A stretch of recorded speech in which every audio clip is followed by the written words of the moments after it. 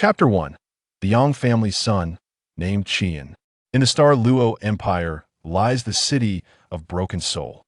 6 years ago, the Haotian sect proclaimed its seclusion, scattering all its affiliated sects like flying birds. As one of the four foremost single-attribute clans, the Broken Clan was targeted by the Spirit Hall, suffering catastrophic losses with over half of its members dead or injured. They fled, eventually finding refuge in the star Luo Empire. Over the span of 6 years, through their masterful alchemical skills, the Broken Clan managed to precariously establish themselves, naming their stronghold Broken Soul City. Yang Ke, you little rascal. Qian is not yet 6 years old, and you're taking him to a brothel? From now on, don't you dare take Qian out again.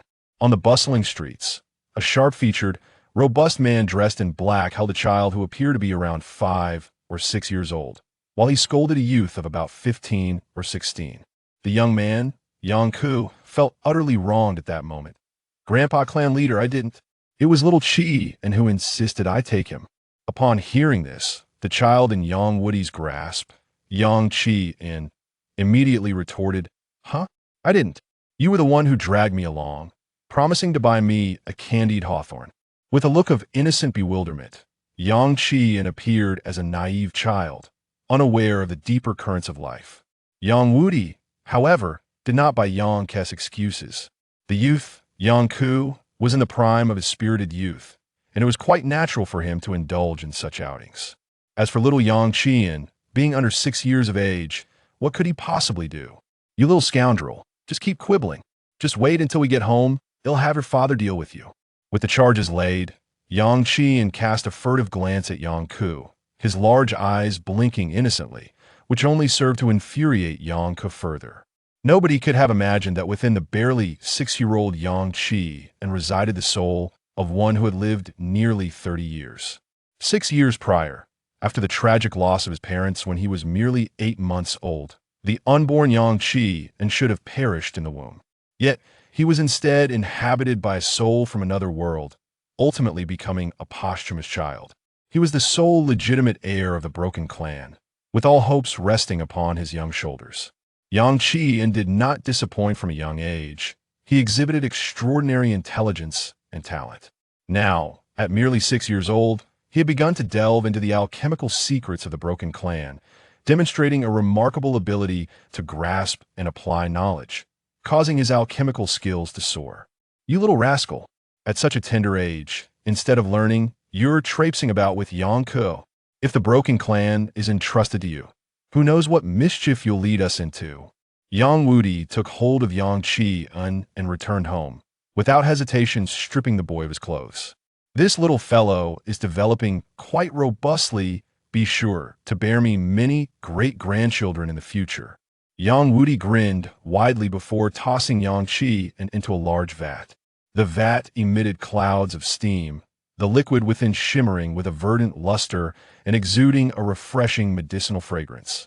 Yang Qi bore the weight of immense expectations from the Broken Clan. Ever since he was extracted from the womb, his daily medicinal baths had never ceased. Even during the clan's most dire straits, the quality of his medicinal baths had never declined. Grandpa, with my current physical strength, I should be comparable to a spirit master, right? Yang Qi mused while soaking in the medicinal vat, his lips twitching slightly. However, the medicinal baths were no simple matter. The gentle herbs had ceased to affect him, replaced now by more potent and stimulating concoctions that made his entire body feel as though it were being pricked by countless needles. Yet, he had grown accustomed to it. Just so you're only slightly stronger than a first-ring spirit master, still far from a second-ring spirit master, Yang Woody replied, retrieving several small jade vials containing refined spirit beast blood. As the blood dripped into the vat, Yang Qi's expression instantly transformed with excitement. Oh, how exhilarating! Yang Qi stifled the urge to leap out, embracing the overwhelming stimulation coursing through him, then shifted his focus. Once my martial spirit awakens, my physical strength will increase further, and I will rival a second-ring spirit master.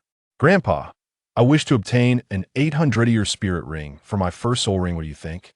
Yang Woody paused at these words. This was not the first time Yang Qi and had proposed to absorb a spirit ring of a higher grade. He had given it considerable thought and even conducted some research. Let's discuss it after you awaken your martial spirit tomorrow. However, with your physical condition, absorbing a 600-year spirit ring for your first ring shouldn't pose too much of a problem. With that, Yang Wudi departed, for as the clan leader, he had numerous responsibilities to attend to. As the medicinal bath concluded, night fell. Yang Qi donned a training outfit and took up an iron spear, beginning to practice his spear techniques in the courtyard. The spear danced gracefully, sharp and swift, exuding a sense of dominance and finesse. With the spear in hand, Yang Qi transformed, shedding the guise of a child and embodying the demeanor of a seasoned veteran immersed in the art of spear combat for years. Only after a thorough drenching in sweat and feeling entirely invigorated did Yang Qi clean himself and return to his room. Tomorrow, I awaken my martial spirit. I wonder what level my innate soul power will be. The night passed without incident. This year, only 4 children from the Broken Clan would awaken their martial spirits, all of whom had survived that battle. Some still had parents, while others, like Yang Qi, were orphaned. At dawn, Yang Qi arrived at the Great Hall, clad in a simple, clean white shirt.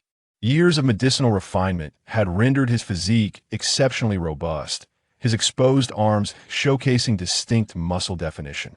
His complexion was a sun-kissed hue leaning towards fairness, with sword-like brows and bright eyes, his features well-defined.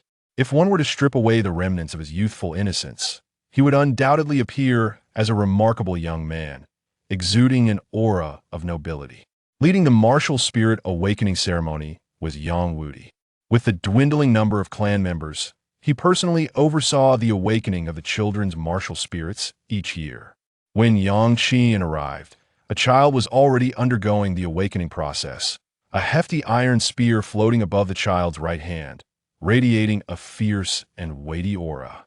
That was the Broken Clan's inherited martial spirit, the Broken Soul Spear. Place your hand on this crystal. After the martial spirit awakening, it was essential to assess innate soul power. The Broken Soul Spear was already a weapon martial spirit of exceptional quality, renowned for its offensive capabilities in terms of potential. It was not far behind the Haotian Hammer and the 7 Killing Sword. Possessing the Broken Soul Spear as a martial spirit generally indicated an innate soul power of 4th level or above. 6th level innate soul power, not bad, not bad. A promising seed indeed. Yang Wudi glanced at the glimmering crystal of soul power and smiled broadly. Return now, you must cultivate diligently to strengthen the Broken Clan. Yes, Grandpa Clan leader. Yang Wudi's gaze shifted to Yang Qi. With only 4 children awakening their martial spirits this year, and the previous one being the 3rd, now only Yang Qi remained. Grandpa, step forward. Yang Wudi took a deep breath, and the atmosphere in the great hall grew tense. As the only legitimate heir of the Broken Clan, Yang Qian's talent was of utmost importance. Qian, you can do it. Yang had somehow also arrived at the Great Hall. Seeing Yang Qi step into the awakening formation, he called out to encourage him. Yang Wudi shot a cold glance at Yang Ku, causing him to shrink back slightly, yet he remained stubbornly in place. Yang Qian's martial spirit was likely the Broken Soul Spear, but what level would his innate soul power be? Calm your mind and perceive. Yang Wudi commanded. As soul power surged, Yang Qi suddenly sensed an unusual force within him. Simultaneously, he beheld the scene within his own body. At that moment, he seemed to transform into the heavens and earth of a world, governing its rules and order. Chapter 2. The Mutated Twin Spirits. The era of firearms begins. Extend your right hand. Yang Wudi's voice echoed, yet Yang Qi remained motionless. His consciousness drifted through that world, utterly detached from the external stimuli. Soon, within the core of that world, he discovered a long spear. The spear was peerless, capable of commanding the heavens and earth. It was pitch black as ink, with a sharp tip radiating a chilling light. The shaft was adorned with intricate patterns akin to dragon scales, and at its end was a vividly crafted dark golden dragon's head. The aura of this spear bore some resemblance to the Broken Soul Spear, Yet the difference in their presence was as vast as heaven and earth, its quality undoubtedly surpassing that of the broken soul spear. Qian? Yang Wudi's voice rang out again. Finally, Yang Qian slowly raised his right hand.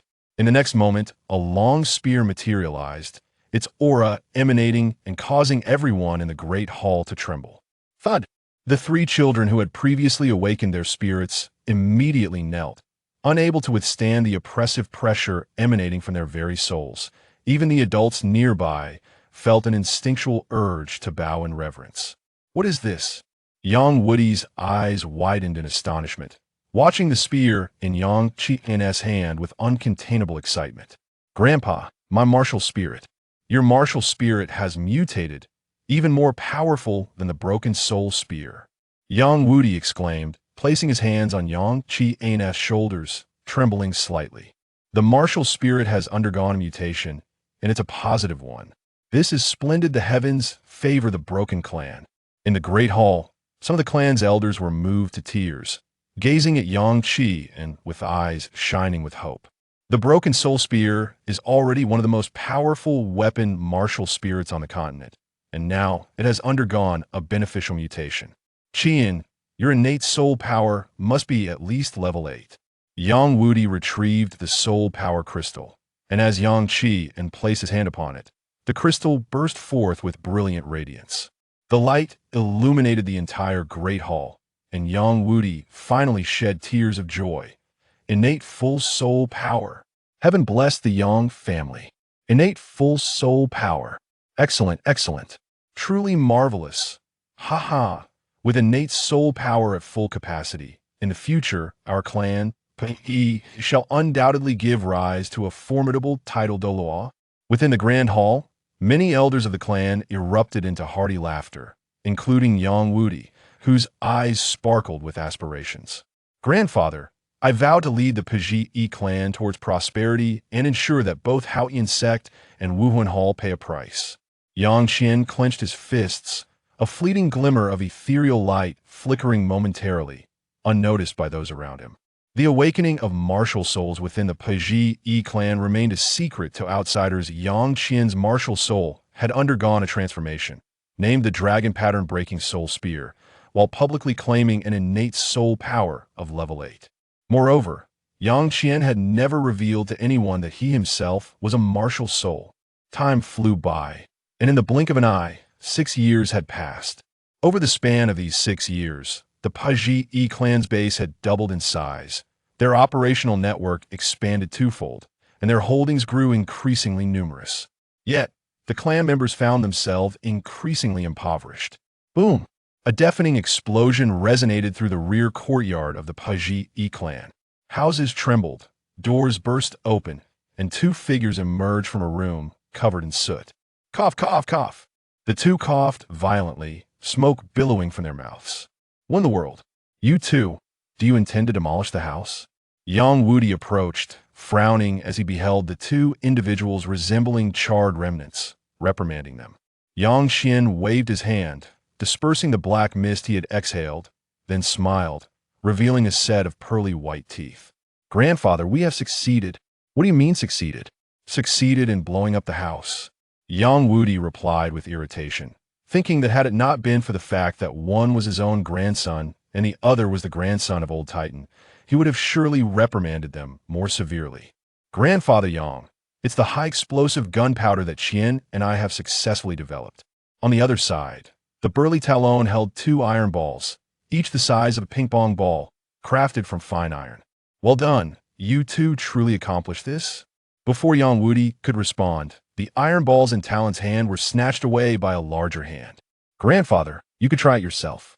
This iron is refined iron, containing half a tael of high explosive gunpowder. The explosive power and the shrapnel can threaten the lives of defensive soul masters. As Talon spoke, he gestured towards the smoke-filled room that had been damaged by their experiment. Grandfather can take a look inside. No need, I can test it myself. Titan declared, gripping one of the iron balls, infusing it with soul power, and placing it between his palms. Boom! After a muffled sound, Titan opened his hands to reveal a charred palm, with several minute traces of blood appearing. Merely the shrapnel's explosive force is enough to threaten a soul master. If one were to be caught in the blast, even a soul sect would sustain injuries. You claim there's only half a tail of gunpowder inside? Absolutely. Talon grinned, knowing he played a significant role in this achievement. With such high explosive gunpowder, we can begin crafting a sniper rifle capable of threatening soul saints. Titan expressed his excitement, while young Woody's mouth twitched in response. Our clan savings are dwindling. Old Titan, you must be frugal. 5 years ago, Yang Qian had suddenly begun tinkering with gunpowder and then sought out Talon from Tiandou. After half a year of experimentation, they had created a firearm. Subsequently, a revolution of firearms unfolded within the Paji clan, with the entire Li Ji clan being relocated to Pahan City. Firearms rapidly underwent updates, and even rocket launchers had been developed. However, many firearms remained unsuitable for individual combat, and conventional gunpowder could not be refined into equipment. Thus, high-explosive gunpowder TNT was placed on the research agenda. Yet, the extensive research expenditures had resulted in the Paji clan's holdings increasing while their savings continued to dwindle. What a pity this cannot be sold, yet otherwise, a single deal would yield immense profits. Titan lamented, shaking his head, aware that these were instruments of war. After all, weapons posed a threat to powerful soul masters if placed in the hands of ordinary people. Once these weapons were leaked, both the Paji and Li Ji clans would find themselves in dire straits. From here on, I leave the concerns to you two grandfathers. For now, we shall use these for self-defense only. Yang Qian once again shifted the burden onto them, while young Woody's expression shifted. Are you planning to venture out? Now that the high-explosive gunpowder has been developed, it is time for me to explore the continent. Yang Qian had longed to embark on an adventure, but young Woody had always opposed it. Now, at 12 years of age and having reached level 30 in soul power, he could no longer be restrained. You aren't thinking of sneaking out to visit brothels, are you? Just because I don't allow you to go at home, you're planning to use the guise of training to do so? Young Woody interjected unexpectedly, unsure how Yang Qian had developed such inclinations at such a young age. The notion that Yang Ku was taking him to a brothel was clearly his own desire. Upon realizing this, Yang Woody had kept a close watch on him, unwilling to let Yang Qian fall into the clutches of temptation. How could that be? Grandfather, you underestimate my integrity. I haven't visited a brothel for 10 days. I wonder if Mayer misses me. 10 days? Have you sneaked out again? Young Woody's eyes widened in disbelief. I will kill you, you wretched boy. A noble young lady is infatuated with you. Yet you reject her and insist on seeking pleasure in the brothel. Is that so? Seeing the situation turning dire, Yang Qian hurriedly made his escape, calling out, Grandfather Titan. Please prepare some defensive tools for me. I shall depart in 3 days. Ha ha ha. Rest assured, young Yang, I shall not let you down. Grandfather Titan replied with hearty laughter, pulling Talon along as they made their way to the engineering factory. Chapter 3. Fuchsia, Fiery Blaze. Yang Qian freshened up and stepped out of his home. Strolling along the street while grappling with a dilemma, should he first venture to the Sunset Forest, or should he commence his stealthy endeavors in the Fastno province? He reasoned that locating the right leg bone of the Blue-Silver Emperor before heading to the Sunset Forest would afford him greater means of survival. Yes, that settled it. With a firm resolution, a simple smile graced Yang Qian's face. The Peony Pavilion, he had arrived. As Yang Qian arrived, he was immediately surrounded by a beautifully dressed, delicate young woman. Young Master Qianin, you have finally come. Sister Mayer has been waiting for you so long that the flowers have wilted. Did Mayer miss me? What about you, sister? Did you not think of me? Of course, I have missed you, young Master Qianin, but, oh, the young lady exclaimed, then melted into Yang Qianin's embrace. After a few days apart, it seemed she had gained some weight. Clearly, she had not been thinking of her younger brother during this time. Yang Qian gently released the delicate figure in his embrace and stepped forward with an air of nonchalance. Without the need for his words, a young woman called out, Young Master Qian has arrived. Quickly, prepare for Mayer. Soon, a girl clad in a rosy silk gown, with alluring eyes and a softness akin to jade, welcomed Yang Qian into the flower chamber. After the dance, Maya gracefully wiped away the mist from her forehead, removed her veil, revealing a stunning visage that embodied both purity and desire, and then naturally settled into Yang Qian's embrace. As he held her, He noticed her slender frame. Mayer had lost weight. It is only natural for her to grow a little thinner after my absence, he mused. With her delicate hand resting lightly on Yang Qian's shoulder, Mayer inquired, Young Master Qian, are you here to persuade me to lead a more virtuous life? She continued. I shall embark on my journey soon and will return to see you once more. Yang Qian tugged at Mayer's sleeve, exposing her smooth, pale shoulder, which emitted an enticing fragrance. Oblivious to the slip of her gossamer shawl, Maya gazed steadily at Yang Qian and asked, when will you return from your travels? 1.5 years? 3 years? What will become of me in your absence? Her eyes, glistening and full of emotion, locked onto Yang Qian's for a prolonged moment before she slowly lowered her gaze, saying, before you depart, allow me to serve you just once. You have forgotten that I am here to persuade you towards a more virtuous path, Yang Qian replied. Do you not have another inclination? To share a bed with a virtuous maiden? At least until today, Mayer could still be considered a respectable girl. The sun hung high in the sky. Yang Qian hummed a tune as he walked down the street when suddenly, someone tugged at his ear. Grandfather? You little rascal, did you enjoy yourself last night? Yang Wuti gritted his teeth. When he found Yang Qian yesterday, the boy was in high spirits, lost in his own reverie. Had it not been for the desire to spare the lad any embarrassment, he would have shattered the window with a single slap. Hiki, grandfather, what brings you here? This time, Yang Qian was completely cowed, for in the past, he had genuinely attended performances and even endeavored to do good by persuading wayward young women to mend their ways. Yet this time, not only did he fail in his noble attempt, but he also found himself in the company of a respectable woman. Let me take you to acquire the third ring. Yang Wuti released Yang Qian's ear and said irritably, the third ring? No need for that.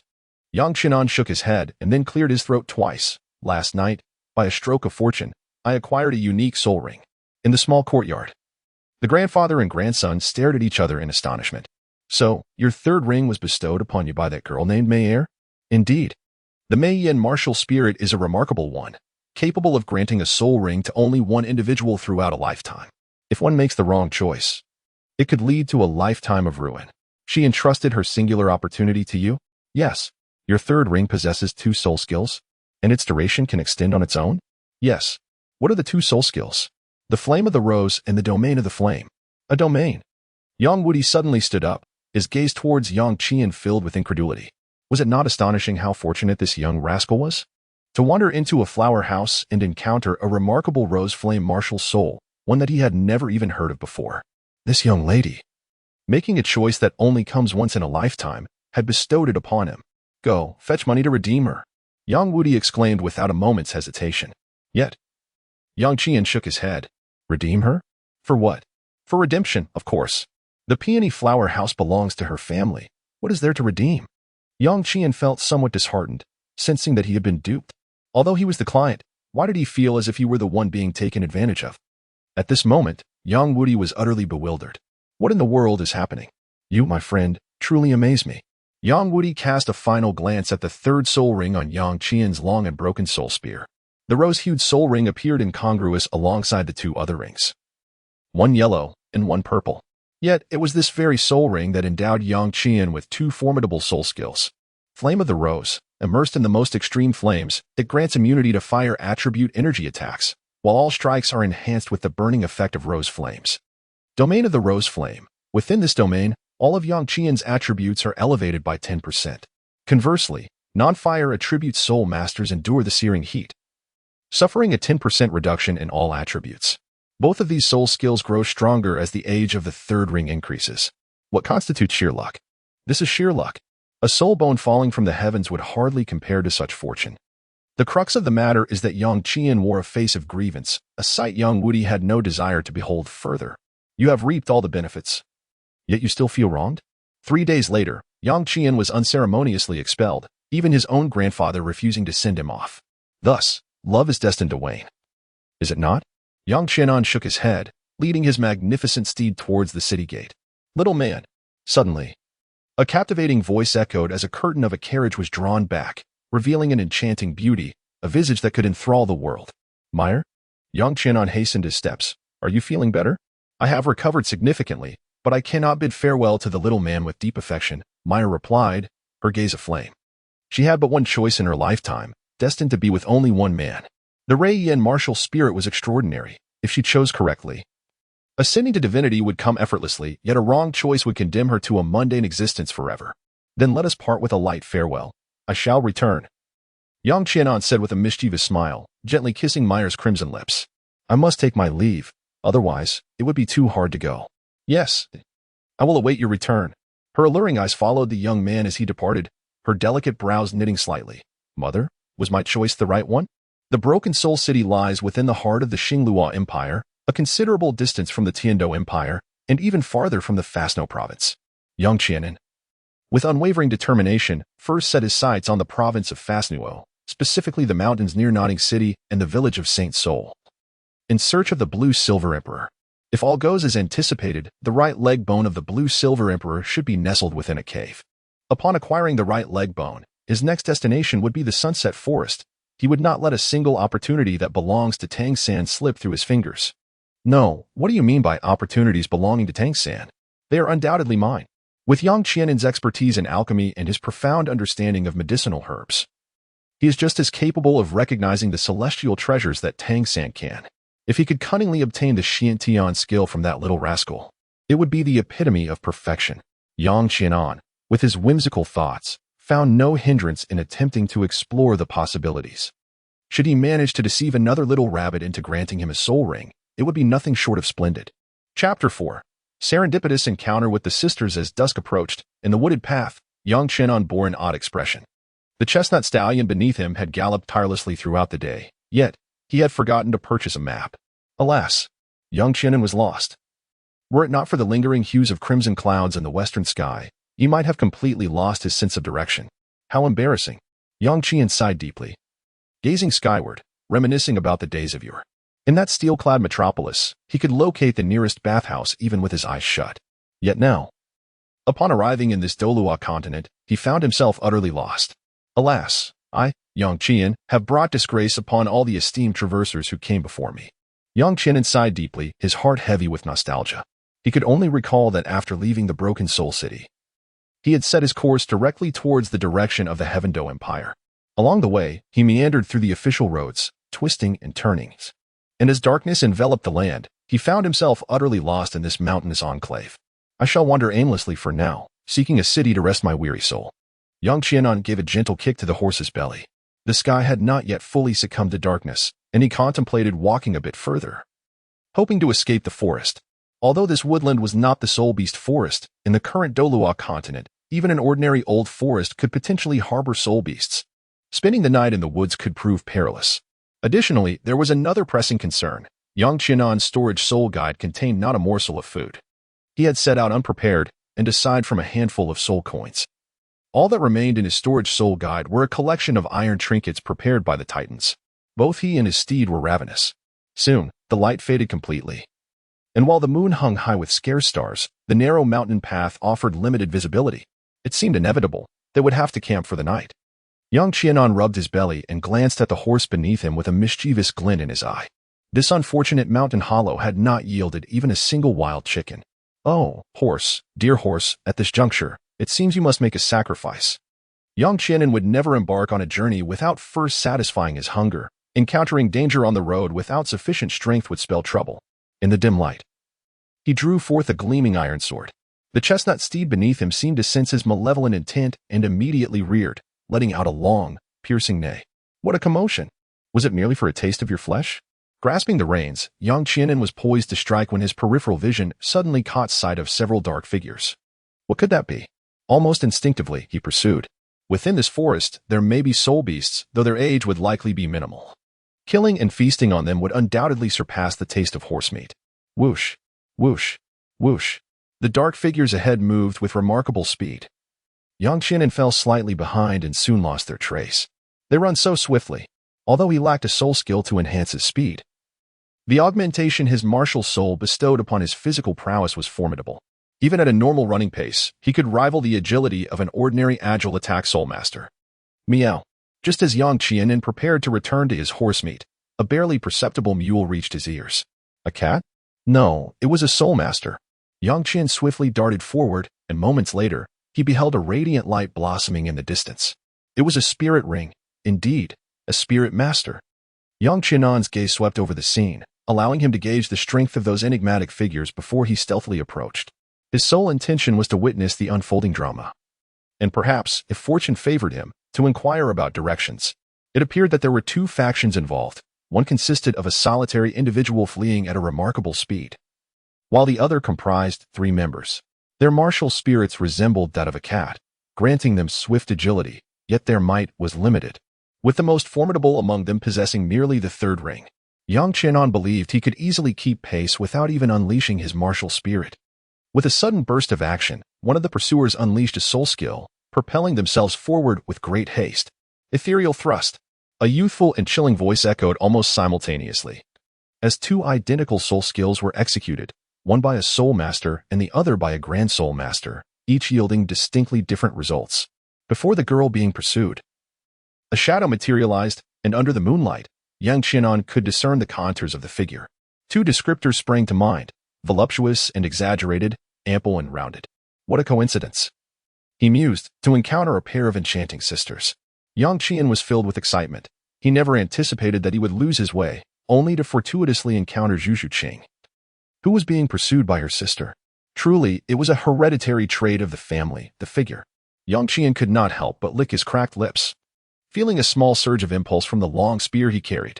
At that moment, Zhu Zhuqing was already cornered by 3 individuals, 2 of whom were soul masters, their martial spirits being a leopard and a dog.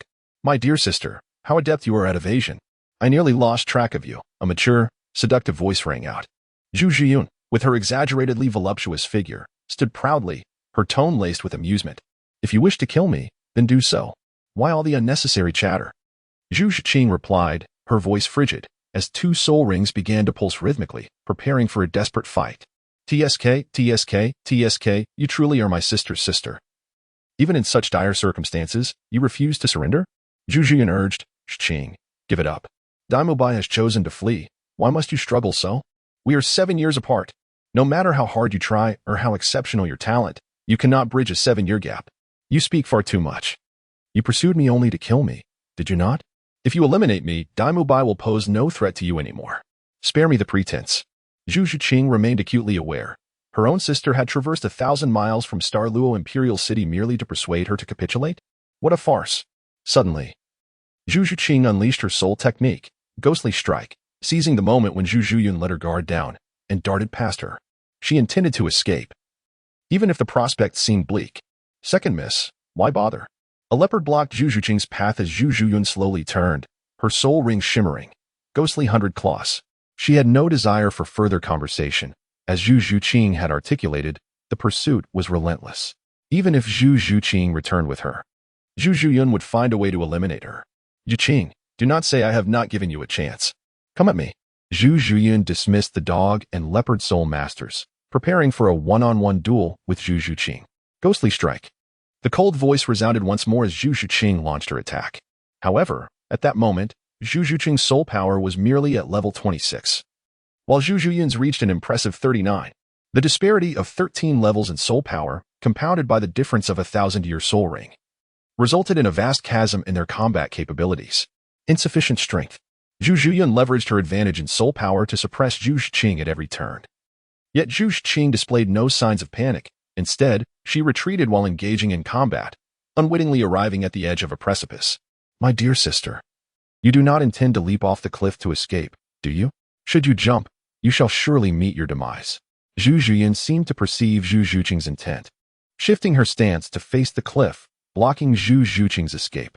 However, this very position led Zhu Zhuqing to suddenly realize that someone was tailing them in the thicket. Who goes there? Step forth. Chapter 5. Testing the waters. Who? Step forth. Zhu Zhuqing's voice echoed, prompting the dog and leopard soul masters to glance in her direction. Who is it? In an instant, Yang Qian was fully exposed, yet he did not flee.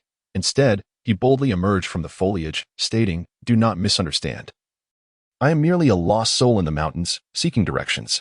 Upon hearing this, Zhu Zhuqing scrutinized Yang Qian, then let out a cold snort. Seeking directions? Humph. Seize him. Seeking directions? What a deceit. Although Yang Qianan's attire cannot be deemed as splendid garments, his ensemble of black clothing adorned with silver patterns is certainly beyond the reach of ordinary folk. Furthermore, with his imposing demeanor and radiant gaze, he exudes an air of distinction. What are you staring at? Zhu Zhuqing exclaimed in anger, perturbed by the audacity of this scoundrel who dared to gaze indiscreetly at her bosom. You insolent rogue, the princess of Xinglua is present. How dare you, a mere knave, defile my presence? The leopard soul master immediately reprimanded him and launched an attack towards Yang Qianan. In her eyes, he appeared to be nothing more than a wayward scion of a wealthy family, having lost his way in his frivolous pursuits. Therefore, she did not even resort to employing her soul techniques, but instead advanced directly towards him. I am truly here only to inquire for directions. Yang Qianan reluctantly withdrew his gaze, then suddenly launched a punch. Bang! A muffled thud echoed as his fist struck the chest of the leopard soul master with tremendous force, causing the master to stagger and collapse onto the ground. Oh dear, my apologies, I didn't mean to hit you there. Yang Qianan's cheeky voice rang out, eliciting a frown from Zhu Zhuqing. I am Zhu Zhuqing, the princess consort of Xinglua. And who might you be? Zhu Zhuqing, having sensed Yang Qianan's extraordinary demeanor, noted how he could so calmly tease her maid in the presence of three soul masters.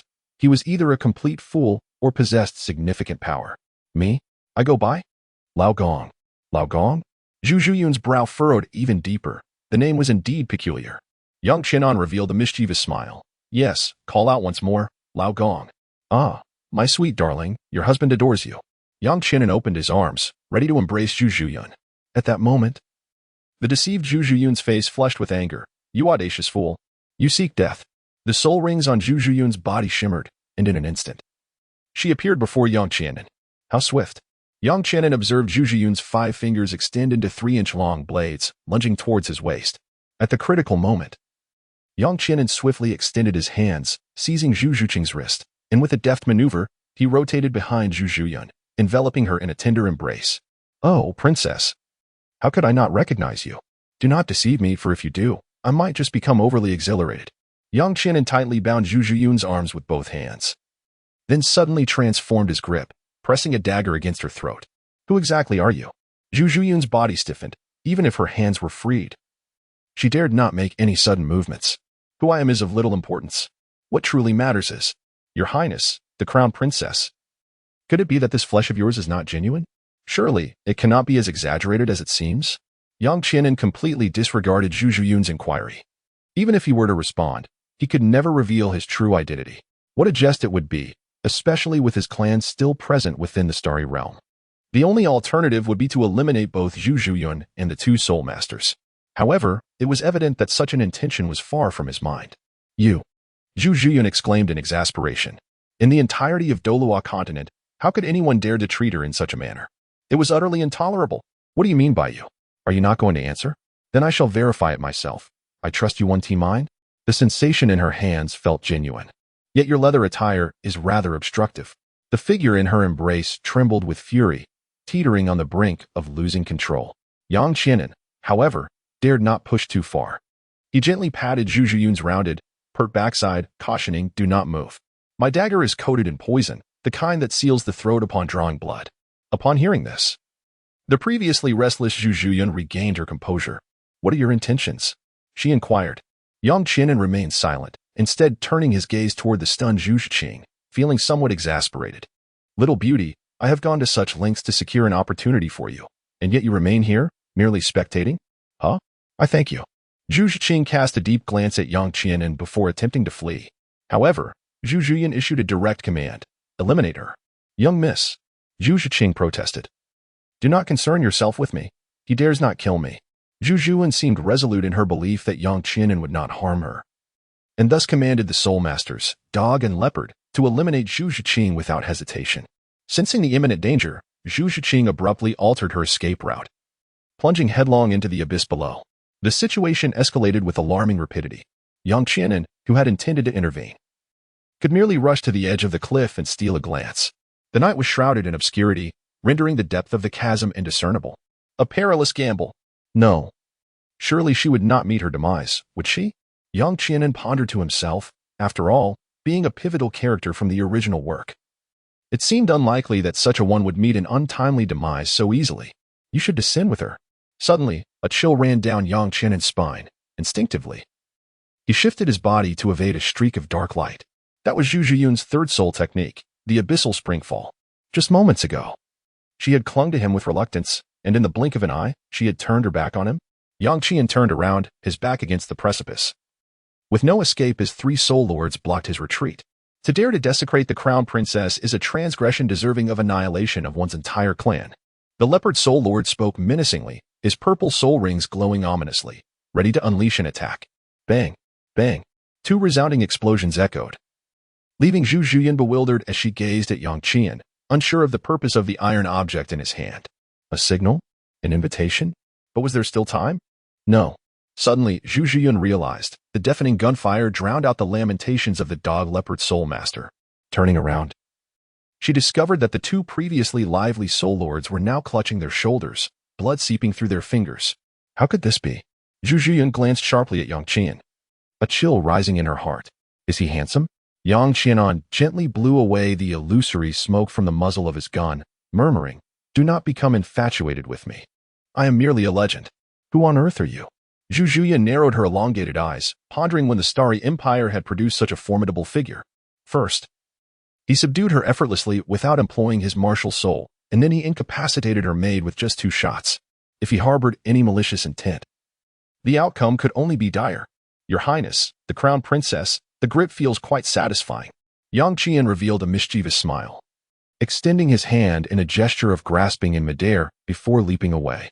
Zhu Zhuqing's face flushed crimson, an unusual sensation coursing through her chest and posterior. Miss, once we return, we must track down this. Great. Soul Master of the Leopard, she thought, her gaze gradually losing focus as the blood flowed profusely from her alabaster neck. I apologize, but your words are far too incessant. Zhu Zhuqing cast a glance at the fallen canine spirit master beside her, devoid of any remorse, and departed without hesitation.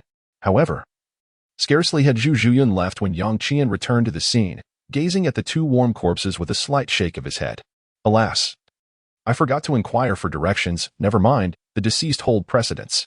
Yang Qianan, after a moment of exploration, discovered a soul-guiding bracelet containing a heap of golden soul coins, some exquisite dried delicacies, a wilderness tent, and women's garments, but conspicuously absent was a map. Chapter 6, You wouldn't want to depend on me, would you?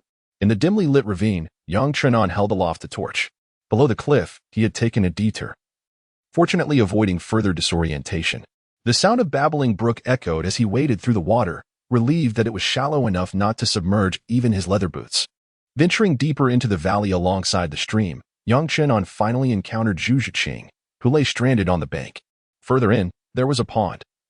It was likely that Zhu Zhuqing had fallen into it and was subsequently washed ashore, ending up marooned beside the brook. Still breathing, she proved herself to be a vital supporting character. Yang Qian glanced upward at the numerous peculiar stones jutting out from the sheer cliff. Zhu Zhuqing had inevitably scraped herself while jumping down, now covered in blood, her clothing in tatters. With such a dashing appearance, having saved a little kitten's life, how could she not offer herself in gratitude? Though she was already betrothed, this added a certain thrill. How curious it was that this young lady, despite her tender age, had developed so remarkably. TSK, a bruise marred the inner thigh, yet thankfully her brother possessed wondrous remedies. It must be hereditary. The texture is quite pleasing. Is it inappropriate to take advantage of her misfortune? I wonder if Dai Mubai would be pleased to know that I have had the chance to touch his fiancée before he did. Yang Qianan had no intention of shying away from any impropriety, for Zhu Zhuqing was currently in a state of unconsciousness, allowing him to act as he pleased. After giving Zhu Zhuqing a bath, he took out the wound ointment he always carried with him to tend to her injuries. Most were mere abrasions, while a few were scratches inflicted by Zhu Zhuqing. Once the treatment was complete, Zhu Zhuqing appeared pristine and unblemished. After retrieving a loose, pink satin gown from the spoils, he dressed her in it and then carried her out of the ravine. The campfire crackled softly, and from within the small tent he had erected, a faint moan could be heard, followed by the sound of rustling. Yang Qian, dozing off, awoke to a sound and unzipped the tent, only to be met with a piercing scream that startled him into retreat. Inside the tent, Zhu Zhuqing was clutching a pile of clothing that concealed her flawless figure. Upon waking, she immediately realized that her clothes had been changed and her wounds tended to, recovering remarkably well. She intended to replace the sheer, loose gown she wore. But unexpectedly, Yang Qian burst in. From start to finish, Zhu Zhuqing could only let out a startled cry before succumbing to a prolonged silence. From the condition of her wounds, she discerned what Yang Qian had done during her unconsciousness. There was no need for speculation or deduction. The healing of her wounds on her chest, the inner thigh, and around her waist was astonishingly proficient. It was simply implausible that no one had intervened. However, the implications of treating these wounds were all too clear to Zhu Zhuqing. She had been exposed, and considering Yang Qian's previous indiscretions with her sister, it was nearly impossible to believe that he would handle her injuries without crossing boundaries or being overly cautious. Zhu Zhuqing felt an urge to weep, yet no tears came. She longed to harbor hatred, but found herself unable to do so. Yang Qian ultimately saved her. Zhu Zhuqing, with a clear sense of justice, would not resort to the foolish act of wanting to kill her savior merely because her modesty was compromised. Within the tent, the sound of changing garments echoed once more, when suddenly a small jade vial was tossed inside. Apply it once a day, and it leaves no scar. The voice of Yang Qian resonated, mingling with the crackling of the campfire. Thank you. Zhu Zhuqing made a concerted effort to steady her voice, picking up a small jade vial. As the flickering light from the fire illuminated the tent, she gently cleaned her wound before emerging in a fresh set of clothes. At this moment, Yang Qian was still drowsy, having kept vigil throughout the night. He dared not succumb to slumber, for the howls of wolves might still echo through the forest. On the opposite side of the campfire, Zhu Zhuqing sat silently, her gaze lowered, fixated on the flickering flames. The atmosphere grew increasingly delicate. Zhu Zhuqing longed to hear Yang Qian utter the words, "The wound was not treated by me, but by a passing woman or the daughter of a hunter." Yet, was that a possibility? Where were they, truly? At last, Yang Qian broke the silence, realizing he could no longer afford to forget his quest for direction. What? Zhu Zhuqing was momentarily lost in thought, failing to catch Yang Qian's words. "I am asking, where are we? I wish to reach the Tiandou Empire, but I have no map and have lost my way." Yang Qian gazed thoughtfully at Zhu Zhuqing, who displayed a look of astonishment. Was he truly lost? This place lay between Broken Soul City and Gingshin City, yet I am unaware of the specific name of this forested area. Zhu Zhuqing gently shook her head, then retrieved a map, picking up a small piece of charcoal from the campfire to mark a small circle on it. "We should be here," she stated, handing the map to Yang Qian. Their eyes met, and Zhu Zhuqing immediately lowered her gaze. "Do not bow your head, otherwise you will find it hard to breathe." Yang Qian cast a glance at Zhu Zhuqing's imposing stature, fearing that a mere bow of her head might asphyxiate him. "You." Zhu Zhuqing gritted her teeth, then knelt and hugged her legs, striving to shield herself from Yang Qian's gaze as much as possible. "Heading northwest? The distance is not particularly far." With the map in hand, Yang Qian suddenly felt an air of confidence. The Broken Soul City lies along the line connecting Gingshin City and Xingluo Imperial City. And by following this trajectory, crossing the borders of the two great empires, one would soon arrive at the Fastno province. Once in Fastno province, locating the Holy Soul Village in Nodding City would be a simple task. After mentally noting the direction, Yang Qian returned the map to Zhu Zhuqing. With this exchange, the awkward atmosphere between them eased slightly, though Yang Qian's penetrating gaze made Zhu Zhuqing feel distinctly uneasy. At dawn, Yang Qian retrieved 2 pieces of jerky from the spoils and warmed them, offering one to Zhu Zhuqing. Yet, Zhu Zhuqing remained fixated on the storage soul guide in Yang Qian's hand. You killed her?" Zhu Zhuqing's expression turned somewhat frantic. She recognized that storage soul guide as belonging to one of the maidservants beside Zhu Zhuyuan. Now it had fallen into Yang Qian's possession. What nonsense is this? How could someone as kind-hearted as I be the one to take a life? Your sister is the one who killed 2 maidservants. Oh, Zhu Zhuqing quickly grasped the situation.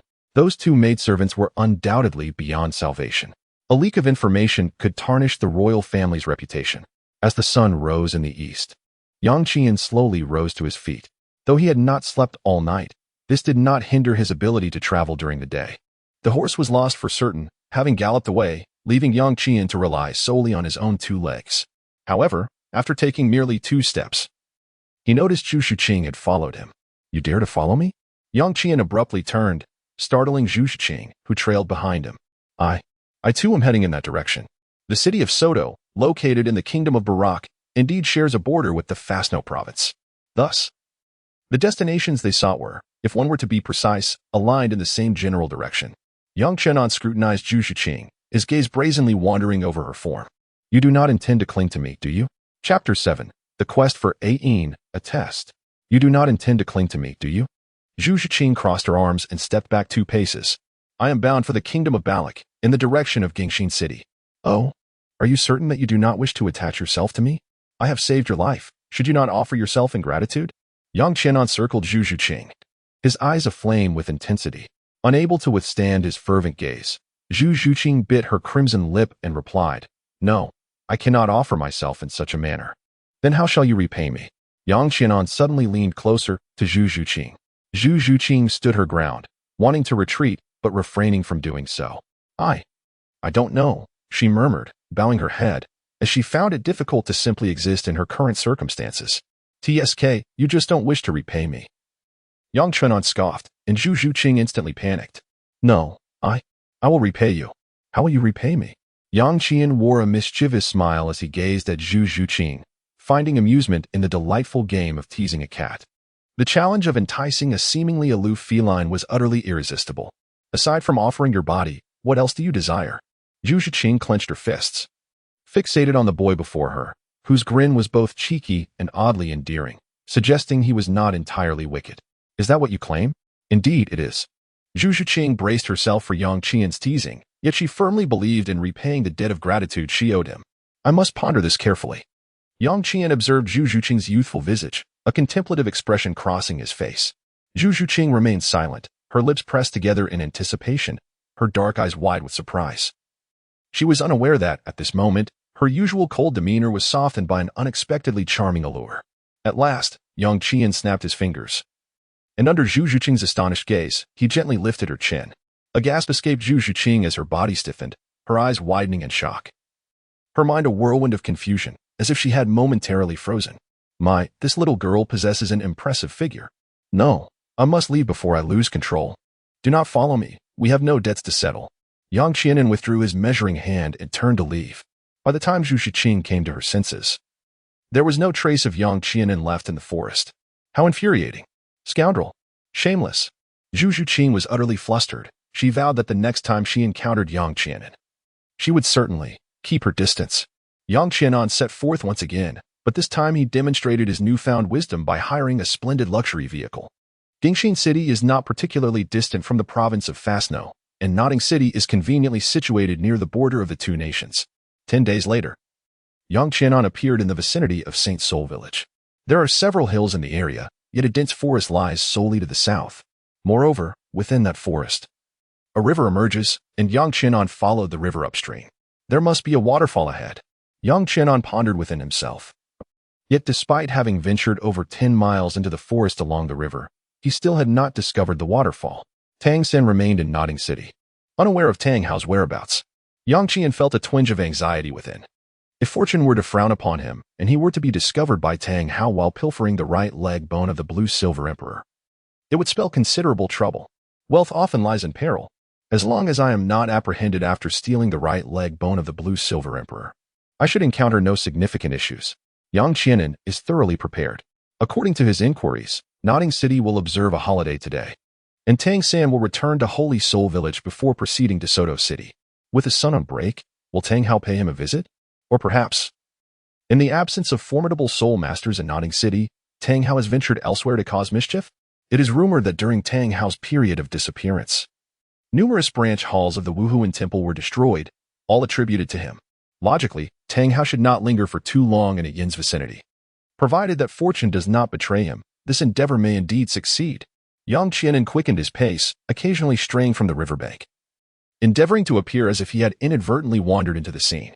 Yang Qianan meandered through the dense forest for the better part of the day, ultimately arriving beneath a magnificent waterfall that cascaded down 20 zhang in the afternoon. Indeed, no wonder Tang Hao felt so at ease.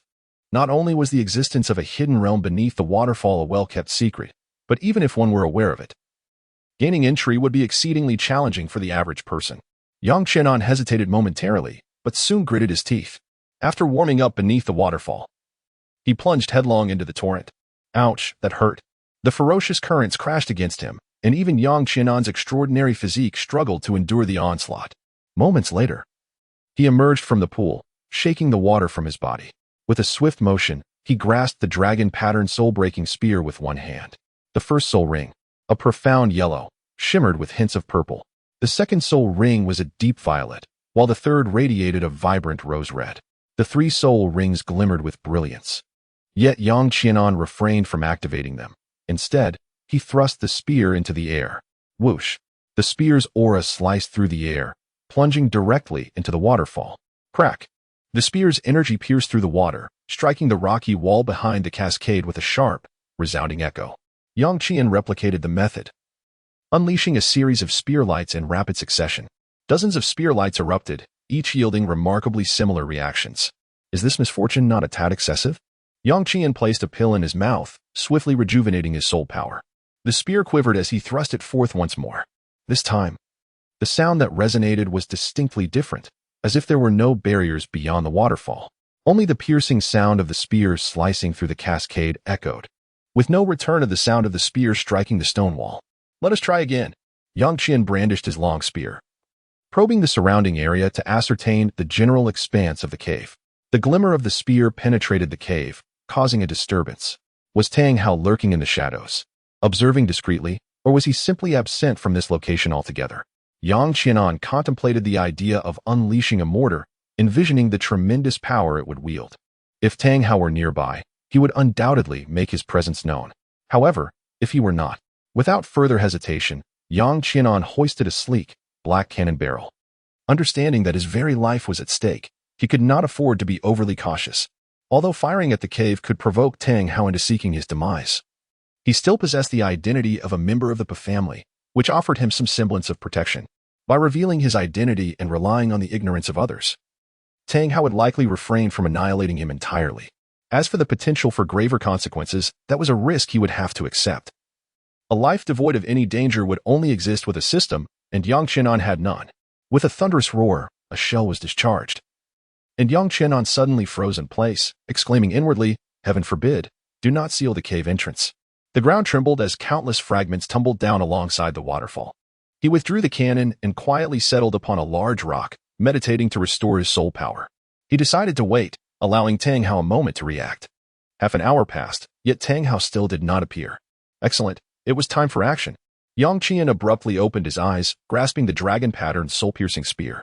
3 soul rings flickered in rapid succession, instantly elevating Yang Qian's combat prowess to its zenith.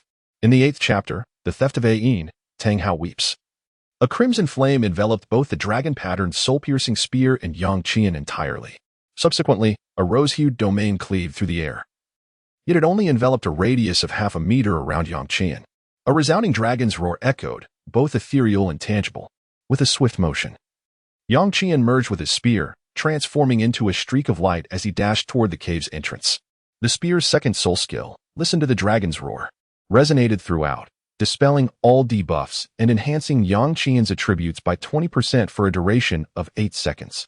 With a vigorous shake of the spear, a torrent of force generated a vacuum in the midst of a cascading waterfall. The spear's first soul skill, spear sweeping the 8 desolates, with another shake, created a field reminiscent of a quagmire, dispelling restraints and attacks, while amplifying his strength by 100%. Yang Qian entered seamlessly, passing directly through the waterfall and arriving within the cave. Fortunately, the entrance was not obstructed. Yang Qian was indeed apprehensive about the impending cannon fire, as the entrance to the cave was obstructed by stones. Within the cave, the atmosphere was dark and damp, characterized by a narrow and winding passage. As Yang Qian ventured deeper, he noticed luminous stones illuminating the path. Though the surroundings were shadowy, visibility was sufficient. After navigating several twists and turns, he finally beheld a glimmer of light ahead. It was a beam of sunlight filtering through a skylight at the cave's apex, casting its glow upon a golden-veined blue-silver grass. No, it was more accurately described as blue-silver emperor. Sensing the approach of an unfamiliar presence, the leaves of the blue-silver emperor gently swayed.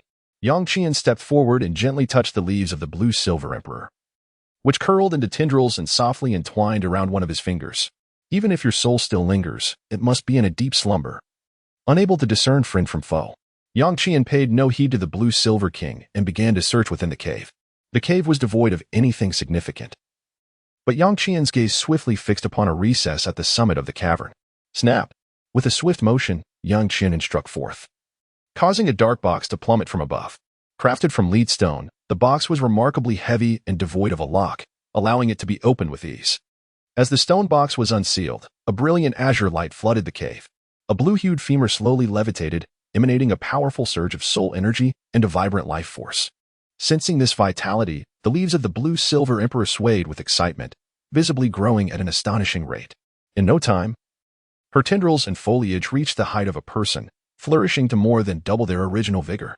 This was power that rightfully belonged to you. What a pity. Yang Qian'an placed the right leg bone of the blue-silver emperor back into the stone box and then turned to the blue-silver emperor, pondering. Should I take you with me? Taking you along would indeed serve as a valuable trump card. Yang Qian'an harbored no sense of wrongdoing in his actions. The concepts of good and evil are the musings of children. Adults, however, are driven by self-interest. In the realm of self-interest, notions of right and wrong become irrelevant. Take, for instance, Qian Xuanji, his ambition to hunt 100,000-year soul beast. What fault lies in that? Which soul master does not covet 100,000-year soul ring? And what of Tang Hao? With his wife coerced into sacrifice, did he err in slaying Qian Xuanji? He was not in the wrong. Neither was the Haotian sect. For at that time, their strength paled in comparison to the Spirit Hall, and choosing to seal their gates was the wisest course of action. The Piji clan's animosity towards the Haotian sect is equally justifiable, as the calamity was instigated by Tang Hao, and the Haotian sect failed to prevent it, thus entangling the Piji clan in the fallout. The Piji clan's resentment towards the Spirit Hall is also valid, for their casualties were directly inflicted by the Spirit Hall. In this intricate web of conflict, none were at fault. The true error lies in the differing stances. When battles are fought from divergent perspectives, the definitions of right and wrong shift accordingly. Yang Qian'an carefully transplanted the blue-silver emperor into a meticulously prepared iron basin, and then inscribed words upon the stone wall of the cave using the broken soul spear. Once, upon first sight, the beauty of Ayin profoundly etched itself in my heart. Thus, I have embarked on the quest for the secret method of revival. Tang Hao, there is no need for you to search. I shall take good care of Ayin for your sake. After carving the inscription, Yang Qian'an applied a poison to the letters, erasing the lingering aura of the broken soul spear. The poison, derived from the pufferfish. I wonder what Tang Hao's reaction will be upon seeing these words. Yang Qian'an departed, clutching a metal basin containing the blue-silver emperor, fleeing at an extraordinary pace. However, shortly after his departure, a disheveled man with a scruffy beard arrived beneath the waterfall. He navigated the cave with ease, noticing the alterations at the entrance. The marks left by an explosion were distinctly different from those worn away by the waterfall. Tang Hao's pupils constricted, and he swiftly delved deeper into the cave. Yet, the blue-silver emperor had vanished without a trace. With a heavy thud, Tang Hao's robust form collapsed to the ground, unable to fathom the horrifying sight before him. Iron, my iron. Suppressing the murderous intent boiling within, he gazed at the unmistakable signs of human excavation, feeling as though the very heavens had crumbled around him. Rough hands scooped up a handful of soil, burying his face within it to savor the lingering essence of Iron. Iron sob, Iron. Iron, I am so sorry, Iron. It's all my fault. Sob, sob, sob. Tang Hao was on the verge of collapse, the god of slaughter weeping inconsolably. He had believed that this secluded place, with its hidden cave and natural waterfall as a barrier, would provide Iron with utmost safety. Yet, he never anticipated that Iron would be found. Who is it? Who? Tang Hao's anguished roar reverberated through the mountains, causing rocks to tumble down. Suddenly, he lifted his gaze towards the cave ceiling. The soul bone. Iron's soul bone. Tang Hao struck the ceiling, creating a breach. But the black box concealing the soul bone had vanished. Damn it! Who could it be? Do not let me find you, or I shall tear you to shreds. The murderous aura within him could no longer be contained, the realm of the god of slaughter uncontrollably unfurling, a crimson tide spreading forth. His aura coalesced into a palpable force, tears of anguish streaming down his face, his eyes ablaze with fury. I will kill you. I will kill you. As he scanned his surroundings, he finally noticed Yang Qian'an's inscription on the stone wall. With the last remnants of his sanity, he read the 2 lines. His heart bleeding. Iron, into whose wretched hands have you fallen? That person possessed the means to resurrect Iron. Yet if Iron were to return in the clutches of that old brute, what torment would she endure? No, no, I will undoubtedly find you. I will kill you. This may be an opportunity, a chance for Iron's revival. Tang Hao, in a frenzy, dipped his fingers into the poisoned inscription. Poison. Across the entirety of Douluo Continent. The number of Title Douluo skilled in poison could be counted on one hand. It was the porcupine Douluo of the Spirit Hall who had the audacity. Although Tang Hao was not well versed in poison, he had crossed paths with the porcupine Douluo before, and the memory of his toxins lingered. Old bastard, you are finished. Tang Hao's remaining rationality did not allow for deep contemplation. He was, after all, a brash man, incapable of maintaining composure at this moment. The Crimson Realm surged forth. And as Tang Hao hastened his pace, he soared directly above the retreating Yang Qianan. Chapter 9. In search of the iron shoes, nowhere to be found. Yang Qianan held his breath, concealed behind a grand tree, cradling the blue-silver emperor in his hands. If Tang Hao were to discover him, he would undoubtedly be reduced to mere pulp with a single strike. Fortunately, Tang Hao seemed to have lost his senses, completely oblivious to Yang Qianan's presence in the forest, and utterly unaware of the aura emanating from the blue-silver emperor. What a close call. I was nearly caught. Yang Qian felt a chill run down his spine. Had he delayed his departure by even half an hour, he would undoubtedly have fallen into Tang Hao's clutches. He hastened to leave. Yang Qianan changed his direction and arrived at a town, where he hired a carriage to head towards Heavendou City. He used a special pigment to alter the appearance of the blue-silver emperor and trim some of its branches and leaves. Next, he needed to journey to the Sunset Forest. Yang Qianan's scheme is far from complete. The theft of a yin soul bone is merely the initial step. The celestial-grade spiritual herb found within the ice and fire duality eyes is of utmost significance. His martial soul requires no further evolution, as it has already attained the pinnacle of quality. The likelihood of evolving into a divine-grade martial soul is rather slim. However, he can still pursue the ice-fire alchemical body, enhancing his spiritual strength through the autumn water gaze, which significantly improves his perceptive abilities. His primary martial soul encompasses intellect, truly embodying the essence of a multifaceted potential. Recklessly intruding upon the poison formation could very well lead to his demise at the hands of Doupo. Thus, it is prudent to confer with Doupo first. The venom of the azure-scaled serpent also warrants preliminary study, just to be on the safe side. Yang Qianan possesses the confidence to navigate through the venomous formation devised by Doupo, for he wields the rose flame, an embodiment of supreme fire that renders any toxin to mere nothingness in its searing blaze. However, delving into the study of the green-scale serpent's venom remains imperative. One must devise a strategy to confront Doupo, for he is a Title Douluo, not easily deceived. The transportation vehicles are invariably replaced upon reaching each city. And even though the blue-silver emperor has undergone transformations, she often shrouds herself in a veil of black. The vitality of the blue-silver emperor undoubtedly ranks among the most extraordinary of soul beasts. Even in the absence of her cultivation, her demise is not easily forthcoming. After enduring Yang Qianan's tribulations, she remains vibrant and full of life, instinctively swaying her branches and leaves upon basking in sunlight. Yang Qianan, with unwavering determination, made his way without pause, hiring the swiftest carriage available. Despite this, it took him over half a month to arrive at Tiandou City. Upon finally reaching his destination, he decided to rest before venturing out to the Great Soul Arena that evening. At this juncture, less than 3 years remained until the next Continental Elite Soul Master Tournament, and it was expected that various prestigious Soul Master Academies had begun assembling their elite teams. The Royal Do Hotel was conveniently located directly across from the Great Soul Arena.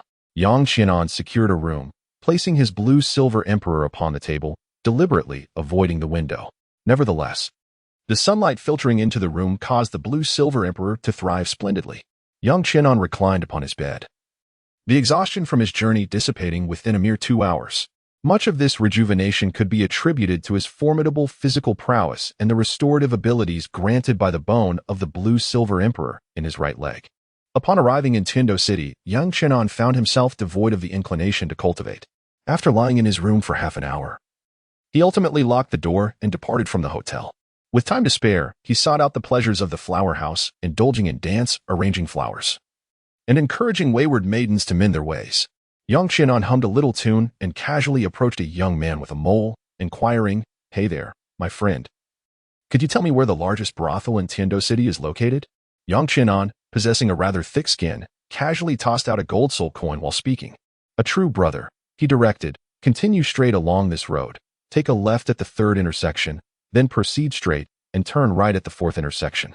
Walk another 200 meters, and you shall find the grand entrance of the Misty Rain Flower Pavilion. Within, you will encounter ladies of exceptional quality, some even entangled in noble lineage." A youth with a mole exchanged a knowing glance, tossing the gold coin in his hand, and remarked, "Brother, you are quite generous. It's merely a trifle. Should the opportunity arise, let us visit the pavilion together to admire the dance, arrange flowers, and compare our artistic accomplishments." Yang Qian patted the shoulder of the young man with a mole, but before he could depart, a voice filled with disdain rang out.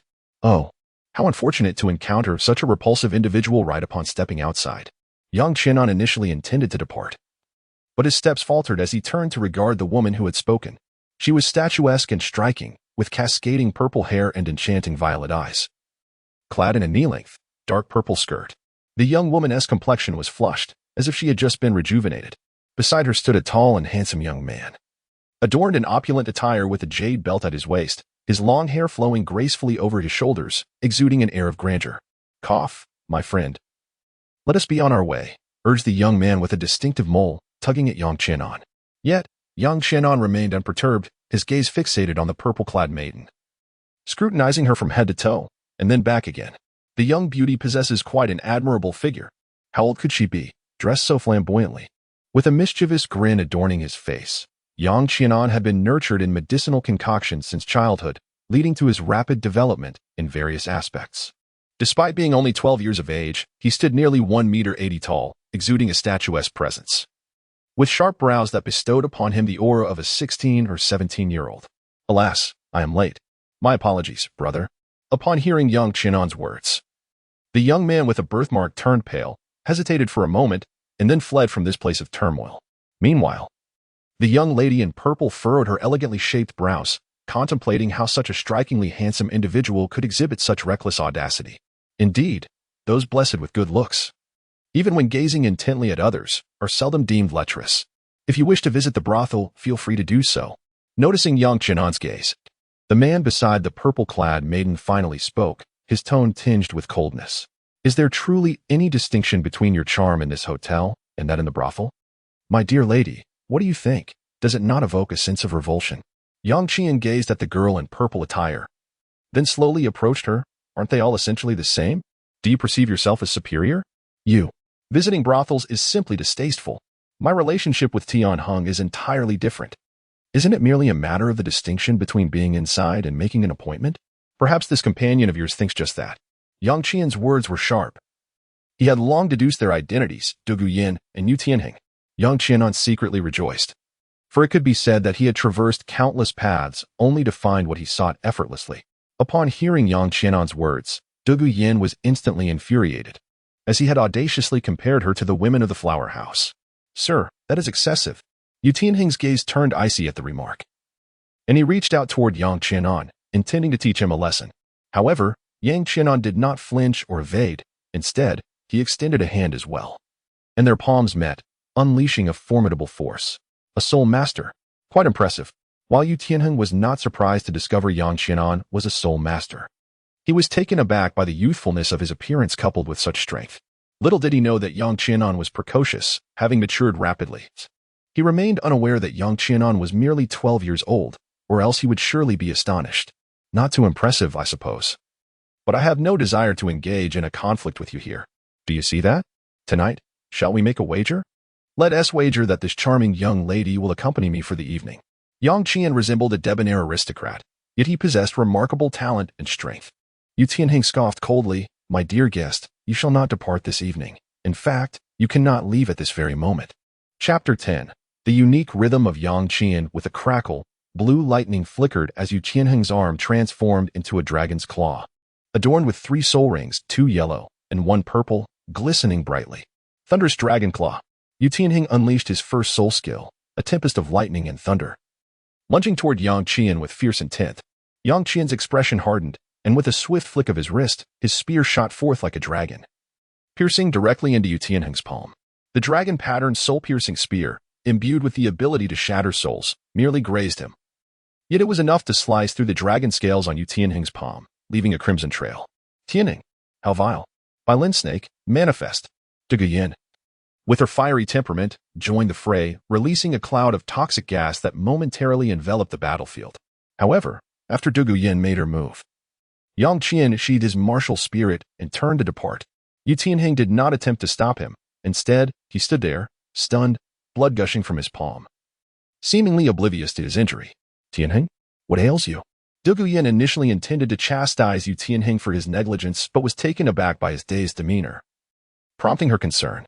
Could it be that Tianheng was suffering from a mental shock? Yet that youth's martial spirit was clearly of the assault type. Impossible. Yu Tianheng furrowed his brow, a mixture of shock, confusion, and frustration etched on his face. Yet accompanying these emotions was an even greater resolve to challenge Yang Qian. Tianheng, are you all right? Doupo Yin was perplexed. Although Yu Tianheng was injured, he shouldn't be reduced to such a state. I'm fine, Yin Yin. Yu Tianheng waved his hand, concentrating his soul power to seal the wound on his palm. You looked dazed just now. You frightened me. Doupo Yin scolded. Yu Tianheng could only manage a wry smile. Yin Yin, did you happen to notice that boy's soul rings? Soul rings? I didn't pay attention. He was able to harm you, indicating his formidable strength, but that was purely unexpected.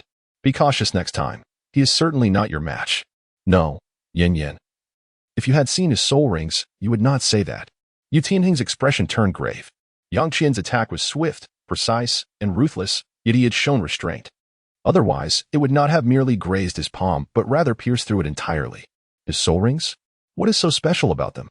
Doupo Yin regarded Yu Tianheng with curiosity. The color of his first soul ring was nearly purple, seemingly older than my second ring. And his second soul ring was a deep purple, surpassing even the age of my third ring. As for his third ring, Doupo Yin's eyes widened in shock. The second ring is deep purple? Older than your third? How is that possible? The maximum age for a second soul ring is only 700 years. Indeed. How can this be? Yu Tianheng sighed, and Doupo Yin then realized. Then his third soul ring cannot be. Could it be impossible? It is not 10,000 years, Yu Tianheng shook his head. Doupo Yin continued. I knew it. If it were the third ring. I am unsure of the age of his third soul ring, but its color is rose red. The rose red soul ring, glowing with a fiery brilliance, was far more stunning than the black 10,000-year soul ring. Had Yu Tianheng not known that a 100,000-year soul ring was blood red, he would have genuinely believed Yang Qian's third ring to be of that caliber. Rose red? Red? 100,000 years? Doupo Yin's mouth fell agape, large enough to fit an entire egg. It is not 100,000 years. A 100,000-year soul ring does not appear that way. It must be an exceptionally rare type of soul ring. I seem to recall reading in an ancient text that soul rings have unique methods of acquisition. But those methods are extraordinarily rare and not easily encountered. That individual's third ring is not 100,000 years old, yet if my perception is accurate, its power rivals that of a 10,000-year soul ring. Moreover, whether it possesses even more extraordinary abilities remains uncertain. In that moment, Yu Tianheng experienced for the first time a sense of being outmatched by a soul master of equal rank. Yet, instead of succumbing to despair, this feeling ignited the pride within him. As a soul master of the Blue Lightning Tyrant Dragon, he would never concede easily. Yang Qian walked along the bustling street, a swirling mass of emerald green poison coalescing in the palm of his hand. This was the venom of the green-scaled serpent. The toxicity of the green-scaled serpent differed fundamentally from that of its royal counterpart. While neutralizing the former was a manageable task, the latter posed a formidable challenge due to its superior potency. The poison array served merely as a defensive measure. As for the venom of the green-scaled serpent king, was there not a readily available method to counteract it? With a sense of tranquility enveloping him, Yang Qian sought out Doupo Yin, driven by the desire to inspect the venom of the green-scaled serpent, just in case. With idle time at hand, he indulged in the spectacle of dancers at the flower pavilion. A night passed without incident. The following day, Yang Qian set forth towards the sunset forest, acting alone. His swiftness was remarkable. The abilities of the Blue-Silver Emperor's right leg bone bestowed upon him the powers of flight and an indomitable essence akin to wildfire. The capacity for flight significantly enhanced Yang Qian's speed attributes, even without the utilization of his soul bone. His velocity was incomparable to that of any soul master of the same rank specializing in agility. Within merely half a day, he had penetrated deep into the heart of the sunset forest. Cradling a large sniper rifle in his hands, he fired a shot that struck a vital spot, capable of slaying a 10,000-year soul beast. However, since entering the forest, he had only discharged 3 shots, merely repelling the soul beast rather than annihilating them entirely. A distinct scent of green-scaled serpent venom lingered in the air. Yang Qian's expertise in the study of toxins surpasses even that of the elders of the Broken One clan. Coupled with his meticulous planning, entering the poison array proves to be a manageable task. As the soul-breaking spear is unleashed, a fiery blaze envelopes the surroundings. While the dark green toxins sizzle and hiss under the searing heat, a thick cloud of smoke billows forth, and to ensure his safety, Yang Qian consumes 2 antidote pills. He must act swiftly, otherwise, he will not achieve his goals. He must remain steady, otherwise, his efforts will not endure. He must also be ruthless, otherwise, he will be unable to surmount the obstacles before him. The unique rhythm elucidated by Yang Qianan is applicable both on and off the bed. The pursuit of speed with instability is paramount, for otherwise, one risks a hasty conclusion and an ignoble exit. A blend of steadiness and swiftness, with moments of fervent intensity, constitutes the most exquisite cadence. At this juncture, Yang Qianan embodies this essence, moving with remarkable speed while remaining vigilant, his fiery essence ablaze, occasionally erupting to incinerate vast expanses of toxic mists. The poisonous formation stretched for miles, enveloping the surrounding woodlands. Ultimately, Yang Qianan navigated through the toxic barrier, the flames surging both within and without, confirming the absence of residual poison in his body before he retracted his martial soul.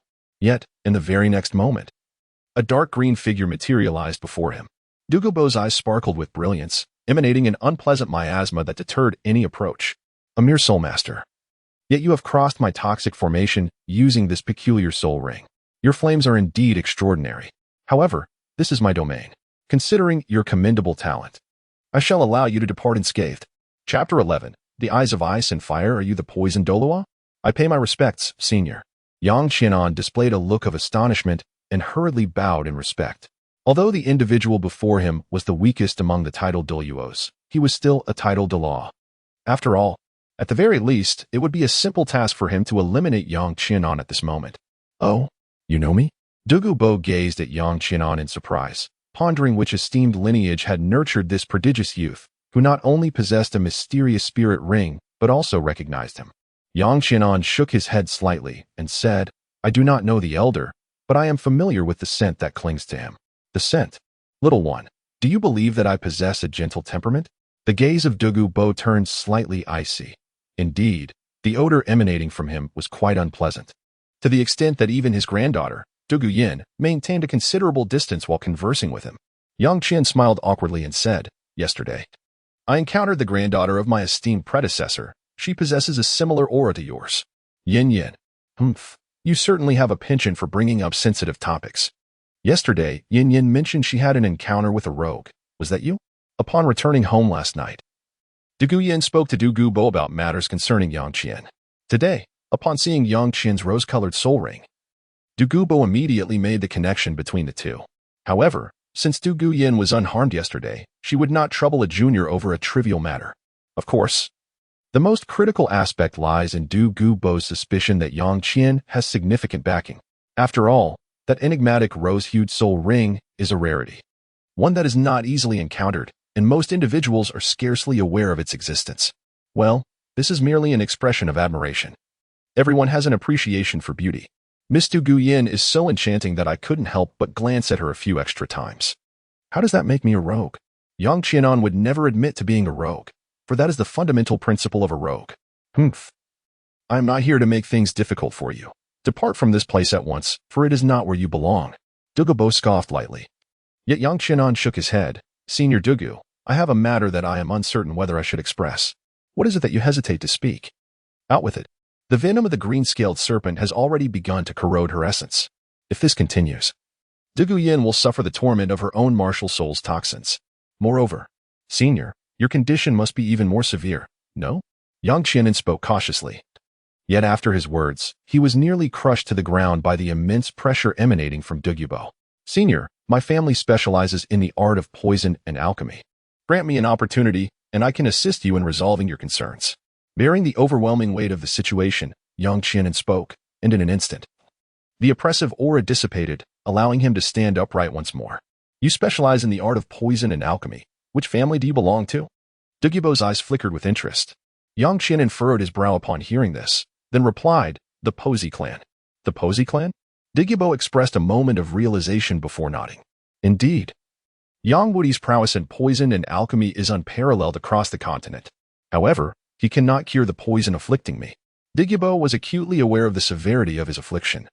It was a manifestation of his own power, which had corroded his body.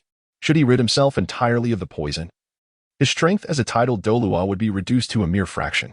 Yang Qian refrained from engaging in meaningless disputes with the poisoned Douluo. Now that Doupo had afforded him the privilege of conversation, he naturally would not squander it on trivial arguments. Senior, I can detect a potent scent of sulfur in this place, yet the valley does not exude an oppressive heat. Why is that? You are observant. able to discern the peculiarities of this location. Within the valley ahead lies a wondrous spring, where ice and fire coexist, yet remain forever unblended.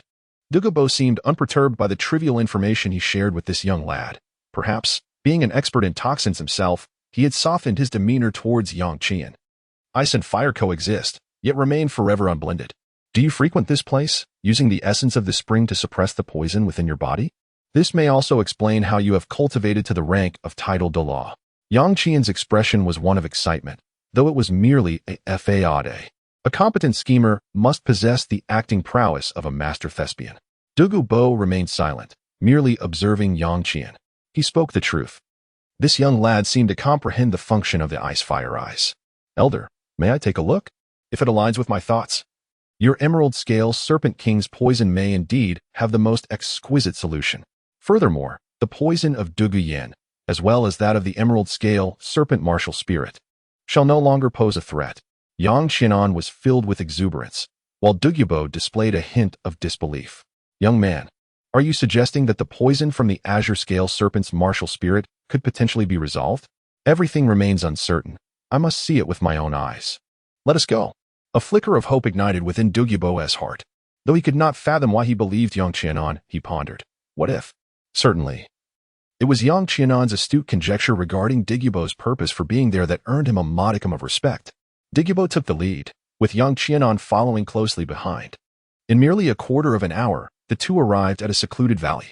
At the heart of the valley lay a modest spring, with crimson and milky white waters occupying equal halves, distinctly separated. Steam rose vigorously, reaching the summit of the gorge. Standing atop the cliff, Yang Qianan surveyed the scene before him and then leaped down with determination. The cliff was not steep, allowing him to land gracefully near the Duel elemental spring. The first sight to capture Yang Qianan's attention was a magnificent purple blossom. Its enchanting fragrance was ethereal. This was the treasured essence his grandfather had sought throughout his lifetime.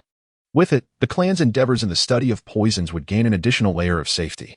Yang Qianan's gaze shifted once more, and he was immediately captivated by the fiery apricot-colored vegetables closest to the flames. Following that, he beheld the star aniseed ice grass, coxcomb phoenix sunflower, eight-petaled fairy orchid, exquisite lilac tulip, autumn water dew, and snow silkworm. A plethora of rare medicinal herbs, each valued at hundreds of thousands of gold in the outside world, appeared in abundance here. Among them lay some poisons and restorative herbs cultivated by the esteemed Doupo. Yet those were mere trifles compared to the exceptional celestial treasures thriving in this place. Senior Doupo, there is hope for your poison.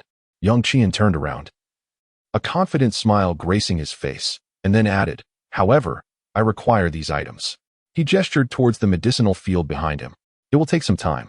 Doupo scrutinized Yang Qian, seemingly searching for a flaw in his expression. Yet, at that moment, Yang Qian was genuinely self-assured, leaving no room for imperfection. Are you certain you can cure my poison? Not only your poison, but I can also remedy Doupo Yan's affliction. As for completely resolving the shortcomings of the Bai Lin snake martial spirit, I cannot guarantee it, but there is a considerable chance. Yang Qianan spoke, and after a moment of hesitation, Doupo replied, you may use any of the herbs here, but do not approach that spring. I grant you this opportunity. Should you fail, you shall pay with your life. What if I succeed? Yang Qianan inquired. I owe you a life. Doupo exclaimed. Ha ha ha, I do not seek your life. Esteemed elder, I only desire these herbs. Chapter 12, The Alchemy of Ice and Fire, the Dragon King's Barrier. My life is far more valuable than any herbal remedy. If you can cure my poison, consider these items a gift. Doupo held no interest in the celestial herbs, for he was entirely unaware of their worth, even failing to recognize them. Then I am most grateful for your generous gift, esteemed elder. However, I shall require some time to concoct the potion. You need not remain here to oversee me. Indeed, you need not concern yourself with my presence. Doupo had no desire to monitor Yang Qianan, yet he did not intend to depart. The aura of this place could suppress the toxins within him. He had come specifically to quell the poison, and naturally, he would not leave so soon. Yang Qian noticed that Doupo had no intention of leaving, and he himself had no reason to conceal anything. Approaching the Eye of Ice and Fire, he observed the exquisite fiery apricot herbs flourishing on one side and the exceptionally frigid octagonal ice grass on the other. These two celestial medicinal plants were essential for the refinement of the ice and fire alchemy body. Of course, the Eye of Ice and Fire was indispensable in this process. Standing atop the mountain cliff, several meters high, Doupo furrowed his brow as he saw Yang Qian's gaze fixated on the two celestial herbs. "Young man," he warned, "I advise you not to recklessly touch those plants, lest you fall prey to the poison of ice and fire. Rest assured, senior, I am well aware of my limits." Yang Qian replied. Yang Qian offered no unnecessary explanations. He summoned the dragon-patterned soul-piercing spear, enveloping himself in the radiant rose flame. With a deft flick of the spear's tip, he effortlessly plucked the flame-ripe apricot vegetable. In that instant, the rose flame dissipated, contained within the palm of his hand. Yang Qianan swiftly plucked the two exquisite herbs, the eight-angled ice grass and the fiery apricot. The contrasting elements of ice and fire surged within him, rendering even the protective barrier of the flame of roses ineffective. In an instant, he found himself torn asunder. One half chilled to the bone while the other blazed with scorching heat. "Are you seeking death, young man?" Doupo exclaimed upon witnessing Yang Qianan wield both of these potent poisons simultaneously. Yet, before Doupo could make his next move, Yang Qianan consumed the two herbs without hesitation. The clash of icy cold and searing heat intensified, compelling him to entirely retract the flame of roses. The effects of the eight-angled ice grass and the fiery apricot perfectly balanced each other, and the presence of the flame of roses would only disrupt this equilibrium, rendering it a fruitless endeavor. With the flame of roses withdrawn, Yang Qianan felt the two forces within him expand uncontrollably. His complexion shifted rapidly, alternating between fiery crimson and frostbitten pallor. His feet, divided in their elemental essence, ignited in flames on one side, while the other crystallized into solid ice. He was resolute in his determination. Yang Qianan clenched his silver teeth, a glimmer of madness flickering in his eyes, and leaped directly into the very center of the Eye of Ice and Fire. With a splash, Yang Qianan was instantly engulfed by the duality of ice and fire. And in the next moment, Doupo's figure arrived, yet he dared not take another step forward. This reckless youth is far too audacious. Is he not courting death? Doupo found it incomprehensible, yet he felt little concern. Who is Yang Qianan? What is his connection with Doupo? The demise of Yang Qian poses no detriment to Doupo, who remains indifferent to the loss of Li Hua Xingjiao and Bajiao Zuanbingko. Alas, what a pity. With a soft sigh, Doupo is nearly certain of Yang Qian's fate. After all, plunging into the Eye of Ice and Fire leaves little room for survival. Even for him, the violent clash of the extreme cold and searing heat would obliterate the soul power of a Title Douluo. It is indeed a shame to lose such an extraordinary prodigy. Doupo sighs again, setting aside other matters. Yang Qian's millennium-old second spirit ring and the enigmatic third spirit ring awakened a sense of nostalgia within him. Regardless of Doupo's contemplations, Yang Qian, engulfed in the Eye of Ice and Fire, experiences an unparalleled intensity. The baptism of ice and fire and the exquisite dual attributes of energy scour every fiber of his flesh and bone. From a young age, Yang Qianan's physical form has been steeped and refined in various medicinal herbs. By the time he reached the age of 8, Yang Wudi found himself devoid of suitable prescriptions to enhance his physique without adverse effects. Yet now, Yang Qianan could sense a resurgence of that initial experience from the medicinal baths. No, it was a sensation 1,000 times more potent. Although it was uncomfortable, everything remained under his control. The path to strength was clear, and a little discomfort held no significance for Yang Qianan. Within the realm of the ice and fire duality, he had lost all track of time. He was acutely aware of the effects of the two celestial great herbs within him, their essence gradually permeating through every part of his being under the onslaught of external energies. At last, at the boundary where ice and fire converge, Yang Qianan slowly opened his eyes. One eye blazed a fiery red while the other shone a deep blue, embodying the extreme forces of these two attributes, and he felt no lingering effects from them. He had succeeded. Yang Qianan's gaze gradually ventured into the profound depths of the ice and fire duality eye, a chasm seemingly without end, compelling him to uncover its secrets. At the bottom of the ice and fire duality lies the corpse of the ice and fire Dragon King. If he could obtain the Dragon King's soul bone, Yang Qian resolutely descended into the depths, yet after plunging several hundred to 1,000 meters, he found himself ensnared by a barrier of ice and fire. Was this the protective enchantment established by the soul of the Ice-Fire Dragon King after its demise? This barrier, Yang Qianan wielded the dragon-patterned soul-breaking spear in an assault, yet it merely left behind ripples upon the barrier. What a pity! Yang Qianqin felt a deep sense of regret. The fortitude of this barrier was such that without the might of a Title Douluo, it was impossible to breach it. In fact, only an assault from a limit Douluo could hope to shatter this formidable barrier. Yang Qiannin's dragon-patterned soul-piercing spear gently tapped against the barrier, sending ripples radiating from its tip. One can only attempt again after the 9 circles. Yang Qiannan was on the verge of giving up. Yet just as he was about to depart, his figure abruptly halted. Something was amiss. The dragon-patterned soul-breaking spear in his hand once more pressed against the barrier. His gaze fixated on the spear tip and the point where the barrier was being dispelled. Remarkably, the tip of the dragon-patterned soul-breaking spear had indeed penetrated the barrier. Although only a small portion had entered, it was undeniably a breach. Yang Qiannan observed with clarity as he slowly exerted force, pushing the tip of the dragon-patterned soul-breaking spear further into a segment. This segment, though only a few centimeters in length, was hardly noticeable compared to the 8-foot-long spear. Yet, this revelation filled Yang Qiannan with overwhelming joy. Dragon patterns, indeed, they signified a form of power. Did they have a connection to dragons? Yang Qiannan speculated, and soon after, the second soul ring illuminated, accompanied by the resonant sound of a dragon's roar. The dragon-patterned soul-shattering spear unexpectedly penetrated an additional 3 centimeters. Consequently, the entire spearhead was submerged by 1/5, becoming increasingly pronounced. Was it the power of the dragon that was recognized, while other forces remained unacknowledged? Chapter 13. Alchemy. Retrieving the long spear, he allowed his body to gradually rise to the surface. With a splash, he leaped from the water, his garments having long since disintegrated into nothingness under the onslaught of 2 extreme energies. Yang Qiannan's complexion is not that of a snow-white pallor, but rather a wheat-like hue that leans towards a fair tone.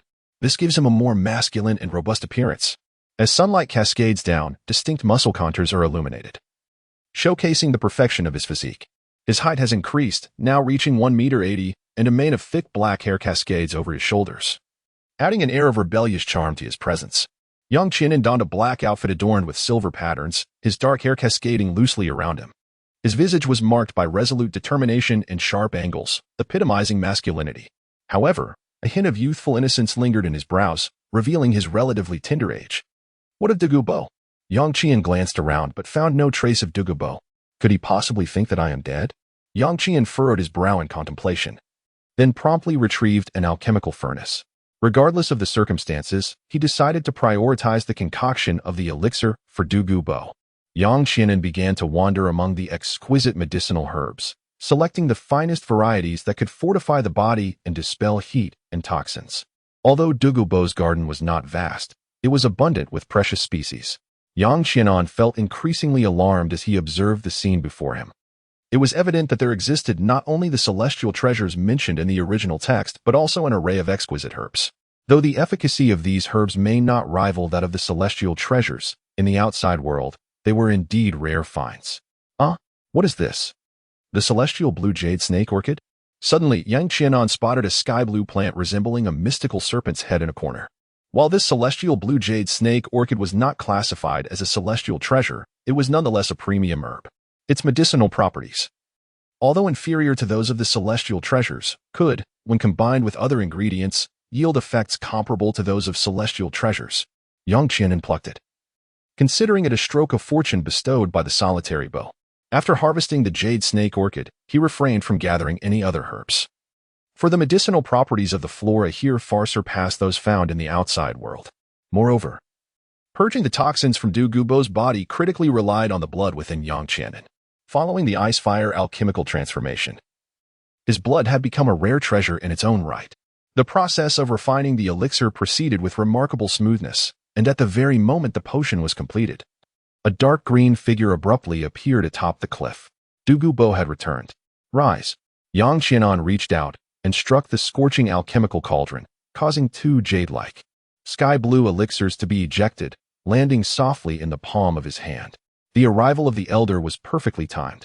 Yang Qiannan gazed upon the summit of the cliff, where Doupo's expression was peculiar. This lad, is he truly still alive? Are you still alive? Doupo swiftly appeared beside Yang Qiannan, scrutinizing him from top to bottom. Of course, I am still alive. Senior, please do not regard me so. I have no inclination towards such matters. Yang Qian grinned. While Doupo chose to disregard Yang Qian's incessant chatter, it was astonishing, You truly survived. Could it be that the dual extremes of ice and fire poison, in their clashing effects, enabled your survival? Doupo, being an adept in the art of poison, merely needed to ponder for a moment to arrive at the conclusion. Indeed, nothing could remain concealed from a senior such as him. Yang Qian gently patted a horse, and Doupo nodded slightly. Then, he grasped Yang Qian's arm and gave it a light squeeze. How is this possible? Doupo's expression suddenly shifted in astonishment. He then crouched down to grasp Yang Qian's ankle, applying a firm squeeze. What on earth are you doing? Why exert such force? As Yang Qian felt a sharp pain in his ankle, he sprang to his feet. Meanwhile, Doupo gazed at him with an expression akin to that of a bewildered creature, uttering incredulously, You are merely 13 years old? Well, sort of, Yang Qian nodded, beginning to understand the reason behind Doupo's astonishment. What is the matter? Doupo regarded Yang Qian with palpable disdain, his tone exaggerated as he exclaimed, What do you mean? What's the matter? At 13, possessing a soul power of 37 levels. How can you even ask that? Moreover, your physical strength rivals that of a soul king. I truly cannot fathom how this little anomaly has cultivated to such a degree. Doupo seemed to envision an invincible new star rising in the future of the Douluo Continent. Yang Qianan merely curled his lips in disdain, remarking that he had only reached the 37th level. To speak candidly, he felt rather dissatisfied with his current soul power. After consuming 2 rare herbs and refining the right leg bone of the blue-silver emperor, his soul power had risen from the 31st level to the 37th. This increment could be deemed rather underwhelming. Nevertheless, Yang Qianan was able to accept this modest enhancement, as his soul power had always been more refined than that of his peers due to various factors. After absorbing the essence of the blue-silver emperor's right leg bone, his soul power had effectively reached the 34th level, resulting in a 3-level increase. The benefits of the fire apricot and 8-pointed ice grass had predominantly been absorbed by his physical form, endowing him with a body immune to poisons and resistant to both fire and ice, with the soul power augmentation being a mere bonus. Attaining a soul power of 37 could now be considered quite normal. Moreover, it is worth noting that Yang Qianan had yet to reach the tender age of 13, with still half a year to go. Remarkably, amidst the calamities faced by the family, a prodigy like you has emerged, which could be seen as a divine blessing. Doupo, intrigued, soon turned his attention to the 2 pills in Yang Qianan's hand. Young one, are those pills meant for me? He inquired. Of course. You and Douguyen each deserve one. Keep them safe. No need for thanks. Yang Qianan tossed 2 elixirs to Doupo, who caught one with his hand and stored it in a jade vial, while he swallowed the other one whole. Aren't you afraid it might be poisonous? Doupo scoffed. Do you think I fear a mere novice like you? However, he soon realized that the poison within him was indeed dissipating. Yet, if the poison was expelled, his mastery of toxic arts would also vanish. You must possess a soul bone, right?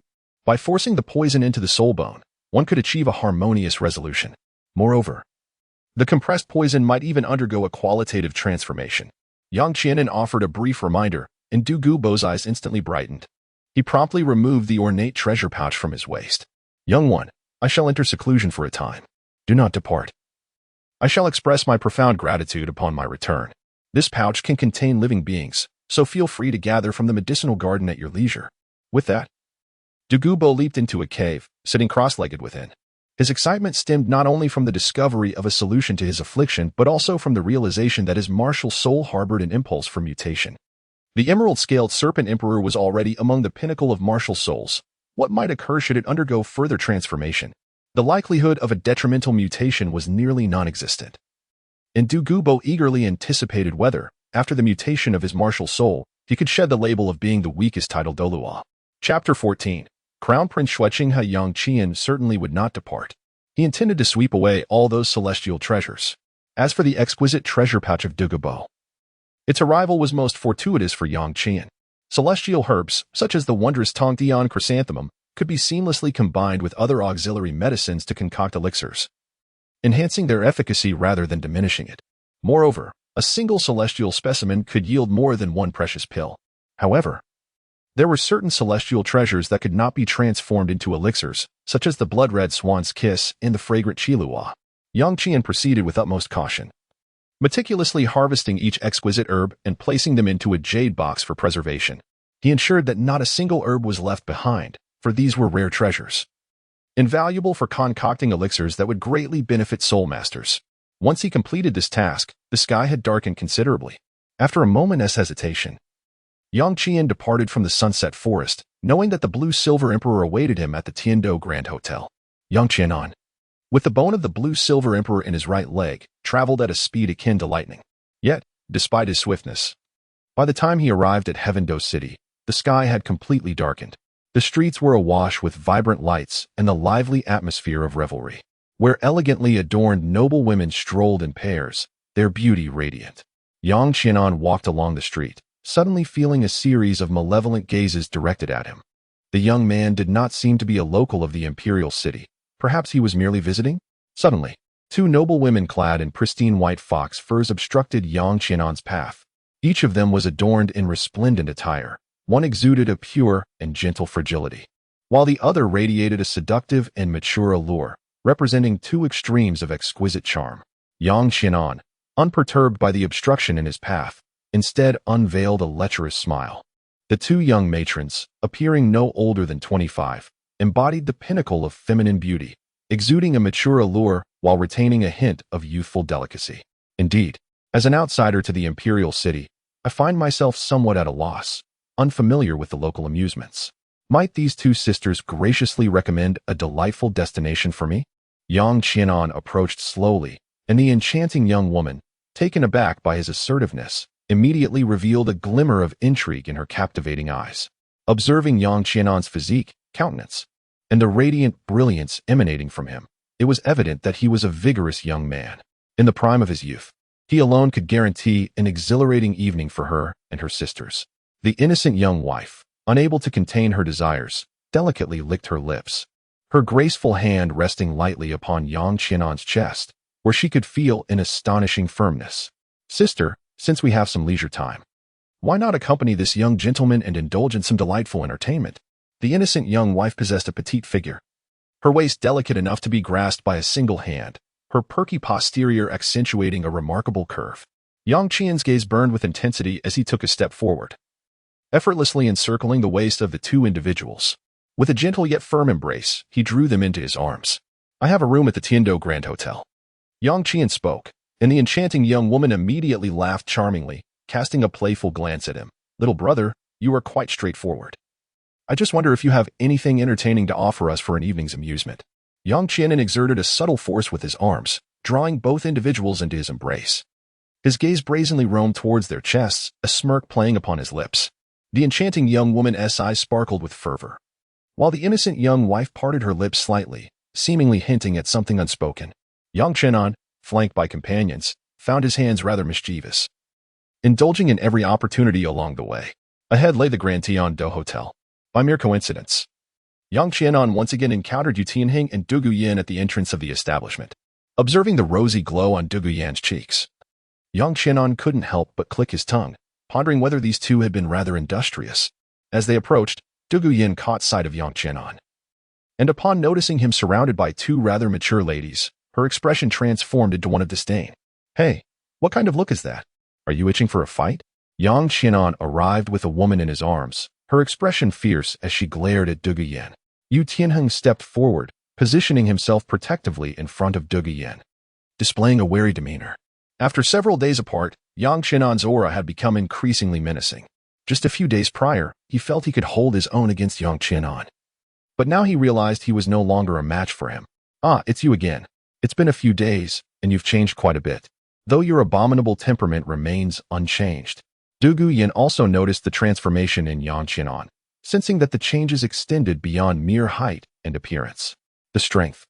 His power had significantly increased in just a few days, as if he had acquired an additional soul ring. Are you feeling defiant? Care to settle this in the soul arena? Yang Qian provocatively spoke up, instantly igniting Dugu Yan's temper, who was prepared to accept his challenge. However, Yu Tianheng intervened, suggesting, if you wish to fight, let it be tomorrow. Yu Tianheng gazed solemnly at Yang Qian, while he acknowledged Yang Qian's strength. He did not believe he was significantly inferior. Yet, today was not the appropriate time, having just endured a taxing ordeal. He was certainly no match for Yang Qian at this moment. TSK, TSK, TSK, although the Blue Lightning Tyrant Dragon Martial Soul is formidable, it cannot withstand such losses. My friend, moderation is essential. Yang Qianan approached Yu Tianheng, gently patting his shoulder, and then cast a glance at Dugu Yin. The young woman's figure and appearance utterly overshadowed the two he held in his embrace. Alas, it is best to let it go, for the sake of the poisoned Douluo. I shall not hold this against you. Yang Qianan bypassed the two women and swiftly entered the Tiandou Grand Hotel. As for those two young matrons, what a jest.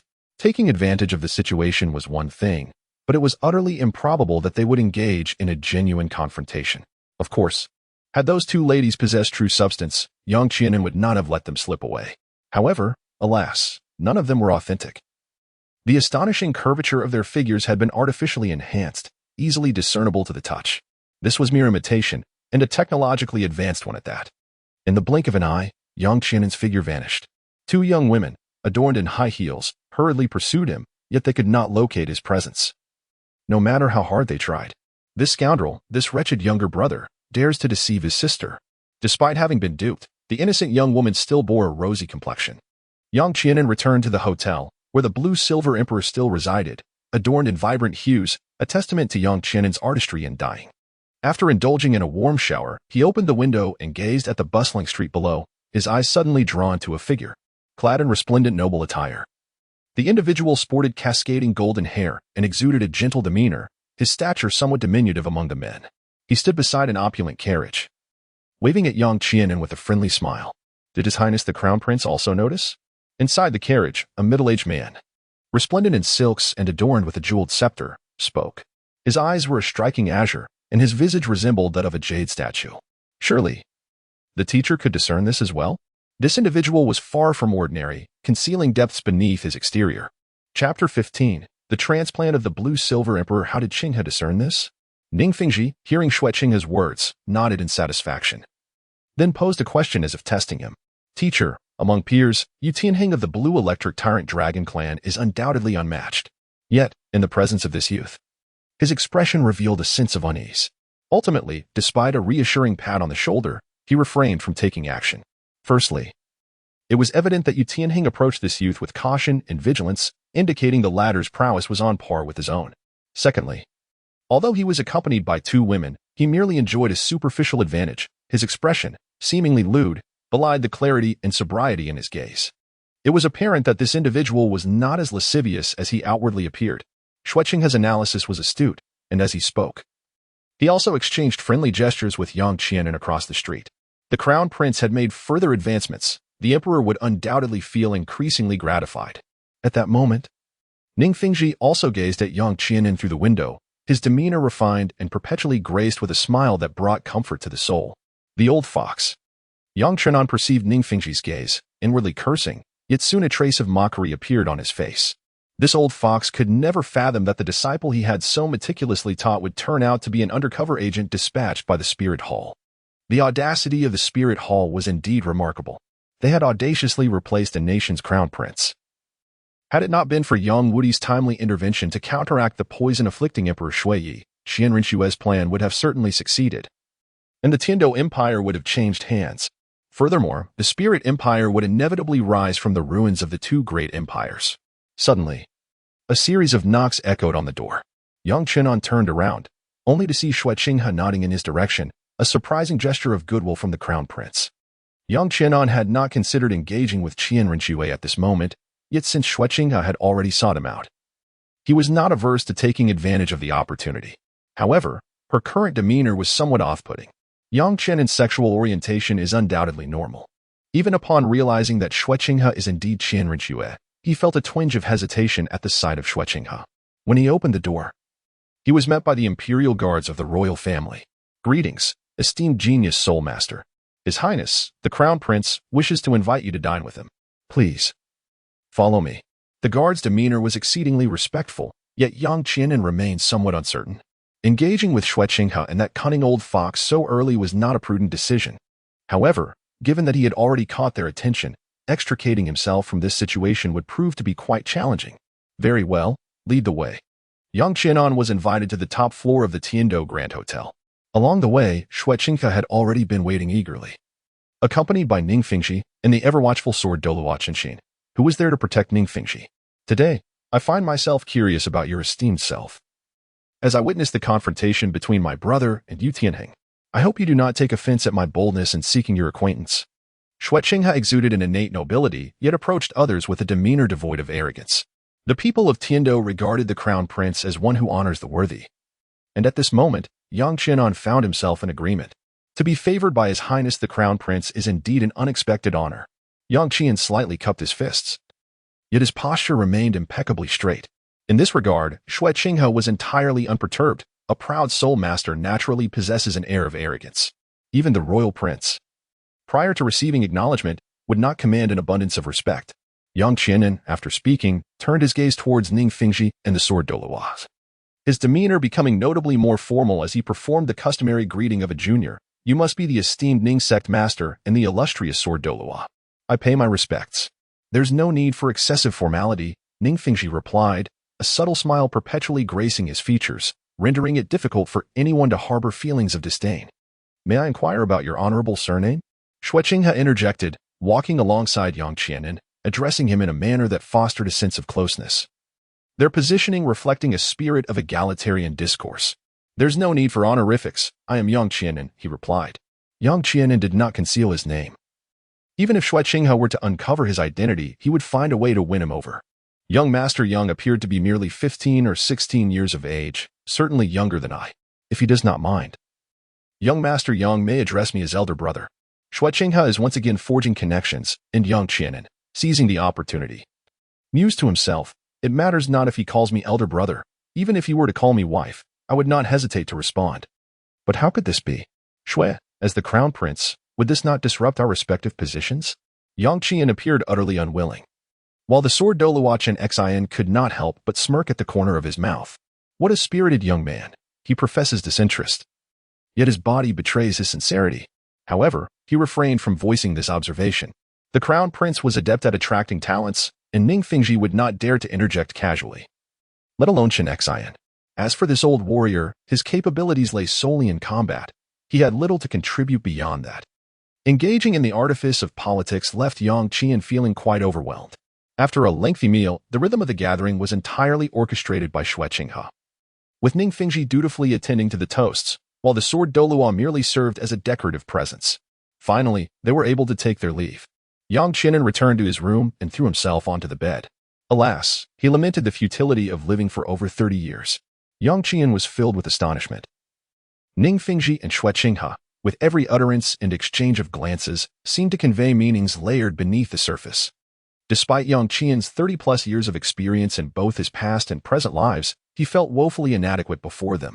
The fact that he had not been outright betrayed was a testament to his extreme caution. Nevertheless, Yang Qian's identity had been thoroughly discerned. Of course, he held no fear of his identity being revealed, although the Piji clan bore animosity towards the Spirit Hall. The threat they posed was minuscule compared to that of the Haoyan sect. Moreover, his own martial spirit, in its true form, had little chance of exposure until the very end, and in terms of potential, Tang San's dual martial spirits were far more beguiling. Yang Qianan closed his eyes in deep contemplation, reflecting upon the conversations that transpired at the dining table earlier that day. He felt reassured that he had not revealed too much and soon drifted into slumber. The following day, Yang Qianan shrouded the blue-silver emperor in black cloth and made his way back to the sunset forest. Doupo was still in seclusion. From within the cave emerged a tumultuous surge of soul power, while a verdant-scaled serpent emperor coiled majestically, seemingly undergoing a remarkable transformation. Yang Qianan disregarded the surroundings and, after relocating the blue-silver emperor to a suitable location, fortified its foundation with his own blood. The blood of Yang Qianan is undoubtedly a miraculous elixir for balancing yin and yang. After the blue-silver emperor absorbed Yang Qianan's blood, it instantly radiated with formidable vitality. The branches and leaves, which had been significantly pruned by Yang Qianan, began to regrow. The golden veins shimmered ever more brilliantly. Seated before the blue-silver emperor, Yang Qianan contemplated briefly before commencing the alchemical process. Rather than concocting celestial-grade elixirs, he opted to refine several exceptionally peculiar poisons. These toxins had been cultivated by the solitary master, and they shared a common trait. They induce profound mental paralysis. Chapter 16. The Creation of Unique Soul Techniques.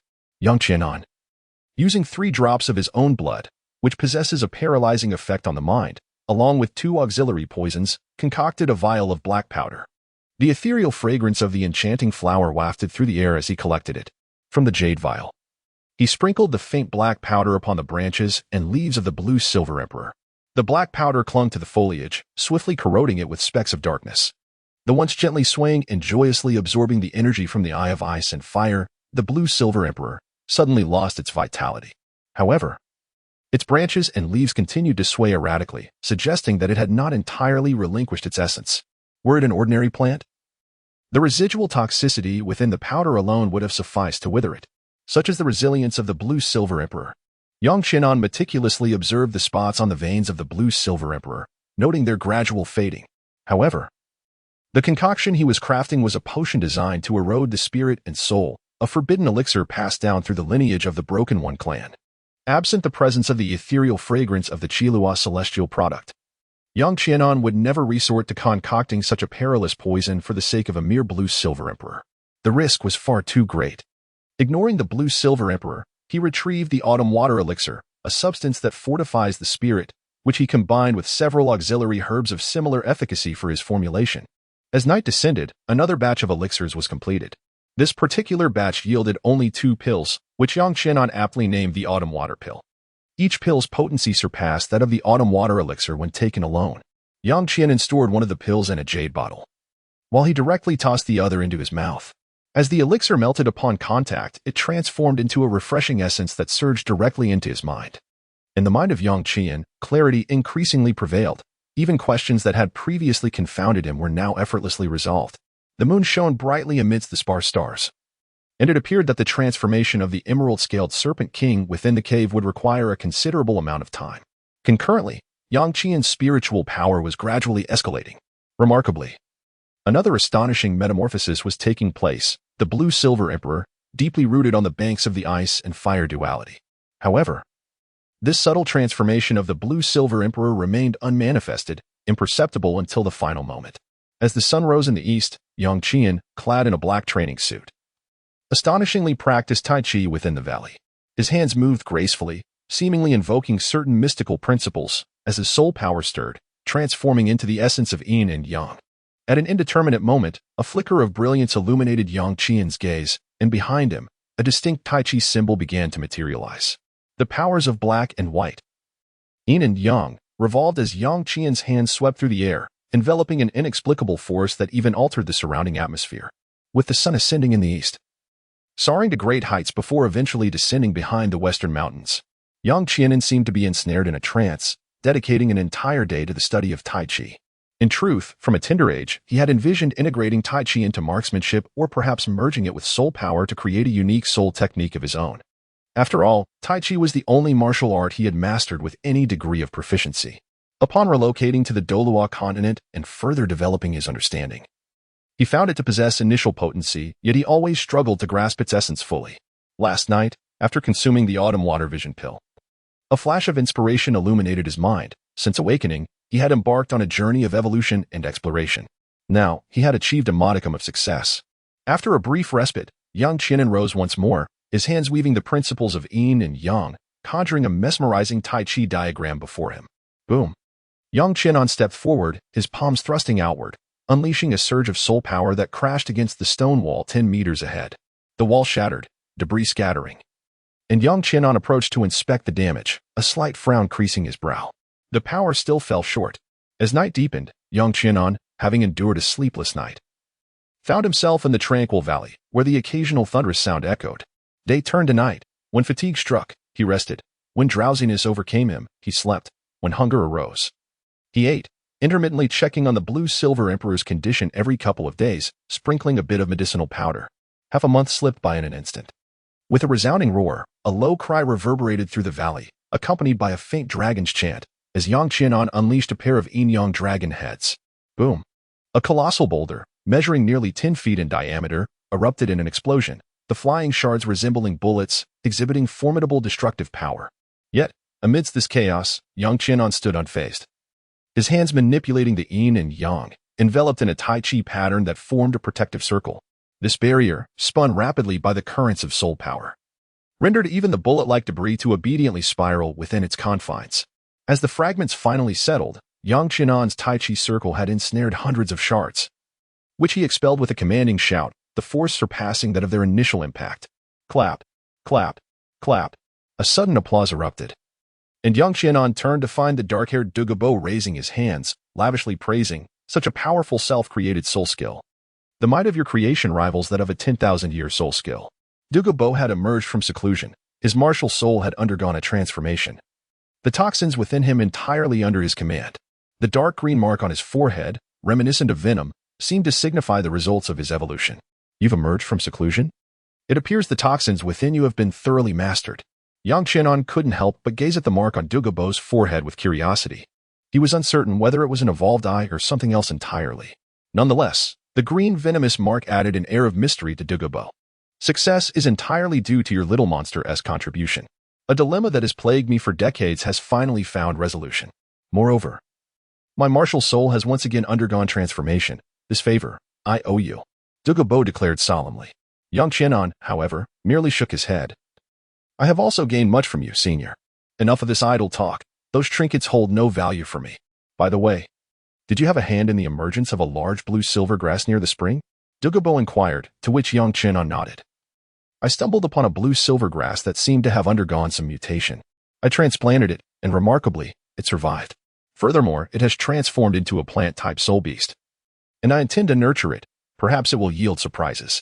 Doupo, accepting Yang Qianan's explanation without skepticism, replied, This area is of no use to me anymore. If you wish for it, I shall give it to you. By the way, your self-created soul skill is impressive. But as a soul master with a mere soul gun martial soul, why is your self-created skill unrelated to the gun? Doupo inquired, intrigued. As Yang Qianan's self-created skill evidently seemed more suited for soul masters with beast martial souls. Yang Qian smiled faintly upon hearing this. Have the two not yet been combined? As the two emerged from the pile of scattered stones and approached the Eye of Ice and Fire, Yang Qian casually glanced at the blue-silver emperor. And his eyes brightened. Oh? What are these additional black leaf-like vein patterns? Chapter 17, The New Attribute of the Blue-Silver Emperor. Yang Qian stood beside the Blue-Silver Emperor. Over the past fortnight, the Blue-Silver Emperor had grown to a height of 2 meters, flourishing with lush foliage. Its cultivation had even reached the realm of a 10-year soul beast. At this moment, however, Yang Qian noticed a transformation in the leaf veins of the Blue-Silver Emperor. Previously, the vibrant blue leaves displayed only golden veins, but now, a portion of black had become intertwined within them. As Yang Qianan approached, the Blue-Silver Emperor seemed to sense a familiar aura, gently entwining his wrist with a blade of grass.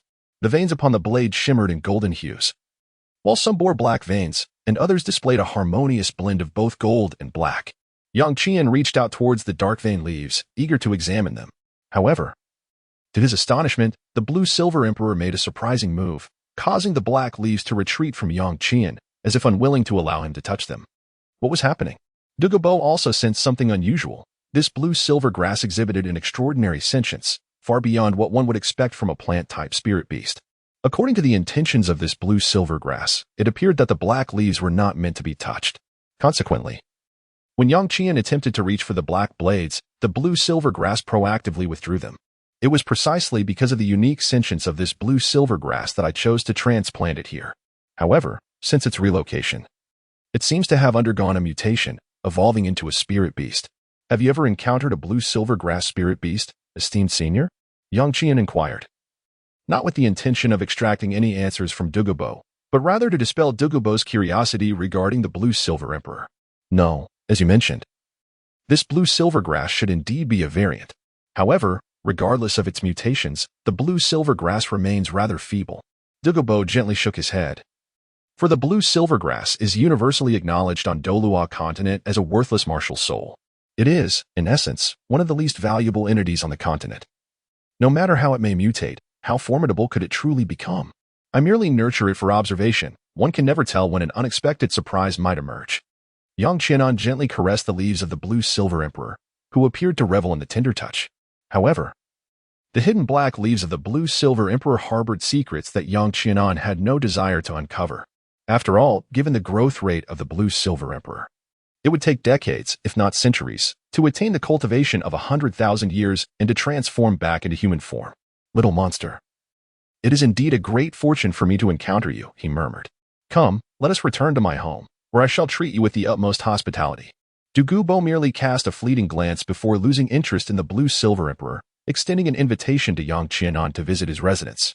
Upon hearing this, Yang Qian hesitated slightly, then replied resolutely, "No refusal is permitted."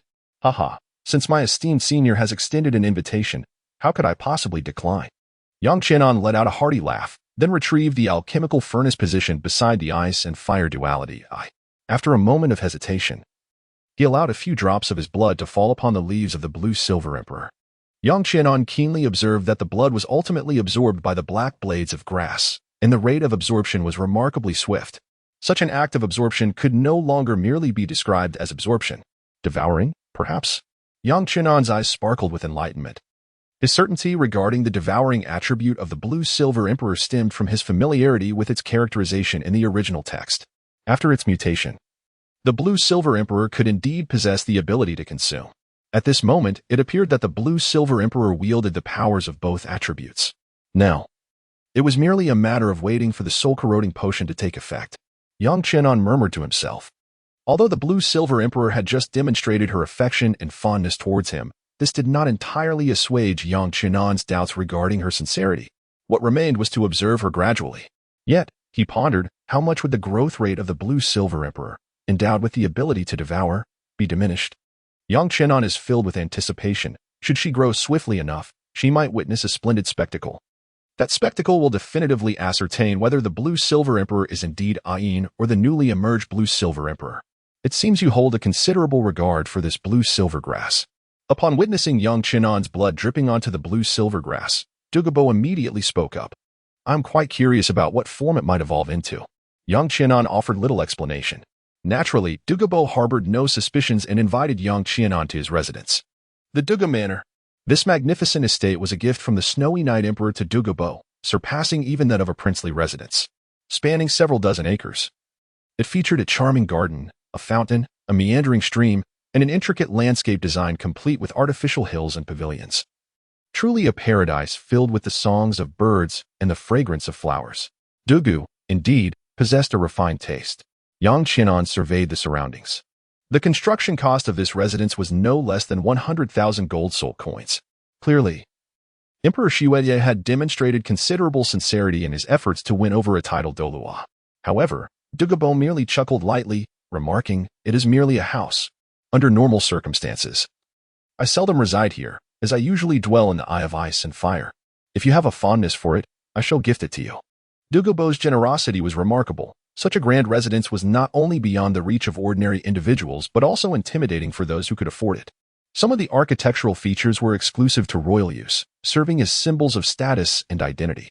For an ordinary person to inhabit such a place would be tantamount to courting disaster. Yang Qian shook his head, expressing that the residence served no purpose for him, as he had no need for multiple wives. The expansive estate was exhausting to traverse. Spanning a considerable 300 meters from the entrance to the exclusive courtyard of Doupo's modest courtyard was far simpler, comprising merely 3 stone rooms and a few pieces of furniture that, though appearing unassuming, were of substantial value. During the gathering, Doupo inquired about numerous matters concerning the recent circumstances of the family, whether assistance was required, and the purpose behind Yang Qian's journey. Yang Qian answered truthfully, albeit concealing information about the Li family and Firearms. "Little monster, do stay for a few days. Sharing a drink with you is indeed a delightful affair. Today, Yin returns, and I shall ensure you become well acquainted." Doupo intended to introduce Dougu Yin to Yang Qian and for a proper introduction, and the implications of this were unmistakable. However, Yang Qian shook his head in refusal. "Old fellow, my intent in venturing out this time was to seek experience. I have already reaped considerable benefits in the Sunset Forest, and I shall no longer set my sights on your granddaughter." Yang Qian had consumed quite a bit of alcohol, and as he spoke, his words were somewhat slurred, losing the respect he once held for Doupo. However, his repeated address of old fellow brought joy to Doupo. "What are you really thinking, young lad? Don't think I'm unaware." Initially, Doupo believed that Yin Yan's association with the young Yu Tianheng was a fitting match. Given Yin Yan's circumstances, as long as Yu Tianheng did not let her down, he would wish them well. Yet now, he felt that Yin Yan and Yu Tianheng were perhaps together a tad too early. Although your broken clan cannot compare with the Blue Lightning Tyrant Dragon clan, your potential far exceeds that of mere lineage. Doupo was evidently intoxicated, a Title Douluo, inebriated. Speaks volumes of his elation. Chapter 18. The prince's invitation, the poison that had plagued him for years, was finally resolved perfectly. Even the afflictions of the emerald-scaled snake martial spirit seemed to hold the promise of resolution. Most critically, Doubo's martial spirit had undergone a transformation, becoming significantly more powerful. Yet, what delighted Doubo the most was a mysterious gain that assured him of Yang Qianen's extraordinary future. Thus, even with Doubo now involved with Yu Tianheng, he still harbored hopes that the two could become acquainted. Who knows what delightful occurrences might arise. However, as Yang Qianen shook his head in refusal, Doubo did not press further, instead stating, "Little monster, should you encounter any troubles while traversing the continent, invoke my name. For ordinary matters, no one will dare to trouble you. If anyone does, write to me, and I shall hasten to your aid. Do not forget, I still owe you a life." Doubo, slightly swaying, rose and strolled through the expansive estate. In the past, he had refrained from approaching these plants, for even his presence would cause them to wither instantly. But now, "Little monster, listen to me. Thank you." That night, Doubo remained awake, seemingly confiding in Yang Qianen as though he were a confidant, sharing many tales, including his own past. This deeply moved Yang Qianen. After all, a Title Douluo is still a human being. As humans, they are bound to adhere to societal norms and are inescapably subject to regrets. Just like Doubo, who, despite being a Title Douluo, could not save his own wife. What weighed heavily on Doubo's conscience was the knowledge that his wife had perished because of him. As a soul master of the emerald-scaled snake, she possessed deadly poison, and most soul masters would succumb to its effects upon merging with her. However, Doubo's wife was no ordinary person. She too was a poison soul master, yet she could not withstand the venom of the emerald-scaled snake. Achieving godhood may hold the hope of resurrection, Yang Qianen whispered, believing this thought was his secret alone, unaware that Doubo heard him perfectly. Achieving godhood. Indeed, gods can accomplish anything. Doubo's eyes gleamed with fervor, and he felt a surge of joy. The concept of becoming a deity, once distant, now seemed attainable through effort. Though he spent the night awake, he solidified a new direction in life. Meanwhile, in another esteemed location in Heavendou City, Shuqinghe also found herself unable to sleep. Before her lay an open letter, as if just read. She sat quietly in her chair, her fingertips lightly tapping the armrest.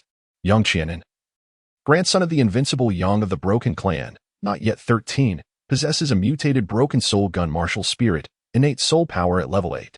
Shuqinghe repeatedly recited Yang Qianen's information, struggling to comprehend. If the details she held were accurate, his soul power should not exceed level 30. Unless Yang Wudi foolishly attempted to augment his growth with herbs, Yang Qianen's soul power would remain capped at 30. However, Shuqinghe produced another letter, containing information about Yang Qianen obtained from Doubo and Yu Tianheng. 3 rings, strength rivaling Yu Tianheng. The first soul ring was 100 years old, but seemingly surpassed the 1,000-year limit. The second soul ring was 1,000 years. And the third was a beautiful rose red. The speed of her fingertip tapping increased as she awaited another letter. Before long, a letter shot through the open window with remarkable speed, landing gently before Shuqinghe. She was not surprised and casually opened the letter. Is this all the information that can be gleaned from the vast archives of the Spirit Hall? It seems this unique soul ring is indeed rare. The letter in Shuqinghe's hand was the result of her dispatching the snake spear Douluo to the Spirit Hall to gather data on the rose-red soul ring. Yet, even the Spirit Hall had little record of such extraordinary soul rings. Nonetheless, Shuqinghe still found valuable insights. Each method of acquiring these special soul rings was distinct, and the soul skills they possessed were formidable, with some even exhibiting unique attributes. However, most colors were not exceptional. Records did exist for soul rings of special colors, including rose red, from the last few decades. Unfortunately, the soul master associated with that ring had passed away. This soul ring held the possibility of replication. Shuqinghe's gaze sharpened. The rose-red soul ring had last appeared less than 20 years ago, and now it surfaced again with Yang Qianen. Thus, it was reasonable to conclude that this rose-red soul ring was not a singular phenomenon. Its non-uniqueness indicated that the method of acquisition could be replicated. Shuqinghe incinerated the 3 letters and promptly issued an order. Bring my invitation to the Doubo estate and personally deliver it to Yang Qianen. The demeanor must be respectful. Do not offend. Yes. A maid entered, took the invitation from Shuqinghe's hand, and withdrew with utmost reverence. The following morning, as Yang Qianen exited the Doubo estate, he was intercepted by a delicately adorned maid. May I inquire if you are Lord Yang Qianen? I am Yang Qianen. What business do you have with me? Yang Qianen immediately discerned that this girl was no ordinary maid. Though she was dressed as one, her elegance surpassed that of many noble ladies. The maid, without further explanation, presented an invitation, stating, "This is the invitation from His Highness the Prince, and I have been commanded to deliver it personally to you. I was unable to enter the Dugu estate last night, hence I have awaited you here." The prince? Yang Qianan was somewhat puzzled as to why Shui Qinghe had suddenly sought him out. "Now I understand." Yang Qianan opened the invitation, which bore a handwritten note from Shui Qinghe. "How have you been, Brother Qianan? I fondly recall our delightful conversations from some time ago and find myself missing you greatly. Tomorrow afternoon, at Yuexian, a group of students will hold their graduation ceremony, and I cordially invite you to join me in celebrating this occasion. If you are available, do come to the Tiandou Grand Hotel for a gathering. There will be cap pastries." Yang Qianan furrowed his brow. It was evident that both Shui Qinghe and perhaps Qianren Shui had conducted an investigation into his background. Nevertheless, Yang Qianan proceeded towards the Tiandou Grand Hotel, feeling compelled by his own status to accept Shui Qinghe's invitation, with no grounds for refusal. At the entrance of the Tiandou Grand Hotel, Shui Qinghe stood, seemingly having awaited his arrival for an extended period. Upon witnessing this, Yang Qianan increasingly felt the formidable presence of Qianren Shui. This crown prince played his role with such authenticity and finesse. Had Yang Qianan not been aware that Shui Qinghe was indeed Qianren Shui, he would have harbored no doubts whatsoever. No wonder Ning Fingji, despite being Shui Qinghe's mentor, failed to perceive the anomalies surrounding him. This transcended mere acting. "I pay my respects to His Royal Highness." Yang Qian hurriedly approached, exclaiming, "The crown prince wishes to see me. He could simply send word. How could I possibly trouble His Highness to wait here in discomfort?" Chapter 19. Yang Qian's unwilling request. My bond with Qian is one of friendship and brotherhood. What matter is it if I linger here for a while? Shui Qinghe assisted Yang Qian to his feet, then remarked, "Does my brother Qian harbor no desire to befriend me? It is an honor to befriend His Highness the Crown Prince." Still addressing him as His Highness? Shui Qinghe's expression turned stern. Observing this, Yang Qian quickly corrected himself. Then, "Brother Shui. That is more like it. Brother Qian, today the Yuxian hosts a graduation ceremony. A rare gathering of nobility. I invite you to accompany me. It shall not cause you any inconvenience, I trust." As Shui Qinghe and Yang Qian walked side by side, Yang Qian naturally shook his head. "Not at all. I have been wandering, and even if I had plans, a few days' delay is of no consequence." That is reassuring. To be candid, Yuxian is the most esteemed etiquette academy in our Tiandou Empire. It is said that the owner of Yuxian is the younger sister of the sect leader of Haotian's sect. Is that so? Yang Qian's expression shifted slightly, but he quickly adorned his face with a smile. Such a change did not escape Shui Qinghe's notice. "Does Brother Qian harbor a dislike for the Haotian sect?" Shui Qinghe inquired softly, drawing a little closer, their shoulders nearly touching. At this proximity, had it been any other man, Yang Qian would have certainly pushed him away with a forceful blow. However, with Shui Qinghe, she was a woman, and Yang Qian was contemplating an opportunity for closer contact. Brother Shui must be aware that the Pa family suffered a severe blow over a decade ago. Yang Qian spoke, and Shui Qinghe nodded in agreement. "Of course I am aware. It is the doing of the Spirit Hall. However, in comparison to the Spirit Hall, my disdain for the Haotian sect runs deeper. The Paji clan has served as an affiliated sect to the Haotian sect, which, as the foremost sect in the world, derives a significant portion of its financial support from our clan. We, the Paji clan, have been unwaveringly loyal to the Haotian sect, without reservation. Yet, when calamity struck, the Haotian sect abandoned us without a second thought. The Spirit Hall's aggression towards us was also a consequence of the Haotian sect's decision to seal its mountains. Therefore, while I harbor animosity towards the Spirit Hall, my hatred for the Haotian sect is even more profound." Yang Qian's tone was somber, revealing a palpable undertone of animosity in his words. Indeed, the decision of the Haotian sect to seal the mountain was a profound act of betrayal. Such treachery is among the most detestable of offenses. However, my brother, I have invited you today to enjoy some music and a performance.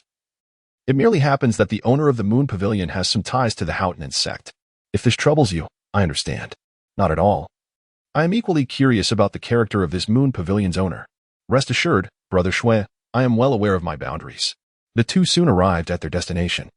Before them stood a 5-story building, a remarkable height even within the city of Tiandou, exuding an air of elegance. The architectural style was distinctly antiquated, with a simple sign displaying the words Moon Pavilion. The flow of patrons was sparse, yet it was evident that those who entered were individuals of considerable refinement and wealth, both men and women alike. Upon stepping into the first floor of the Moon Pavilion, a subtle fragrance enveloped them. The shadow wall, intricately carved from superior boxwood, emitted a faint aroma of timber, while two exotic orchids, each standing 3 meters tall, released a delicate scent. Though they had only just crossed the threshold, it felt as though the chaos of the outside world had been momentarily suspended. Navigating around the shadow wall, they entered a spacious hall. The floor was adorned with gray square tiles, each measuring 1 meter per side, and the surroundings were embellished with a variety of exquisite wooden furnishings. At the front, a broad table was attended by several elegantly dressed young women, whose simplicity belied their grace. Flanking the table were 2 meticulously crafted wooden staircases. Upon their entrance, Shuqinghe and Yang Qian were promptly accorded a warm welcome. Your Highness, the graduation ceremony is being held in the hall on the 2nd floor. Please follow me. Very well. This is my esteemed brother, Yang, a remarkably powerful and talented soul master. Please ensure he receives the utmost hospitality. As Shuqinghe spoke, a strikingly beautiful young woman approached, assuring him, Your Highness, rest assured, we shall not neglect this distinguished gentleman. Excuse me, fair lady, might you draw a little closer? It seems that those who frequent this place are not of ordinary standing, and I feel a tad insecure at a distance. Yang Qianan pressed his lips together, then took a step forward, grasping the young lady's hand and gently squeezing it. Yang Qianan's appearance cannot merely be described as handsome. He possesses a striking charm, exuding a virile and righteous presence that captivates. Suddenly, the beautiful woman found herself ensnared by Yang Qianan's grasp. As she raised her gaze to meet his striking visage, her cheeks flushed a deep crimson.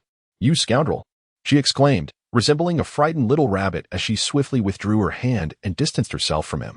How could you act in such a manner? Her face was aflame with embarrassment, her eyes darting toward Yang Qianan. Yet, when their gazes locked, she hurriedly averted her eyes. Alas, I am one who dreads situations that necessitate conversation. Faced with such a crowd, my heart races with unease.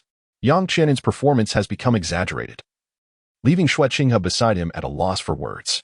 Something feels amiss. Yang Qianan should not be such a person, or have I misjudged him? That evening, the 2 young matrons were hardly inferior to the girl before them. This fellow had taken someone right to the hotel entrance, and in the blink of an eye, he vanished. This led Shuqinghe to believe that Yang Qianan was not that kind of person, yet in reality, he indeed was. The issue lay with those 2 matrons, adorned in counterfeit finery, which allowed Yang Qianan to escape. Truly, Brother Qianan is a man of sentiment. If he fancies this young lady, I could play the matchmaker for you. How about that? Shuqinghe discreetly waved his hand, signaling the women to withdraw, and then the 2 ascended the stairs together. Yang Qianan, upon hearing this, naturally refused. Being a matchmaker is one thing, but I have no intention of getting married. Shuqinghe replied, So? You merely wish to indulge in some frivolity? Damn, I misjudged your character. By the way, Brother Shui, I actually have a small request. Yang Qianan gazed at Shuqinghe, and the intensity of his stare left Shuqinghe feeling quite uncomfortable. Did he still desire me? The first thought that crossed Qian Rushua's mind was this, but she swiftly reminded herself that she was currently Shuqinghe, with almost no chance of revealing her true identity. So, he is attracted to both men and women? Qian Rushue felt somewhat bewildered. After all, Shuqinghe possessed an undeniable charm that would undoubtedly draw the attention of numerous strong admirers. Brother Shui? Yang Qianan chuckled to himself as he noticed Shuqinghe lost in thought, then waved his hand in front of her. Brother Qian? Shuqinghe snapped back to reality, casting a glance at Yang Qianan, wishing to maintain some distance, yet somehow managing to suppress her urge to flee. Brother Shui, do you have any high-quality connections? Yang Qianan scratched his head, feigning a bashful demeanor. Chapter 20.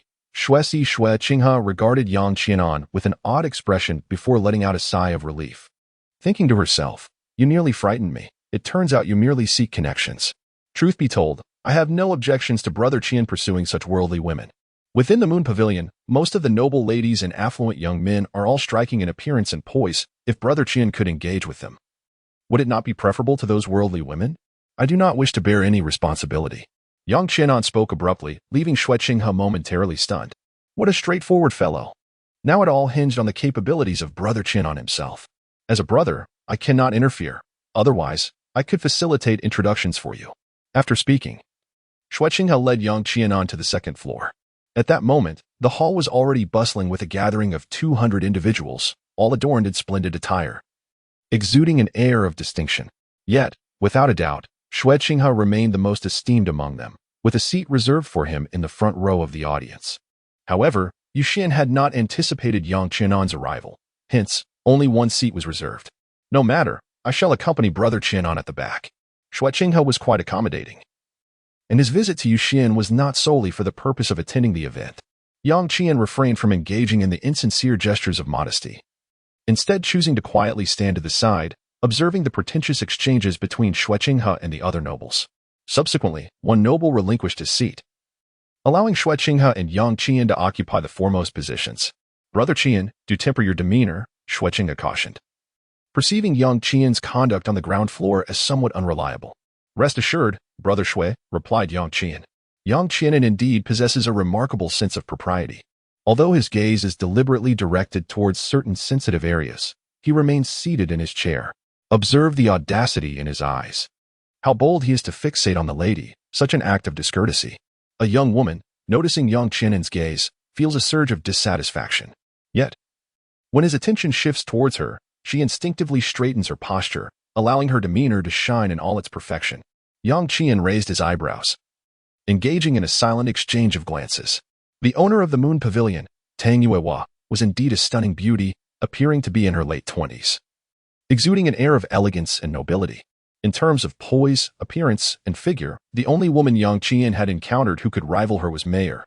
Naturally, Tang Yuewa noticed Yang Qian's gaze. However, due to his status as the prince's guest, she pretended not to see him. As the ceremony concluded and the crowd dispersed, Yang Qian stretched lazily. Your Highness, I am grateful for your presence amidst your busy schedule. With the ceremony at an end, 3 lovely young ladies approached gracefully, including the charming beauty who had exchanged glances with Yang Qian. It is an honor for this prince to be invited to witness the event, Shui Qinghe said with a friendly smile, exuding an approachable demeanor. Yet, as her gaze shifted, she observed that Yang Qian had already struck up a lively conversation with a delicate and beautiful woman. From the lines on my sister's palm, I can discern that her future husband will undoubtedly be a tall, handsome, and formidable soul master. Yang Qianan playfully held the delicate hand of the young girl, speaking without a shred of evidence, yet the girl beamed with delight. Allow me to divine her fate. The maiden's surname is Shui, and she hails from royal lineage.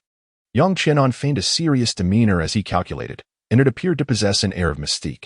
The young beauty gasped in astonishment. How did you know? Even Shui Qinghe displayed a hint of surprise as she gazed at Yang Qianan, questioning how such a thing could be deduced. She could assure herself that Yang Qianan had no prior knowledge of the girl's identity. Yang Qianan blinked and said, It is not merely your surname. I can deduce other things as well, such as your sister's bust size. As he spoke, Yang Qianan gently wrapped his arm around the girl's slender waist and moved his hand upwards in a tentative manner, inquiring, What is your sister's name? Go ahead and calculate. The girl with the surname Shui noticed the tightening of his grip around her waist, her complexion flushing slightly, yet she did not shy away. Her beautiful eyes fixed boldly on Yang Qianan. This knowledge, can it be so casually glimpsed? It can shorten one's lifespan. But who am I? While it may not cost me years, it will certainly leave me weakened for 3 days. During those 3 days, I fear I shall be unable to alleviate my sister's troubles. Yang Qianan spoke fancifully, and the initially astonished expression of Shui Qinghe darkened instantly. This fellow. He had thought there was some genuine skill involved. TCH, believing you would be a fool's errand.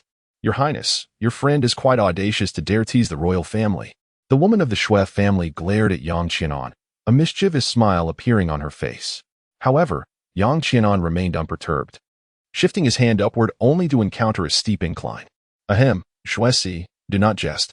Shui Qinghe's countenance became slightly more serious as he turned to the two, saying, You two seem to have a good rapport. Never mind, as an outsider, I have matters to attend to. Shui, please be sure to entertain Brother Qianan well.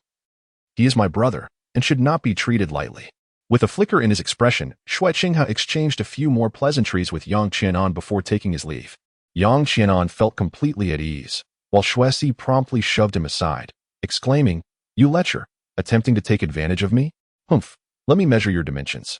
You're still lacking a bit of refinement. Yang Qian glanced at Shui's figure, curled his lip in disdain, and waved his hand as if to depart. Where are you going? His Highness instructed me to entertain you, and you intend to leave just like that? Shui, noticing Yang Qian's intent to leave, felt a twinge of displeasure and quickened her pace, lifting her skirt to follow him. Yang Qianan casually wrapped his arm around her waist, remarking, You are so slender, devoid of any flesh. You pig-headed man, go away. Shui shot him a reproachful glance, then gently removed his hand. What are you doing? This dress of yours is too loose. Allow me to support it a little. Yang Qianin placed his hand upon her once more, tightening his grip slightly. Shuesi was left speechless. His ability to take advantage was indeed remarkable, daring to utter such a clumsy excuse. Then I shall change into another outfit, she declared. Tilting her alabaster neck, her exquisite features becoming even more radiant under the sunlight. Conveniently, they were not far from the Tiandou Grand Hotel. Yang Qianan nodded. Then returned to the hotel with Shuesi. What are you doing here? Shuesi asked, her expression wary as she watched Yang Qianan follow her into the room. This troublesome individual was a friend of the crown prince. Even if he had his flaws, surely he would not force her into anything. This is my room. How could I possibly be barred from entering? Yang Qianan stepped closer, his elevated position allowing him to observe the valleys and pristine white beneath her flowing palace gown. Rogue. Do not presume that I am unaware of the thoughts that occupy your mind, Shuesi exclaimed, rolling her eyes before issuing a warning. I am here merely to change my attire, and let it be known that I am a princess, daughter of a royal lord. You must not act recklessly. Just changing clothes, then? Very well. Do as you please. I shall take my leave, Yang Qianan sighed, turning to depart. However, upon witnessing his retreat, Shuesi swiftly grasped his arm, only for Yang Qianan to unexpectedly pull her into his embrace. Hey, you! Shuesi gasped, her eyes wide with disbelief at Yang Qianan's audacity. Chapter 21. If others do not care, I shall care. Shuesi did not resist. Instead, she acquiesced to Yang Qianan's advances, yielding to his desires. You wicked man, I knew you harbored ill intentions. With her purpose laid bare, her gaze ignited with fervor as she cupped Yang Qianan's handsome face, her expression becoming entranced. Alas, dear sister is already betrothed to the young master of the Xianjia sect. Oh, and then what? Yang Qianan seemed increasingly exhilarated, and Shuesi understood deeply. Are you not afraid? To place a hat on Hu Yanli. Are you not afraid of death? Wasn't it your sister who adorned him? If my sister is unafraid, what should I fear? Men, then let it come. Allow me to cherish you. In the next moment, the earth's fire stirred the thunder, igniting a fervent display within the confines of the room. This was destined to be a sleepless night, with the sun already high in the sky. The following day, Shuesi awakened only to find it was evening. Her body aching and exhausted, a clear indication that the wildness of the previous night was no mere dream. My heavens, that scoundrel, utterly devoid of tenderness. Shuesi glanced around the room, but the presence of that person was nowhere to be found. She hastily donned her pants and left, infuriating. Wrapping herself in the quilt once more, she drifted back to sleep. She needed to recuperate. This was her first experience of such nature, destined to leave an indelible mark upon her memory. Yang Qianan composed farewell letters, which he delivered to both the crown prince's residence in the Douga mansion, before departing the heavenly. As for Shuesi, her involvement was merely theatrical. Shuesi had been arranged by Shuqinghe. It remains uncertain how Shuqinghe currently perceives me. Nevertheless, it has been a profitable venture, yielding no losses. A swift steed carried him forth from Tiandou, and upon calculating the time, he realized that the commencement of classes at Shrek Academy was fast approaching. The distance from Sodo City to Tiandou City is considerable, and even with Yang Qianan's efficient travel, it consumed more than half a month's time. Outside the gates of Sodo City, he dismounted with a leap, carelessly abandoning his horse, a rather unseemly act. How might one deceive Tang San to acquire the Xiantian skill?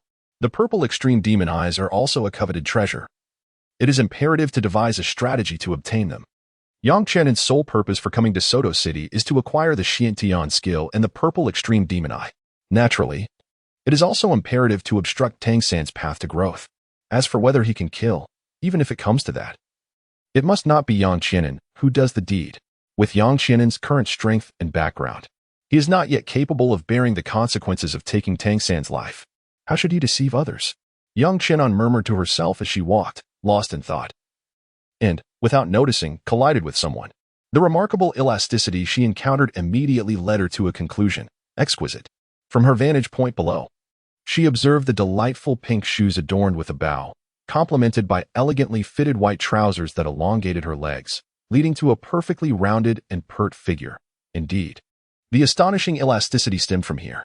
The waist showcased an incredible curvature, further accentuated by a charming pink skirt. Completing the ensemble was a thick, dark braid cascading down to her ankles. The youthful and adorable attire stirred a sense of excitement within the seasoned Yang Qianan. However, in the next moment, the girl turned, her pink eyes reflecting a mix of embarrassment and indignation. Are you blind? Can't you watch where you're going? A slight blush adorned her cheeks, likely due to the warmth of the day. The anger evident on her cherubic face dissipated much of the fondness Yang Qianan had initially felt. "I apologize. I was lost in thought and didn't see where I was going," Yang Qianan replied with a warm smile, her eyes sparkling with sincerity. The girl, her ire momentarily quelled, regarded Yang Qianan for a moment longer before huffing softly, "Be more careful next time. Today, Sister Wu won't hold it against you." "Thank you." Yang Qianan nodded slightly, then glanced at the seemingly unremarkable youth beside Xiao Wu, whose height barely surpassed 1.70 meters, just reaching Yang Qianan's earlobe. Tang San remained silent, merely offering a warm smile to Yang Qianan before taking Xiao Wu's hand and heading towards the city. Yang Qian gazed at the retreating figures of the two and gradually followed them. What a remarkable stroke of fate, as if fortune had opened the door for him. Upon entering the city, Yang Qian maintained a considerable distance behind Tang San and Xiao Wu. After witnessing them enter the Rose Hotel, he ceased his pursuit. The fleeting passage of a wild goose leaves no trace, and the land it traverses remains barren. Yang Qianan murmured softly, turning towards a nearby small commercial street. Unbeknownst to him, at the very moment he pivoted, a shadowy figure concealed behind a stone pillar on the roadside cautiously peeked out, casting a curious glance in the direction of the Rose Hotel. Yet, it was this fleeting gaze that rendered the enigmatic figure momentarily paralyzed in place. Yang Qianan wandered casually along the street, deliberately ignoring the cacophony of vendors' shouts. At last, he stumbled upon a disordered shop where an array of peculiar items was displayed, including even a damaged soul-guiding device. Yang Qianan surveyed the shop and then cast a glance at the elderly gentleman draped in a tattered overcoat, who was swaying back and forth on a chair, making creaking sounds. The four-eyed cat hawk. Yang Qianan reached a conclusion and casually selected an item, inquiring, "Boss, how much for this?" Upon hearing Yang Qianan's words, Flan slowly opened his eyes, only to close them again almost immediately, replying, "Not for sale." "What?" Yang Qian's eyes widened in astonishment. How could it be that despite the open opportunity for negotiation, they would refuse to sell? Just like that, a flat refusal. Suddenly, Flanders sprang to his feet and snatched the item from Yang Qian's hands. It was merely a shabby, dark wrist guard, a soul guidance device at best, still barely functional. Was he out of his mind? Yang Qian cast a glance at Flanders, who seemed to be in a state of delirium. Yet, Flanders tenderly caressed the worn wrist guard, his gaze imbued with profound affection. Yang Qianan curled his lips in disdain, muttering that the dog would meet a wretched end. He spun around, then picked up a grimy black slab. "What about this? Consider it a gift." Flanders cast a glance at Yang Qianan, disregarding him entirely, and waved him away before shutting the shop door. Ah, such is humanity, where deep affection is frowned upon, and only the scoundrel thrives. Yang Qianan tossed the brick in his hand. The golden dragon whisker needle, however, could be worth exploring. It is indeed a formidable instrument for torment. Passing by the Rose Hotel once more, he encountered Tang San and Xiao Wu. Yang Qianan offered a benevolent smile and nodded as they brushed past each other. Yet not far away, in the corner alley, a curled-up figure caught their attention. A little kitten? Yang Qianan's voice suddenly resonated, startling Zhu Zhuqing, who instinctively lifted her head and swiftly wiped her cheeks. After casting a fleeting glance at Yang Qianan, she decisively attempted to flee. However, Yang Qianan, with remarkable quickness, seized her arm. Hey, don't run away. I won't bite you. Let go of me." Zhu Zhuqing's eyes shimmered with tears. Yang Qianan's heart softened, and he loosened his grip slightly. Zhu Zhuqing broke free from his hold, momentarily taken aback, but soon turned to depart. The young girl couldn't possibly be seeking Dai Mubai. Could she? Yang Qian hesitated for a moment but ultimately decided to follow, thinking to himself, "What a wonderful girl. If others do not cherish her, I shall." Zhu Zhuqing moved with remarkable speed, her soul power having increased. Yet how could she possibly shake off Yang Qian? Chapter 22. Gratitude and Retribution. Zhu Zhuqing dashed out of the city, ventured into the desolate forest, and made her way into the mountains. Finally, she came to a precipice where she came to a gradual halt, the tears on her face now dried. She crouched helplessly by the cliff, hugging her knees and weeping bitterly. It was then that she saw him, the man in whom she had placed all her hopes for survival, entering a hotel with another woman in his embrace. In that instant, she was engulfed in confusion, unsure of how to proceed. The silhouette of Yang Qianan quietly emerged behind Zhu Zhuqing, who remained oblivious, softly sobbing. Time seemed to stretch indefinitely as dusk approached. Zhu Zhuqing stood beside the precipice, the evening breeze caressing her. Her profile appeared so forlorn, as if the entirety of the world had forsaken her. At last, she took a step forward, the gravel beneath her feet cascading down the cliff, devoid of any echo. How profound was the chasm before her? Yang Qianan was uncertain, yet it seemed that Zhu Zhuqing was contemplating a leap into the abyss. Surely not. As the most beloved member of the heroine group, was she truly considering such a desperate act? Zhu Zhuqing advanced another step, prompting Yang Qianan to furrow his brow, yet he remained motionless. Even if Zhu Zhuqing were to plunge into the depths, he held enough confidence to rescue her. Furthermore, he sensed that she was not one to crumble easily under pressure. However, in the next moment, Zhu Zhuqing unexpectedly toppled forward, straight as an arrow. What on earth?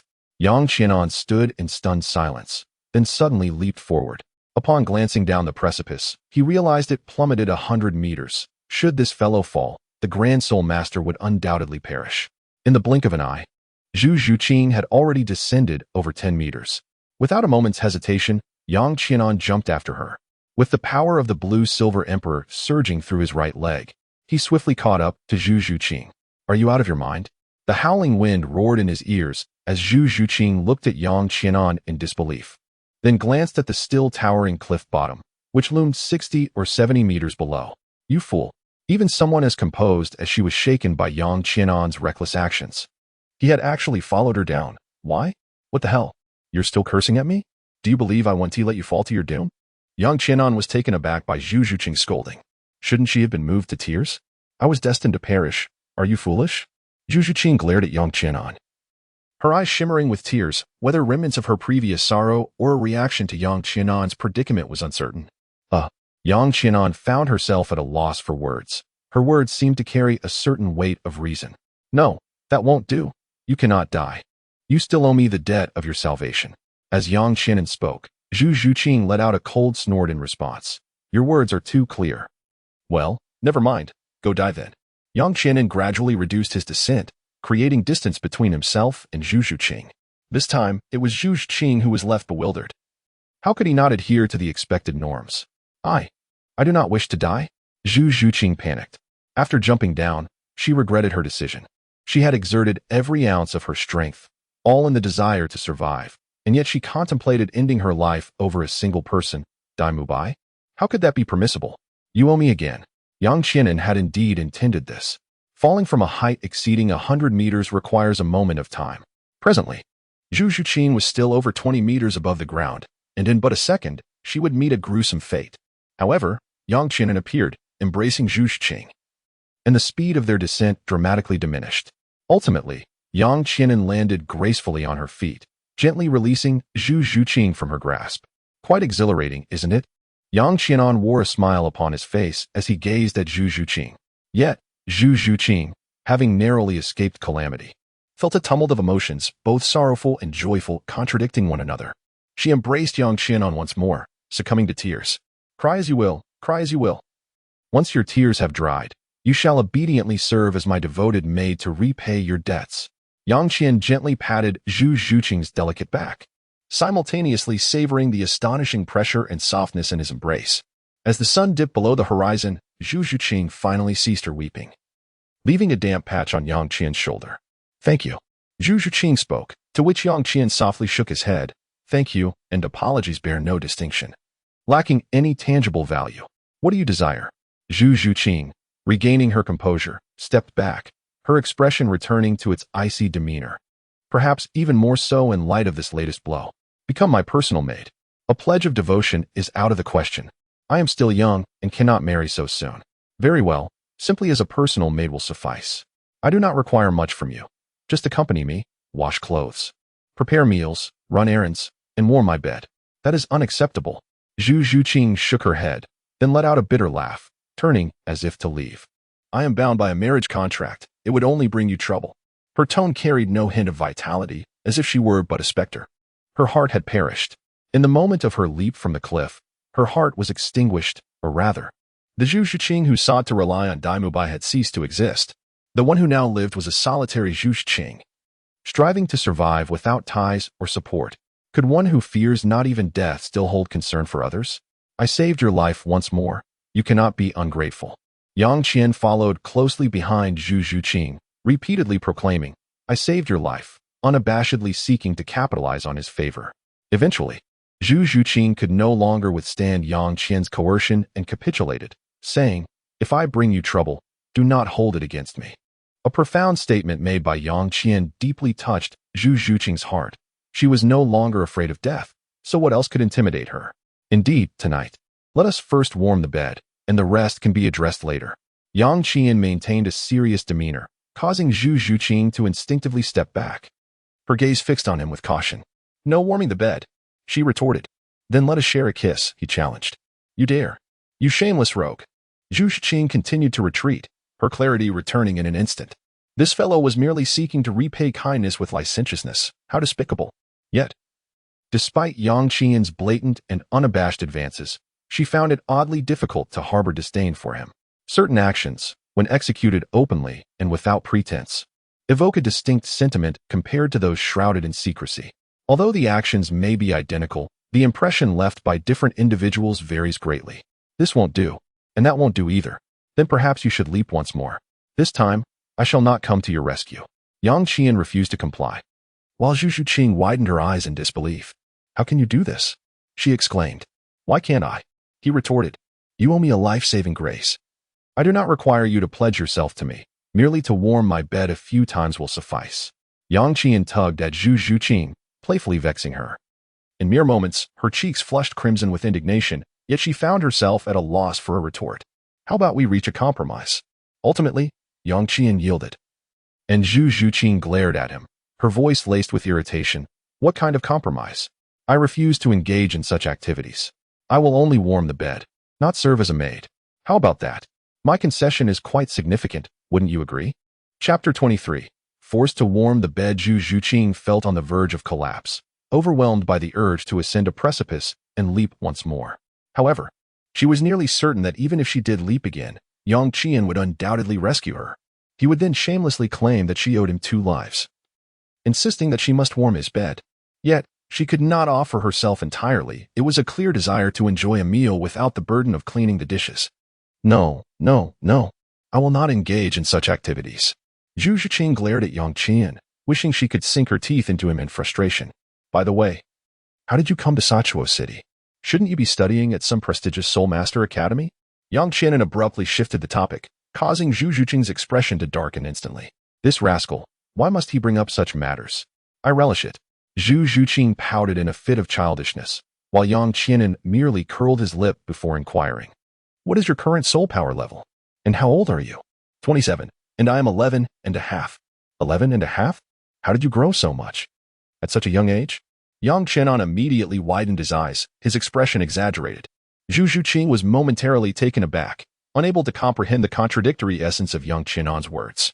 However, she quickly regained her composure, her face flushing crimson, her silver teeth clenched tightly. "Indeed, it must be a hereditary trait. Your sister is even more dramatic than you. It is no exaggeration to say that she cannot grasp even with both hands." Yang Qian spoke to himself, while Zhu Zhuqing, lagging behind, gritted her teeth. Suddenly, sharp blades shot forth from her fingertips. "Scoundrel, I shall slay you. How dare you repay kindness with enmity?" Yang Qian sidestepped to evade a strike from Zhu Zhuqing. He truly had not anticipated the attack, yet Zhu Zhuqing had no genuine intention of taking his life. "If I kill you, I shall take my own life as well, repaying your life-saving grace in the next life." "No, no, no, I do not wish for another life. I desire this one. It matters not whether it is feasible now. I can wait for you. 3 days? How does that sound?" Netherworld stab. Zhu Zhuqing unleashed her soul technique, fully aware that she was no match for Yang Qian, thus emboldened to strike. "What the hell, are you serious?" Yang Qi anxiously fled, his head cradled in his arms. As he hurriedly made his way towards Soto City, Zhu Zhuqing relentlessly pursued him, striking with fervor, yet despite her unwavering efforts, she could not inflict a single injury upon Yang Qi. It was only after she had exhausted her soul power that she found herself truly ensnared in a perilous predicament. My dear, tonight you shall warm my bed." Yang Qian, disregarding Zhu Zhuqing's struggles, carried her into the city, subsequently securing a room, and began to undress her. "Now, go and wash for me." Yang Qian entered the bathroom, and Zhu Zhuqing gazed at the clothes that had been tossed into her arms, which even included a pair of foul-smelling socks. "I will wash them. I shall wash them thoroughly." Zhu Zhuqing declared fiercely as she immersed the garments in a basin, vigorously scrubbing them to vent her frustrations. Before long, Yang Qianan emerged wrapped in a towel, observing the now tattered and unrecognizable clothing. If you harbor dissatisfaction towards me, then why not vent it directly on me instead of taking it out on my clothes? He remarked. You scoundrel, how vulgar. Zhu Zhuqing retorted, her face flushed with anger. Yang Qian was clad in nothing but a single bath towel wrapped around his waist, leaving his upper body exposed, showcasing a perfectly sculpted physique that was broad at the shoulders and tapered at the waist. The overwhelming masculinity emanating from him instilled a sense of fear in Zhu Zhuqing. She genuinely feared that Yang Qian might succumb to primal instincts. In such a scenario, escape would be futile, and she would be left to passively endure. Allow me to share a tale with you. Yang Qianan cast a helpless glance at the discarded garments, reflecting on the fortunate foresight that had led him to prepare several extra outfits within his soul-guiding device. Well, go ahead and speak, he urged. Telling a story is far preferable to my descent into madness. In a tale of seemingly mundane relations, two individuals of ordinary acquaintance found themselves sharing a room due to peculiar circumstances. As the woman settled in for the night, she declared, if you dare to touch me, you shall be deemed a beast. Consequently, the man refrained from any advances throughout the night. However, by dawn's early light, the woman delivered a sharp slap to the man's face. One might ponder, what could have prompted such an action? Yang Qianan wore a mischievous grin, reminiscent of a lecherous uncle. Zhu Zhuqing furrowed her brow in contemplation, yet she could not conjure a reasonable explanation. Ultimately, she shook her head in resignation, uttering, I don't know. The woman remarked, you are even worse than a beast.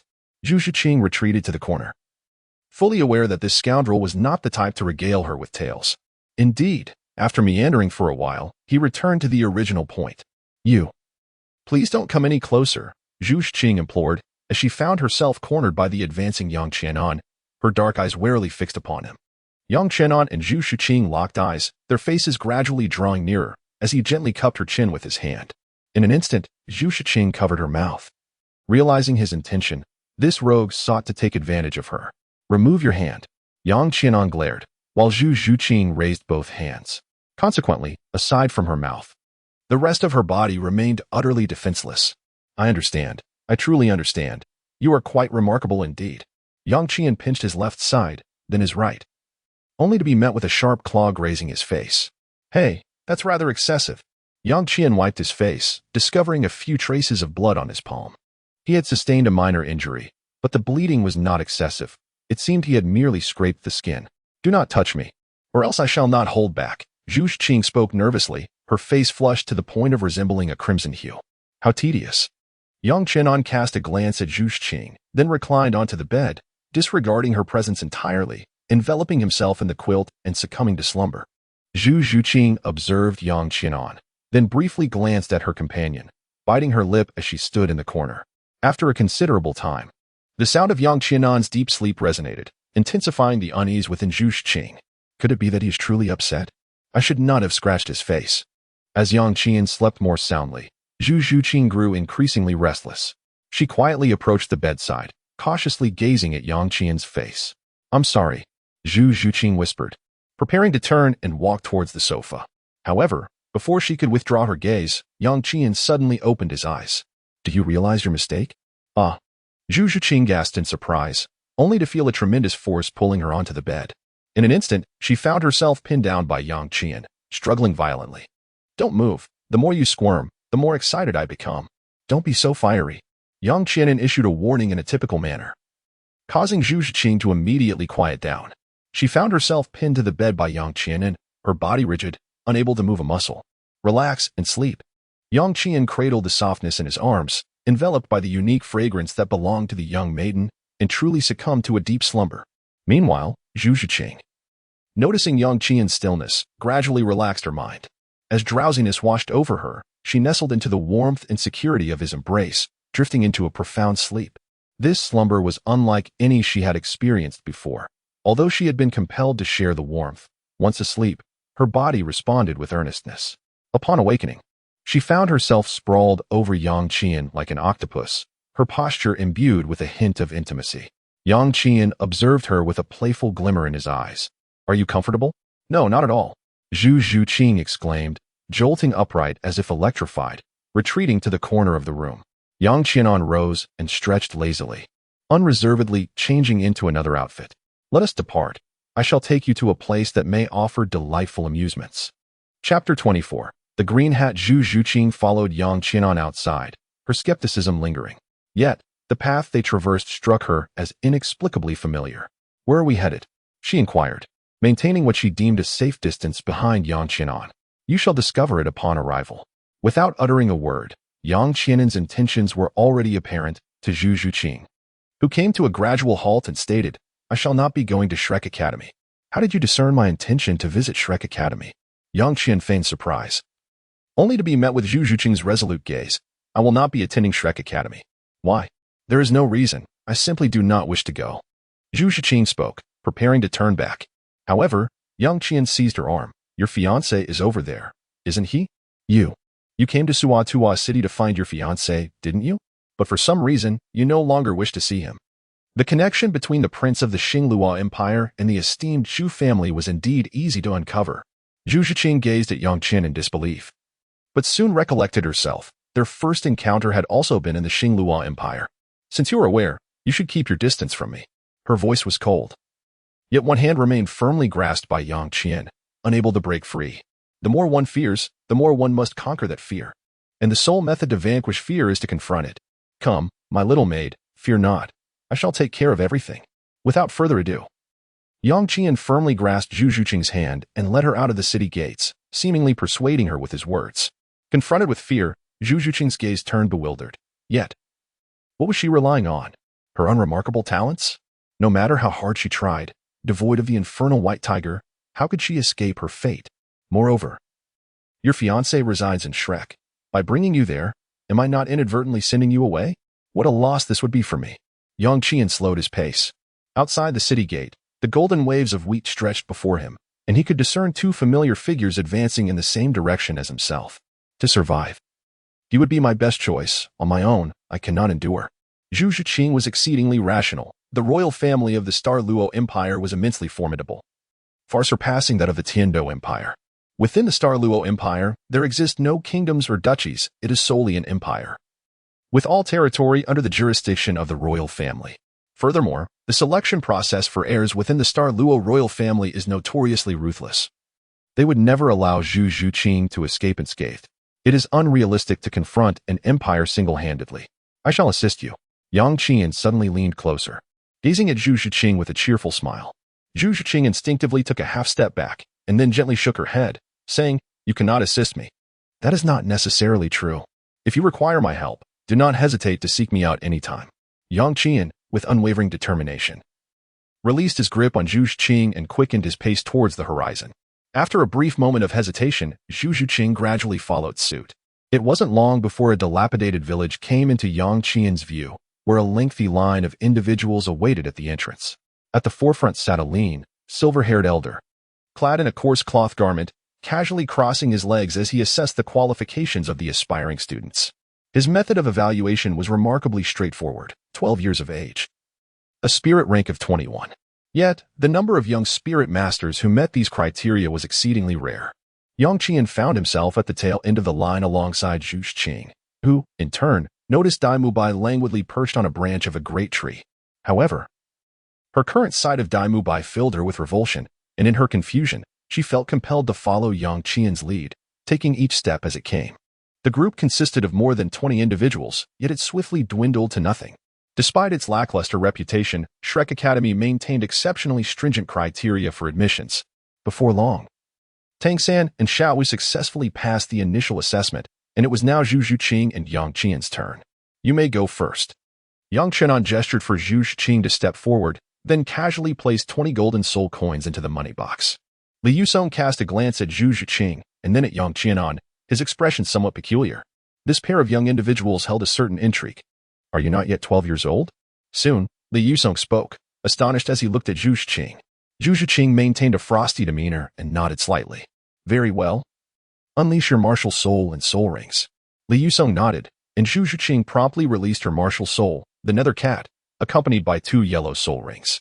The moment Zhu Zhuqing's martial soul manifested, Dai Mubai, who had been waiting nearby, revealed a look of surprise. His sinister gaze fixated on Zhu Zhuqing, his expression growing complex. "All right, Mubai, take her inside," Li Yusong instructed, and Dai Mubai immediately stepped forward. "Come, I shall guide you to the testing ground of the second challenge." "No need. I will wait for him. We are together." Zhu Zhuqing retreated a few steps, positioning herself behind Yang Qianan, her intent unmistakable. Upon hearing this, Dai Mubai's expression darkened, a surge of inexplicable anger rising within him. "You wish to wait for him? His age is probably not much different from mine. It is unlikely he will pass the assessment. You need not concern yourself. If he fails the assessment, we shall leave," Zhu Zhuqing retorted. Then cast a curious glance at Yang Qianan. Yang Qianan's presence in Soto City is likely not coincidental. He must be drawn here by his aspirations towards Shrek Academy. Therefore, he should possess a certain level of confidence. "You appear to be around 15 years of age. Our academy does not admit older students." Li Yusong cast a glance at Yang Qianan but still extended his hand, indicating for Yang Qianan to present his wrist. What is seen may not necessarily be the truth. Yang Qianan smiled as he spoke, extending his hand. Instantly, the atmosphere in the room grew hushed, and Li Yusong's expression became notably more intriguing. "Indeed, seeing is not always believing. You are merely 12 years old," Li Yusong remarked with a hint of amazement. Yang Qian withdrew his hand and glanced at Zhu Zhuqing, raising an eyebrow in a teasing manner. "Surprised?" he asked with a smirk. Zhu Zhuqing let out a soft huff, turning her head away. Indeed, she was taken aback. The mischievous boy was merely 12 years old? Such wickedness at such a tender age? What would become of him in the future? Dai Mubai's eyes glinted with a cold light.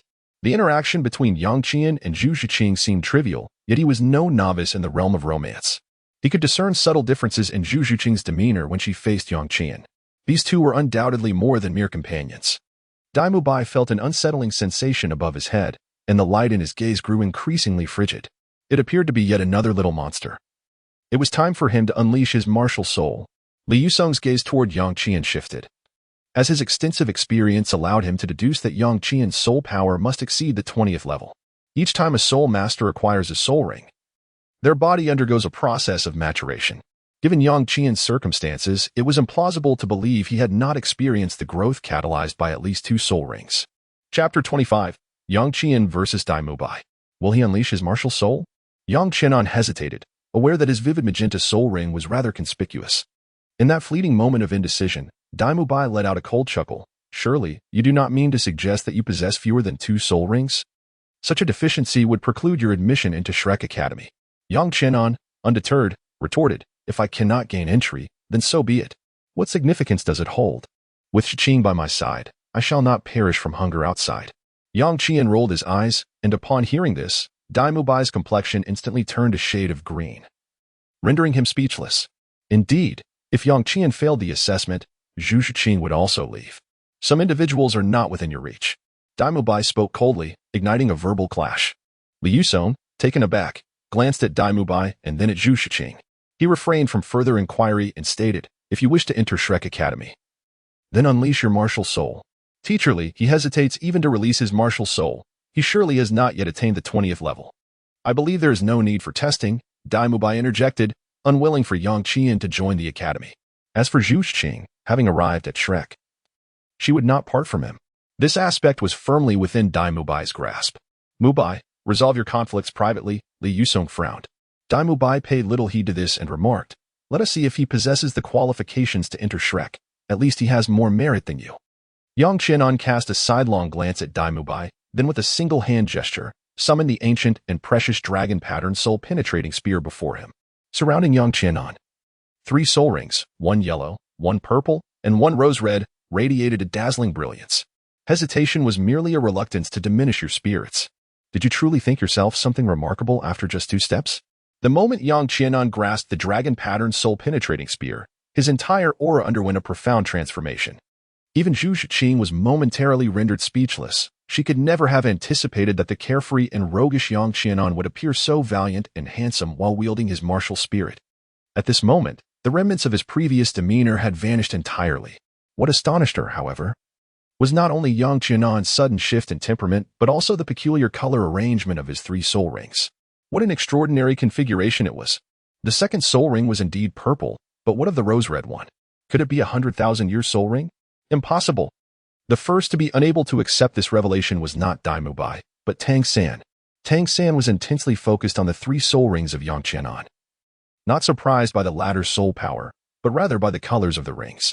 The maximum age for the second ring was 732 years. According to his master's theory of the 10 core competencies, there could be no error. How was it possible for him to absorb a 1,000-year soul ring in just a second? As for the third ring, it certainly was not a 100,000-year soul ring. Yet what age could account for a rose-red hue? Tang San furrowed his brow. Everything before him surpassed his understanding, even transcending that of his master S.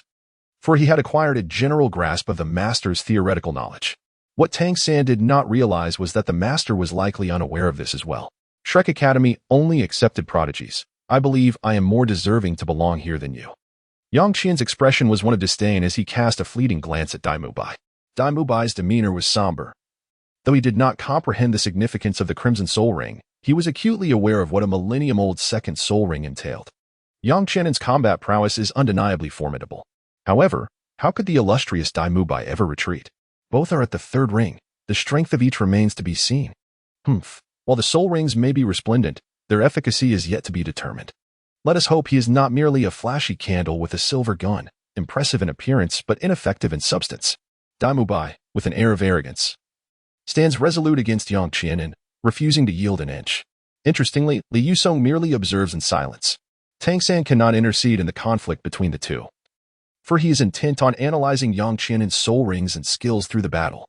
Oh, do you wish to spar with me? Blades and guns are indiscriminate. Bear the consequences of your actions. Both combatants seem eager to engage, eschewing excessive verbal exchanges as they assume their stances. White Tiger, manifest. With a resounding roar. Dai Mubai's physique grows more imposing, his already impressive height of 1 meter 80 surging by 10 centimeters. His chest muscles swell, and from his fingertips extend blades over a foot long. Dai Mubai, with the White Tiger martial spirit, stands as a level 37 assault-type soul master. Ah, merely level 37? How unfortunate. I happen to be 1 level higher than you. Yang Qianan's lips curled into a smile, as he recently achieved a breakthrough in his soul power. Now reaching level 38, Yang Qianan, possessing the martial soul dragon pattern soul-breaking spear, stands as a formidable level 38 assault-type soul master. Upon hearing Yang Qianan's soul power level, everyone was taken aback in astonishment. The age of Yang Qian has just been revealed to all, a 12-year-old prodigy. Yet, at the tender age of 12, he possesses an astonishing 38 levels. What kind of innate talent and cultivation could lead to such an achievement? It must surely involve a complete innate soul power, coupled with extraordinary fortuity. Tang San's eyes glimmered with a violet light as he activated his purple extreme demon eyes, seeking to analyze Yang Qian's soul rings amidst the clash between Dai Mubai and Yang Qian. Soul power does not equate to combat strength.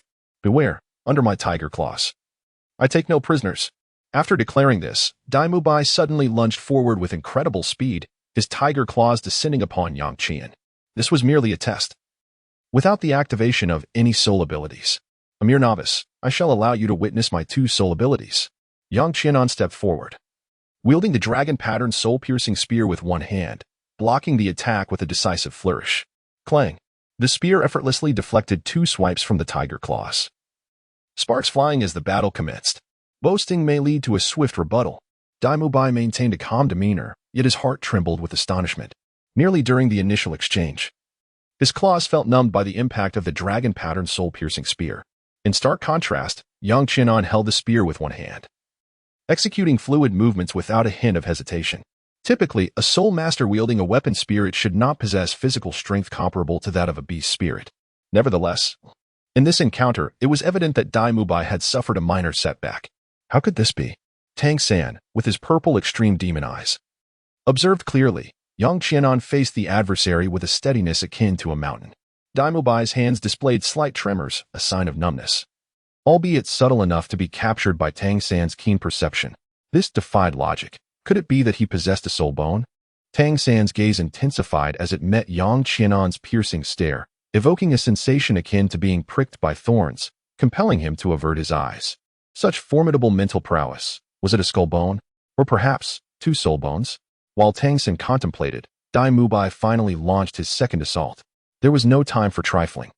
Let us swiftly conclude this battle. Crossing his arms, he unleashed his first soul skill, White Tiger's Radiant Wave. Chapter 26. A gentle touch. Dai Mubai exhaled the dazzling energy orb, its velocity astounding, reaching Yang Qianan in an instant. It had closed the distance. Tang San's eyes flickered as the white tiger's radiant wave approached within mere feet of Yang Qianan, significantly diminishing the spear's efficacy. However, in the next moment, an unexpected spectacle unfolded. Yang Qianan, holding the short spear sideways with one hand, gracefully swept his left hand before him, channeling his soul power to divert Dai Mubai's white tiger's radiant wave to the side. Boom! The fiery explosion erupted, veering off by 5 meters. The ensuing shockwave stirring the air and causing Yang Qianan's long hair to dance wildly as he wielded the spear, unleashing a flurry of spear lights. Dazzling, dazzling, dazzling. The spear lights shot forth, with Dai Mubai attempting to evade, yet speed was not his forte. The effortless dissolution of the white tiger's radiant wave left Dai Mubai momentarily dazed. Splat! Blood blossomed on his shoulder, and his expression darkened as he swiftly activated his second and third soul skills. You seek your own demise. Second soul skill, White Tiger's Protective Barrier. Third soul skill, White Tiger's Diamond Transformation. With the activation of these two formidable enhancement skills, Dai Mubai's combat power surged to the level of a soul zone. Roar. The sound of a tiger's roar reverberated as Dai Mubai brandished his claws, ready to engage Yang Qianan in a cautious melee. The long spear spirit's effective range extended beyond 7 feet, and once a beast spirit master closed in, the spear-wielding soul master would inevitably find themselves at a disadvantage. Dai Mubai seized upon this opportunity, his claws striking in harmony to counter Yang Qianan's spear lights. Despite the stinging pain in his palms, he pressed forward. Your speed has diminished a tad. Yang Qianan discerned Dai Mubai's intent with clarity. As he retracted the dragon pattern soul-breaking lance, he executed his first soul skill. The lance swept through the air. The shaft of the dragon pattern soul-breaking lance swung vigorously, propelling the tip to strike fiercely at Dai Mubai. Dai Mubai's gaze sharpened, and he crossed his claws to block. A resounding thud echoed as Dai Mubai's robust frame was sent flying over 3 meters, staggering several steps before barely regaining his footing. How is this possible? Can such immense power stem from merely the first soul skill? Tang San had been observing from the shadows. Yet Yang Qianan had not unleashed his second or third soul skills, leaving him to analyze in vain. Nevertheless, when Yang Qianan activated his first soul skill, Tang San was still taken aback by its formidable effect. Dai Mubai had employed 2 amplifying soul skills, and his martial spirit was a top-tier beast martial spirit. How could Yang Qianan defeat him with just a single first soul skill? No, it was the inherent attributes of the weapon martial spirit. The soul-breaking lance possessed a powerful soul-breaking effect, meaning Dai Mubai's 2 defensive soul skills were at least halved in effectiveness against it. Tang San quickly began to piece together the clues. Though he had never encountered the soul-breaking lance, he had heard of its reputation. However, he was unaware that Yang Qianan's dragon pattern soul-breaking lance had an even more terrifying soul-breaking effect. For Yang Qianan, Dai Mubai's white tiger barrier was virtually ineffective, while the white tiger diamond transformation provided only a modicum of enhanced defense. Dai Mubai gritted his teeth, his arms trembling, blood seeping from his wounds. The lance's tip had struck him, leaving 2 deep gashes on his arm, revealing bone beneath. You have lost. Yang Qianan collected the dragon pattern soul destruction spear and cast a fleeting glance at Dai Mubai. Having fought to this extent, there was no need for further conflict. We have successfully passed the first stage. May we proceed? Yang Qianan turned his gaze towards Li Yusong, yet before he could fully pivot, Dai Mubai unexpectedly launched another assault. I have not conceded. Dai Mubai's expression was frigid as the white tiger's radiant light wave surged once more towards Yang Qianan. Yang Qianan suddenly turned around, only to find the white tiger's radiant wave perilously close. At this moment, it was too late for Yang Qianan to attempt to divert the white tiger's radiant wave. In a heartbeat, centered around Yang Qianan's chest, a diagram of yin and yang unfolded. The next instant, the white tiger's radiant wave erupted. Bang! Hiss! Yang Qianan's figure was flung 5 meters away by the explosion, leaving 2 distinct furrows on the ground. You are truly seeking your own demise. Yang Qian steadied himself and slowly rose to his feet. His shirt at the chest had been torn open, revealing a robust torso. A layer of charred blackness clung to him, and with an expression as cold as iron, Yang Qian flicked his wrist, reclaiming the dragon pattern soul destruction spear. A resounding dragon's roar echoed as his figure shot forth in an instant, merging with the spear, embodying the essence of the dragon. This is troubling. Tang San, who had been vigilantly observing, instinctively realized that Yang Qian had ignited his true fire, if left unchecked. Dai Mubai would undoubtedly meet his demise at the hands of Yang Qian's spear. blue silvergrass, entangle, in a heartbeat. Tendrils of dark purple blue silvergrass ensnared Yang Qian. A splendid opportunity. White Tiger's radiant light wave. A smile graced Dai Mubai's lips as he anticipated victory with Yang Qian immobilized. His White Tiger's radiant light wave would surely prove effective. However, as he unleashed his first soul skill once more, the world around them transformed into a crimson haze. Rose red. Flames of a vibrant rose hue surged forth, instantly reducing the tendrils of blue silvergrass to ashes. This is rather intriguing. Yang Qian's demeanor was indifferent, with the blazing flame of Mei Yin enveloping his entire being, igniting the dragon-patterned soul destruction spear in a furious blaze. With a swift motion, he flicked the spear, unleashing a crescent-shaped flame blade that swept towards Tang San. Quick evade. Tang San's expression shifted. What kind of soul skill was that?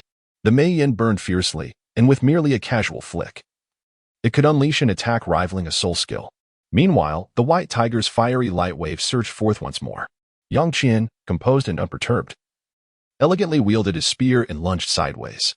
In an instant, the crimson spear light pierced through the White Tiger's fiery light wave, scattering the blazing sparks, while the Mei Yin spear light directly penetrated Dai Mubai's chest. Dai Mubai stood in a daze, staring at the wound that had pierced through his chest. No blood flowed from the injury, yet the Mei Yin continued to scorch him. Ah! Dai Mubai's anguished scream erupted. The spear light had pierced his right chest. But he was not dead, at least not yet. Their abilities may be lacking, but they are certainly treacherous. Does Shrek recruit such students? It seems this place is ill-suited for me. Yang Qianan once again sheathed his lance, summoning his soul power, causing his upper garment to disintegrate in an instant. He donned a fresh attire and cast a cold glance at Dai Mubai, remarking, "Seeing you in such distress, I shall accompany you on your journey." He raised his hand, and to his astonishment, a sphere of energy, forged from concentrated soul power, materialized within his palm. What soul skill is that? Wait a moment, Yang Qianan. Tang San deftly evaded Yang Qianan's lethal strike and approached once more, stating, "In our sparring, let us refrain from overstepping bounds. Dai Mubai's ambush led to your grievous injury of him. It is thus evened out. We shall all be classmates henceforth. Harmony is paramount." "Oh, you intend to obstruct me?"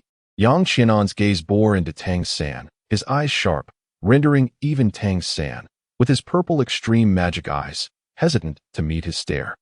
Chapter 27. Tang Hao's escape. The atmosphere in the vicinity grew tense, brimming with the palpable potential for conflict to erupt anew. How intriguing. Niningrongrong, concealed in the shadows, perched upon a stone, her long skirt revealing a glimpse of her delicate leg, swayed it gently, her face adorned with a sweet, tender smile. Yet, amidst such turmoil, her ability to maintain such a serene expression was truly unsettling upon deeper reflection. Ahem. Enough. Let us conclude here. Li Yusong finally spoke, and as he did, two figures emerged from among the students. One was short and stocky, exuding an intimidating aura, while the other bore a scruffy beard, twinkling peach blossom eyes, and an unseemly demeanor. They were Zhao Wujie and Oscar. "I hear quite the commotion outside. Are you, Li Yusong, intending to pass all the assessments of the students in this first round?" Zhao Wujie ambled over, swaying as he walked, his eyes glinting with ferocity as he surveyed the scene, quickly grasping the unfolding events. "Is someone here to disrupt the proceedings?"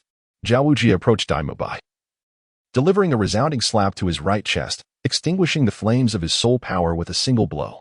"A penetrating injury like that. Do not expect recovery in less than half a month."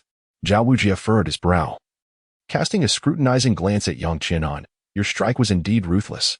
Do not say I did not provide you with an opportunity, Li Yusong. What is the situation?" Zhao Wujie turned once more to Li Yusong, gesturing for Oscar. "Little Oscar, provide him with 2 large sausages, then escort him to Xiao Xian." "Yes, Teacher Zhao."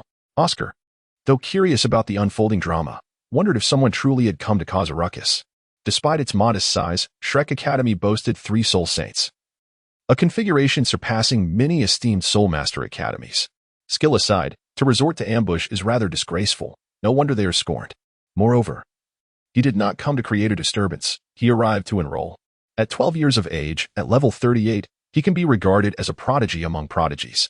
Li Yusong's words were succinct and decisive, omitting the details of the events and directly rendering a conclusion.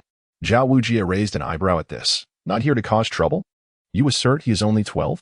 What nonsense is this?" Zhao Wujie's gaze towards Yang Qianan shifted dramatically, since he was not there to disrupt. Dai Mubai's inferiority was no concern of his.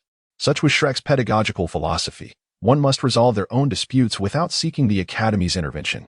If Yang Qianan had instigated trouble due to his age and superior soul power, Zhao Wujue would not have hesitated to retaliate.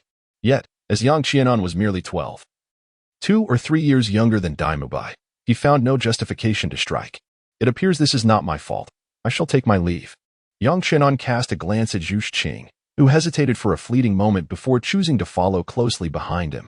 Despite having arrived at Shrek, she opted to depart alongside Yang Qianan. Leaving? What? Are you intimidated by such trivial troubles? Zhao Wujie interjected, unwilling to let go of such an extraordinary little monster. Observing Yang Qianan's condition, he noted with astonishment that, despite battling Dai Mubai, Yang Qianan had evidently sustained minimal depletion of energy. What kind of monstrous being could achieve such a feat? If this peculiar little creature were to escape, Flinder would undoubtedly not let him off lightly. There seems to be a misunderstanding, Li Yusong interjected. Indeed, I was caught off guard by Dai Mubai's ambush, which is why I allowed you to pierce his chest without interference. To authenticate his words, he summoned his martial spirit, revealing himself to be a six-ringed soul emperor.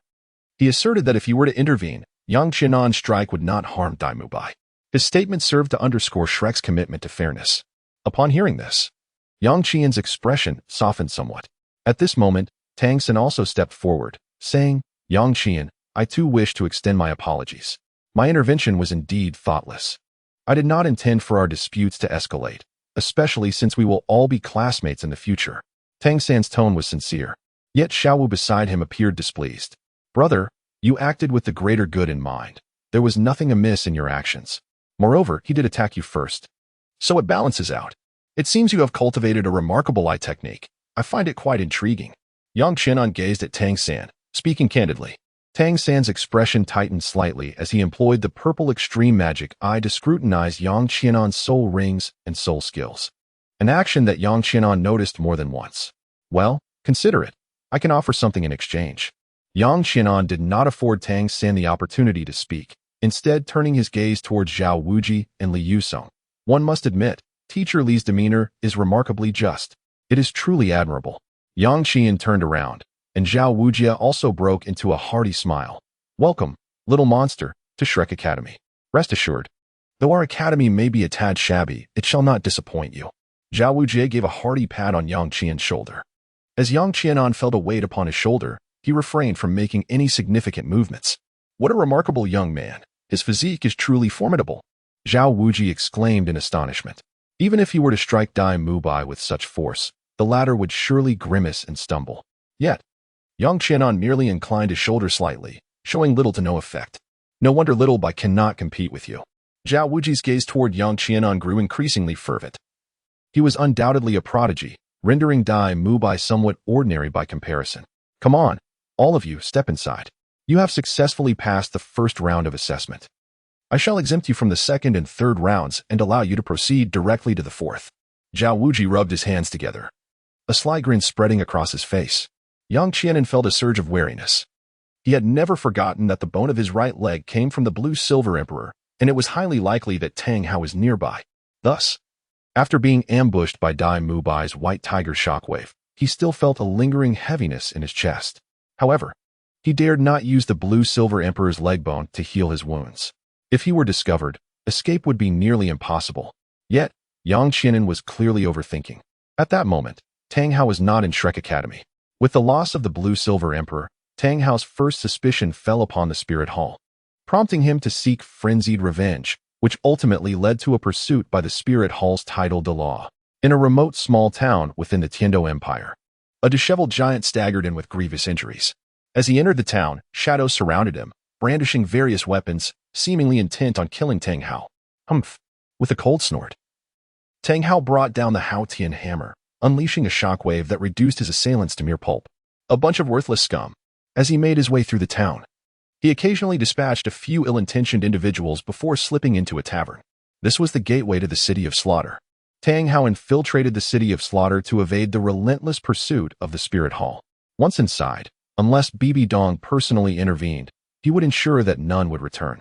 Chapter 28. Testing the Waters. Spirit Hall, you shall pay dearly for your transgressions.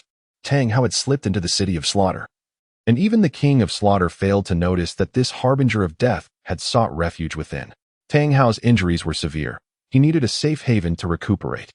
This time, he had destroyed multiple branches of the Spirit Hall and even slain a newly promoted Title Douluo at the 91st rank. The search for him by the Spirit Hall would not abate in the short term, compelling him to remain hidden for a while. He wondered how Xiao San was faring.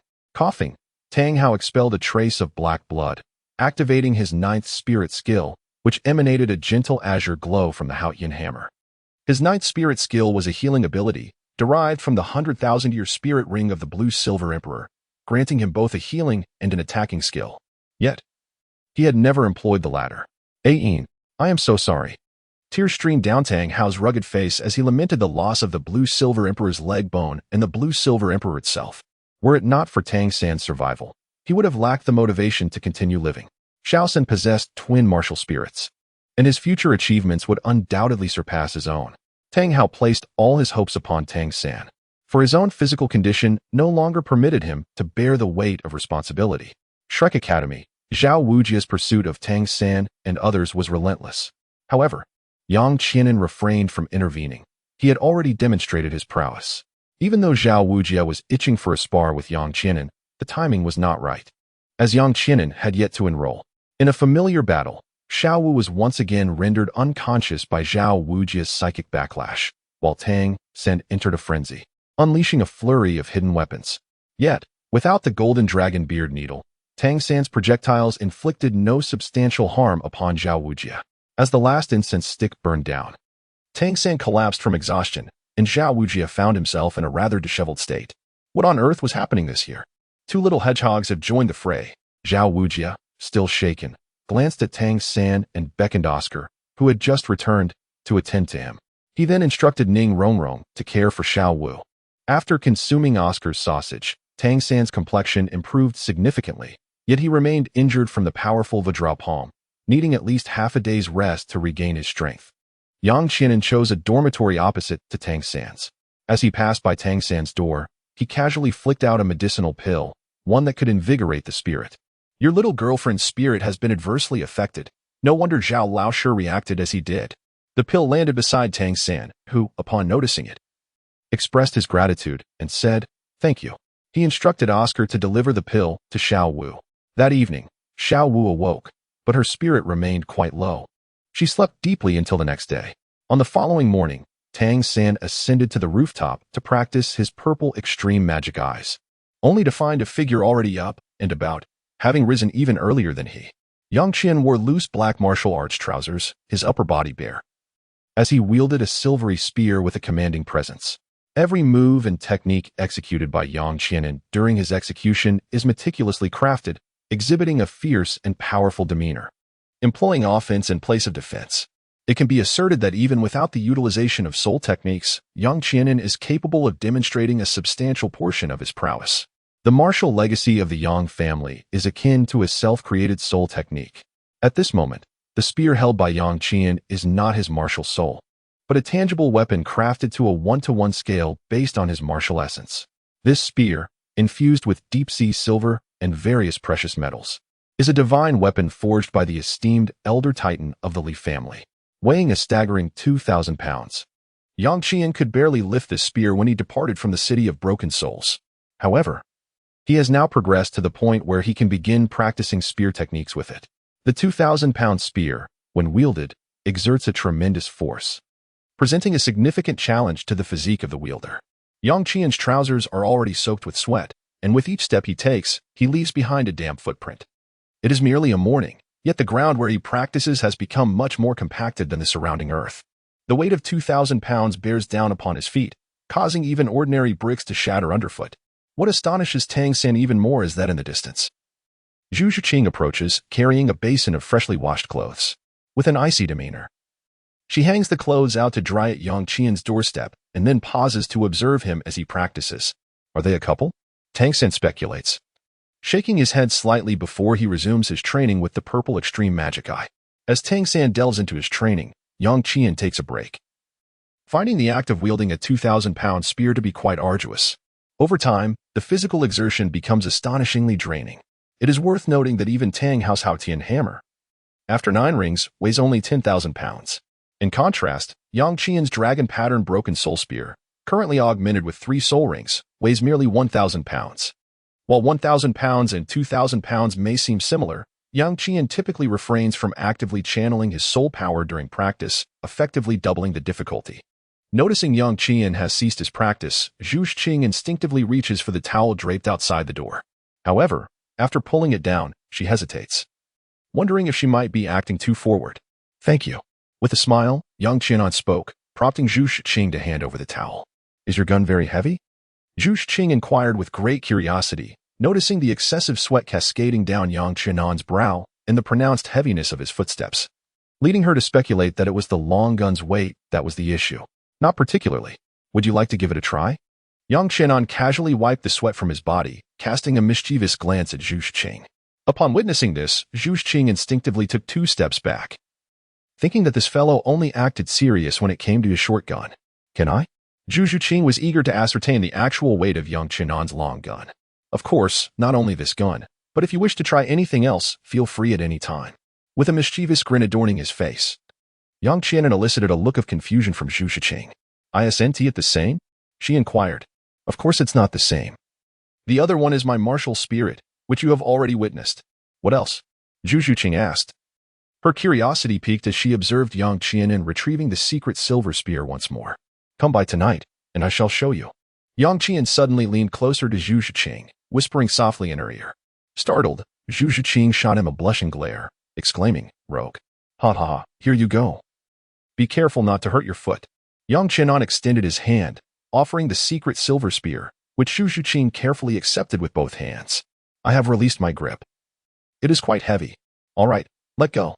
Zhu Zhuqing nodded, reassured that anything Yang Qian could wield was certainly within her capacity to lift.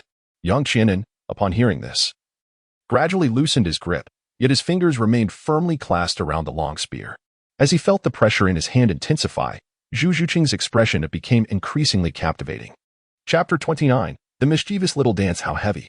Before Yang Qian could fully release his hold, Zhu Zhuqing found herself unable to bear the weight any longer. She even summoned her martial spirit, yet her hands continued to sink. Observing this, Yang Qian withdrew the mithril spear, remarking, "It seems that the only weapon you can wield is this last spear. Come find me tonight, and I shall lend it to you." "You shameless scoundrel!" Zhu Zhuqing exclaimed. Her face flushed as she glared at Yang Qian, then fiercely stepped on his foot. "Ouch! Where did you learn that move?" Yang Qian was caught off guard and stepped on unexpectedly. "Oh dear, high heels. Don't run away. Just wait until I deal with you." Yang Qian hobbled forward a few steps, yet Zhu Zhuqing had already vanished without a trace.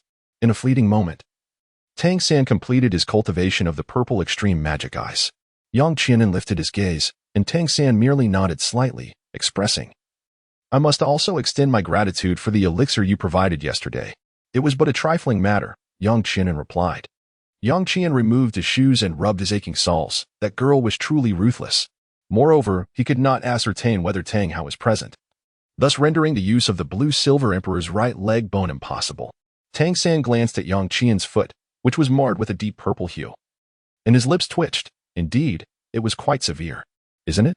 Therefore, isn't it reasonable for me to teach her a lesson tonight? As for the matters between Brother Yang and Miss Zhu Zhuqing, I shall refrain from intervening." Tang San shook his head and then leaped down from the room. He was off to seek out Xiao Wu. Yang Qian gazed intently at Tang San's retreating figure, his mind ablaze with thoughts. It seems that learning through stealth is rather implausible. The purple extreme demon eye likely requires a unique cultivation method.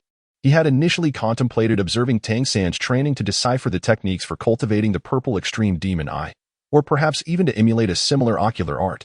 However, given the current circumstances, such aspirations appear somewhat unrealistic. Thus, deception must be the course of action. If that fails, he would have to devise alternative strategies. For acquiring the Xiantian skill is imperative. It holds immense significance for the advancement of his faction. Yesterday, Yang Qian conveyed a friendly signal, even after Tang San's reckless actions. He did not hold a grudge. This is not merely a reflection of Yang Qian's good temperament, but rather indicative of his ulterior motives. Limping back to his room, he re-emerged with his foot restored. While he could not use it boldly, he could still employ it cautiously and discreetly. Upon finding the cafeteria, Yang Qian discovered that the food had already been cleared from the serving window.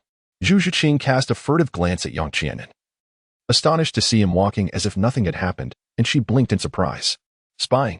Yang Qian abruptly turned around, causing Zhu Zhuqing to immediately avert her gaze. Feeling a pang of guilt. They had gone to the trouble of preparing a meal for you, yet you still appear so menacing. Zhu Zhuqing remained silent. But Xiaowu could no longer contain herself. Tang San, overwhelmed by the situation, quickly urged Xiaowu, "Xiaowu, please eat your meal." It was clearly this person's fault. With a huff, Xiaowu sat down, while Yang Qian cast her a sidelong glance and then noticed, indeed, that an additional portion of food had been prepared beside Zhu Zhuqing. Very well, my little kitty is becoming increasingly obedient. Yang Qianan gently ruffled Zhu Zhuqing's hair, creating a disarray in her lush black locks. Zhu Zhuqing lowered her head in silence, quietly consuming her meal, feeling a sense of guilt. She was aware that her earlier action had been somewhat reckless. Why the silence? Do you also recognize your own sense of guilt? Yang Qianan sat beside Zhu Zhuqing, observing her closely. Zhu Zhuqing puffed her cheeks, cast a sidelong glance at Yang Qianan, and then softly spoke, "I didn't mean to. It's all right. I forgive you. Tonight, I'll keep you warm." Yang Qianan graciously waved his hand, causing Zhu Zhuqing's face to flush instantly. "No way," she protested. "Why not?" He retorted. "It is settled." Yang Qianan did not grant Zhu Zhuqing the opportunity to retort and decisively made his stance known. "Hey, you're being utterly unreasonable. How can you coerce a young lady into warming your bed? Is this not akin to assault?" Yang Qianan initially believed that this conversation would conclude in such a manner, considering that Zhu Zhuqing would not persist in their banter. However, he was taken aback by Xiaowu's keen penchant for meddling. "Do you reside by the seaside? Why be so nosy?" Yang Qianan's gaze turned slightly frigid as he fixed his eyes upon Xiaowu. Instantly, Xiaowu recoiled, yet she defiantly held his gaze. Nearby, Xiaosun felt a prickling unease but still intervened to halt their quarrel. "Xiaowu, do not stir up trouble." "Xiaosan, are you accusing me of causing trouble? It is he who has coerced Zhuqing. What does my coercion of her have to do with you?" Yang Qianan furrowed his brows. Xiaowu, with hands on her hips, rose indignantly. "What of it if Sister Xiaowu disapproves? The person in question has said nothing. Why do you meddle in matters that do not concern you? Truly, it is like a dog catching a rat, unnecessarily nosy." Before Yang Qian could utter a word, the rotund figure seated at the table spoke up. Yang Qianan glanced over, and the figure resembled the character from the original animation perfectly, youthful yet sporting a noticeable belly. Ma Hongjun seemed to harbor considerable resentment towards Xiaowu and Tang San. After a moment of contemplation, Yang Qianan nodded slightly. Xiaowu was indeed a troublemaker. According to the narrative, she was destined to have a confrontation with Ma Hongjun. Moreover, without the mediation of Dai Mubai. Yang Qianan observed the scorch marks on Xiaowu's pants. However, he found no such evidence on Tang San, while Ma Hongjun bore some bruises. "Am I meddling? Zhuqing, tell me, did he force you? Do not be afraid. Sister Xiaowu will stand up for you." Seeing that Ma Hongjun had also spoken, and Tang San beside him appeared increasingly distressed and unlikely to interject, she resolved to recruit Zhu Zhuqing into her faction. Yet, Zhu Zhuqing shook her head. "He did not. This is a matter between us, and I hope you will refrain from slandering him in the future." Zhu Zhuqing's tone was frosty. She gave no thought to how her words might entrap Xiaowu in a precarious situation. She only knew that she could not align herself against Xiaowu and Yang Qianan. Moreover, although Yang Qianan had suggested she warm his bed, he had indeed taken advantage of her in many ways. However, there was no coercive behavior. Zhu Zhuqing harbored no feelings of aversion towards Yang Qianan and certainly would not oppose him. "Zhuqing, how could you?" Xiaowu's previously haughty expression fell instantly. Observing this, Tang San seized the opportunity and hurriedly sought to mediate. All right. It was all a misunderstanding. I apologize on behalf of Xiaowu and Brother Qianan, as well as for Brother Ma Hongjun. Forget it. One should not hold a grudge against a woman with modest assets." Yang Qianan waved his hand and swiftly finished his breakfast. At that moment, a bell rang. It was the dean summoning us. Ma Hongjun hastily polished off the food on his plate and carelessly rinsed the utensils. "Let us hurry. We can't be late," Ma Hongjun urged.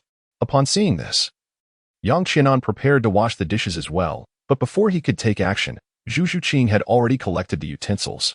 Xiaowu, witnessing this scene, felt increasingly awkward. She was standing up for Zhu Zhuqing while Zhu Zhuqing was proactively washing the bowls for Yang Qianan. Chapter 30. A fulfilling day as Yang Qianan and the others gathered. Xiaowu spoke up again. "Oh, aren't you that bearded uncle from yesterday? Are you a student too?" Without Dai Mubai's introduction, the group was unaware of Oscar's name. Upon hearing Xiaowu's words, Oscar's expression darkened. I am not an uncle. I am only 14. Oscar glared at Xiaowu, while Tang San pulled Xiaowu behind him. Admonishing, Xiaowu, say less. Tang San's tone was stern, and Xiaowu finally quieted down. Seeing Tang San protect Xiaowu, Oscar felt somewhat intimidated. After all, he had witnessed the battle between Tang San and Zhao Wujin, and he knew he could not withstand the flurry of hidden weapons. While the group was engaged in casual conversation, a middle-aged man approached from another direction on the playground. The newcomer appeared to be in his 50s. With a robust build and a distinctive long face, characterized by a protruding chin, wide cheekbones, a flat face, and a slightly hooked nose. If one had to liken him to an object, his face resembled that of a shoe sole. Though his eyes were closed, he exuded an air of cunning. Adorned with a pair of black-framed crystal glasses with a rigid square frame. Unsurprisingly, this was Flander. However, this time Flander had not previously met Tang San. So when he surveyed the group, he was first taken aback by Yang Qianan before his gaze sharpened and focused on Tang San's waist. Who gave you that? Flander inquired. His demeanor shifting. It was given to me by my teacher, Tang San replied, furrowing his brow but remaining truthful. His teacher would not send him into the hands of enemies. Teacher, is he your choice? Flander murmured, then asked, how's your teacher? He is doing well. Tang San replied simply, unaware of Flander's identity. Nodding in response, Flander then turned to the group. I still don't know your names. Please introduce yourselves, your name, martial spirit, and soul power. Standing before them with his hands behind his back, Flander pointed at Tang San. You start. Yes. Tang San stepped forward respectfully. I am Tang San. My martial spirit is Blue Silvergrass, and I am a 29-level control system soul master. And you? Flander nodded and then looked at Yang Qianan. Having already surmised his name. After all, he had received news about the academy recruiting a formidable talent just yesterday. Yang Qianan, martial spirit dragon pattern soul-breaking spear. 38-level battle soul master. When Yang Qian spoke, the crowd couldn't help but murmur upon hearing his self-introduction. After all, his age was no secret among them.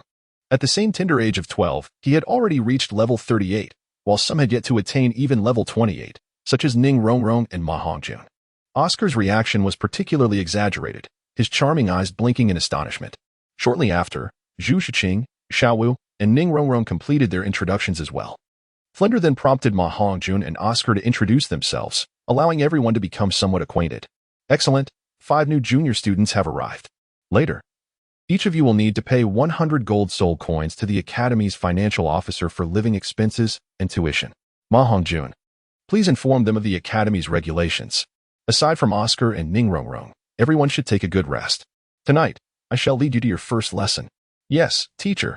Ma Hongjun nodded promptly, as the task that originally fell to Dai Mubai now rested upon his shoulders. As for Dai Mubai at this moment, he was likely still recuperating from his injuries. Even with the assistance of the food system soul Saint Xiao Xin, Dai Mubai would not recover easily. That bullet had not only pierced through his chest but also severely burned a large portion of his muscle. It can be said that without someone to extinguish the flames, Dai Mubai would not have survived for more than half an hour.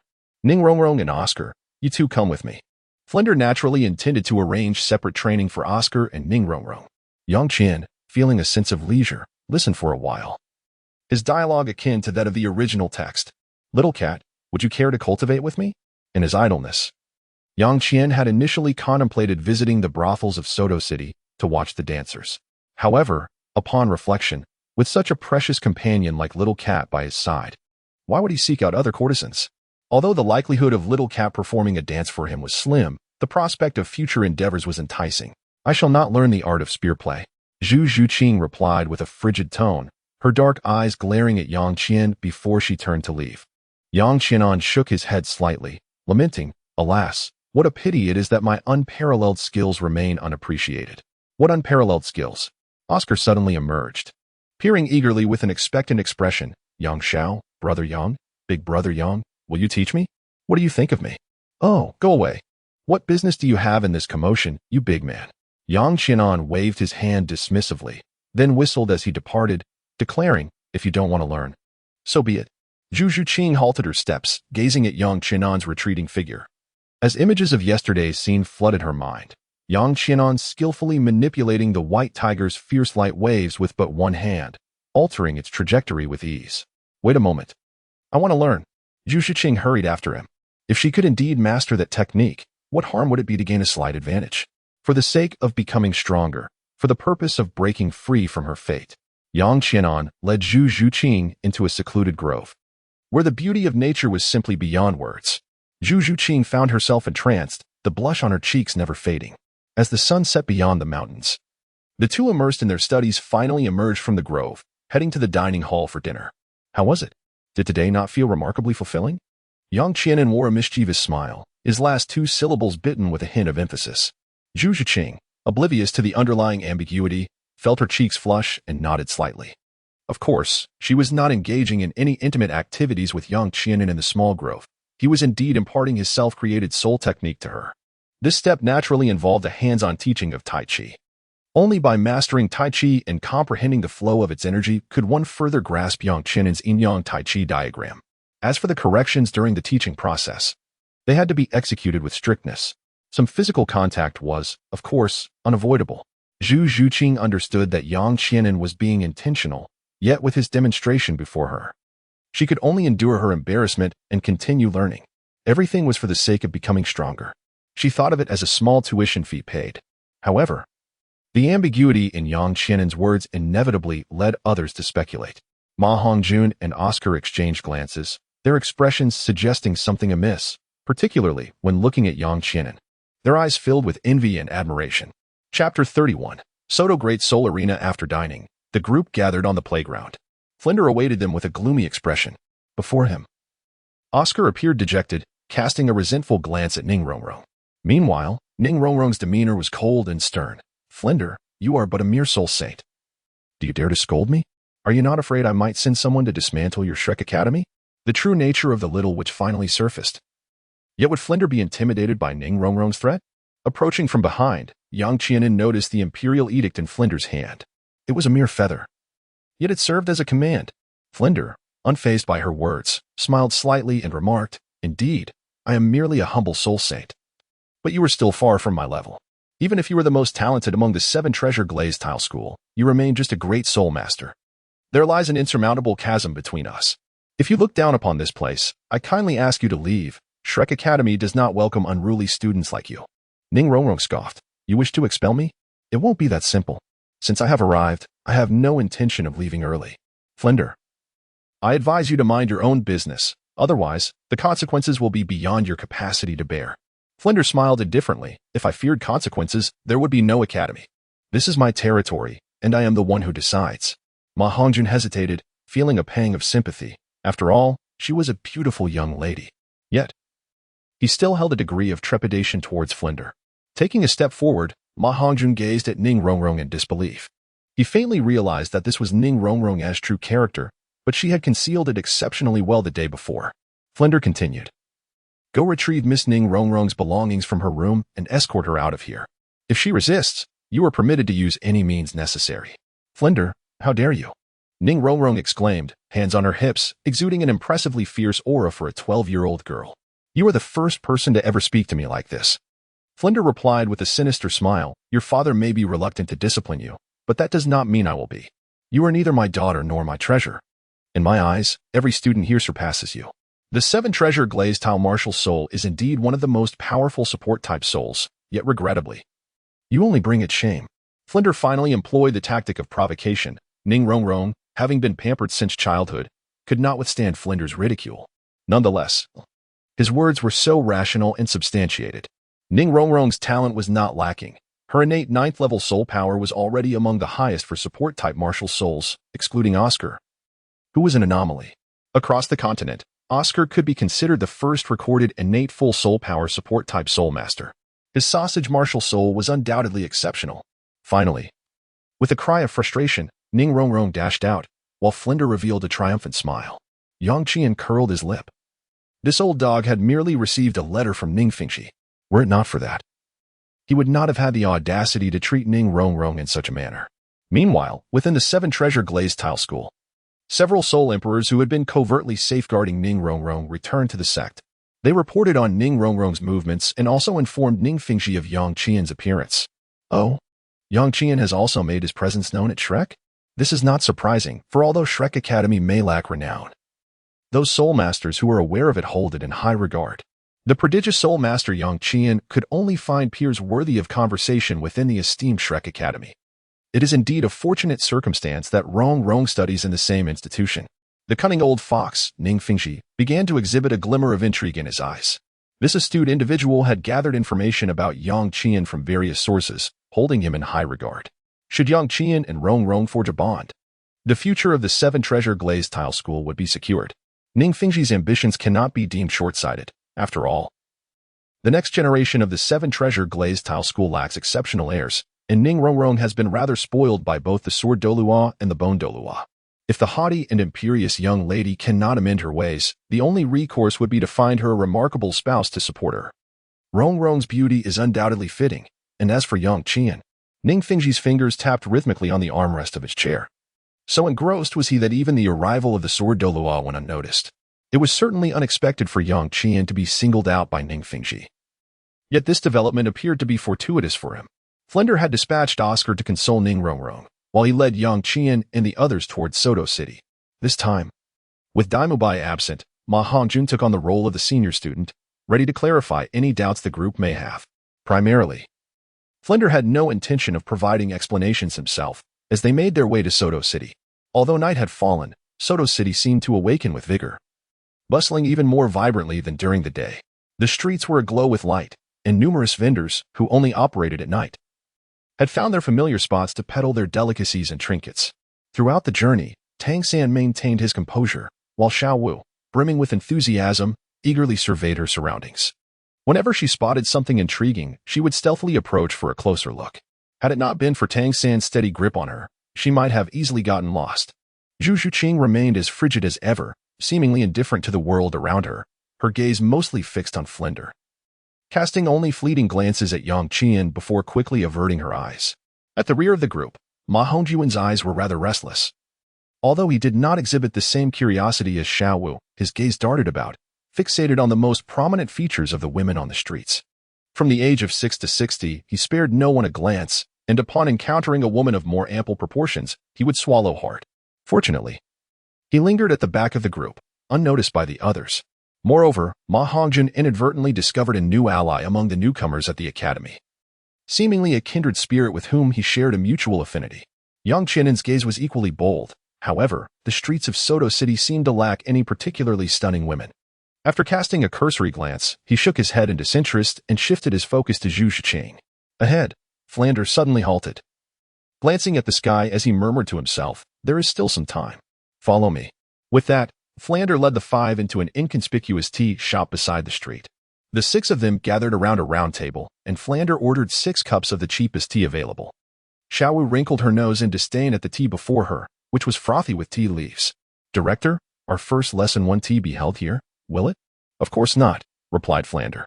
"The place where you will have your lessons is over there." As he spoke, he gestured towards the outside. Following his, the group noticed a vast expanse of towering buildings not far from the tea shop. From their vantage point, they could only see the immense structure reaching nearly 100 meters high, appearing extraordinarily majestic against the backdrop of the night. A faint glow flickered from within that colossal edifice. "The Soul Arena?" someone remarked. "It seems less entertaining than the Flower Pavilion." Yang Qian spoke, and Ma Hongjun immediately narrowed his eyes and leaned closer. "Brother, I know a wonderful place. If you treat, I will take you there. What do you say?" Chapter 32, The 7 Prestigious Families. Do you truly have a remarkable place in mind? Are the dancers inside truly captivating? Yang Qian's eyes sparkled with excitement, while Ma Hongjun appeared momentarily stunned. "Dancing? Well, isn't he going to the flower house about watching performances?" Yang Qian replied with a sense of certainty. Ma Hongjun felt lost. He had never witnessed anyone dance before. Did striptease count? However, he could not afford to wait for the others to dawdle. They were heading straight to the heart of the matter. This should be quite splendid, right? Ma Hongjun had never frequented upscale venues. His experiences were limited to places that served a more straightforward purpose, leaving him uncertain if such elegant establishments featured dancing at all. "Brother, you simply lack an appreciation for the finer nuances." Yang Qian shook his head as he gazed at Ma Hongjun, who merely curled his lips in response, saying, "I'm not like you." Sigh. Yang Qian sighed softly, only to catch a glimpse of Zhu Zhuqing's disdainful gaze. However, she chose to remain silent, lacking a firm stance. And given Yang Qian's disposition, it could be said that in Zhu Zhuqing's eyes, Yang Qian was always tolerable. After all, what was so surprising about a brazen character? So openly indulgent in vice, visiting a brothel to enjoy a dance? Yet, Zhu Zhuqing's silence did not deter others from gossiping. Xiao cast a scornful glance at Yang Qian and Ma Hongjun, muttering something under her breath. Yang Qian cast a fleeting glance at her and noticed Tang San looking back with an apologetic expression. He chose to disregard it. In terms of long-term strategy, the plan was to deceive first, then ensnare, and if all else failed, resort to outright theft. As for the little rabbit, Yang Qian preferred not to engage with her at present. Of course, if presented with a suitable opportunity, he would not hesitate to squander 100,000 years of soul rings for a single soul bone. Everyone has their preferences. While you may not agree with others' likes and actions, it is wise not to hastily pass judgment. From now on, you are all Shrek Academy students, and I hope you do not turn against each other. Do you understand my meaning? Flender began, his gaze fixed on Xiao Wu, who seemed no easier to manage than Ning Rongrong. Fortunately, Tang San was nearby, keeping Xiao Wu in check. Otherwise, she might prove even more unruly than Ning Rongrong. I also harbor a dislike for those who speak ill of me behind my back, and I have an aversion to repeated provocations. Dai Mubai serves as a prime example of this. Yang Qian spoke, and Flandre immediately cast a deep glance at him, saying, such occurrences must be utterly prohibited henceforth. Yes, Director. Tang San promptly replied, simultaneously pulling Xiao closer. Upon hearing this, Xiao nodded in agreement, though she refrained from voicing her thoughts. Flandre surveyed the group and then pointed towards the Grand Soul Arena, stating, structures akin to this can only be found in cities of the highest echelon. Their magnitude signifies the prosperity or decline of a city, or even a nation. This edifice is known as the Grand Soul Arena, named after the city it resides in. Thus, the one before you is called the Soto Grand Soul Arena. The Grand Soul Arena serves as a venue for the contest of martial souls, a battleground for soul masters, whether in the Heavendo Empire or the Star Luo Empire. It is said that the Soul Arena determines the rise and fall of a nation. Upon hearing Flandre's explanation, Tang San furrowed his brow and remarked, Director, is not being a soul master the most noble profession? Why then does such a place as the Grand Soul Arena exist, where martial soul contests are displayed for the amusement of onlookers? Flandre shook his head, saying, no, you are mistaken. Although I too harbor reservations about the existence of the Grand Soul Arena, I must concede that it undeniably represents a crucial venue for demonstrating the worth of soul masters. You perceive it too simplistically. The Grand Soul Arena has its own comprehensive system. Moreover, it can be regarded as a unique force, established through the collaboration of the 7 most prestigious soul master families across the continent, operating independently from both empires or the Spirit Hall. It functions as a third-party entity, wealthy enough to rival nations. A soul master who gains fame within the Grand Soul Arena will become a luminous star across the entire nation, reaping not only substantial rewards but also immense renown. Furthermore, the Grand Soul Arena is a relatively equitable place. Here, even if one were to slay a descendant of a prominent family, one need not fear retribution. This is its fairness. The 7 great soul master families? Which are the 7 families? Yang Chenan's eyes sparkled with curiosity. The Arena of Souls spanned the entire Douluo Continent. Although it did not possess the extensive network of branches like the Spirit Hall in every city, its influence was undeniably significant. Thus, which 7 prominent families were behind the Arena of Souls? They did not belong to the Spirit Hall, nor to the 2 great empires. Yet the Spirit Hall would not allow an organization with influence rivaling its own to flourish unchecked. Therefore, it was inevitable that the Spirit Hall would exert its control over a faction. You are surprisingly interested in this, Flinder remarked, casting a quizzical glance at Yang Qianan. Typically, one would expect him to be more curious about the rules governing the Arena of Souls. It is hoped that the Dean may provide some enlightenment. Yang Qian spoke, acknowledging that he could deduce certain aspects, yet he could not ascertain all the details with precision. Flander gazed deeply at Yang Qian for a moment before responding, in truth, it is not particularly challenging to infer. There is still ample time. Please share your conjectures. Flander teased a mystery, and without hesitation, Yang Qian articulated. The Spirit Hall must undoubtedly claim one faction, but as it is not a family, it stands to reason that the faction in question is likely backed by the Qian family, renowned for their association with the Angel Douluo, the Limit Douluo. Furthermore, the preeminent sect, the Haoyan sect, is expected to seize another faction. The 7 Treasures Glazed Tile School, with its immense wealth, will inevitably secure a faction as well. Among the 2 great empires, The comprehensive strength of the Star Luo Empire's royal family is formidable enough to claim a faction. As for the Heavendou Empire, it remains uncertain, given that their royal family's martial spirits are not particularly remarkable. Lastly, there is the Blue Lightning Tyrant Dragon family. As for the others, I confess my ignorance. Yang Qianan engaged in a thoughtful analysis. Prompting a slight raise of the brow from Flander, you possess quite a wealth of knowledge, and your analysis is astute. However, the Tiandou royal family remains among the 7 factions. The ability to govern an empire is far more complex than you might envision. Conversely, the Xingluo royal family does not hold sway here. Instead, it is the Baihu sect, one of the lower 4 sects, that commands a faction. Additionally, the Xingluo Empire harbors a hidden sect of immeasurable strength, which also wields considerable influence. Furthermore, the Haotian sect is not included in this equation, despite its formidable power. Its history spans merely a few centuries. Lastly, there exists another enigmatic faction, a hidden sect known to very few. As Flander spoke, Yang Qianan exhibited a look of astonishment. The Haotian sect is not among the factions? The Baihu sect? The Baihu sect bears the surname Dai? Your origins are rather intriguing. Flander's piercing eagle-like eyes scrutinized Yang Qianan, who merely shook his head in response. It is merely an inconsequential family of soul masters. Yang Qian's expression flickered. He had never paid attention to this aspect of information and had not considered that the White Tiger sect bore the surname Dai. Flander seemed to perceive Yang Qian's confusion and thus began to elucidate. The White Tiger sect and the Star Luo royal family were once a singular entity long ago, eventually parting ways, with one evolving into the Star Luo royal family and the other into the present-day White Tiger sect. It is worth mentioning that the White Tiger sect was once among the top 3 sects, boasting a profound heritage. Upon hearing Flander's explanation, Yang Qian felt he had gained some clarity. Although the existence of the 7 great families was somewhat unexpected for him, it did not significantly impact Yang Qian. In this context, the Soul Arena was merely an organization jointly controlled by the 7 great families. As for fairness, it was only relatively so. Yang Qianan has never believed in the existence of absolute fairness in this world. Fairness can only be discussed between parties with equal strength. Ultimately, everything hinges on power. It is best if you can comprehend this. If not, you will come to understand it in due course. Some matters cannot be altered by mere impulsive emotions. Now, the time is ripe. Depart, for your task today is quite simple. Each of you must engage in at least one battle of souls. Flanders rose to settle the tea bill and then led the group towards the designated grand arena. As they walked, he elaborated on the rules of the arena and assigned them a mission to obtain the silver battle soul badge before graduation. Regarding this, Yang Qianan paid little mind. According to his plans, the future of Shrek Academy remained uncertain. After all, with Yang Qianan's arrival, internal conflicts within Shrek had already surfaced. It was evident that a harmonious coexistence between Dai Mubai and Yang Qianan was impossible.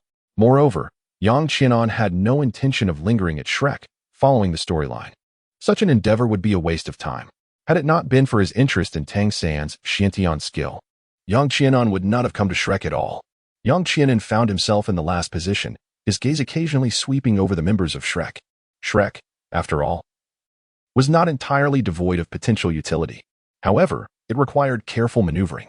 Regarding the Shrek members, Dai Mubai was a lost cause for forging any connections. In contrast, Ma Hongjun was different. He held no allegiance to any faction, yet he was a disciple of Flanders. Flanders and Yu Xiaojiang shared a friendship. Should the coveted Xiantian skill of Tang San remain elusive for the time being, the only recourse would be to expose the disgraceful facade of Yu Xiaojiang, thereby orchestrating a union between Flanders and Lu Erlong, thus sculpting the illustrious legacy of Shrek. Throughout this endeavor, it appeared that there remained ample room for strategic maneuvering.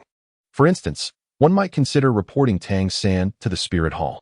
The Xiantian skill could be forsaken, but Tang San must meet his demise. Yang Qianan meticulously crafted his plans, never losing sight of his ultimate objective.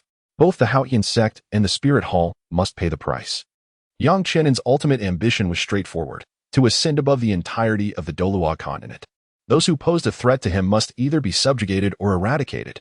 As for Tang San, he could not be spared. How could one allow others to slumber peacefully beside their own bed? Moreover, inaction was permissible. But once action was taken, it must be decisive and lethal.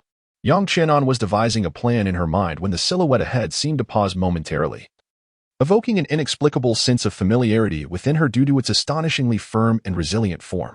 Yang Qian suddenly lifted his gaze, only to meet Zhu Zhuqing's eyes, which were imbued with a touch of icy disdain and a hint of embarrassment. I assure you, it was not my intention. Do you believe me? Yang Qian blinked, while Zhu Zhuqing let out a soft snort and rolled her eyes. She believed it. What nonsense. Alas. Yang Qian let out a soft sigh, then decisively reached out to grasp the firm and perky form. You. Zhu Zhuqing abruptly turned around, her face flushed with embarrassment, glaring furiously at Yang Qian. This scoundrel has gone too far. This was intentional. I cannot allow myself to be wronged in vain. Yang Qian spoke with utmost seriousness. Zhu Zhuqing was rendered speechless. This rascal. Her delicate fingers curled into a fist, cracking audibly. Yet, Zhu Zhuqing found herself utterly helpless. She could not overpower him. And Yang Qian had an exceptionally thick skin. Quarreling with him was entirely futile. In her resignation, Zhu Zhuqing could only distance herself from Yang Qian. But it still proved ineffective. Yang Qian is not deceased. Zhu Zhuqing will leave, and so shall he. Hey, brother. It is time for you to register for the soul fighting batch. Ma Hongjun patted Yang Qian on the shoulder from behind. His gesture somewhat comical due to the disparity in their heights, Ma Hongjun being rather short while Yang Qian towers over him. In order to reach Yang Qian's shoulder, Ma Hongjun had to raise his hand. Yang Qian approached the front desk and beheld the striking young woman there, a smile instantly illuminating his face. May I inquire about your age, fair lady? In the grand arena of battling spirits, wealth was abundant, and thus the charming front desk attendants were nothing short of exquisite.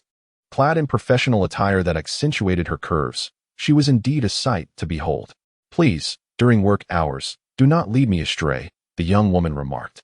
Upon gazing upon Yang Qian's handsome visage, her cheeks flushed with a rosy hue, and she subtly winked. Oh, I see. Perhaps we could engage in a more profound conversation after your shift? Yang Qian raised his eyebrows, and anyone with a modicum of understanding could discern the underlying meaning in his words. Are you here to obtain a dual soul badge? The receptionist inquired, her cheeks flushed. Of course. Just call me Master Baoling. Yang Qian wore a mischievous smile, emphasizing abalone. As in the abalone, the receptionist's face flushed crimson as she suddenly grasped the underlying meaning, and then proceeded to process the badge. Yang Qian then produced 30 golden soul coins and said, and now, the next one, the Dark Knight Phantom Cat. He added another combination, which he named the Lord's Cat. Yang Qian pointed at Zhu Zhuqing, and the receptionist's gaze flickered with suspicion upon seeing her. Subsequently, she cast a somewhat resentful glance at Yang Qian before collecting 30 gold soul coins. I do not require your assistance. Zhu Zhuqing stepped forward, her tone icy. This scoundrel. Flirting with other girls right in front of her. No. Zhu Zhuqing was startled, thinking to herself, I am not his possession. He can do as he pleases. Seemingly out of spite, Zhu Zhuqing produced 10 gold soul coins, declaring, I shall procure the badge myself. Be obedient. Do not be upset. Yang Qian rolled her eyes and then placed Zhu Zhuqing's golden soul coin back into her palm. Do not force me to resort to family discipline. Yang Qian warned with a solemn tone, and Zhu Zhuqing's expression stiffened. What family law? You can guess. Yang Qian wore a mischievous smile, and without the need for guessing, Zhu Zhuqing knew that this rascal was certainly up to no good. Resigned, Zhu Zhuqing ceased her struggles. After all, it was merely a badge. And the name Dark Knight Abyssal Cat seemed rather appealing. However, the combination's name was somewhat suggestive. Soon, all the badges were successfully processed, and the soul duel was set to commence. The arenas for soul sovereigns and great soul masters were located in the same area, yet the 2-on-2 matches were not. Furthermore, Zhu Zhuqing and her partner were pitted against 2 soul sovereigns. Caution was essential. The chubby Ma Hongjun, brimming with enthusiasm, was eager to ensure that Yang Qian understood. All right. I got it, Yang Qian replied. Yang Qian nodded and, accompanied by the others, made his way to the resting area of the soul fighting arena. While waiting for his match, he soon noticed a large screen displaying the upcoming soul fight information. His name was listed in the 5th position, and his opponent was none other than the Fire Leopard. Chapter 34. Fire Leopard. However, Zhu Zhuqing appeared to have been scheduled ahead of Yang Qian, occupying the 4th position, while her opponent seemed to be another cat-like martial soul user, codenamed Spirit Cat. As for Tang San and Xiao Wu, Yang Qian did not pay them any mind. Each soul fight proceeded swiftly, as both the great soul masters and soul sovereigns possessed a limited array of soul skills, even during their probing exchanges. They would soon reveal their trump cards. Furthermore, the soul power of great soul masters and soul sovereigns was finite, unable to withstand prolonged consumption, prompting a preference for quick resolutions. This resulted in each soul fight within the Great Soul Master and Soul Sovereign arena concluding within 5 minutes. By the time Zhu Zhuqing's match commenced, merely 15 minutes had elapsed. Be cautious, he advised. Yang Tianheng opened his mouth to offer a reminder, to which Zhu Zhuqing nodded slightly before stepping onto the soul fighting platform. Her opponent was indeed a feline soul master, boasting a commendable soul power of level 28. One rank higher than Zhu Zhuqing. However, aside from soul power, the feline soul master was overwhelmingly outmatched by Zhu Zhuqing in every other aspect: appearance, physique, the quality of their martial soul, true combat prowess, and, ultimately, the resounding acclaim. A complete victory in the battles between great soul masters. The outcome becomes apparent with the emergence of just 2 soul abilities. Next, we shall witness the 5th one-on-one soul fight, featuring 2 soul lords. They are the Soul Lord Mubai, wielding the weapon martial soul, dragon pattern breaking soul lance, pitted against the victorious Soul Lord Fire Leopard, who has claimed 2 consecutive victories with his beast martial soul, the Fire Leopard. We shall see whether the Fire Leopard Soul Lord can continue his glorious streak with a 3rd triumph, or if the newcomer, Soul Lord Mubai, shall emerge victorious. Let us await the outcome. Now, let us welcome both Soul Lords to the stage. Standing at the center of the soul fighting platform is a middle-aged man clad in a tailcoat. From the opposite direction, a tall, robust young man, entirely adorned in fiery red, gradually ascends the platform. He is the Fire Leopard, known by that moniker. The moment Fire Leopard makes his entrance, a wave of fervent cheers erupts, contrasting sharply with the previous match. It is evident that the reputation of the Fire Leopard Soul Lord has spread throughout this grand arena of soul fighting. Yang Qian also gradually stepped onto the Soul Duel stage, clad in understated black attire, exuding a sense of restraint. A subtle smile adorned his face, accentuating his chiseled features, while an aura of boundless heroism lingered in his brows. Well, the entrance of Yang Qianen has undoubtedly stirred considerable excitement, predominantly among the female audience. While his true prowess remains to be seen, in terms of appearance, this gentleman has already emerged victorious. I am particularly fond of this type, fierce yet refined. A stunningly bold matron has audaciously spoken up, igniting envy in many. On the soul fighting platform, the 2 stand resolute, their gazes locking, both displaying subtle shifts in expression. The Fire Leopard Soul Master, with eyes ablaze like fire, emanates an air of solemnity, a flicker of flame subtly radiating from within. He speaks, the dragon-patterned soul-breaking spear. Is it a variant of the soul-breaking spear? The voice of the Fire Leopard Soul Master is intense, as if molten lava is coursing through his throat. Yang Qianan nodded. You are Hui Yunzhong from the Fire Leopard sect. I did not expect to encounter you here. Hu Bao replied, which surprised Yang Qianan, as he was unfamiliar with Hui Yunzhong from the Fire Leopard sect, as the heir of the Piji clan. With a mutated martial spirit and innate soul power at level 8, defeating you will elevate my standing within the sect once more, Hui Yunzhong stated candidly, entering this soul duel with a resolute mindset of absolute victory. Defeat me? Yang Qianan shook his head slightly. Well, we shall see if you possess such skill. Without further ado, let us commence. In an instant, Hui Yunzhong surged forward, poised for action, as the referee declared the beginning of the match.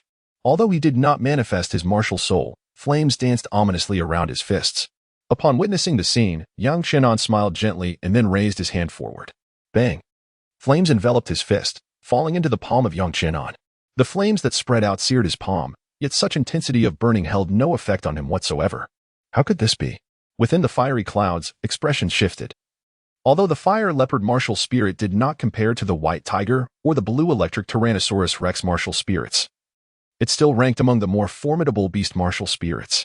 The flames of the Fire Leopard were exceedingly fierce, and ordinary soul masters would not dare to confront them barehanded. The temperature of the flames was somewhat low, and the power lacked a bit as well.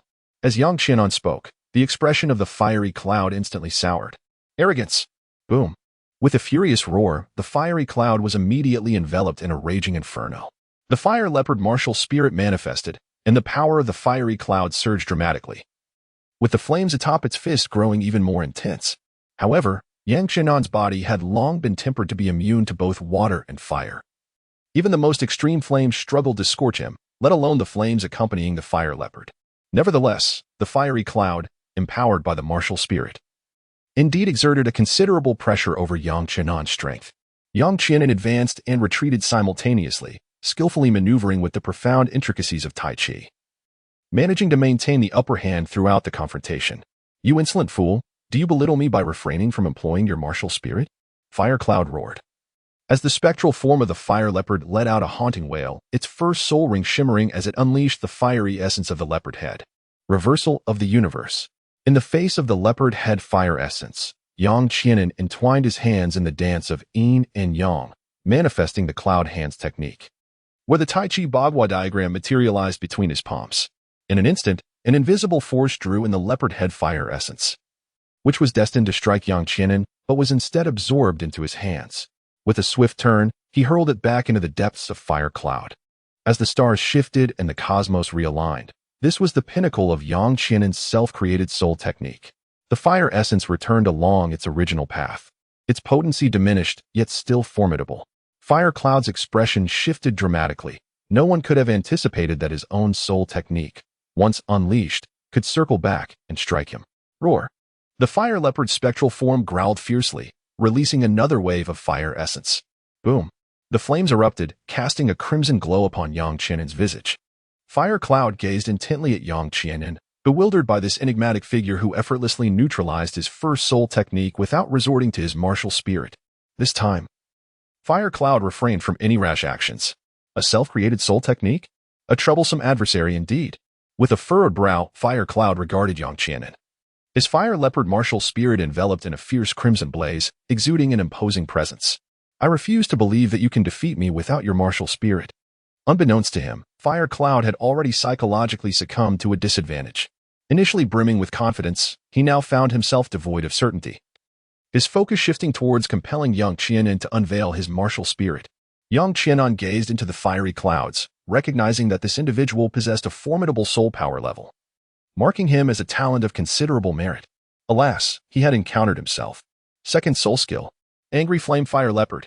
Within the fiery clouds, the second soul skill was unleashed, and the flames enveloping him became increasingly intense, yet not to their fullest extent. Suddenly, the figure within the flames surged forth with astonishing speed, akin to a cheetah in full sprint. Chapter 35. The shot fired, the battle concluded. The fire leopard martial spirit, inherently a powerful combination of speed and assault, now activated the second soul skill, which appeared to amplify both velocity and offensive capability dramatically. Engage. Transform. Unleash. The figure surged through the air, while Yang Qianen, maintaining his stance in the Tai Chi step, executed a fluid series of movements with his hands, creating a seamless and mesmerizing display of martial prowess. In midair, the figure within the fiery clouds sensed as if his strength had been sapped by an unseen force. He possessed power, yet it seemed misdirected, unable to strike true. Yang Qianen firmly grasped an arm within the fiery clouds and suddenly released it. The figure soared backward, executing 2 somersaults before crashing to the ground. The arena fell into an eerie silence, leaving the referee and commentator at a loss for words. How astonishing! The esteemed seller of abalone had yet to unleash his martial soul. To this point, the fire leopard competitor had already employed 2-century-old soul techniques without yielding any significant results. Would he now resort to this formidable millennium soul technique? The commentator's expression was one of sheer astonishment. His analysis was rife with imperfections, yet it mattered little, for the audience was equally entranced by this soul battle. The seller of abalone was undeniably powerful. Was he truly a soul master? Could it be that the soul arena had orchestrated the presence of a formidable soul king for mere theatrics? It remained uncertain, however. Spectators hoped that the fire leopard would compel the seller of abalone to reveal his martial soul, allowing them to ascertain whether he indeed possessed 3 soul rings. Among the audience, murmurs spread, accompanied by shouts of encouragement. In the resting area, Ma Hongjun stared with wide eyes at the soul arena. My goodness. Yang Gu is truly incredible, suppressing his opponent without even using his martial soul? No wonder he was able to defeat Dai Lao. Ma Hongjun's eyes darted about, seemingly concocting some mischievous plan. Meanwhile, Tang San was closely observing Yang Qianen's battle, recognizing the profound subtlety of his techniques that seemed to embody the principle of using minimal force to achieve maximum effect. This bore resemblance to the art of controlling cranes and capturing dragons, yet there were significant differences. A self-created soul technique? Tang San furrowed his brow, his purple extreme magic eye continuously scrutinizing Yang Qianen's movements. If he could master Yang Qianen's self-created soul technique, it would greatly enrich Tang Sect's foundation, significantly aiding him in his future endeavors to establish the Tang Sect. On the soul arena, the fire leopard's expression grew increasingly solemn as he unleashed his fierce leopard claws. his second soul technique shimmering once more. This time, he would surely unveil your martial soul. The fire leopard understood that he was no match for Yang Tianheng, after all. This opponent had yet to activate his martial soul, merely employing those peculiar techniques to corner him. Even if he exerted every ounce of his strength, the likelihood of victory was exceedingly slim. Third soul technique, demon flame envelopment. A glimmer of dark light flashed in the fire leopard's eyes, and in an instant, the crimson flames transformed into ominous black flames. The aura emanating from the fire leopard became fiercely turbulent. Amplification-type soul techniques were indeed powerful, yet they demanded exceptional control. He was still unable to fully master this formidable power. Yang Tianheng instantly discerned the nature of the third soul skill amidst the fiery clouds. Upon its release, the flames surrounding Fire Yin approached an unparalleled intensity. These flames could rival his phoenix fire. Ma Hongjun gazed at the black demonic flames, making a mental comparison. His phoenix fire boasted an exceedingly high temperature, just a hair's breadth from perfection, and possessed formidable adherence. Presently, the demonic flames within the fiery clouds exhibited similar characteristics. However, it remained uncertain whether they would manifest any additional effects. Yang Qian raised his hands defensively before him, yet the speed within the fiery cloud was exceedingly swift. In that instant, Yang Qian's velocity was ultimately surpassed. The infernal flames of the demonic fire surged forth, crashing through the fiery cloud as he struck out with both palms, simultaneously expelling the black demonic flames from his mouth. His combat prowess had ascended to an unprecedented level. Yang Qian's expression was grave as he moved his hands in a cloud-like dance, enveloped by the Tai Chi diagram, forming a circle of yin and yang. It was a powerful force field. Even an onslaught from the frenzied fire clouds would have to contend with immense resistance, causing speed and strength to be significantly diminished. Boom! The demonic flame struck down, causing Yang Qian's body to tremble. He swiftly maneuvered his hands, intertwining the yin and yang fish, ensnaring the demonic flames within. Here, take this back. The demonic flames were repelled, but the anticipated scene of them being struck down amidst the fire clouds did not unfold. Instead, the demonic flames returned, only to be violently dispersed by a claw from within the fire clouds. It is crucial to note that the demonic flames had already posed a considerable challenge for Yang Qian to withstand, yet they were effortlessly shattered by the fire clouds. With the possession of demonic flames, during the activation of the soul skill, his mental power was reduced by 70%, pain perception diminished by 80%, while all other attributes were enhanced by 100%. This was a berserker-type enhancement soul skill, and its use carried a significant risk of losing control. Such a formidable soul skill, if one could retain their sanity with a fragment of a skull, would amplify the combat effectiveness within the fire clouds to its utmost potential. Yang Qian also perceived the formidable nature of this third soul skill, which was indeed more powerful than Dai Mubai's White Tiger Vajra transformation. In light of this, he declared, "Let the guns sweep across the vastness." Yang Qian's gaze sharpened, and an immediate transformation enveloped his demeanor. A fierce radiance emanated from his brow. A long spear materialized with a swift motion. This black spear measured over 7 feet, its thickness comparable to that of a man's wrist, adorned with intricate dragon patterns, culminating in a dragon's head at its end. The resounding roar of the soaring dragon echoed, as the spear surged forth like a dragon itself, sweeping through the air and propelling a robust figure several meters away in an instant. With a resounding thud, the powerful body was flung over 10 meters, landing outside the arena. The soul-breaking spear, a weapon that counters all magical defenses. Yang Qian let out a light chuckle, retracting his martial spirit. Despite the formidable nature of the demonic flames, they were merely a defense augmented by soul power, and against the soul-destruction spear wielded by Yang Qian. Such defenses were utterly futile. Cast down from the battle platform, the flames enveloping him gradually dissipated. He clutched his chest, his expression contorted in pain. That single thrust from Yang Qian had been overwhelmingly heavy. He felt as though his ribs had been shattered. Was this the formidable martial spirit of the mutated dragon-patterned soul-destruction spear? Slowly lifting his gaze from the fiery haze, he sought Yang Qian, only to find that the latter had already sheathed his martial spirit. Although he could not see it, the audience, however, were witness to an astonishing sight, a soul ring of 100,000 years. A crimson soul ring, good heavens, it was indeed a soul ring of 100,000 years. Gasps of disbelief echoed. Those lacking experience mistook Yang Qian's rose-colored soul ring for one of 100,000 years. How could that be?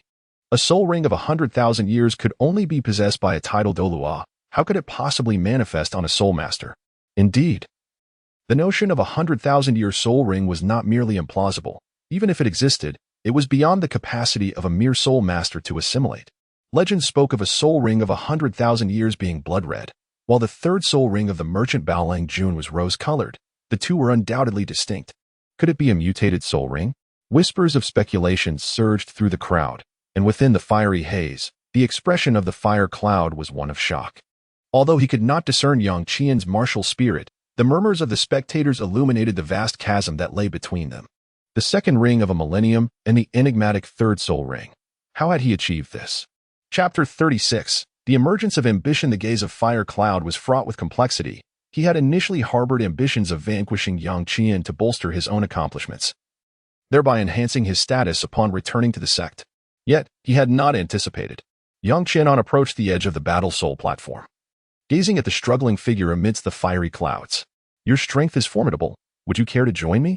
Yang Qian spoke, for the first time revealing his ambitions before outsiders. Although he was unfamiliar with Yu Tianheng, it was evident from his words that he held a significant position within the Fire Leopard sect, potentially even being a leading contender for the position of sect leader. As Yang Qian extended his hand, Hu Yuncheng did not perceive any sense of humiliation. Yang Qian surpasses him, and by a considerable margin. Is there truly any distinction between following you and not following you? In the midst of the fiery clouds, he does not immediately reject the notion. Yet he is not one to easily choose to follow another. After all, once a decision is made, it is not one he would reconsider. You appear to be merely 15 or 16 years of age, do you not? Yang Qian began to speak, stating, your soul power is likely approaching the 40th level. To be frank, your talent could very well position you as the foremost individual within the Fire Leopard sect. Even without my endorsement of your achievements, you would undoubtedly be a contender for the position of sect leader. While I cannot offer you much, I can assure you that your fourth ring can indeed be black. That is all. Black. The expression on Huiyun's face shifted dramatically, his demeanor transformed as he recalled Yang Qian's second soul ring. His third soul ring was a magenta hue. Its age unknown but likely a variant. However, the second soul ring was undeniably a genuine purple. Was it possible to surpass the limits in absorbing soul rings? Huiyun found himself entangled in contemplation. The distinction between a 10,000-year fourth ring and a 5,000-year fourth ring seemed merely a matter of the age of the soul ring. Yet the implications for the future were formidable. If the fourth ring were to be 10,000 years, then by extension, the eighth ring could absorb a 100,000-year soul ring. Even disregarding the long-term ramifications, the disparity in soul abilities generated by 10,000-year and 1,000-year soul rings alone would be sufficient to attract countless soul masters. Yet, was it worth it to follow Yang Qian for the sake of a 10,000-year fourth ring? You still know little about me. Allow me to introduce myself. I am Yang Qian, 12 years old, possessing the martial soul dragon pattern soul-piercing spear, and I am a 38th level assault-type soul master. Yang Qian's hand remained outstretched, hesitating momentarily amidst the fiery clouds, before gradually reaching out, allowing Yang Qian to pull him up. Do you believe that an heir of a sect would choose to follow another? The fire cloud shook his head slightly. Had he possessed no power, he would naturally have pursued strength by following Yang Qian. Alas, it is a pity. Yang Qian was not displeased. He merely remarked, let us consider this as having made a new friend. He then inquired, if I were to offer you something else in exchange, could you divulge the method for absorbing the fourth ring of 10,000 years? However, Yang Qian shook his head, saying, it is not that I refuse to share this with you, but rather, even if I did, you would be unable to accomplish it. According to Yang Qian's plan, should Huayanzhong be willing to follow him, he would prepare a pill crafted from celestial-grade spiritual herbs, which, upon refinement and with the aid of a special elixir, would allow him to barely absorb a soul ring of 10,000 years. Yang Qian possesses an 80% certainty of success. However, if Huiyun is unwilling to follow him, it becomes impossible to absorb the 10,000-year fourth ring. Do you not see that in the original text, Tang San possesses an external spirit bone and, after undergoing the ice and fire alchemical transformation, still requires the aid of the eyes of ice and fire to absorb the 10,000-year fourth ring? The perils involved are indeed formidable. Upon hearing this, Huiyun nodded thoughtfully, refraining from further inquiries, and respectfully took his leave. Yang Qian descended from the Duhan platform amidst a cacophony of cheers. The brilliance of his soul rings left an indelible impression on countless individuals, etching the name of the esteemed Baolang Jun into their memories. Brother Yang, that shot of yours was simply magnificent. With the sound of a dragon's roar, the long spear surged, sending the fiery leopard soaring through the air. The plump and spirited Ma Hongjun circled around Yang Qian, his eyes gleaming with admiration. Yang Qian felt a sense of discomfort, were it a petite maid flitting about him. He might derive some enjoyment from it, But this little chubby figure, the further away, the better. The ensuing one-on-one duel lacked any spectacle. However, mirroring the original text, Zhu Zhuqing once again faced Tang San. The outcome was, predictably, a defeat. This was well within Zhu Zhuqing's expectations, especially given the results of Tang San sparring with Zhao Wujia, a formidable opponent not to be trifled with. Next came the 2-on-2 match. The combination of Longyuan's feline duo went up against the canine ensemble. Yet, the soul power of the canine team was not particularly robust. Yang Qianan could hold his own against both without even resorting to his martial soul.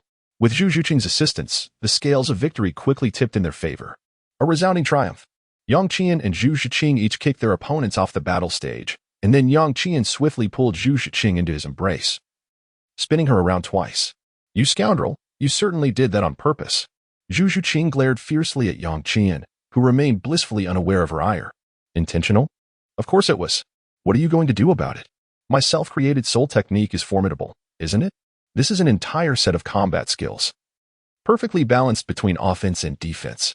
When paired with a beast martial soul, a soul master becomes virtually invincible.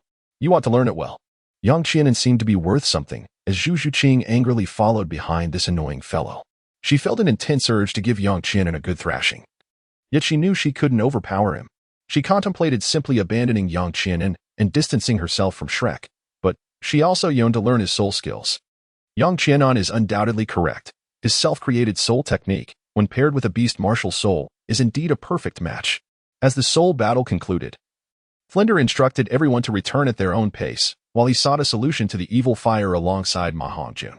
Yang Qian pondered for a moment, then with a flourish, produced a dozen gleaming gold soul coins. "Little fatty, this one's on me." Upon seeing the shimmering coins in Yang Qian's hand, Ma Hongjuan's eyes sparkled with excitement.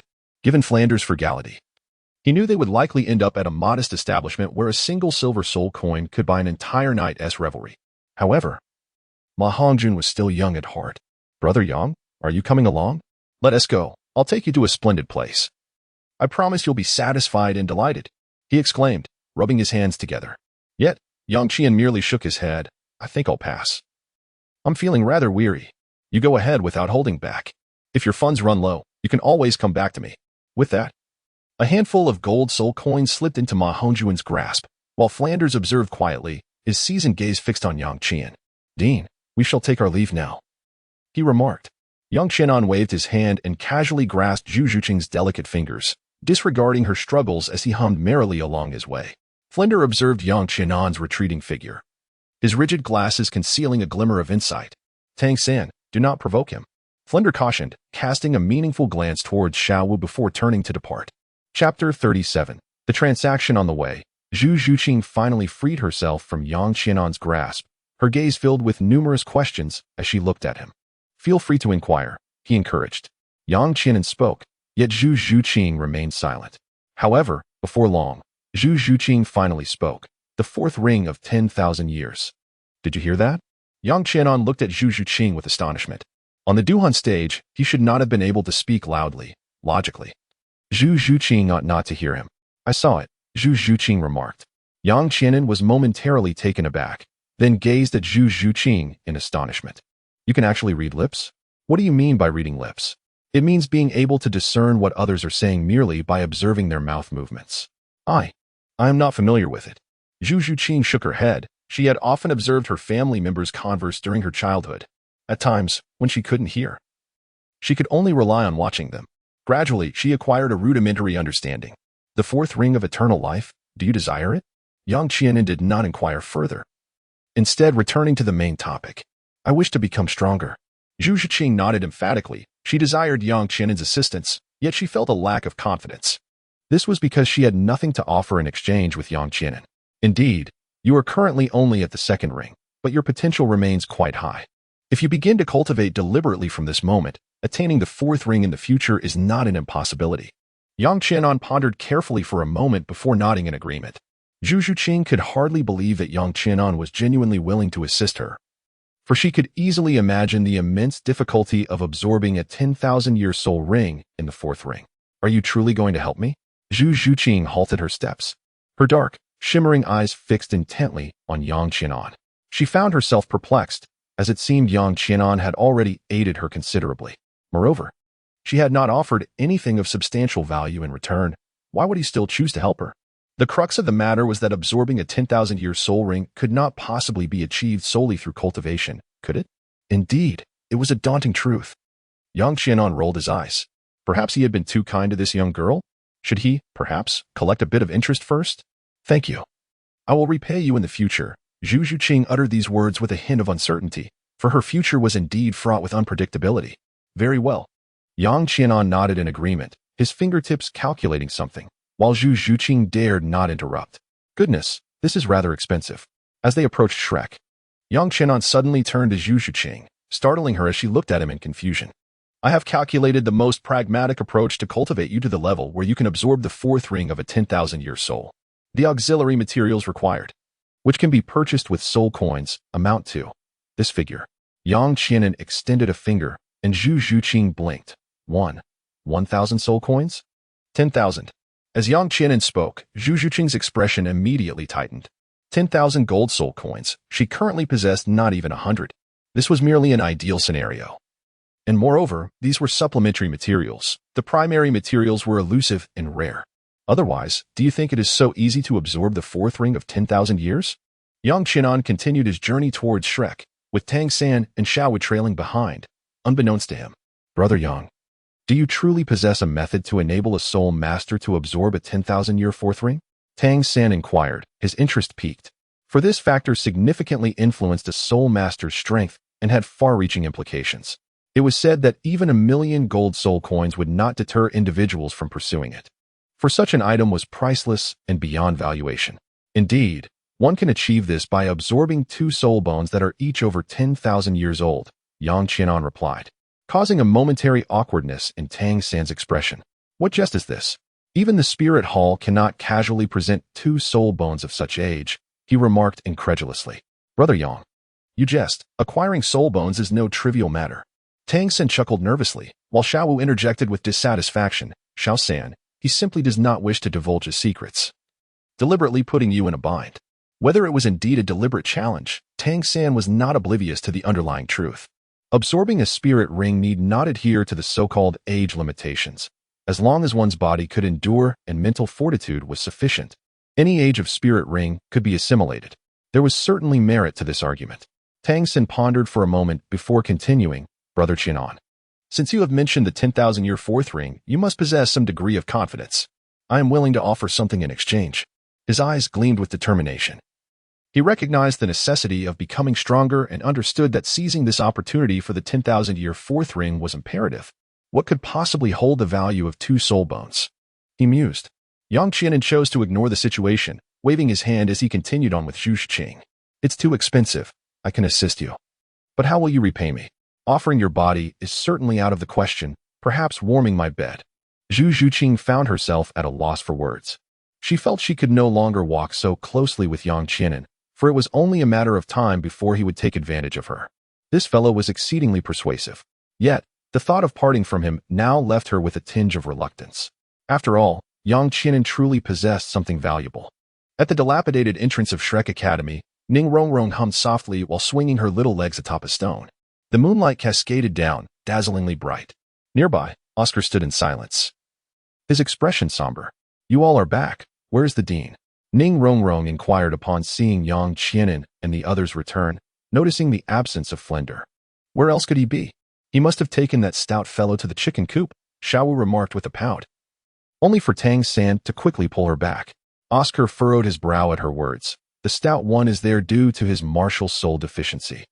That's still rather unpleasant, Xiaowu murmured under her breath, while Tang San scratched his head, offering an apologetic smile. Yang Qianan remained silent, refraining from provoking Ning Rongrong at that moment. He returned to his dormitory, intending to meditate for a while before succumbing to slumber, yet a knock resounded on his door, revealing Tang San's presence. Come in, he beckoned. Yang Qianan sat cross-legged on the bed and gestured towards a dilapidated stool behind the door. Sit. Tang San nodded, and then, getting straight to the point, said, Brother Yang, I am quite curious about the fourth ring of 10,000 years. What is your asking price? Tang San regarded Yang Qianan with a sense of confidence, as he was well aware that negotiations could be made concerning this transaction. Knowing that there was room for discussion, Tang San was resolute in his intent to pursue it. I have no interest in your eye techniques or your skills with hands and feet. I do not require any hidden weapons. Yang Qian responded with remarkable decisiveness. Hand those over to me. Your fourth ring shall be in my possession. Tang Sen inhaled deeply. Yang Qian's demand was indeed exorbitant, yet it fell within the realm of his expectations. The previous day, Yang Qian had exhibited a keen curiosity regarding his ocular technique. During his confrontation with Zhao Wuji, Tang Sek's agility, techniques, and ocular arts were all on display. Thus, it was hardly surprising that Yang Qian sought these skills. However, these techniques were not for sharing. I apologize, but these skills cannot be divulged. Tang Sen gently shook his head before adding, I can offer you something else in exchange. Chapter 38. Exploiting opportunities, I yield to you. I can offer you something else in exchange. Tang San's expression was earnest, yet Yang Qian merely scoffed. Tang San. Although we are classmates now, we have only known each other for 2 days. Do not claim that I haven't provided you with an opportunity. I grant you a chance to speak. If your response does not satisfy me, you may take your leave. Upon Yang Qian's utterance, he gestured with a flourish, and astonishingly, the door to the room swung open as if by an unseen force. Tang San's expression shifted to one of solemnity, controlling cranes and capturing dragons. Yet, he realized it was merely a resemblance, an analogous manifestation, lacking in maturity. A profound astonishment enveloped Tang San. Yang Qian's innate talent was indeed formidable. Despite his own explorations, he had managed to reach this remarkable level. Originally intent on gradually negotiating a lower price, Tang San now hesitated to speak freely, for Yang Qian had issued a warning. This display was a clear signal to Tang San that even if he refrained from trading those items, Yang Qian could still discern a substantial understanding. Tang San's gaze flickered with contemplation as he weighed the pros and cons. The so-called Tang sect's ultimate techniques, which were never to be divulged, were merely a matter of insufficient profit in Tang San's eyes. He was a man of obsession. Once he deemed something as right, even if it were erroneous, he would steadfastly believe in its correctness. Just as if he had surreptitiously learned the Tang sect's ultimate skills, he was already guilty. What significance was there in contemplating a leap off the cliff to assert his resolve? Yang Qian did not rush. He felt no urgency. Even if Tang Sen refused to engage in a transaction with him, he could meticulously devise his plans over time. At worst, he could maintain a facade of brotherhood with Tang San for a few years, only to later betray him and seize the secrets of the Tang sect, thereby establishing his own dominion. What was there to fear? If one aspired to ascend from the lowly status of an ant to the pinnacle of divinity, could it be achieved with honor? There could be an exchange, but I have conditions. My unique skills stem from a fortuitous encounter, and I once swore an oath to establish a sect and pass down these extraordinary techniques. If Brother Yang wishes to learn from my repertoire, he must first join the Tang sect. At last, Tang Sen spoke. With a flicker of divine light, Yang Qian declared, please. He promptly ushered his guest away, harboring no sentiment of reluctance. What a jest! The two were engaged in a transaction, and you dare to insinuate that I should join the Tang sect? If I wish to become a member of the Tang sect, why would I even bother with a deal? Shouldn't it be a given to learn the Xiantian art? Brother Yang, I believe we can have a meaningful discussion. What is there to discuss? You speak of establishing a sect and passing down traditions. Do you expect me to bow to you as the sect leader? If that were the case, why would I expend such great effort to engage in this transaction? Yang Qian spoke, while Tang Sen gently shook his head. Brother Yang, what I wish to emphasize is this. It must remain confidential. I would like to invite you to join the Tang sect, but rest assured, the Tang sect will impose no constraints upon you. Brother Yang is not obligated to fulfill the responsibilities and duties expected of a disciple of the Tang sect. In simpler terms, Brother Yang should first join the Tang sect, learn all my extraordinary skills, and then pay the price to rid himself of his identity as a Tang sect disciple. Truly remarkable. It seems that I could join the Tang sect, master your exceptional techniques, and then you could expel me from the sect. Yang Qian came to a realization. Tang San was cunningly exploiting his own vulnerabilities, a truly insidious young man. Indeed, this approach would not betray my original intentions and would allow me to engage in a transaction with Brother Yang. However, the foundation of this entire arrangement is that after Brother Yang learns the Tang sect's ultimate techniques, he must not pass them on to others. Very well. I shall cultivate them myself. Now, let us discuss the terms. I will ensure your fourth ring for 10,000 years, and in return, you shall grant me the Tang sect's ultimate techniques. Yang Qian nodded in agreement, yet the prospect of its dissemination hinged upon Tang San's consent. However, Tang Sen shook his head, asserting, the Xiantian skill is an internal cultivation method. Once mastered, the pursuit of soul power will no longer rely on meditation. Moreover, the soul power cultivated through the Xiantian skill is imbued with a harmonious and serene essence, possessing formidable healing capabilities that can subtly enhance one's physical constitution. While I need not elaborate on the significant acceleration in cultivation speed, there are countless other benefits. Even I have yet to fully fathom its intricacies. The mere worth of the Xiantian skill alone is sufficient to exchange for your Millennium Fourth Ring, perhaps even exceeding that. Furthermore, you seek my Xin Jade Hand, the purple extreme demon eye, and the ability to control cranes and capture dragons. I can also provide you with the Ghost Shadow Miasma. However, your offered price is far too meager. Tang Sen exuded confidence. Although he had not yet mastered the Xiantian skill to its fullest extent, its myriad mysteries, as a core technique of the Tang sect, were undeniably invaluable. He intended to extract greater benefits from Yang Qian's end. Everything is as you say. Yet I have not practiced this so-called Xiantian skill. Yang Qianan spoke up, expressing that he certainly could not pay a greater price to obtain the Xiantian skill. Tang San, unfazed, understood that in negotiations, haggling is a customary practice. Brother Yang, if you insist on this position, it seems we shall not reach an agreement. Even if I were to impart my purple extreme magic out to you right now, you would still require a considerable amount of time to cultivate it effectively. Our possessions are not items that can be readily exchanged in an instant. Therefore, Brother Yang, it is essential that you maintain a degree of trust in me for our transaction to proceed smoothly. Tang Sen attempted to reason with him. Yet Yang Qianan merely shook his head. It appears that our negotiation has reached an impasse. Tang Sen was taken aback by this response. He had not anticipated such a swift abandonment from Yang Qianan. Tang San, do you comprehend the immense difficulty of attaining a 10,000-year soul ring? Especially considering you have already acquired 2 regular soul rings? With only 1 soul ring left as a buffer. The challenge of advancing to the 4th ring while absorbing a 10,000-year soul ring is monumental, even without a soul bone. Obtaining just 1 soul bone's enhancement would make it exceedingly difficult to bridge such a vast gap in levels. As Yang Qianan spoke, Tang San's expression gradually turned grave. You have witnessed my soul rings, and I can assure you that I have been refining my physique with medicinal substances since childhood, resulting in a corporeal strength that far surpasses that of soul masters of the same rank. Thus, my first soul ring is merely over 500 years old, and my second, a perilous endeavor, has only just reached a millennium. On what grounds do you believe that, without a solid foundation, you can absorb a 10,000-year 4th soul ring? Yang Qian's tone was grave, and his words were filled with nonsense, yet Tang Sen found himself believing in what he said. This was because his thoughts had been solidified by the master, who instilled in him the belief that under normal circumstances, absorbing a soul ring beyond one's level was a path to death. In the original narrative, had it not been for Tang San's serendipitous encounter with the ice and fire yin-yang eyes, coupled with the aid of an external soul bone, he would never have dared to risk absorbing the 10,000-year 4th ring. The current Tang San could not fathom that his future self would experience a series of fortunate events. Even if that were the case, Yang Qian would not allow it to happen. Tang San fell silent, and Yang Qian curled his lips into a slight smile before continuing. I noticed that the peculiar weapons you wielded were all laced with poison. Do you possess an extensive knowledge of pharmacology? To be frank, I have conducted in-depth research on toxins. Upon hearing this, Tang San's eyes brightened, and Yang Qian nodded in agreement. I too have delved deeply into the study of medicinal substances. Otherwise, I would not have been able to temper my body with herbs since childhood. Tang San acknowledged this with a nod.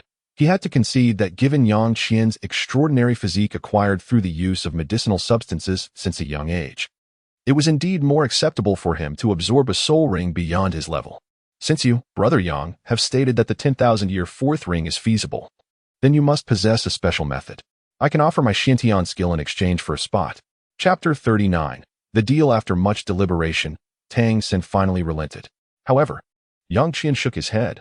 1 Xiantian skill? Not a chance. I am merely cultivating it for myself, and I would also have to join your Tang sect, only to be expelled later. Do I not care about my dignity? Tang Sen furrowed his brow. He had already made the ultimate compromise. Yet Yang Qian was unwilling to exchange. But, Brother Yang, you just said it could be traded. Indeed, it can be traded. But your Tang sect's unique skills in exchange for 1 10,000-year 4th ring. 1 Xiantian skill alone is insufficient. As for your Tang sect's unique skills, aside from the hidden weapons, I can impart everything else to you. I have no interest in your hidden weapons. I find them distasteful. Yang Qian waved his hand dismissively. Are hidden weapons more practical than a sniper rifle? In that case, I will require 2 10,000-year fourth rings, one for myself and one for Xiao Wu. If I can only offer one, I can still provide you with the Xintian skill. Tang San intended to utilize all the Tang sect's unique skills, excluding anything related to hidden weapons, in his negotiations with Yang Qian. That will not suffice. I also have only 2 to offer. Are you planning to trade for Xiao Wu? Perhaps I have other items I could offer in exchange. Yang Qianan's gaze shifted as he inquired. Are you familiar with the bittersweet essence of longing? What? Tang San exclaimed, his expression one of astonishment as he stared at Yang Qianan in disbelief. His voice trembling with excitement. You actually possess the essence of longing. Not at all.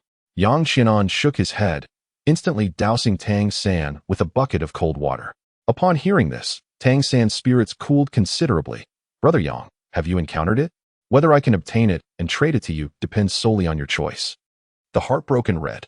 For me, it is merely a trifle. Tang San was no fool. He certainly desired the heartbroken red. Yet he could not afford to display excessive enthusiasm. It is not certain that you and Xiao Wu would find it useful, Yang Qian remarked. To which Tang San paused briefly before shaking his head. Xiao Wu is my sister. Your sister? How playful of you. No, Xiao Wu and I. No need for explanations. Perhaps you have yet to entertain such thoughts about Xiao Wu, but what about her feelings towards you? If you are willing, I could trade you for a branch of the Heartbreak Red. That won't do. Whether the Heartbreak Red is of any use is debatable. Furthermore, even if it were, it would only serve one person. A mere branch of Heartbreak Red is not worth the exchange for me. Tang San shook his head.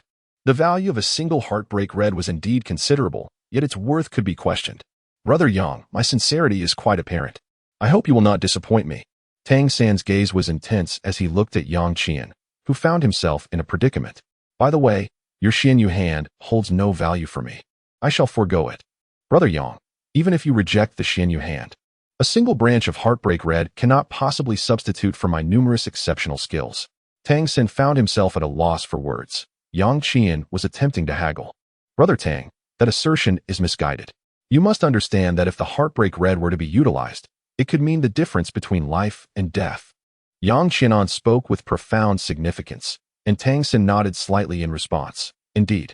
Therefore, Brother Tang San, I shall not exchange this time. It is my turn. Brother Yang, a single branch of the Lovelorn Red truly cannot be traded. Tang San spoke resolutely, affirming that one branch of the Lovelorn Red was indeed worth a fourth ring of 10,000 years. However, Tang San required 2.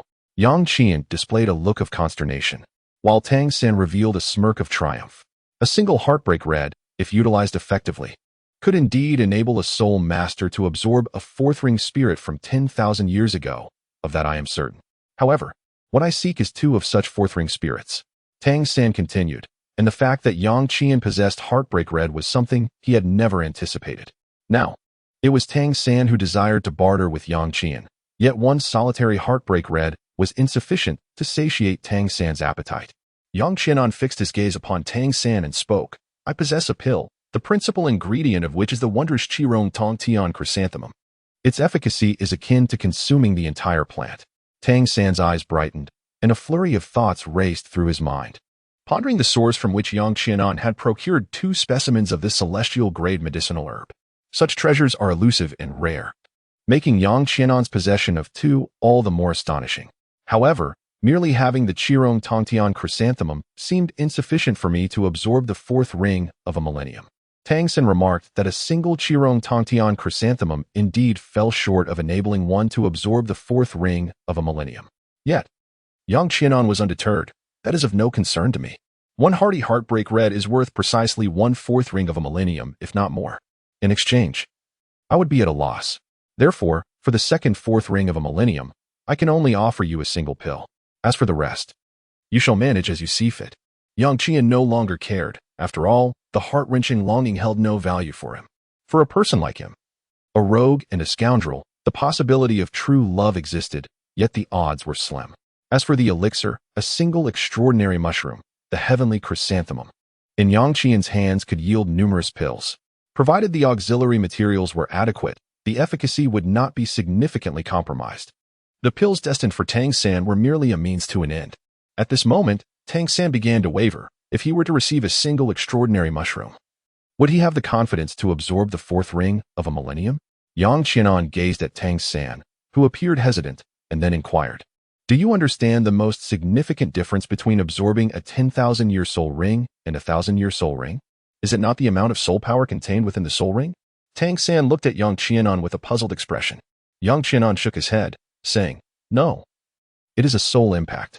Within the 10,000-year soul ring lies the lingering resentment of the soul beast before its demise, manifesting as a soul impact during the soul master's absorption of the soul ring. Therefore, when absorbing a 10,000-year soul ring, it is crucial to be prepared for the soul impact." For Tang San and his brothers, however, this is not a significant issue. Yang Qianan spoke, gesturing towards Tang San's eyes. Tang San, taken aback, soon gritted his teeth and declared, "Very well, I shall exchange. Thus, Brother Tang San, please compile and present your remarkable skills to me, and in return, I shall provide you with the Heartbreak Red. Once I ascertain that your techniques are flawless, the final elixir shall also be bestowed upon you." Yang Qianan opened his mouth, yet Tang San shook his head. "No, I am sorry, Brother Yang. I must keep the purple extreme demon eye. Do you not trust me?" Yang Qianan smiled faintly, and then said, "The purple extreme demon eye, the control crane and capture dragon technique, the ghostly shadow concealment, and the mystic jade hand, you may choose freely. Then I shall take the mystic jade hand and the control crane and capture dragon technique." Tang San was aware that he could not retain the purple extreme demon eye. Hence he had no intention of keeping it from the outset. Yang Qianan was well aware of Tang San's intentions. Thus he remarked, "We are all classmates, and I believe that Brother Tang San would not be unfaithful." Tang San replied, "I dare not, for if you were to attempt to end my life, I may not be able to withstand it." Yang Qianan chuckled heartily. "Do not be modest. I too am quite wary of your skills. Then, may our collaboration be fruitful." They both exchanged smiles, and Tang San rose, stating, "I shall swiftly compile all my ultimate techniques. However, I hope Brother Yang will promptly provide me with the necessary items, as I am nearing the 30th level." Tang San was preparing to absorb a soul ring beyond his current level at the 3rd ring. Chapter 40, I Cannot Restrain My Hand. Upon hearing this, Yang Qianan replied, "If you're in haste, I can provide you with the miraculous Qirong Tongdian pill. No need to rush. Even upon reaching level 30, there is still time to absorb the soul ring." Tang San gently shook his head and then departed, closing the door behind him with a casual gesture. Was it right or wrong to engage in a transaction with him? Yang Qianan's eyes shimmered with a flicker of insight. Tang San was no fool. On the contrary, he was quite cunning. Engaging in a transaction with Tang San now might indeed be the right course of action. The external soul bone must be obtained from him.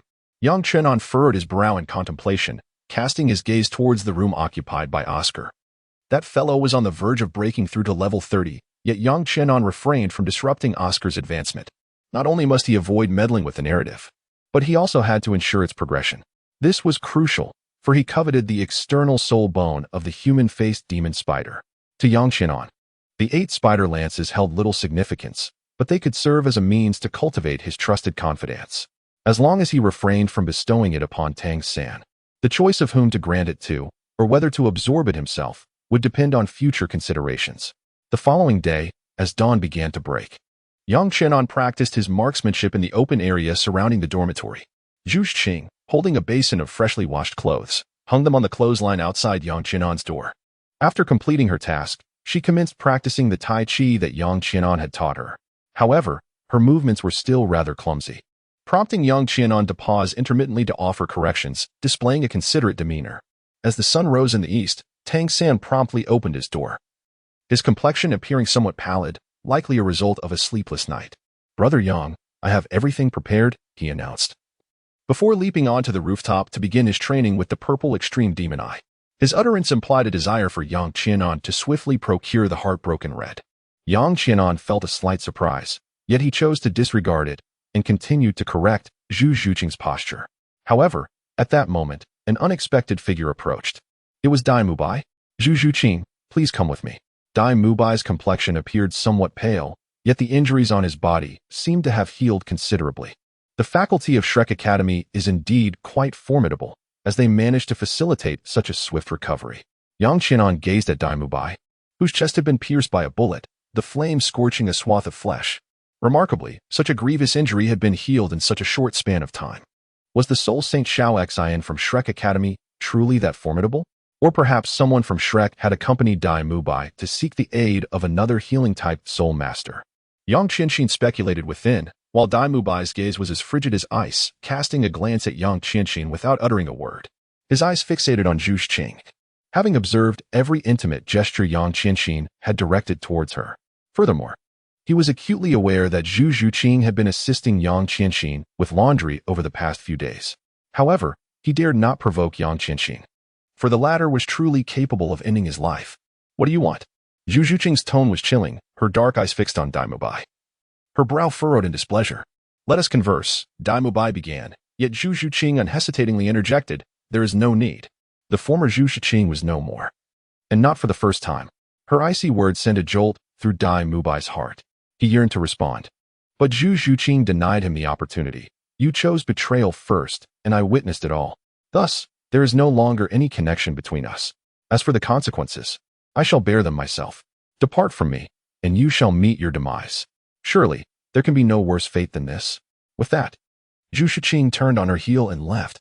Observing this, Yang Qianxin also chose not to linger, as their morning exercises had concluded. Dai Mubai, unwilling to accept defeat, glared at Zhu Zhuqing's retreating figure, his hands clenched tightly, cracking under the pressure.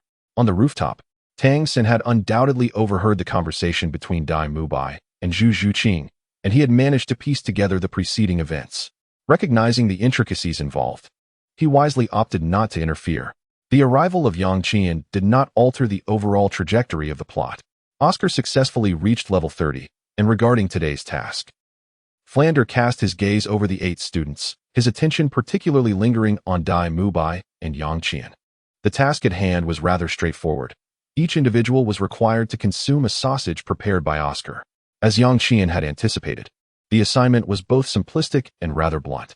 However, most among them found it distasteful and difficult to accept, especially when Oscar's lecherous gaze swept over them.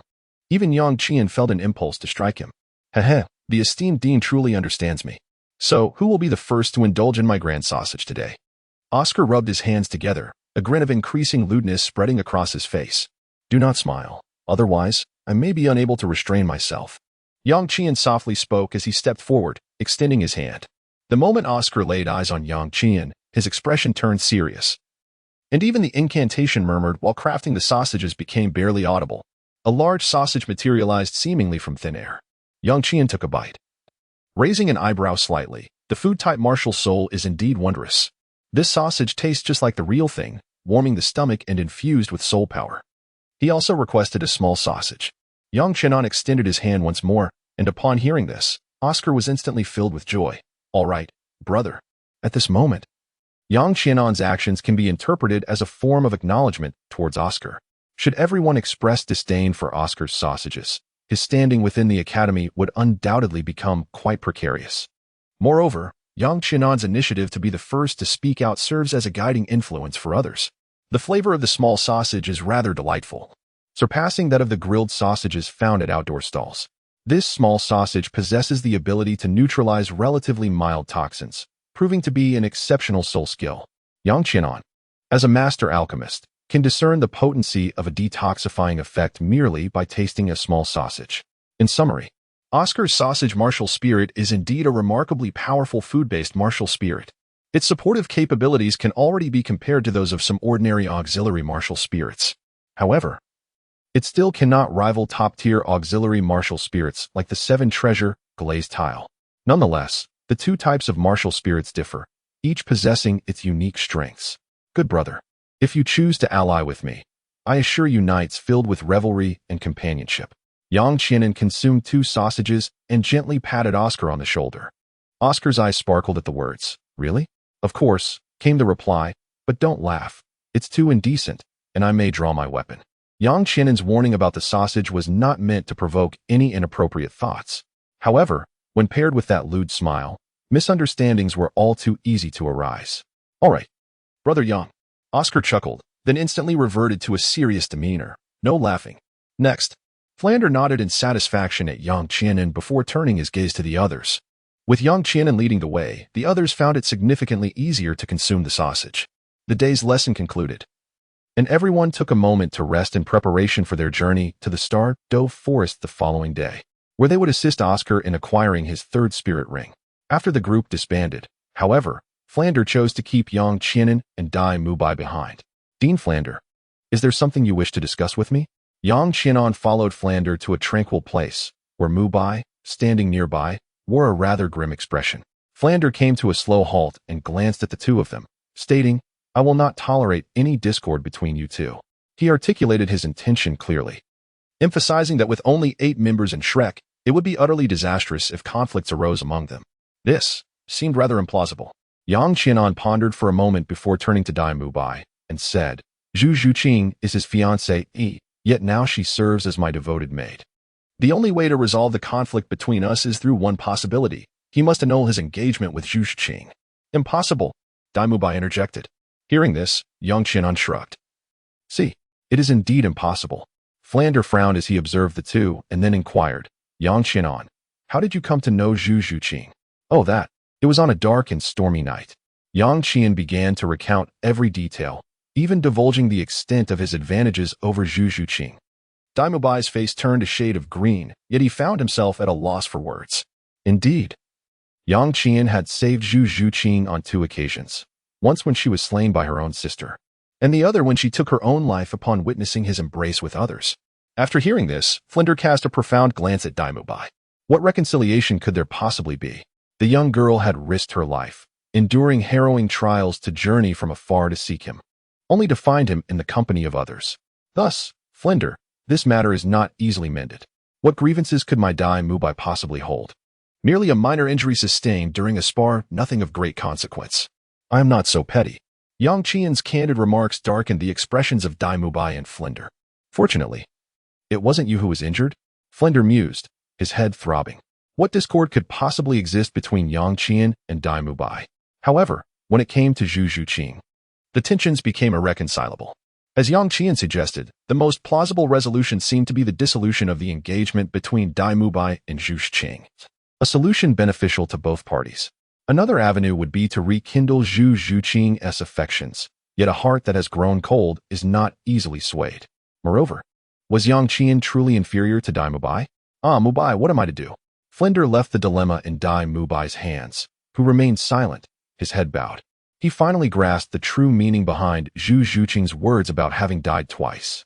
Indeed, she had truly perished on 2 occasions, and Yu Tianheng had saved him twice as well. Dean, what? What should I do?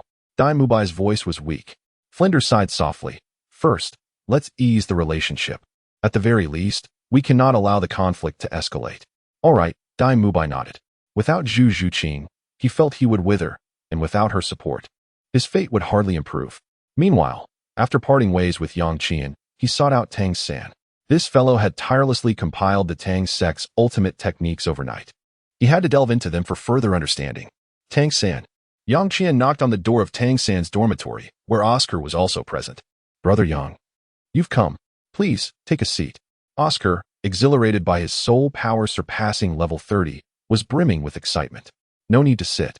I have a matter to discuss with him. Yu Tianheng gestured to Tang San, then turned and returned to his chamber. Tang San followed closely behind, producing a hand-bound notebook comprising several dozen pages.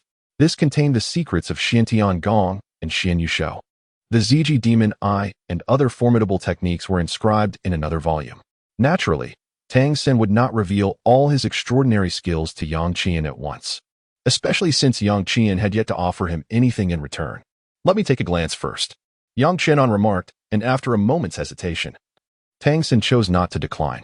Rest assured, if all goes well, I shall not default, for the heart-wrenching crimson of longing is seldom of use to me. I have faith in your character, Brother Yang. What could Tang San say? He did not truly trust Yu Tianheng, yet at that moment, he could only profess his belief. Excellent. The annotations are quite meticulous, even outlining the operational routes. However, I can't shake the feeling that something is amiss. Do not attempt to deceive me, Tang San. Yu Tianheng spent half an hour perusing the material, rapidly comprehending its essence within his mind. His innate understanding has always been exceptional, otherwise he would not have been able to gradually develop a unique soul technique based on an unorthodox and unsystematic form of Tai Chi. Upon hearing Yu Tianheng's words, Tang San was taken aback. The Xiantian Gong he had pinned was indeed a complete martial art. However, there remained a crucial element that was not documented, a pathway to attain the pinnacle of cultivation.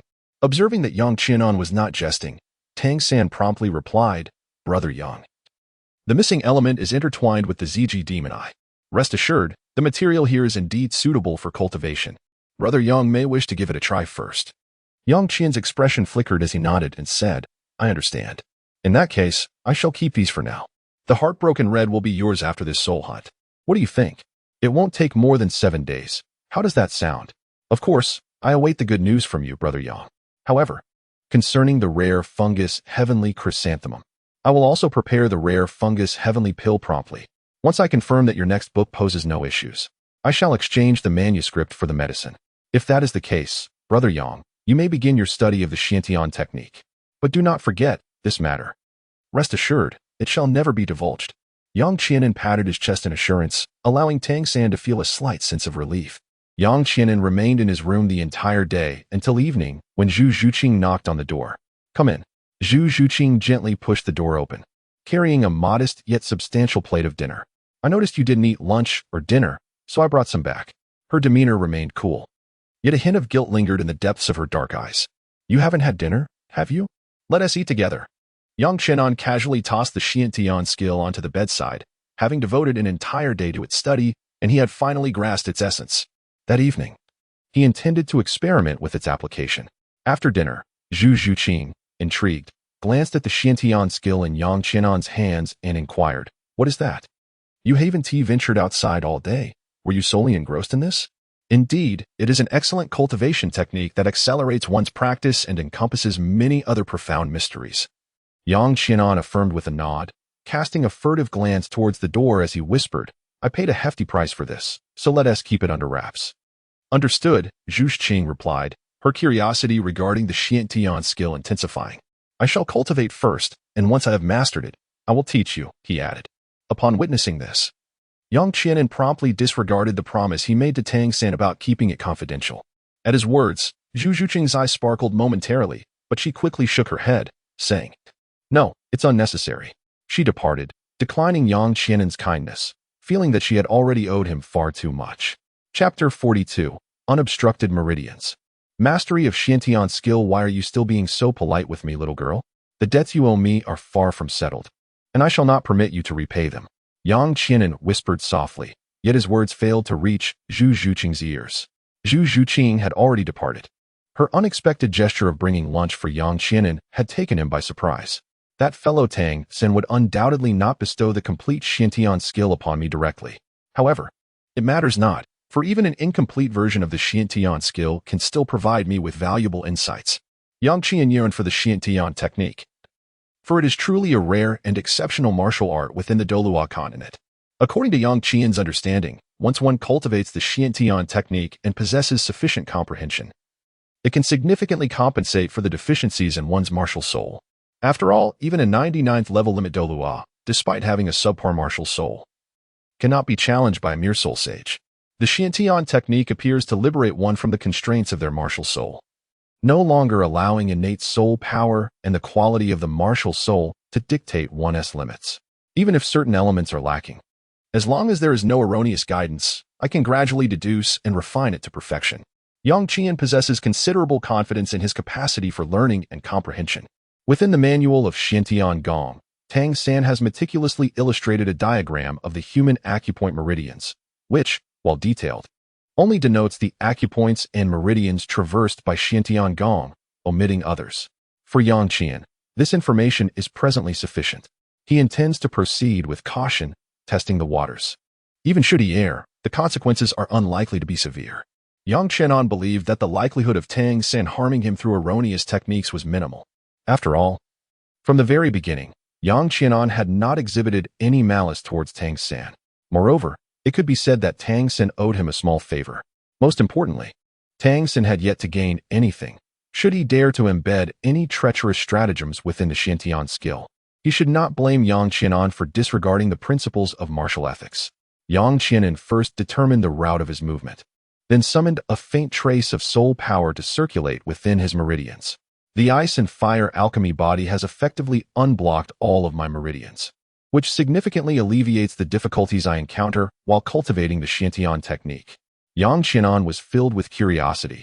If he were to attain the complete Xiantian skill, would his cultivation progress surpass that of Tang San? Yang Qian's lips slightly curled, yet his focus remained entirely on the circulation of his soul power within. During the operation of the first cycle, he merely summoned a faint wisp of soul energy. In the second cycle, he channeled 20% of his soul power into his meridians, following the path of the Xiantian technique. By the third cycle, he invested half of his total soul power. In the fourth cycle, he mobilized all of his soul energy. In an instant, Yang Qian's Dantian became the ultimate reservoir of all his soul power. Within the meridians and Dantian, the soul energy flowed ceaselessly, growing ever more refined and pure. The soul power cultivated through the Xiantian technique was indeed balanced and pure, providing substantial aid in the healing of internal injuries. In the original narrative, Tang Hao's internal wounds remained unresolved for years, hindering his ability to advance in soul power. It was evident that he had sought the assistance of numerous healing soul masters, yet none succeeded in remedying his concealed injuries. However, Tang San possessed the capability to heal Tang Hao's afflictions, relying on the Xiantian technique. When Tang Hao's condition flared, Tang San had previously employed the Xiantian technique to suppress the injury. While I have been meticulous in refining the quality of my soul power during my practice, it still pales in comparison to that cultivated through the Xiantian technique. Yang Qianxin marveled in her heart, then slowly opened her eyes. Outside the window, dawn had already begun to break. Has it come so soon? She was astonished to find that she felt no fatigue at all. Yang Qianan slowly stretched his limbs, feeling invigorated and in peak condition. Excellent. With this, my cultivation speed can ascend to a higher level. The Xiantian technique is truly remarkable, as it is indeed an internal martial art. Could it be that Tang San is inadequate? He has failed to demonstrate the immense power of the Xiantian technique. Yang Qian pushed open the door and stepped out into the open space. A silver spear, weighing 2,000 pounds, materialized in his hands. He lightly tested its heft. His brow slightly furrowed. There was a marginal increase in strength, yet it remained unremarkable. As he twirled the spear, there was neither a shadow of the weapon nor any extravagant flourishes. The mere act of wielding this 2,000-pound spear was already a considerable feat for Yang Qian. Beneath his feet, the once soft earth had, in just 3 days, become harder than cobblestones under his weight. The heavy spear sliced through the air with a resounding whoosh, imbued with tremendous force. Within a mere quarter of an hour, Yang Qian's trousers were thoroughly drenched in sweat. As before, Zhu Zhuqing arrived at Yang Qian's side, hung out her clothes to dry, and then commenced her practice of Tai Chi. However, with her foundation in martial spirits, Zhu Zhuqing's Tai Chi had evolved into a form both tangible and vibrant. Yet, she had only mastered a single set of movements for the time being. Nevertheless, she was undeterred, for during the practice, she sensed that the foundation beneath her ears had solidified significantly. 4 agile attack-type soul masters. Their standing practice often leaves much to be desired. In their pursuit of speed, they inadvertently overlook many essential elements. Now, Zhu Zhuqing had come to recognize this flaw within herself, and Tai Chi served as an excellent remedy. Having tasted the sweetness of improvement, she naturally became even more diligent. Tai Chi does not thrive on speed. If one rushes, does it truly enhance the effectiveness of their practice? Yang Qian, while practicing with his spear, suddenly halted his movements upon observing Zhu Zhuqing, whose actions flowed like water, yet quickened in tempo. He offered her a gentle reminder. At his words, Zhu Zhuqing paused, a contemplative expression gracing her features. Tai Chi requires a deliberate slowness. Within that slowness lies the potential for speed, much like the essence of this very punch. Yang Qianan gracefully executed a one-handed cloud hand, his movements deliberate and measured. Suddenly, he unleashed a powerful punch. Though his actions appeared languid, they left behind a series of fleeting afterimages. When slowed down, the entirety of his boxing routine would easily span 7 to 8 minutes. Yang Qian spoke, and Zhu Zhuqing nodded gently. She had grown somewhat impatient, inadvertently straying from the path. Fortunately, Yang Qian provided her with a timely reminder. Subsequently, Zhu Zhuqing's movements became deliberate and measured. Throughout this slow and contemplative process, she earnestly sought to grasp the essence of balance and the transmission of power. Deepening her understanding of Tai Chi gradually, her back became drenched in sweat, and Tang San leapt down from the rooftop. My brother Yang's style of boxing seems to possess profound depth. Am I able to practice it? With his extensive martial arts experience, particularly in the art of controlling the crane and capturing the dragon. Tang San discerned the remarkable nature of this boxing technique merely by watching Zhu Zhuqing's demonstration of Tai Chi. You may practice, but I shall not teach you, she replied. Upon hearing Yang Qianan's words, Tang San was immediately filled with joy. Thank you, brother Yang. Yang Qianan's words implicitly acknowledged that Tang San could learn on his own. In truth, even if Yang Qianan disagreed, he had no recourse. The practice of Tai Chi truly posed little difficulty. Chapter 43. The Hunt for Souls. As Yang Qianan concluded his session, the other members of Shrek Academy finally began to stir. Oscar, brimming with excitement, had been waiting in the small square with a sausage in his mouth since early morning. By the time the sun had fully risen above the horizon, everyone from Shrek had gathered. The stout figure of Zhao Wujie approached, and to Yang Qianan's surprise, this foolish fellow bore no visible scars on his face. Hey, little monsters. We meet again, Zhao Wujie declared menacingly as he approached, and there was no doubt that his fierce demeanor was genuine. The title of immovable King Zhao Wujie was not earned lightly. Teacher Zhao, it has only been 2 days, yet I sense you have some joyous news? Yang Qianan was perplexed as to why Tang Hao did not deliver a beating to Zhao Wujie. Could it be that Tang San had not been injured by Zhao Wujie? Without the release of the golden dragon beard needle, Tang San's myriad hidden weapons were insufficient to breach Zhao Wujie's defenses. Consequently, Zhao Wujie remained unscathed, and thus had no reason to retaliate violently. Tang San, in the end, simply succumbed to exhaustion. Moreover, Xiao Wu's spiritual backlash further diminished any justification for Tang Hao to intervene. Of course, there exists another possibility. Tang Hao might not have been in the vicinity at all. Could this be plausible? Indeed, it is quite likely, given that Yang Qianan had pilfered the blue-silver emperor and the bone of its right leg. Tang Hao may have followed the trail left by Yang Qianan to seek trouble with the spirit hall. The outcome of such a pursuit is easily imagined. Tang Hao would find himself being hunted once more, compelled to avoid Tang San's side, and instead conceal himself. Should Tang Hao be absent from the area, it would present a fortuitous opportunity to eliminate Tang San. The Tiandou forest is, after all, the very resting place of Tang San. Yang Qian pondered within, realizing that Tang San had already compiled the unparalleled skills of the Tang sect. All he needed to do was eliminate Tang San and seize his treasured 24 bridges by night. Yet, there remained an element of risk, as Zhao Wujie would be following closely. How did you come to know of my joyous occasion?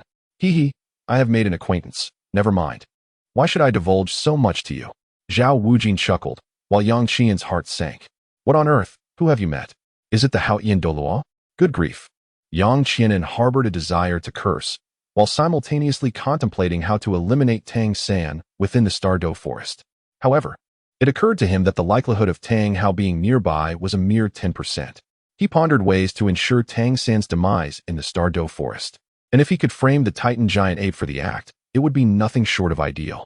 Yang Qianan lowered his head in contemplation, while Zhao Wujie cast a glance at the assembled crowd and then addressed Dai Mubai, inquiring, Mubai, how is your injury? Thanks to teacher Zhao, I am now largely unscathed, replied Dai Mubai, his complexion significantly improved compared to the previous day, indeed indicating a substantial recovery. Haha, that is splendid. Our mission in the Tiandou forest is to assist Oscar in acquiring his 3rd spirit ring. Understood. You shall lead the way. I will not intervene unless we encounter spirit beasts over a millennium old. Zhao Wujie directly assigned the task, to which Dai Mubai promptly affirmed, Yes, teacher Zhao? Dai Mubai turned to face the group. The Tiandou forest is no trivial matter. It is teeming with spirit beasts, all of which possess formidable aggression and harbor no fondness for humanity. Upon entering the Tiandou forest, Yang Qianan, you shall take the lead. Do you have any objections? Dai Mubai organized the formation, uncertain if Yang Qianan would acquiesce to his directive. After all, he was unperturbed even when confronting others, including Tang San. Yet Yang Qianan was a different case, one he found difficult to dominate. There are no paths within the Tiandou forest, and my martial spirit is ill-suited for clearing a route. Hence I shall remain at the rear. Yang Qianan spoke with reason and evidence, thus granting Dai Mubai a semblance of respect. Upon hearing this, Dai Mubai nodded. It is indeed my oversight. The task at the rear is crucial, and I trust you to handle it.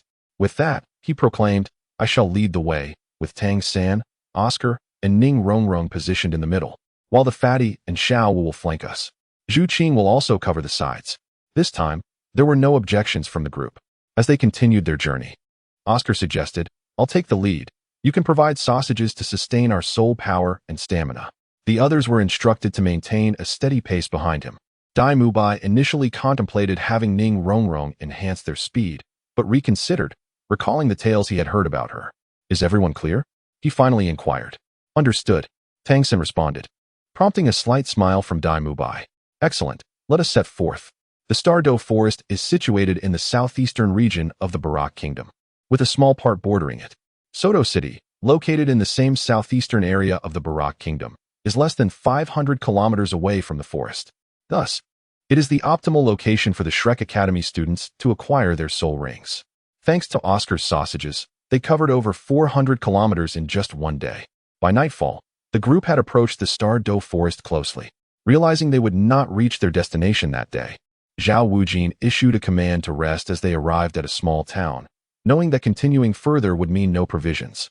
Throughout the journey, Yang Qianan remained unusually silent. Even walking alongside Ning Rongrong, who had not spoken a word all day due to her aloofness. Since setting out, he too had refrained from uttering a single word. Lost in contemplation about how to eliminate Tang San while evading suspicion once they entered the Tiandou forest. What are you thinking? Suddenly, Zhu Zhuqing's voice broke through his thoughts. She had been observing him closely from a distance during the journey. Yang Qianan's contemplations along the journey were all captured within her gaze. It's nothing, just encountering a minor bottleneck in my cultivation. Yang Qianan spoke, and just then, Tang Xin happened to overhear him. He turned to glance at Yang Qianan, but remained silent. At that moment, Zhao Wujia pointed towards an unassuming hotel ahead and said, Let us stay here for the night. We shall set off at dawn tomorrow, and the cost for lodging and meals will be borne by yourselves. The hotel was a modest two-story building, with a simple restaurant occupying the ground floor. On the second floor, Zhao Wujia secured a single room for himself and ascended directly. How shall we arrange our accommodations? Dai Mubai inquired, looking at the others. One room each would be impractical and lead to excessive expenses. I prefer to stay alone. He added. Yang Qianan spoke, and after he finished, Zhu Zhuqing added, I too am accustomed to living alone. Such words, with Xiao Wu and Ning Rongrong together. Shall the four of us share a room? Dai Mubai glanced at the others, and seeing no dissent, they proceeded to book a room. Once settled, Ma Hongjun immediately began to exclaim, Let us eat first. After a day filled with sausages, I feel quite nauseous. His words echoed the sentiments of the group, and even Zhu Zhuqing nodded in agreement. The 8 of them found a table in a corner and sat down. Chapter 44, An Unforeseen Calamity. The story continued as the plump fellow placed the order. It must be said that he possessed a certain talent for food. With just a cursory glance at the menu, he decisively ordered the most expensive dishes available. In his own words, after all, someone is treating today. Indeed, it was Dai Mubai who was treating. To welcome the newcomers to the academy, Yang Qian felt a peculiar sensation in his heart, yet he understood the underlying motives behind Dai Mubai's actions. There was undoubtedly an intention to win back Zhu Zhuqing, but was it even possible? At that moment, Zhu Zhuqing sat beside Yang Qian, with Ning Rongrong on the other side and Dai Mubai occupying 2 seats away. However, Yang Qian had made a slight oversight by positioning himself a bit too far from the center. The table, accommodating 8 individuals, was quite full, yet the atmosphere was far from lively. Zhu Zhuqing, characterized by her cold demeanor, seldom spoke unless directly addressed. Ning Rongrong kept her head lowered, lost in her own contemplations. Due to Yang Qian's presence, Dai Mubai appeared somewhat awkward. In contrast, the plump fellow was utterly unfazed, seated beside Yang Qian, engaging in light-hearted banter. He soon discovered that unlike Dai Mubai, Yang Qian was quite approachable and could converse on any topic. The chubby lad had seemingly found a kindred spirit, frequently seeking Yang Qian's insights on the intricacies of the brothel world. Was there truly a brothel where one could merely observe the dance without engaging in any carnal pursuits? How dull must those who visited be, watching without indulging? Wouldn't that be utterly stifling? Discussions of such nature allowed Oscar to occasionally interject, while Tang San found himself unable to contribute at all. Dai Mubai, possessing wealth and extensive experience from visiting high-end establishments, might have spoken up, but he refrained. The atmosphere remained neither too warm nor too cold. At least Yang Qian did not perceive it as chilly. Just then, a group of 8 entered the room. reminiscent of Yang Qian and his companions. Leading them was a man in his 40s, handsome with impeccably groomed hair. Donned in an exquisite moon-white soul master robe intricately embroidered with silver threads, gleaming with every movement. Following closely behind him were 6 young men and 1 young woman, all appearing to be around 20, similarly attired in moon-white robes. Each bore a green circular emblem on their left shoulder, within which were embroidered 2 characters of the same hue, Sanghui. Their attire unmistakably indicated that they were all soul masters. Yang Qianan and his companions dressed rather casually, appearing no different from ordinary individuals, unlike those who were more ostentatious. Wow, Brother Yang, look over there. Within Sanghui Academy, the only female student possessed commendable beauty, and at the tender age of 20, she embodied the peak of youthful allure, radiating charisma. Ma Hongjun, a youth with a fiery disposition, was instantly captivated, his eyes sparkling with intrigue as he could not help but gaze incessantly. Yang Qianan found himself seated in such a manner that he had to slightly turn his head to catch a glimpse of the person nearby. However, he only stole a fleeting glance before averting his gaze once more. Indeed, her physique and beauty were commendable. Yet when compared to the enchanting maidens of the Peony Flower Pavilion in Broken Soul City, she appeared rather ordinary. Reflecting on it now, one could not help but acknowledge the remarkable prowess of the proprietress of the Peony Flower Pavilion. Not only did Mayer inherit a unique martial spirit, but the array of maidens under her roof were undeniably of exquisite beauty, a feat that is no small accomplishment. What is the matter, Brother Yang? Is she not to your liking? Ma Hongjun asked, his eyes still fixated on the lady, while he exaggeratedly gestured in an arc before him, attempting to illustrate her figure. She is not too shabby, came the reply. Yang Qianan shook his head, casting a gaze laden with pity towards Ma Hongjun. The poor child had been cast aside by Flender, resulting in a significant decline in his aesthetic sensibilities. Ma Hongjun's voice and actions remained unabated, clearly indicating his intent to provoke trouble. However, to Yang Qianan's astonishment, Dai Mubai chose to remain silent. Nevertheless, the mere presence of Ma Hongjun was sufficient to incite animosity. The 8 members of the Sanghui Academy took their seats, and the expression of the female student had turned a deep shade of crimson. After all, being subjected to Ma Hongjun's exaggerated descriptions was something any girl would find difficult to accept. Thus, retribution was imminent. Yet, Yang Qianan's seating arrangement was indeed rather unfavorable. Before the first dish held by the waiter could be served, it was accidentally toppled by a student from Sanghui Academy. The dish, in all likelihood, was destined to land squarely upon Yang Qianan's head. Alas, what a predicament! Why provoke the most formidable individual? Ma Hongjun chuckled, oblivious to the impending trouble. No one moved, for they all understood that the dish of soup would never make contact with Yang Qianan. Such rudimentary tactics were best left unutilized. Yang Qianan did not even turn his head.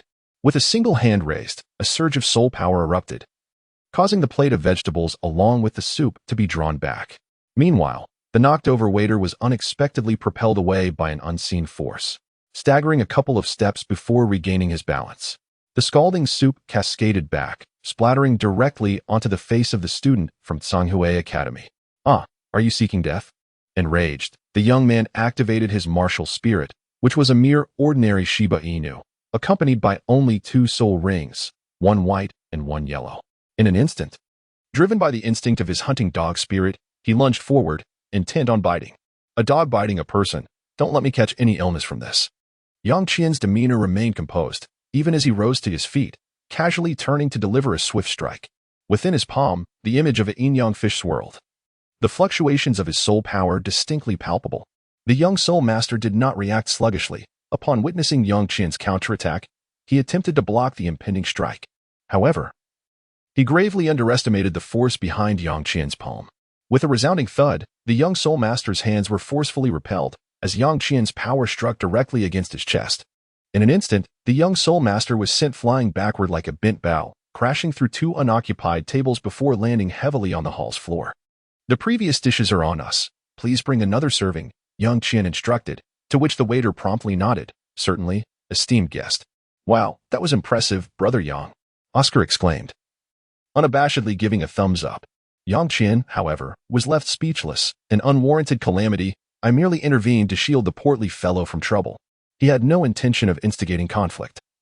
It was merely the fault of that careless student from Sanghui. At this juncture, pursuing the matter of right or wrong bore no significance. Yang Qianen would not reproach Ma Hongjun for such a trivial matter. At least, in terms of stance, Yang Qianen still sided with Ma Hongjun. The restaurant was abuzz with commotion. Diners near the tables of Shrek Academy and Songhui Academy hurriedly stepped aside to avoid being caught in the fray. Nonetheless, the majority did not leave immediately. Rather, they watched the unfolding scene with excitement. After all, free soul master battles were not to be missed. The group from Songhui Academy could hardly contain themselves. The remaining 6 members of the academy stood up in unison, glaring angrily at the table of Shrek Academy. Eager to charge over, but were halted by a middle-aged man. This man helped the injured youth to a chair and sternly addressed Yang Qianen. Which academy are you children from? Chapter 45. I will take action. You are not worthy. Finally, Dai Mubai spoke up, and upon seeing him do so, Yang Qianen decided to indulge in the spectacle once more. In the hall, the Songhui Academy side consisted of 6 students, all adorned with 1 white and 1 yellow soul ring. In contrast, only Dai Mubai, Tang San, and Ma Hongjun stood up on the Shrek side, and they did not even leave their seats, their martial souls shimmering, revealing the optimal combination of soul rings. Merely based on martial souls, the students of Songhui were at an absolute disadvantage. Stop. The teacher from Songhui Academy could no longer restrain himself and stepped forward. Waving his hand at his students, you all stand down. Just a glance was enough for him to ascertain that his students were no match for Shrek's members. Not to mention Yang Qianen, who remained seated and watched the spectacle. Even the 3 who had now stood up and released their martial souls could easily defeat all of his students. Being a middle-aged man, he had already contemplated numerous possibilities upon witnessing Shrek's display of strength. Not only did he realize that his students could not contend with the opposing side, but even if they could, he would not allow them to engage further. Some troubles were best avoided. I am Yu Tianheng, the Director of External Affairs for Songhui Academy. May I ask which sect you belong to? As Yu Tianheng approached the 3 of them, he maintained his composure under the pressure of their released soul power without resorting to his martial soul. After all, he was a soul king, and even if somewhat lacking, the disparity of over 20 levels in soul power was sufficient for absolute suppression. We are from Shrek Academy.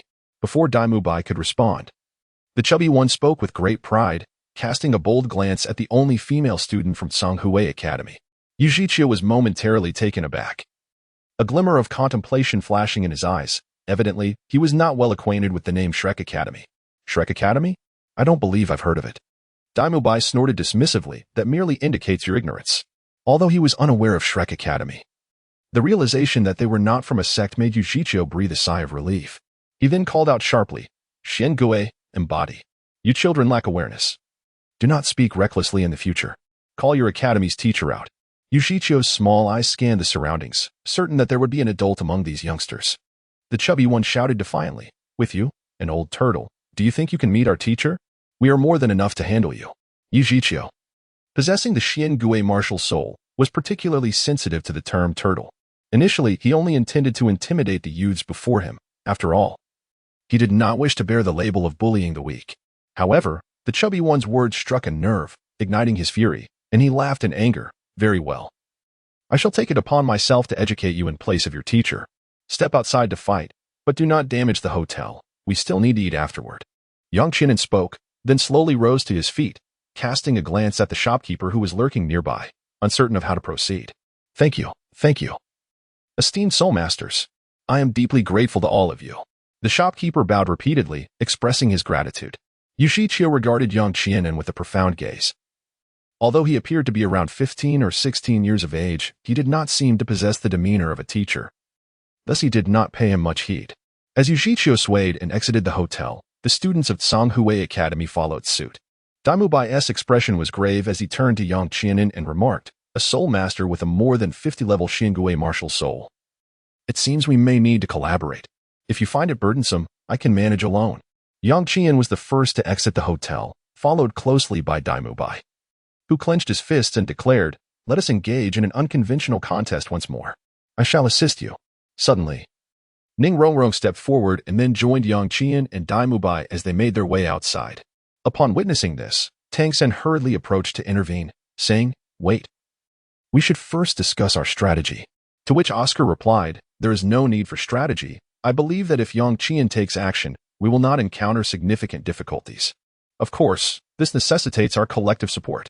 Oscar patted Tang San on the shoulder, leaving Tang San momentarily speechless, his mouth agape in response. Yang Qianan thrust a gun into Dai Mubai's chest, creating a significant gaping wound. Such formidable combat prowess is seldom possessed even by soul kings or soul emperors. Everyone, hurry up. Let us collectively teach this scoundrel a lesson. Ma Hongjun, unabashedly audacious, repeatedly referred to him as a scoundrel. Soon, the group arrived outside the town. Perhaps due to the conspicuous 5 soul rings adorning Yu Shiqiu, they attracted a considerable audience from the small town. As they exited the town, Yu Shiqiu's mind gradually calmed. Observing the 8 youths emerging, he solemnly declared, I shall offer you one final opportunity. It is not too late to admit your mistakes now. Yang Qian walked at the forefront, a cold smile gracing his lips. I am quite eager to witness the combat prowess of a soul king. At this juncture, Yu Shiqiu could no longer refrain from intervening and, with a snort of indignation, declared, You may all come at me together. I shall impart a lesson on how one ought to conduct themselves. The rotund figure chuckled mischievously and remarked, Remember, we are not mere mortals. We are monsters. Before Yu Shiqiu could make his move, Dai Mubai had already leapt into action, springing forth with the agility of a tiger and activating 2 soul skills in quick succession, unleashing a torrent of white tiger radiant light wave. Hey, boss Dai, wait for me. Ma Hongjun followed closely behind, overtaking Yang Qian in an instant. A blazing line of phoenix fire erupting from him. Zhu Zhuqing remained stationary, trailing behind Yang Qian, eager to ascertain the true extent of his combat capabilities. Tang San also entered the fray, his black-blue-silver grass vines surging forth like elongated serpents. The trio's assaults converged almost simultaneously. The onlookers gasped in astonishment. These young individuals were indeed fearless, seemingly oblivious to the dread that a soul king could instill. In response to the synchronized assault of the 4, Yu Shiqiu's body was enveloped in a surge of black light, and he issued a low growl as 2 soul rings, his first and second, began to glow in unison. He swiftly rotated his body half a turn, revealing the turtle shell on his back. Simultaneously, a stream of black light, imbued with a chilling aura, radiated outward.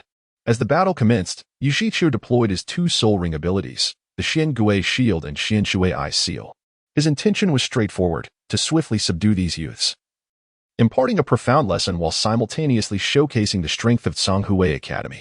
The white tiger radiant light wave detonated against Yu Shiqiu's turtle shell. Yet it failed to yield any effect.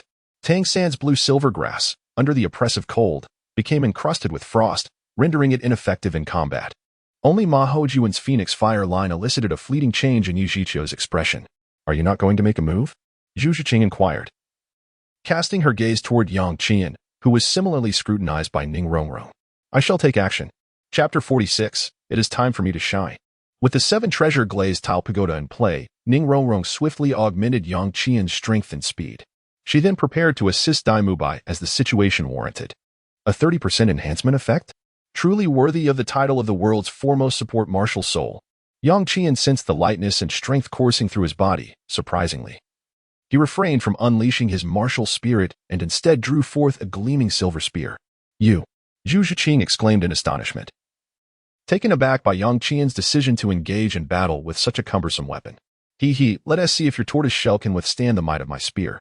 Yang Qianan's eyes sparkled with brilliance. The moment he grasped the spear, his spirit seemed to transcend to a higher realm. That was sheer power. Goodness, how formidable! The onlookers were left utterly astonished, witnessing even a fierce spirit beast not unleashing its martial soul, yet brandishing an ordinary weapon to contend with a soul king. Not only the spectators, but even Yu Shiqiu appeared bewildered. Profound water breath. After fending off the attacks from Dai Mubai and his companions, Yu Shiqiu still possessed considerable energy. As the disparity in soul power of over 20 levels could not be easily compensated by mere numbers or martial souls, a chilling wave surged towards Yang Qianan, prompting Tang San to caution, be careful, as water flow can encase a person in ice. Break. Without hesitation, Yang Qianan stepped forward, his speed astonishing even to Zhu Zhuqing. With the assistance of Ning Rongrong, Yang Qianan felt empowered to wield the 2,000-pound spear for a brief but intense battle. What does it mean to handle a 2,000-pound spear? It embodies the essence of the broken soul spear technique, unyielding and capable of shattering all obstacles. Though the cold current sought to encase him, they were shattered under the surge of Yang Qianan's soul power as the 2,000-pound spear surged forward with unstoppable momentum. What manner of creature is this? Yu Shiqiu was taken aback to witness his Xian Shui breath being effortlessly overwhelmed by an ordinary spear, his expression shifting dramatically. An instinctual warning surged within him. This spear cannot be met head-on. Where do you think you're going? Yang Qianan burst forth from the Xian water, his body encased in ice shards, yet the biting cold failed to affect him in the slightest. His spear thrust forward with terrifying momentum. Yu Zhiqiu understood that he could not withstand this strike, but Yang Qianan's speed exceeded his expectations, leaving him with no choice but to brace himself. Fifth soul skill. The Xuanwu turtle shell shield. He swiftly turned around, his back now fortified by a shield that had grown as heavy as a mountain, adorned with layers of rock. Crack. The spear collided with the rocky shield, producing a sound akin to the shattering of stubborn stone. While Yu Zhiqiu's defense remained intact, he was nonetheless compelled to endure the overwhelming force behind the blow. Yu Zhiqiu's cumbersome form was propelled backwards by Yang Qianan's strike, soaring over 10 meters and rolling several times before finally coming to a halt, from which he gradually rose to his feet. Such formidable strength, or rather, such a weighty spear. Yu Zhiqiu keenly recognized the truth. He should have discerned it earlier. Though Yang Qianan moved swiftly, his actions lacked fluidity. What a fierce opponent! However, with you so close, can you still harness the momentum to charge? Yu Zhiqiu gritted his teeth and swiftly maneuvered his hefty frame. With the power of his soul force exceeding level 50, his speed was by no means slow to the members of Shrek. He activated his fourth soul ring, and his robust arms began to swing. The Overlord's earth-shaking fist.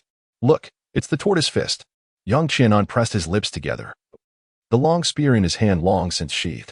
Confronted with Yu Zhiqiu's wild punches, he adeptly parried with both hands, then swiftly turned to dissipate the force, pressing his shoulder against Yu Zhiqiu's body. With a powerful embrace of Yu Zhiqiu's arms, he unexpectedly hurled him away with great force. To everyone's astonishment, they witnessed Yu Zhiqiu being flung over 10 meters into the air, leaving them utterly speechless.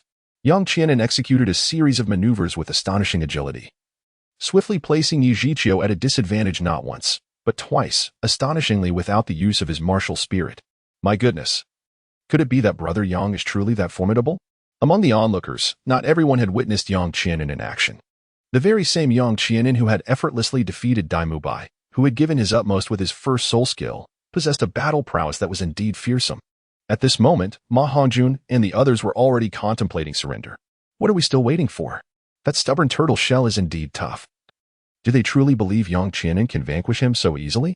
Dai Mubai glanced at the crowd, and their realization dawned upon them. Indeed, that powerful blow had failed to harm Yu Zhiqiu. It was certainly not the time to lay down. I'll handle this. Phoenix Fire Line. Ma Hongjun stepped forward and unleashed a fiery attack just before Yu Zhiqiu landed. Brother Yang, keep your distance. I wouldn't want you to get caught in my flames. Ma Hongjun cautioned, but Yang Qianan replied, no worries, proceed as you wish. Just as Yu Zhiqiu was about to touch down, Yang Qianan leaped high into the air, executing a flying kick that sent him soaring once more. I'm joining in. Dai Mubai unleashed 2 amplifying soul skills and mimicked Yang Qianan's technique. However, as Yu Zhiqiu's back was scorched by Ma Hongjun's flames, Dai Mubai's kick inadvertently ignited his foot with Phoenix Fire. What the heck, fatty, you're fire. Why isn't Brother Yang affected? Ma Hongjun refused to accept the blame, especially since Yang Qianan had executed another kick without consequence. Damn, your flames are truly disgusting. Dai Mubai cursed as he finally extinguished the fire on his foot, though one of his shoes had already turned to charred black. While Dai Mubai's antics provided some humor, no one paid him any heed. All eyes were fixed upon Yu Zhiqiu, who, bearing the weight of his heavy shell, summoned the power of Xian Shui to extinguish the flames on his back. He then repelled Yang Qianan, who attempted another kick. Humph. Soaring through the skies for a few rounds isn't too shabby, Yu Zhiqiu declared as he landed steadily, unfazed by the consecutive assaults from Yang Qianan and Ma Hongjun. Such is the resilience of a defensive Soul King. It's our turn to strike together. Tang San summoned the blue silvergrass once more, with Zhu Zhuqing and Xiaowu poised for action. Yet Yang Qianan interjected, that turtle shell of yours is indeed sturdy, but can it withstand my breaking soul spear? Finally, the dragon pattern breaking soul spear materialized in Yang Qianan's grasp, reaching an impressive 7 feet in length, as dark as ink and adorned with dragon motifs. 3 soul rings, 1 yellow, 1 purple, and 1 rose red, slowly emerged. In that moment, Yang Qianan resembled a divine spear master, embodying both man and weapon in perfect harmony. Is that? How can it be? A red soul ring? Is it a 100,000-year soul ring? Even among the Shrek members, the sight of Yang Qianan's soul rings elicited gasps of awe. Not to mention the astonished onlookers, including Yu Zhiqiu, who stood directly in the spear's line of sight. Purple red. How is this possible? No way. Yu Zhiqiu stared in disbelief at Yang Qianan's soul ring configuration, his astonishment flowing like the mighty Yangtze River. Everyone, step aside. It's time for me to show off. Yang Qianan waved his hand, and the third soul ring shimmered quietly, enveloping his entire being in a torrent of rose-hued flames. Chapter 47. Ba ba ba. I forcefully pinned 2 chapters despite enduring a body temperature of 40. The dragon-patterned soul-piercing spear bathed in the rose flames exuded an aura of extreme danger. Yu Zhiqiu wore a solemn expression. The rose flames radiating from Yang Qianan stirred a sense of trepidation within him. He stood with his legs apart, his gaze alertly fixed on Yang Qianan, as if bracing for an impending fierce battle. Who were these children, and from which prestigious sect did they hail? What exactly was Shrek Academy? Yu Zhiqiu pondered, and at that moment, he found himself devoid of any fighting spirit. Yet, pride as a soul king forbade him from conceding before a mere soul master of the third ring. What a terrifying adversary! Even Dai Mubai could not help but marvel inwardly at this moment. Yang Qianan stood there, gun in hand, enveloped in a fiery aura that exuded an aura of danger even more palpable than that of Yu Zhiqiu. While some might dismiss this as mere illusion, Dai Mubai was far from sharing that sentiment.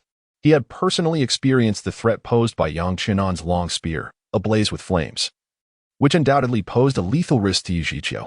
Everyone stood by to assist, yet refrained from intervening recklessly. Tang San spoke up, his violet eyes fixed on Yang Qianan's martial spirit and soul rings, striving to glean insights from them. Simultaneously, he aimed to assess Yang Qianan's combat prowess and identify his vulnerabilities. However, Tang San's calculations were destined to fail, as Yang Qianan had inexplicably retracted his martial spirit at that moment. Just then, a gruff voice boomed, "A bunch of little rascals. Why aren't you resting properly at this hour? Hurry up and get back." Zhao Wujie staggered over, his fierce demeanor paired with his stocky frame, creating an oddly humorous impression. Without even glancing at the Zhonghui Academy, he waved his hand, commanding all Shrek Academy students to return to their lodgings. His interruption incited Yu Zhiqiu's ire. He felt Zhao Wujie's arrival signified a chance for reason. "Wait a moment," he called out. Zhao Wujie turned back, somewhat impatiently. "What is it?" Yu Zhiqiu retorted coldly, exuding a sense of defiance. "You must be one of those teachers from Shrek Academy, correct? Your students just injured our member. Shouldn't you provide us with an explanation?" "An explanation? To demand one, you must possess the requisite strength," Zhao Wujie scoffed. "You? Do you even merit an explanation?" Who was Zhao Wujie? He had once been a notorious figure in the Soul Master realm. Though not the most powerful, he was undeniably a formidable presence. And he certainly did not regard a Soul Master of merely 50 levels with any seriousness. Yu Zhiqiu, infuriated, ceased his attempts at argument and strode purposefully towards Zhao Wujie, his demeanor indicating he was not inclined to let the matter rest. Zhao Wujie turned to the 8 youths gathered around him and stated, "I am quite dissatisfied with your performance today. After such a lengthy time, you couldn't even handle an old turtle. And Tang San, who gave you the authority to prevent others from intervening? Do you know the level of Soul Master Yang Qianan is facing? I'll deal with you all when we return to the academy." Zhao Wujie shot Tang San a glare, prompting the latter to lower his head. "Yes, Teacher Zhao. I understand my mistake." At that moment, the chubby boy kindly interjected, "Teacher Zhao, the old turtle is coming." Zhao Wujie snorted dismissively, "All of you, go back to sleep." With that he turned, just as the coldly menacing Yu Zhiqiu approached. "Let's settle this with strength," Zhao Wujie declared haughtily, not even summoning his martial spirit. As he raised his right hand to deliver a slap towards Yu Zhiqiu, Yang Qianan did not leave immediately. Instead, he observed as Zhao Wujie made his move. At this moment, Yu Zhiqiu was thoroughly incensed. The Xian Shui Ice Seal was unleashed with full force, a chilling aura sweeping toward Zhao Wujie, while he turned his back, using his tortoise shell to shield himself from Zhao Wujie's palm. He thought to himself, "How arrogant you are. Even if your soul power surpasses mine, without your martial soul, you shall suffer a great loss." Unfortunately, it was not Zhao Wujie who faced misfortune.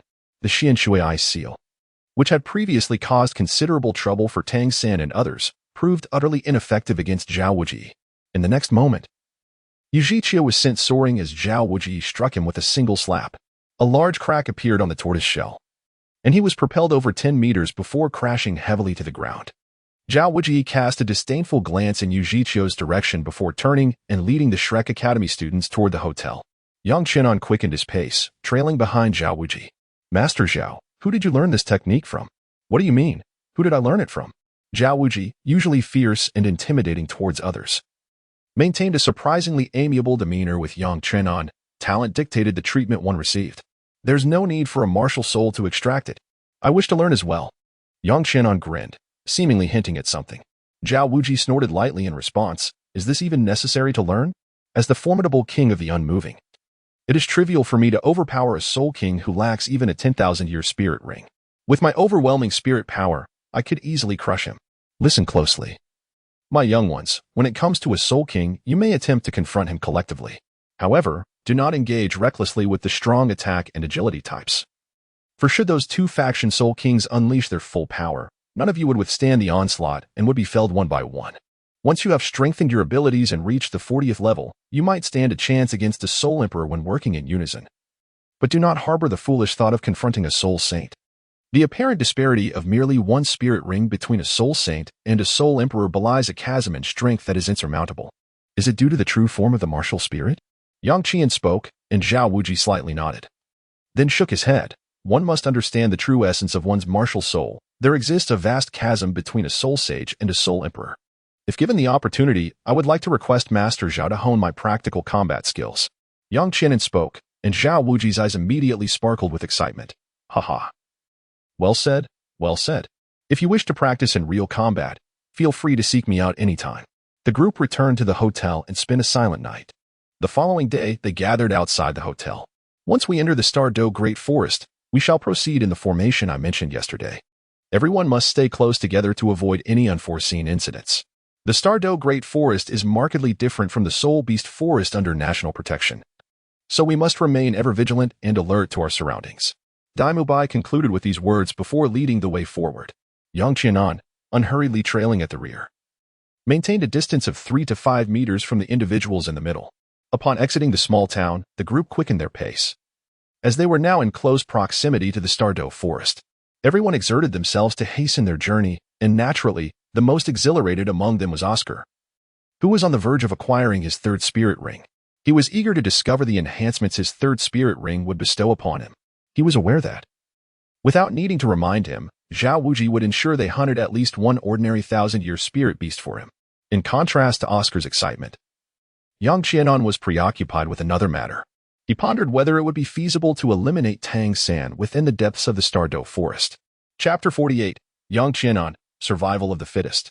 As one of the 3 primary habitats for wild spirit beasts, this locale was undoubtedly a coveted destination for spirit masters. For each visit signified an impending advancement. The Tiandou Forest had existed on the Douluo Continent for an indeterminate number of years. Yet the dense canopy that obscured the sky was a testament to its ancient presence. From afar, Yang Qianan could sense a refreshing breeze wafting towards him. Imbued with the fragrant essence of flora, an indescribably soothing sensation. Inhaling the crisp air deeply, he felt as if all 36,000 pores of his body unfurled. An ineffable wave of comfort enveloping him. He recalled that he had come to the Tiandou Forest to acquire his second spirit ring, a time when he nearly succumbed to oxygen toxicity. As they approached the Tiandou Forest, the shortest trees towered over 20 meters high, with the primordial jungle's density making it difficult to glimpse sunlight filtering through the foliage. Stop, Zhao Wuji commanded. The group came to a halt. The 100-mile trek had taken its toll on them, particularly the 2 support-type spirit masters, who were now sweating profusely. Oscar quietly intoned his comical incantation, offering a sausage to each person. After several days of adjustment, the others had grown accustomed to his sausages, merely pretending not to hear his incantation during the process. As the sausages were consumed, a wave of warmth surged within, rejuvenating the group's strength and elevating their spirits. Zhao Wuji regarded the 8 students with a serious expression. Listen closely. The Tiandou Forest is not a sanctuary for domesticated magical beasts. The creatures within are exceedingly perilous. You may encounter attacks from beasts ranging from 1,000 to even 10,000 years old at any moment. Therefore, once we enter the forest, none of you are to stray more than 20 meters from my side. Ning Rong Rong, Oscar, you 2 must stay close to me, without my command. No one is permitted to engage spirit beasts recklessly. Do you understand? Understood, they replied. Oscar swiftly recited his incantation, and before long, his hands were brimming with sausages and dried sausages. The group entered the Tiandou Forest, with Dai Mubai manifesting his martial spirit to forge their path. The vegetation within the Tiandou Forest grew with remarkable rapidity, rendering any human-made paths unsustainable. Thus, regardless of their purpose, be it hunting spirit beasts or other endeavors, everyone was required to clear their own way. After approximately an hour of travel, they reached midday. During this hour, they encountered numerous spirit beasts, primarily those of 10 or 100 years, and generally opted to avoid confrontation. Occasionally, some oblivious beasts approached, only to meet their demise at Dai Mubai's powerful claws. Naturally, Tang San took the opportunity to showcase his theoretical knowledge, inadvertently elevating the master's status in the process. Yang Qianan had no intention of interjecting, yet Tang San seemed quite relaxed, turning back to Yang Qianan to inquire, "Brother Yang, how do you think we, as human spirit masters, should coexist peacefully with spirit beasts?" Yang Qianan never anticipated that Tang San would pose such a question at this juncture. However, he did not dwell on it for long and casually replied, "Survival of the fittest."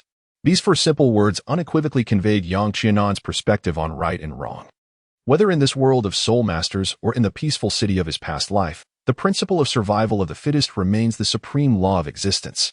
It merely manifests in different forms depending on the varying circumstances of societal development. As Yang Qianan's words resonated, a profound silence enveloped the assembly. Even those who had previously concurred with Tang San's perspective fell into a hushed stillness. However, if soul masters refrain from indiscriminately slaying soul beasts, abstaining from slaughter is still a form of killing. Tang San, do not tell me that the two soul rings adorning you are willingly bestowed by the soul beasts themselves. Yang Qian cast a vigilant glance around, remaining cautious even in the presence of Zhao Wujie, the soul sage. It is true that the soul beasts within the Tiandou forest are perilous, for the variety of soul beasts here surpasses the bounds of imagination. There are creatures one cannot even conceive of. At any moment, a malevolent soul beast the size of a fingernail might launch a surprise attack, delivering a venomous bite that could lead to an untimely demise. Tang San found himself at a loss for words. While Zhao Wujie observed Yang Qian's silhouette with a sense of admiration, Tang San's rhetoric painted humanity in a nefarious light, which left Zhao Wujie feeling discontented. Yet he chose to remain silent. Conversely, Yang Qian succinctly countered Tang San's assertions. However, it is preferable to avoid needless slaughter whenever possible. Tang San spoke up, and Yang Qian refrained from retorting. Noticing this, Zhao Wujie glanced around and declared, "All right, everyone, let's take a moment to rest." Following Zhao Wujie's command, Dai Mubai cleared a space, and the group sat down to rest, taking out their provisions and water. Tang San then quietly inquired of Xiaowu, "What troubles you?" I'm fine," Xiaowu replied listlessly. Yang Qian cast a casual glance her way, understanding that she was concerned about the potential threat posed by the Titan Great Ape, which would target her alone, leaving Tang San to confront the human-faced demon spider in pursuit. Although my presence may alter the course of events to some extent, certain outcomes are fated, without substantial intervention. They're challenging to change. It is imperative that we keep pace. As Yang Qian pondered, Zhao Wujie suddenly exclaimed, "Everyone, rise. Something approaches." The group promptly stood up, and Zhao Wujie turned to Zhu Zhuqing, instructing, "Zhu Zhuqing, investigate." Without uttering a word, Zhu Zhuqing swiftly ascended the tree with remarkable agility, exclaiming, "It is a serpent. A flying snake." However, it did not soar high, only gliding about 3 meters above the ground. A fleshy crest adorned its head, appearing larger than its own head. Vivid as blood, while its tail was uniquely shaped, resembling a fan. It was the phoenix-tail coxcomb snake, a rare spirit beast indeed. Zhao Wujie grinned broadly, while Tang San inquired about its characteristics, deducing that the age of the phoenix-tail coxcomb snake ranged between 1,300 to 1,800 years. "Oscar, fortune smiles upon you. The phoenix-tail coxcomb snake is non-venomous, a remarkable specimen of a powerful, harmless serpent. Its method of attack involves coiling around its foes to suffocate them, a singular tactic executed with incredible speed. Moreover, its coxcomb stores various nutrients, enabling it to temporarily enhance its speed in times of peril. Should you acquire this spirit ring, your next spirit skill ought to relate to speed. Whether it augments your velocity or bestows swiftness upon yourself, both options are commendable. Given the phoenix-tail coxcomb snake's relatively weak and straightforward offensive capabilities, specimens over 1,000 years old are exceedingly rare. Thus, you are indeed fortunate this time." Oscar's eyes sparkled with excitement. "Xiao San, you are truly the encyclopedia of the martial spirit realm. Impressive, simply impressive." Tang San modestly deflected the praise towards the master, to which Yang Qian could only respond. Chapter 49. The Phoenix-tail coxcomb snake. As the conversation unfolded, the phoenix-tail coxcomb snake had already approached. Observing this, Zhu Zhuqing leapt down, her palm striking the crimson coxcomb fiercely, causing the serpent's speed to diminish. "Well done, Blue Silvergrass." Tang San prepared to take action, as the phoenix-tail coxcomb snake swiftly soared overhead. However, Before his blue-silver grass could unfurl, Yang Qian had already leapt to seize the serpent's tail. Down, in midair. Yang Qian grasped the tail of the windtail coiling snake, and with a vigorous flick, the 6 or 7 meter long serpent was forcefully slammed to the ground. The crowd gasped in astonishment, yet only one person noticed the peculiarity in Yang Qian's actions. Despite the immense force exerted, Yang Qian's figure remained remarkably stable in the air, which was quite abnormal.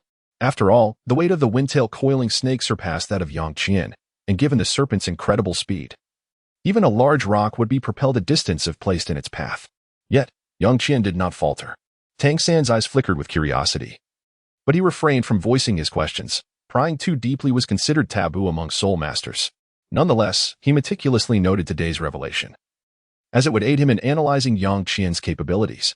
With a hoarse cry, the windtail coiling snake howled in distress, attempting to thrash about, only to be subdued by a single stomp from Zhao Wujie. "Oscar, what are you waiting for?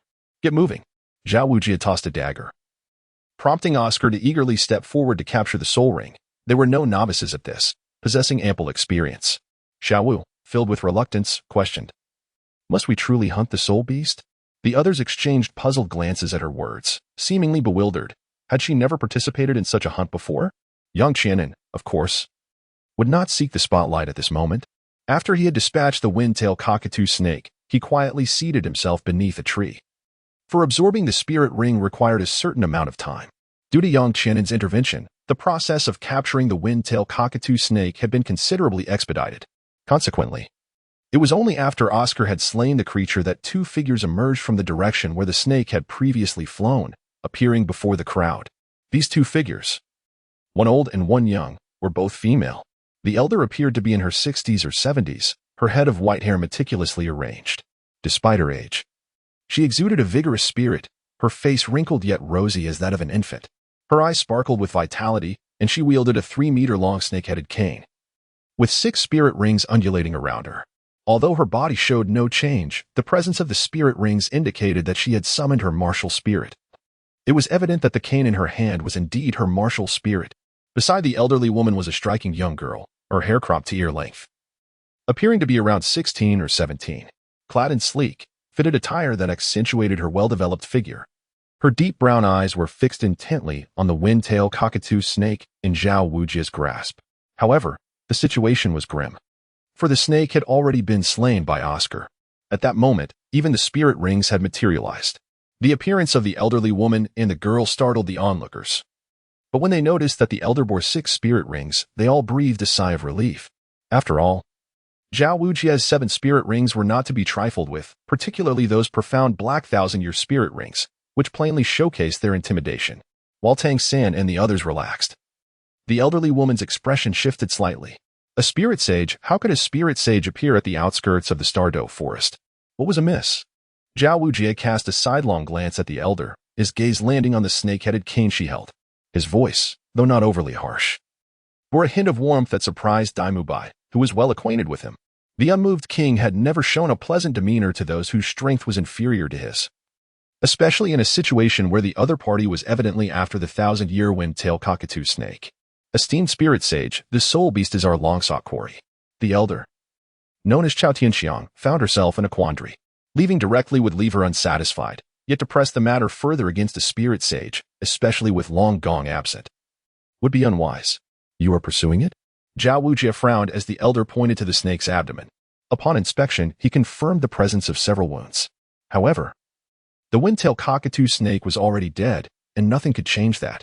Indeed, it was your pursuit, but it found its way here, and my student happened to slay it. Zhao Wujie's expression flickered. His tone was not confrontational, yet it was hardly conciliatory. Grandmother, they must have done this on purpose. They have no need for such high-level spirit rings. Meng Yiran pointed an accusing finger at Tang San and his companions, believing they were all too young. Even Dai Mubai being younger than her, and thus incapable of reaching level 30. The elder nodded slightly at this, esteemed spirit sage, if this truly was intentional. It seems I shall require an explanation. The elder, unyielding, was emboldened by the presence of Long Gong Mengshu nearby. If a confrontation arose, he would arrive swiftly. Zhao Wujie surmised the elder's identity but was not entirely certain. Seizing the opportunity, he narrowed his eyes. May I inquire your esteemed name? Chao Tianxiang. A title bestowed upon me by the spirit master community, she replied, lightly tapping her snake-headed cane on the ground, confident that the spirit sage before her had heard of her name. "Ah, it is the esteemed elder Chao Tianxiang. I have long admired your reputation. I am Zhao Wujie. Offering my respects." Zhao Wujie held his head high. Even though he was wary of her name, he did not cower excessively. Upon hearing Zhao Wujie's name, the elder's expression shifted. The unmoved king was notorious in the spirit master community, his prowess needing no further elaboration. So it is the unmoved king. I wondered how I would encounter such a young spirit sage here. Yet, even the unmoved king cannot deliberately slay the soul beast we have chosen, can he? Chao Tianxiang exchanged pleasantries, glancing at the corpse of the wind-tail cockatoo snake. "I implore you, unmoved king, to provide me with an explanation." Zhao Wujie frowned in response. "Elder Chao Tianxiang, I bear no grievance against you, and there is no need to offend you. We were unaware that the wind-tail cockatoo snake was under your pursuit. Furthermore, my student happened to require a spirit ring."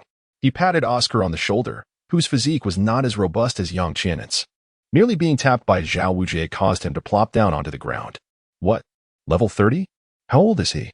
Oscar, having just shaved, appeared no more than 14 or 15, yet he had reached level 30?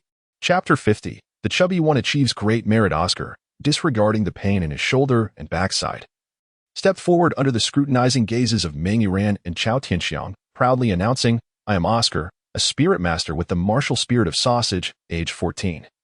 Currently possessing a spirit power of level 30. Should you doubt my words, I can absorb a spirit ring at this very moment. A food martial spirit at 14? Level 30 spirit power?" Chao Tianxiang was taken aback by Oscar's self-introduction, her gaze darting toward her granddaughter, her face flushing with embarrassment. "Sister Zhao, considering this incident, my younger brother did not act with malice. I apologize for this matter. Let the spirit ring be a gift to him. What do you think?" At this juncture, Zhao Wujie had certainly given due respect to Chao Tianxiang, who could not refuse the offer. Zhao Wujie wished to avoid unnecessary conflict with Long Gong and Chao Tianxiang, and she too did not desire to establish a formidable enemy for herself. The die had been cast. Pursuing the matter further would be futile. Moreover, the incident was merely a stroke of luck for the young man.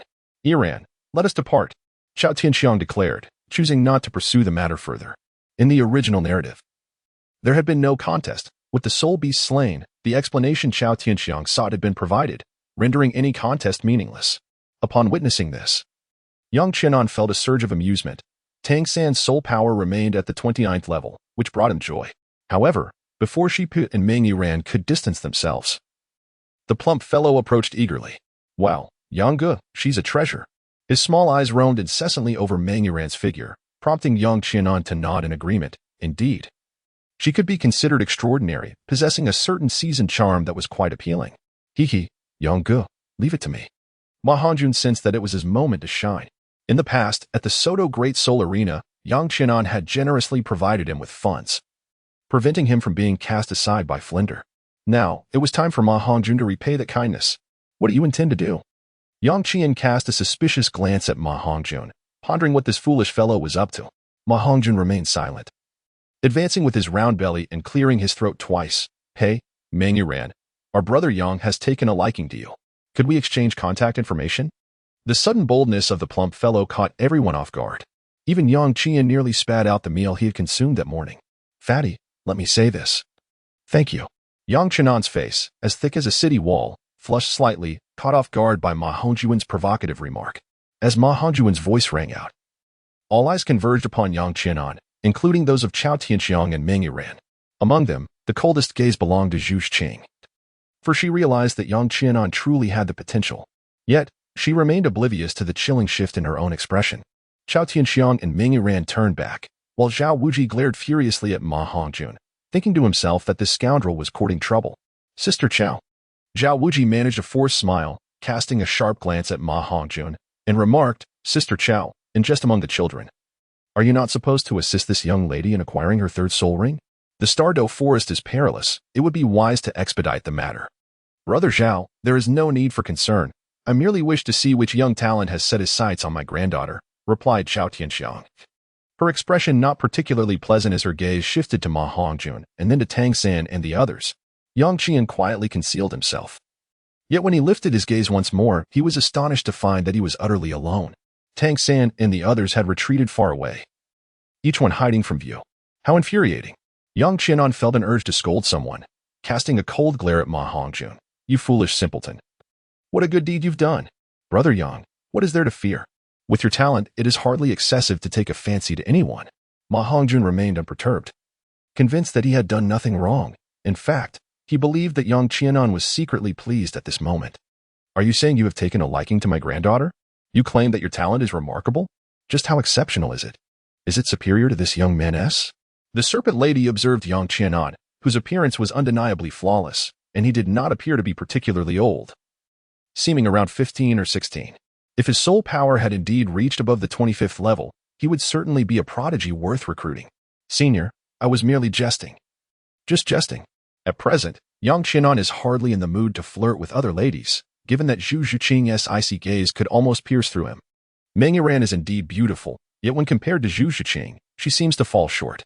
Yang Qianan must first stabilize one vessel before he can spread his legs and embark on another journey. Brother Yang, your modesty is commendable. Allow me to assist you. Ma Hongjun remains oblivious to the gravity of the situation, thumping his ample chest and proclaiming, our brother Yang undoubtedly possesses the greatest talent and strength among us. Is that so? A level 30 support-type soul master, I find myself inadequate. However, should his prowess surpass mine, I would gladly become his girlfriend. Meng Yiran cast a glance at Ma Hongjun, feeling indifferent, yet Yang Qianan truly embodies every aesthetic standard she holds for men: masculine, handsome, striking yet refined, robust without being coarse. Brother Yang, it's a done deal. Ma Hongjun's eyes sparkled with excitement as he rubbed his hands and turned his gaze towards Yang Qianan, only to inadvertently catch sight of Zhu Zhuqing's frosty glare.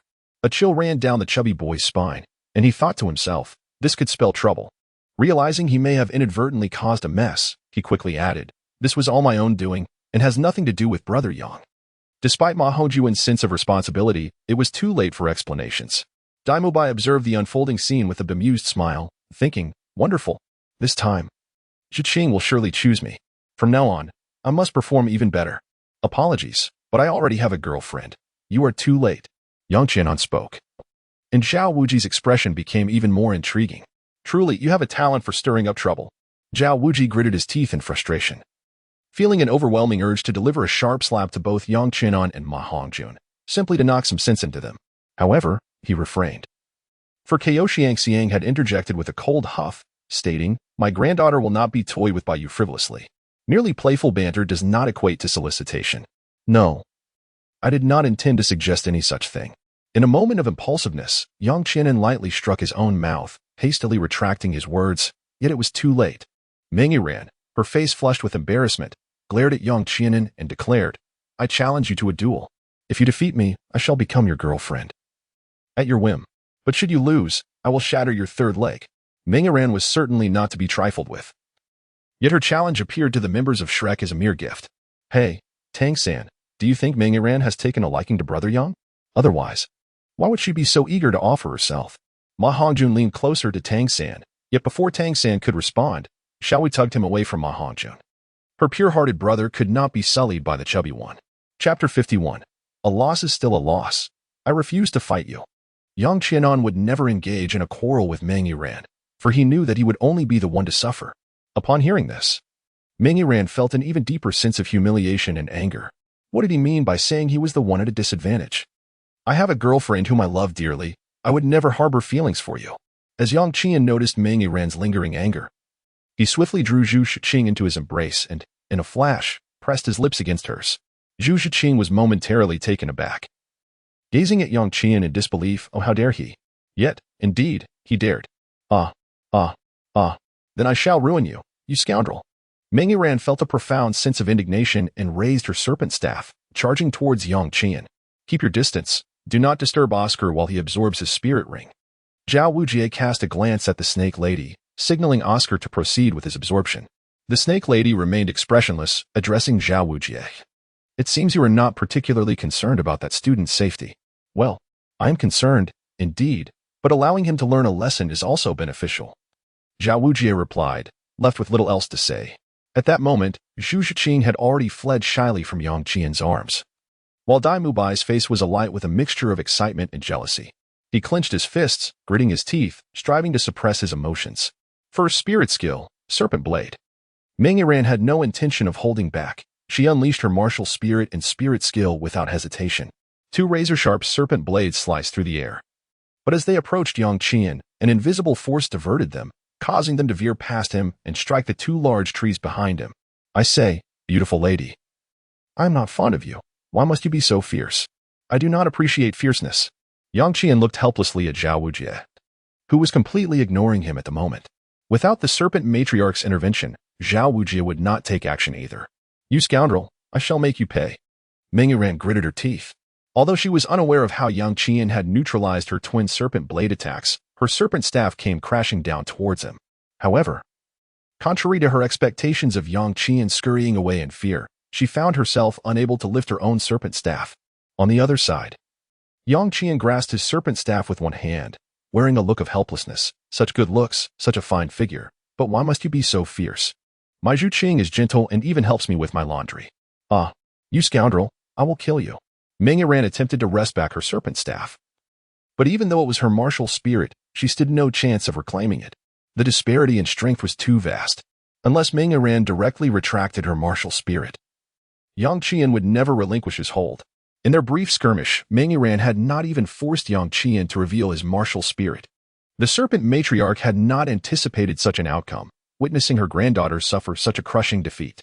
Zhao, your students truly harbor hidden talents. This young man's soul power.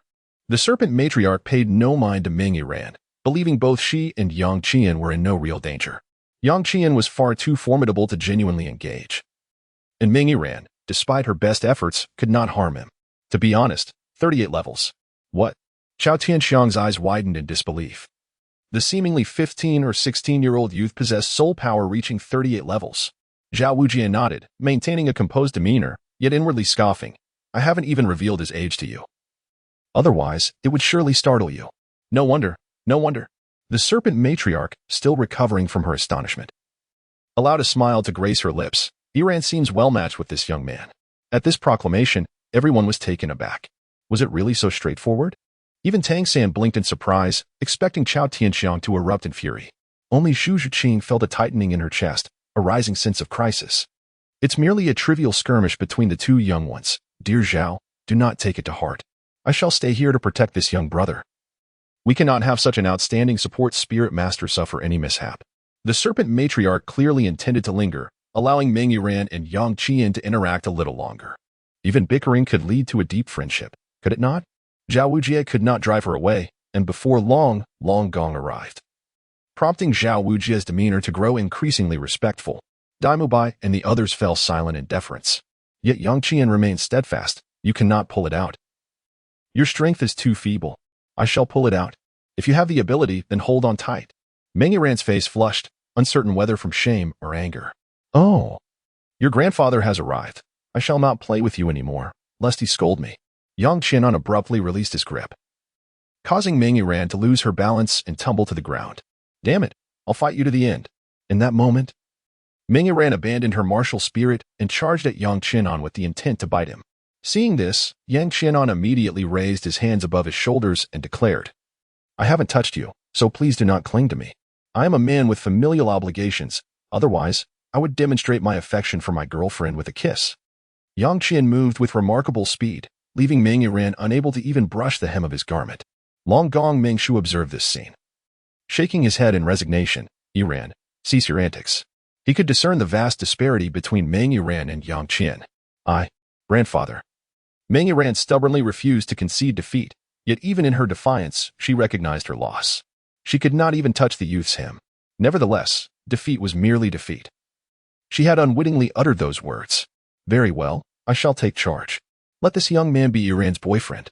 Mengshu spoke with utmost seriousness, his expression grave, indicating he was not jesting. Yang Qian's expression changed. Could this cunning old man truly intend to abduct him? That would not do. For Tang San's 8 spider lances had yet to be put to use. Upon hearing Mengshu's words, Zhu Zhuqing felt a twinge of concern.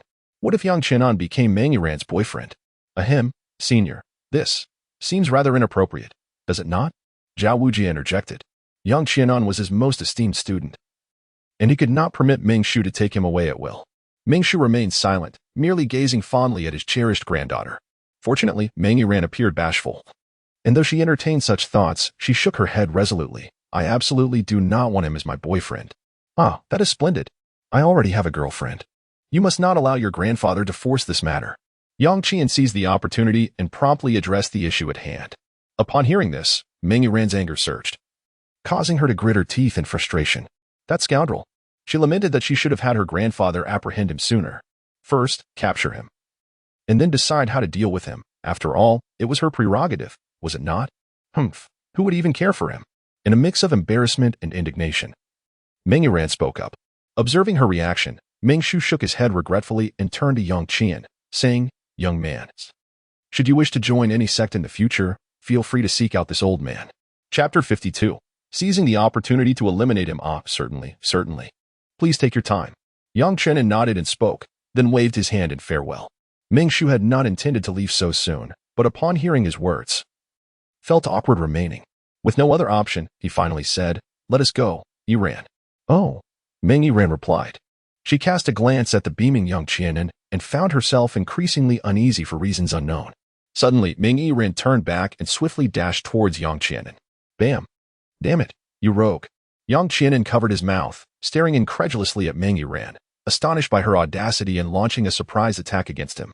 You're the real rogue, Meng Yuran exclaimed, indignantly stomping her foot before fleeing, her face flushed with embarrassment. This left Meng Shu somewhat perplexed, igniting within him an urge to whisk Yang Qian away. However, with Zhao Wuji observing from the sidelines, he refrained from intervening. After all, the notorious reputation of the immovable king was not to be trifled with. Even if he were a sole Douluo, he could not entirely disregard his own dignity. Let us go, old man. The younger generation will find their own fortunes. The snake lady was rather philosophical about it, and upon hearing this, Long Gong suddenly understood. All right, let us depart. The two hastily pursued Meng Yuran, continuing their quest for suitable soul beasts to procure soul rings. What a lucky lad. You certainly have your share of blessings. With the departure of Long Gong and the snake lady, Zhao Wuji sighed in relief, turning to Yang Qian with a smile.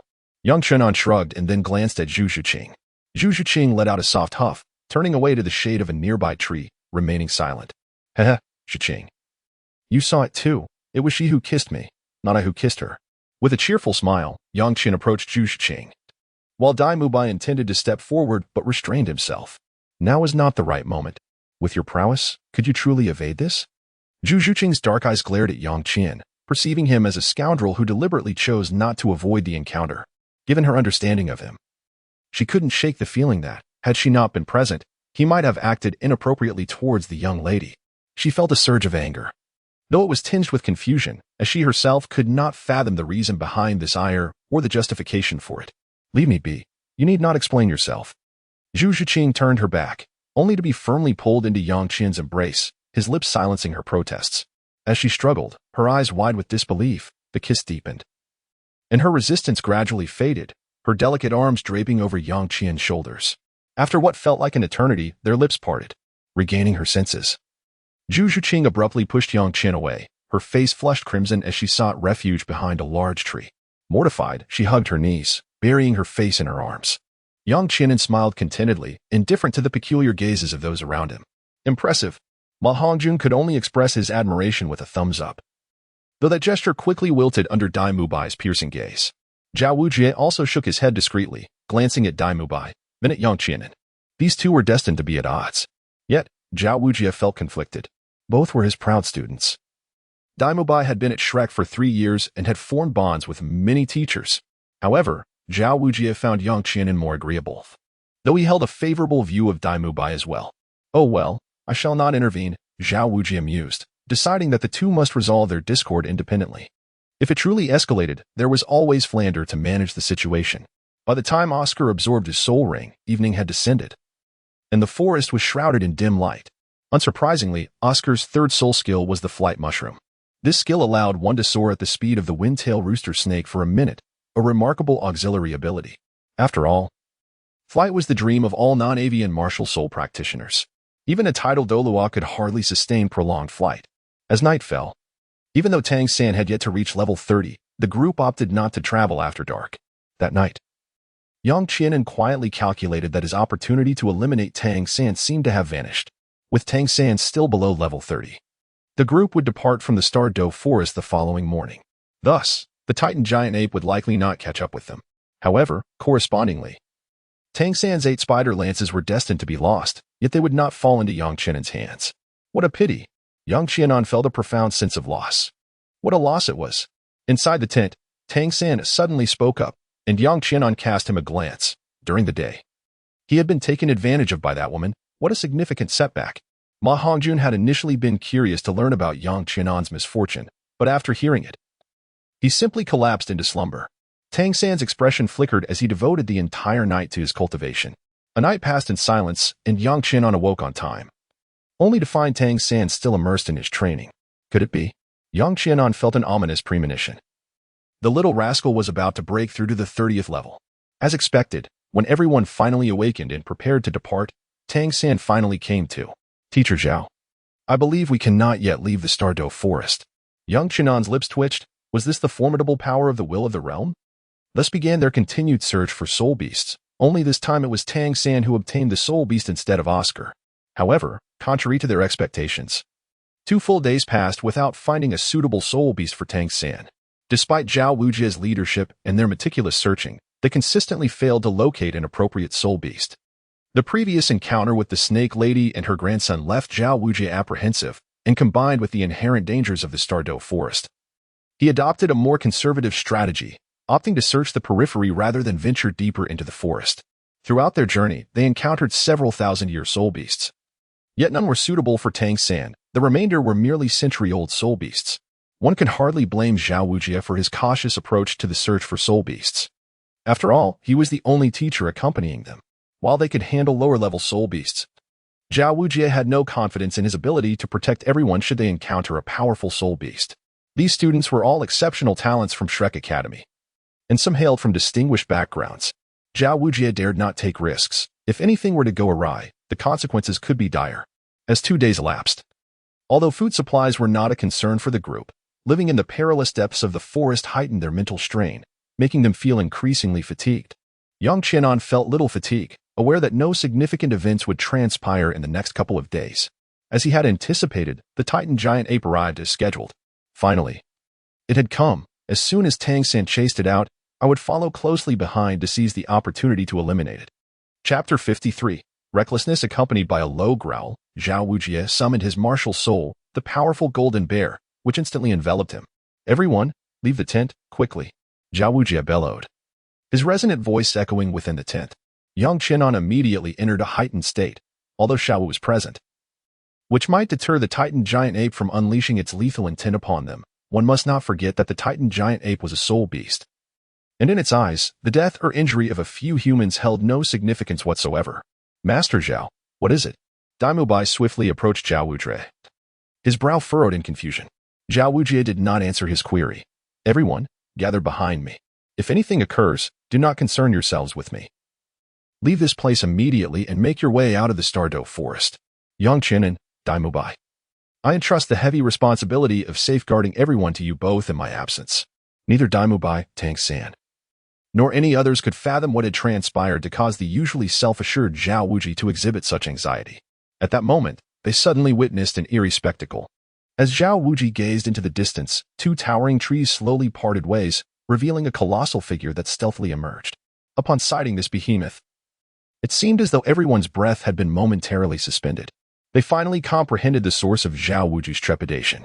The creature resembled a mountain, its entire body cloaked in dark fur that shimmered faintly under the dim light of the stars and moon, though it moved on all fours.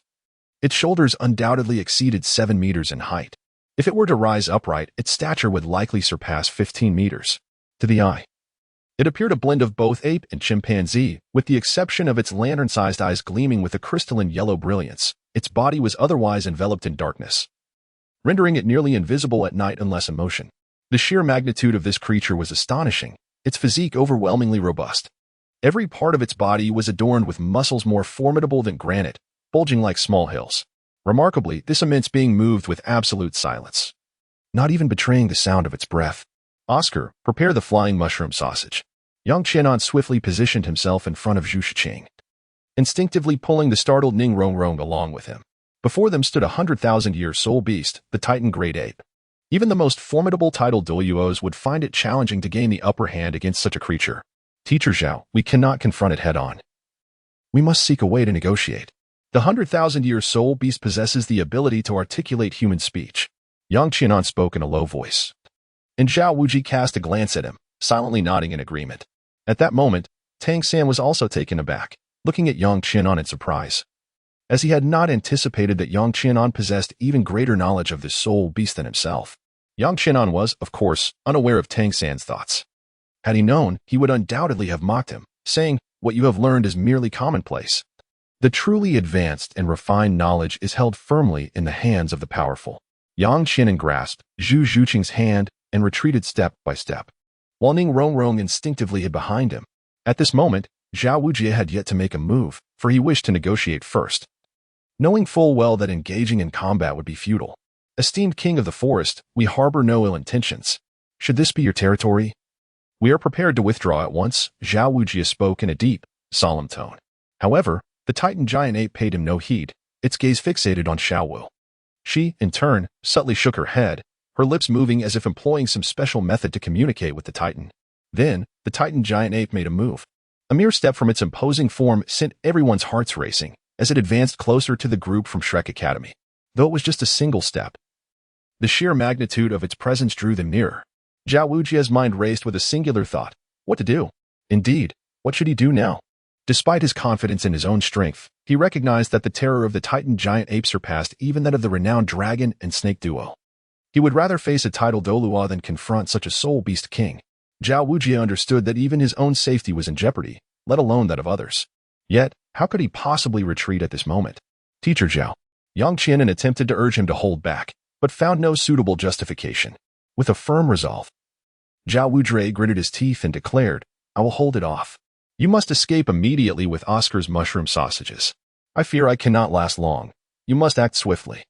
With that, he took a deep breath, and the 7 rings on his body shone brightly as he charged towards the Titan giant ape. The first, second, third, and 5th rings illuminated simultaneously as he unleashed 4 of his 7 soul skills against this formidable foe. Zhao Wujie propelled himself into the air from beside a towering tree, arms swinging with abandon as he launched himself at the Titan giant ape. Reckless. But damn it, he is a good teacher, Yang Qianan muttered, glancing at Oscar. Meanwhile, Oscar was still crafting flying sausages, struggling with his 3rd soul skill which was not yet fully mastered and consumed considerable energy. Tang San. Cover everyone and I will assist Teacher Zhao, Dai Mubai instructed, roaring as he prepared to charge. You all go ahead. I must help them. I cannot leave. When Ro's soft yet resolute voice rang out, as the brilliant 7 treasure glazed tile materialized and spun from Ning Rongrong's palm, she stepped forth from behind Yang Qianan, her eyes filled with determination. Chaos, it's all just chaos, Yang Qianan lamented, his gaze flickering with light as he voiced his frustrations. The dragon pattern breaking soul gun abruptly manifesting. 7 treasures, first day, strength. 7 treasures, second day, speed. Accompanied by Ning Rongrong's brief, clear incantation. 4 beams of light shot forth, 2 of which enveloped Zhao Wujie just as he was about to strike the Titan ape's head. The most formidable trait of the 7 treasure glazed tile martial soul is its ability to amplify irrespective of the base level. At present, Ning Rongrong could provide a 30% boost. This meant that no matter the inherent strength of the target, the enhancement would remain at 30%. This was its terrifying aspect. Even with Ning Rongrong's level in the 20s, she could augment Zhao Wujie's strength in the 70s by 30%. The remaining 2 beams of light entered Yang Qianan's body, and Ning Rongrong turned to him, saying, "Assisting Teacher Zhao is quite taxing. I can amplify 1 more person at most. You truly hold me in high regard." Yang Qian grinned and said to Zhu Zhuqing, "Don't be foolish. Staying here to protect Ning Rongrong is akin to an ant trying to shake a tree. How frustrating." Yang Qian's strength erupted suddenly beneath his feet, more ferocious than the full power of Dai Mubai, creating a crater right where he stood. The figure of Yang Qian surged forth like a cannonball. Enveloped in a fiery aura, a dragon's roar reverberated through the air as Yang Qian bellowed with fierce determination. Break. The ultimate command of the soul-vanquishing spear. Unyielding and resolute, he advanced with unwavering commitment. Yang Qianan transformed into a soaring dragon, wielding a long spear that howled as it pierced directly into the brow of the Titan ape. It was an act of recklessness. Yang Qianshin secretly mused, unexpectedly stirred by a surge of fervor, his mind momentarily heated, prompting him to rush out. Chapter 54. Tang San's movements under the amplification of Ning Rongrong's 7 treasure glazed tile pagoda. Zhao Wu's speed surged abruptly. and the soul power emanating from his bare paws also noticeably intensified, instantaneously elevating his attack power to surpass level 80. However, in the face of the Titan giant ape, even a soul Douluo must exercise caution. Yang Qianan's spear has arrived, and he truly regrets it now, should the Titan giant ape lose control. He would undoubtedly be reduced to mere pulp. Ding! The dragon-patterned soul-piercing spear has directly pierced the center of the Titan giant ape's brow, and it did not even put up a defense. Yang Qian could see that the tip of his dragon-patterned soul-destruction spear had already pierced half an inch into the brow of the Titan ape. However, half an inch has yet to break the skin. Yang Qian's figure lingered eerily in midair as he locked eyes with the Titan ape. Ha, ha, ha. It was merely an accidental encounter. Please do not take offense. Yang Qian chuckled awkwardly before being propelled away by an immense force. Zhao Wuji furiously shouted. You little brat, get lost. You're just a nuisance. Yang Qianan felt an overwhelming urge to weep. He longed to cry out to Zhao Wujin, Teacher Zhao, lend me your ear. I am eternally grateful to you. Blue silver grass. Several strands of blue silver grass caught the flying figure of Yang Qianan. Then, he beheld Tang San darting forth. Alas, you shall be struck down by the Titan giant ape in a single blow. Yang Qian silently prayed that Tang San had perished. As the soul time traveler, he could survive to attain invincibility. However, Tang San's survival was unacceptable. This individual was progressing at an alarming rate. Before reaching 30, he had already ascended to godhood without even obtaining a title. In the later stages, his breakthroughs surpassed those of the earlier ones, undeniably exhibiting extraordinary prowess. Yang Qian felt a surge of hesitation, unable to press forward and instead accompanying Tang San on a more mundane task. Meanwhile, Xiao Wu finally made her move. As soon as she acted, Yang Qian felt a wave of relief, for he knew that the Titan Great Ape would undoubtedly attempt to seize her. At the forefront, Zhao Wujie, in his martial spirit form, stood resolutely against the Titan Great Ape, only to be hurled away with a single strike. This forceful action sent Tang San, Dai Mubai, and the still approaching Yang Qian spiraling through the air. In that moment of suspension, Yang Qian felt a tightening in his chest, followed by the alarming sound of Dai Mubai and Tang San each spitting out a mouthful of blood. Yang Qian was a step slower, but with his robust physique, he soon stabilized despite the surge of blood and energy within him. Suddenly, it appeared that the collective assault had provoked the Titan giant ape, which leaped forward with great ferocity. As Yang Qian landed, he immediately pulled Zhu Zhuqing into his embrace, then effortlessly tossed Ning Rongrong aside. Finally, with a swift kick, he sent Oscar flying, crashing into the distant underbrush. Bang! Yang Qian cast a glance at the Titan ape, and with a single strike of his palm, he created a deep crater in the ground. He promptly took Zhu Zhuqing and lay down within it. That should suffice, Yang Qian murmured softly, her words inaudible to Zhu Zhuqing, who merely felt an overwhelming sense of comfort in being protected by Yang Qian. Even in the face of such dire circumstances, fear did not touch her heart. With a resounding crash, the Titan Great Ape descended heavily, yet it did not claim the life of a single soul. At that moment, Tang San, who had narrowly evaded the enormous weight of the Titan, felt a chilling dread wash over him as he clearly witnessed one of the Titan's massive forelimbs suddenly rise, capturing the fleeing Xiao Wu effortlessly. It was done. Yang Qian observed this scene and felt a wave of relief wash over him, refusing to release Xiao Wu. As he saw her fall into the clutches of the Titan giant ape, Tang San's eyes instantly filled with a crimson hue. Without waiting for his body to stabilize on the ground, he propelled himself upward with a fierce kick, using a nearby large tree as leverage. He soared into the air, his hands moving with lightning speed as he drew forth a dozen gleaming blades, aimed directly at the eyes of the Titan giant ape. The eyes were one of the few vital points on the Titan giant ape's massive form. At that moment, despair enveloped Tang San's heart. He understood all too well that with the Titan giant ape's sheer strength, a mere fraction of force would spell doom for Xiao Wu, no matter how resilient her body might be. Zhao Wujie finally landed, witnessing the scene where Xiao Wu had fallen into the grasp of the Titan giant ape. Ignoring his injuries, he charged forward like a massive bear, standing 5 meters tall. Yet, how could they possibly withstand the Titan giant ape? Had it not been for Xiao Wu's intervention, Tang San would have been obliterated in an instant. The disparity was insurmountable. As Tang San slipped down from the tree, blood stained the corner of his mouth, a clear indication of the severe injuries he had sustained. The rotund Ma Hongjun, looking disheveled, rose to his feet, rubbing his rear where Tang San had kicked him. Ning Rongrong emerged from behind a large tree, her complexion pale and her appearance somewhat disheveled. Oscar grimaced in pain, clutching his waist, the result of a kick from Yang Qian. Yang Qianan emerged from the crater he had created, cradling Zhu Zhuqing in his arms. The onlookers exchanged glances, each feeling a sense of having narrowly escaped death. If they were a team of soul masters facing a creature as formidable as the Titan gorilla, losing only one comrade would indeed be a stroke of luck. Yet, they were not a team of soul masters but mere students. Zhao Wujie could not bear the thought of one of his pupils being taken by the Titan gorilla, left to face an uncertain fate, and neither could Tang San. Gritting his teeth against the excruciating pain coursing through his body, Tang San struggled to rise, only to retch violently, expelling a mouthful of blood.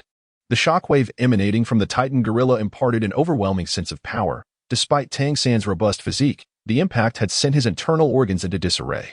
Fortunately, the Xiantian skill inherently possessed remarkable restorative properties, working swiftly to stabilize his turbulent energy and blood flow. Silently, Tang San approached Oscar, who hurriedly offered him a recovery sausage. Oscar seemed on the verge of saying something but ultimately held his tongue. At that moment, Yang Qianan's expression shifted as he handed Tang San 2 dragon grass leaves.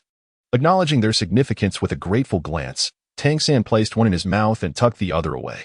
Without hesitation, he swallowed the recovery sausage, feeling its restorative effects alleviate some of his injuries. Though Oscar's recovery sausage was a first soul ring skill, capable of healing and replenishing energy, it could not instantaneously mend all wounds. Healing required time and the body's own recuperative abilities. Zhao Wujie could no longer maintain his martial soul's true form, revealing his original self, his complexion ashen. How could the Titan gorilla possibly appear on the outskirts of the Tiandou forest? Apologies, everyone.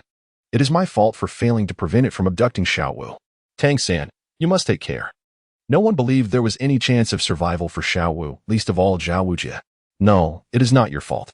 I failed to protect Xiaowu, Tang San said, keeping his gaze lowered as he spoke in a calm voice, devoid of emotional fluctuation. Zhao Wujie sighed, let us rest for a moment. Then we shall find another location to deliberate further.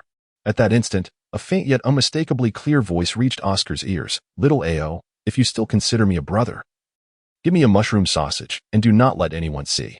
Startled, Oscar recognized the voice belonged to Tang San. When he glanced at Tang San, their eyes met. In a flash, Oscar raised a hand to cover his mouth, stifling his gasp. Tang San's eyes had turned a deep crimson, appearing as though they might bleed, exuding an inexplicable aura of menace. From his gaze, Oscar sensed a chilling intensity. However, Oscar refrained from summoning his mushroom sausage, aware of Tang San's intentions. It was precisely because he regarded Tang San as a brother that he could not allow him to walk into death. Yet, confronted by Tang San's blood-red eyes, he found himself unable to utter a denial. The voice echoed again, Little Ao, what would you do if it were your sister who had been taken? Even if there is but a sliver of hope, I must attempt it. I beg you. If I do not go now, it shall haunt me for life.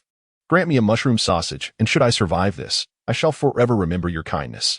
With a resigned sigh, Oscar began to chant the soul incantation. The previously crafted sausages had been lost when Yang Qianan had kicked them away. At that moment, Yang Qianan observed Tang San and Oscar, and a flying sausage unexpectedly appeared mid-air. It was the flying sausage that Oscar had dropped, which he had picked up, leaving only 2. Though Oscar's incantation was soft, it did not go unheard. Little Ao, what are you doing? Came the voice of Dai Mubai, while Zhao Wujie also began to react, but it was too late. I apologize, everyone. I must go find Xiaowu. Do not concern yourselves with me, Tang San declared, his luminous wings propelling him swiftly in the direction the Titan gorilla had departed. Best of luck. Ning Rongrong cast 2 beams of supportive light, but Zhao Wujie bellowed fiercely.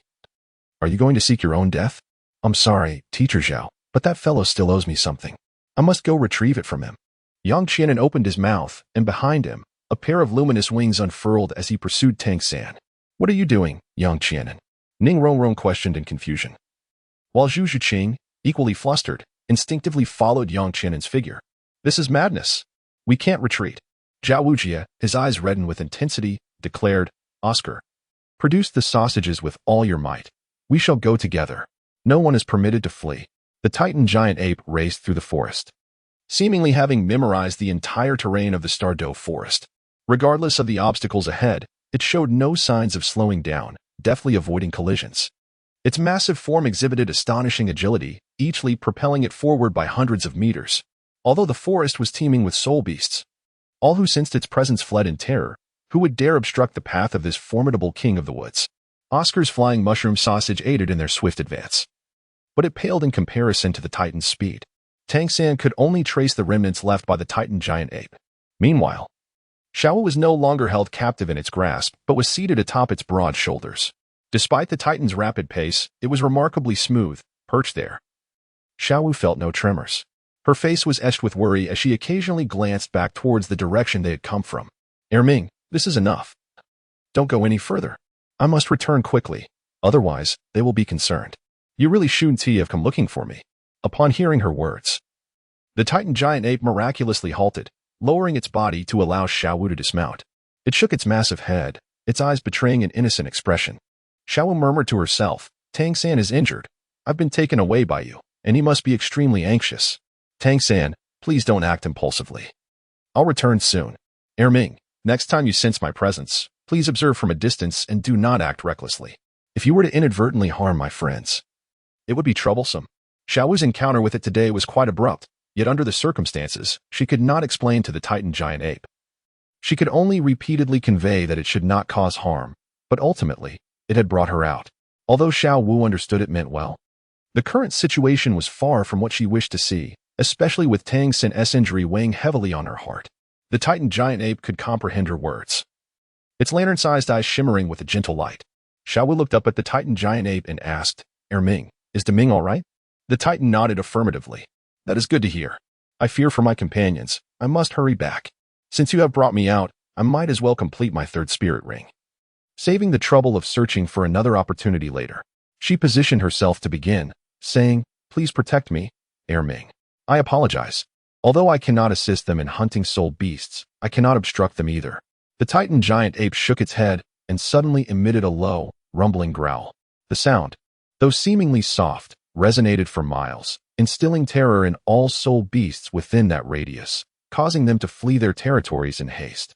Xiao Wu, anxious about Tang San's condition, wasted no time and sat cross-legged before Erming. She formed a distinctive gesture with her hands, the palm of her right hand facing upwards on her thigh, while her left hand stood upright before her chest, emitting a series of peculiar sounds. As these sounds rang out, her eyes gradually turned crimson, and two circles of yellow spirit rings appeared, rhythmically oscillating around her body. Simultaneously, a massive white silhouette began to materialize behind her, revealing her martial soul in the form of a jade rabbit. A faint red glow emanated from Xiao Wu, intensifying over time, with the vivid red light spreading like blood. Erming, the Titan giant ape, crouched beside Xiao Wu, gazing at her with an expression of longing in its enormous eyes. As time passed, the intense red light began to reveal a layer of purple radiance, which coalesced into sparkling points of light, forming a circular ring. This purple ring descended upon Xiao Wu, initially struggling to harmonize with the other two rings.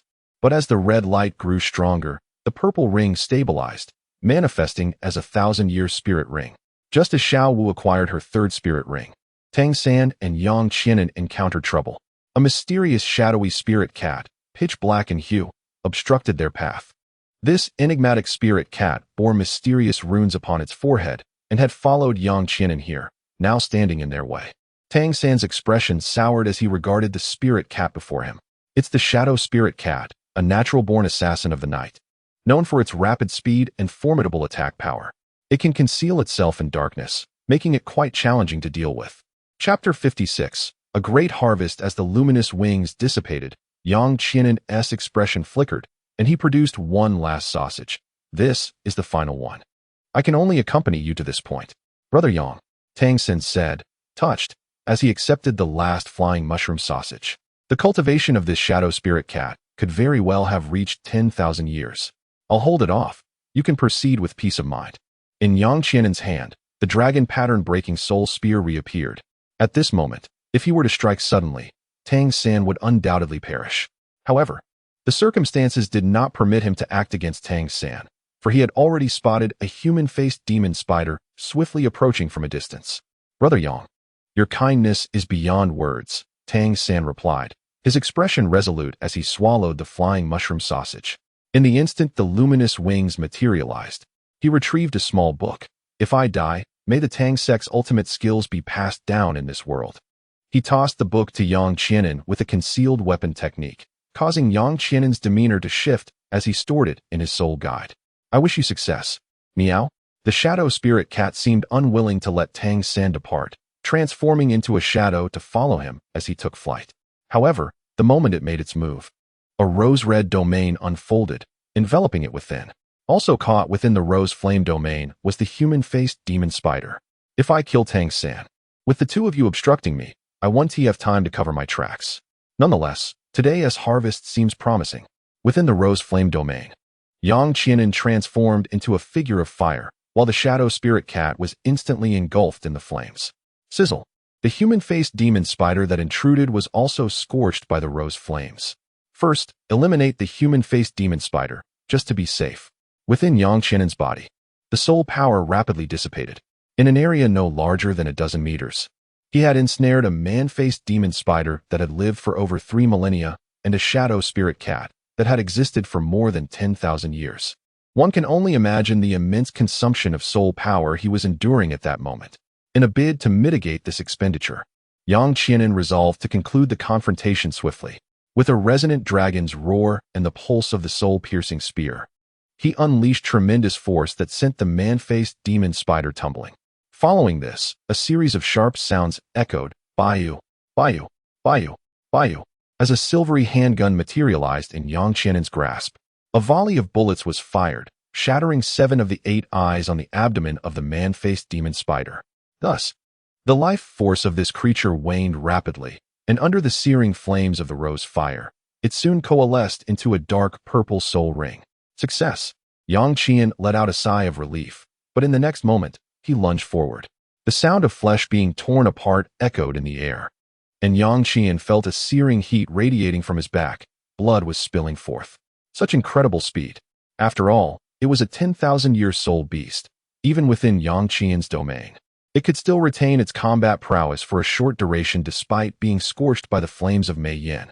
What lay ahead was a battle of attrition. However, Yang Qian had no intention of engaging in a war of endurance with it. A 10,000-year soul beast was a being that, in theory, could only be barely managed by a soul king. He, as a mere soul master, had no desire to recklessly confront such a formidable entity head-on.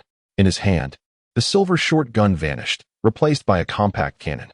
This cannon was a modified version of a pistol, yet its barrel boasted a diameter of a full inch. Yang Qian's eyes flickered rapidly, while the wound on his back continued to bleed profusely. However, he paid it no mind, fixing his gaze upon the silhouette of the shadow spirit cat ignited by the flames. The anguished cry of the cat, scorched by the rose flames, indicated its suffering, yet it relentlessly lunged toward Yang Qian. Truly a reckless endeavor. Yang Qianan steadied the short cannon in his hands, and at the precise moment the shadow spirit cat leaped into the air, he fired. Bang! Blood splattered as the shadow spirit cat, which was barely 2 meters in size, was instantly sent flying. With the naked eye, Yang Qianan could perceive that the abdomen of the shadow spirit cat erupted in a spray of crimson. Bang! Without a moment's hesitation, he unleashed another shot, striking directly at the creature's neck. The anguished, hoarse cry of the cat resonated, yet Yang Qianan showed no mercy. The spear moved once more, piercing through the neck of the shadow spirit cat, extinguishing its life entirely. As the domain dissipated, Yang Qianan's complexion turned ashen, akin to parchment.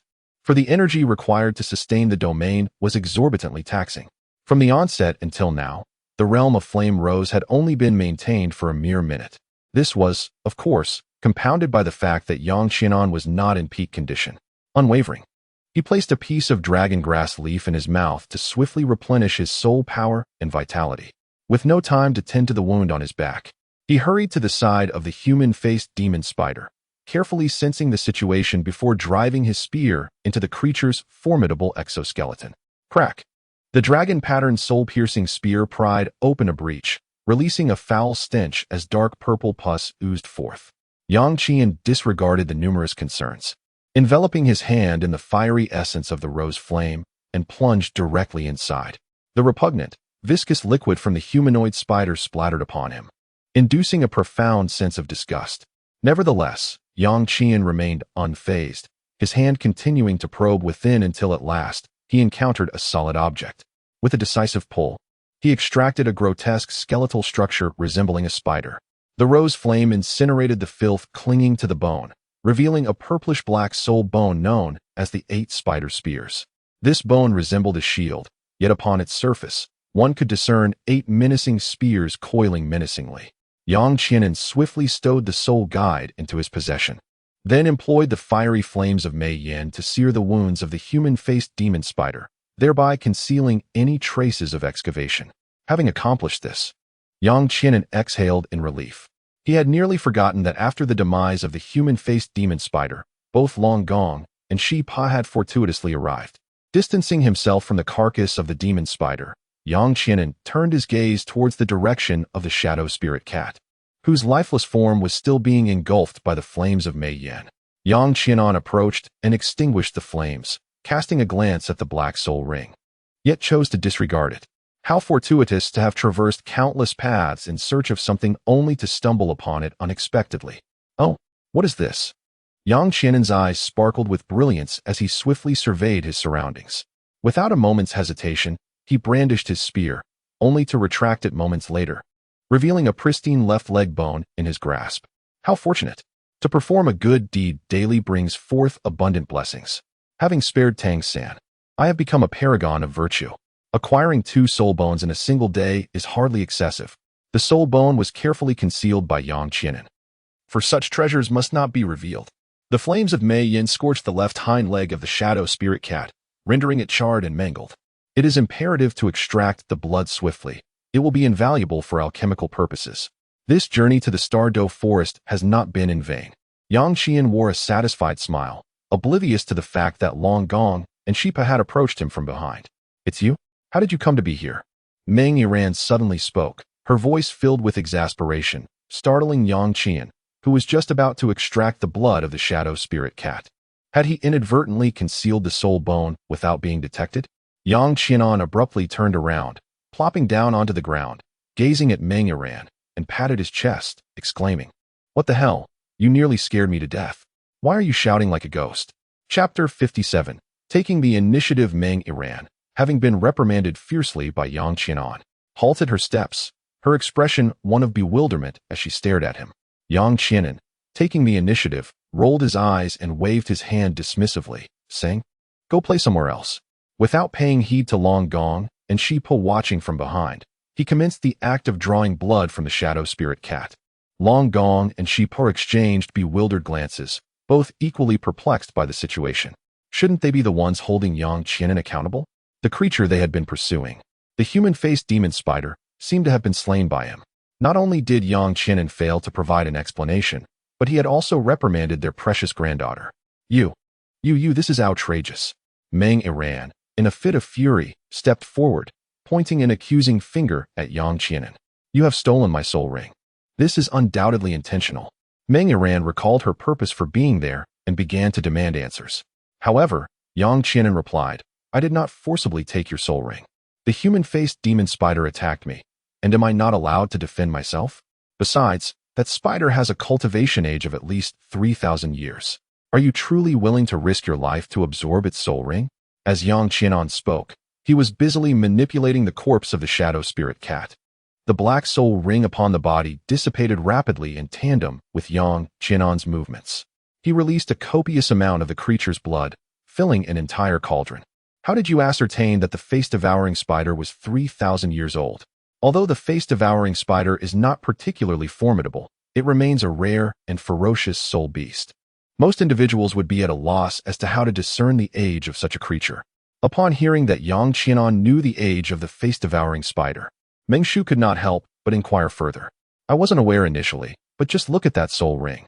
Could a soul ring over 1,000 years possess such a deep hue?" Yang Qianan pointed towards the direction of the man-faced demon spider, whose soul ring had already approached a deep violet hue. In contrast, soul rings below 2,000 years are characterized by a lighter purple shade. Meng Shu's expression changed slightly, yet he refrained from offering any defense. As a soul Douluo, he was acutely aware that this soul ring's age undoubtedly exceeded 2,000 years, surpassing the limits of the third ring absorption for soul masters. "What brings you here alone? And to have slain both a man-faced demon spider and a millennium shadow spirit cat? Quite remarkable." Long Gong scrutinized Yang Qianan, disregarding the gruesome scar on his back, which had already ceased bleeding. It was unusual for a Soul Zun to engage in such feats without sustaining any injuries. A little mishap occurred. My teammates are behind and will soon catch up, Chulan replied. No sooner had her words left her lips than sounds emerged from the rear. Indeed, it was Zhao Wuji and the others who had been pursuing them. Yang Qianan. Zhu Zhuqing was the first to spot him. Upon seeing the ghastly wound on Yang Qianan's back, her eyes reddened and tears began to flow. Yang Qian turned his gaze toward the sound, and instantly, he beheld a shadow rushing toward him. Soft and fragrant, it nestled into his embrace, causing his heart to flutter. Everything is fine. I am perfectly well. At that moment, Zhao Wujia also approached, casting a glance at Long Gong and Shi Pa, and slightly clasped his hands in greeting. Esteemed seniors, it is a pleasure to see you again. It seems you have encountered some unforeseen circumstances. Long Gong, in the presence of Zhao Wujia, adopted a more casual demeanor, for although Zhao possessed remarkable talent, he remained merely a soul sage. Meanwhile, Meng Iran and Dai Mubai observed the two figures entwined in each other's arms, their hearts heavy with unspoken emotions. Yet, this was not the opportune moment for Yang Qian and Zhu Zhuqing to linger in their embrace. Yang Qian, where is Tang San? Zhao Wujia inquired. Having seen only Yang Qian and not Tang San. Tang San is further ahead. I have 2 flying mushroom sausages with me, and I gave the last one to him. I stayed behind to shield him from 2 soul beasts.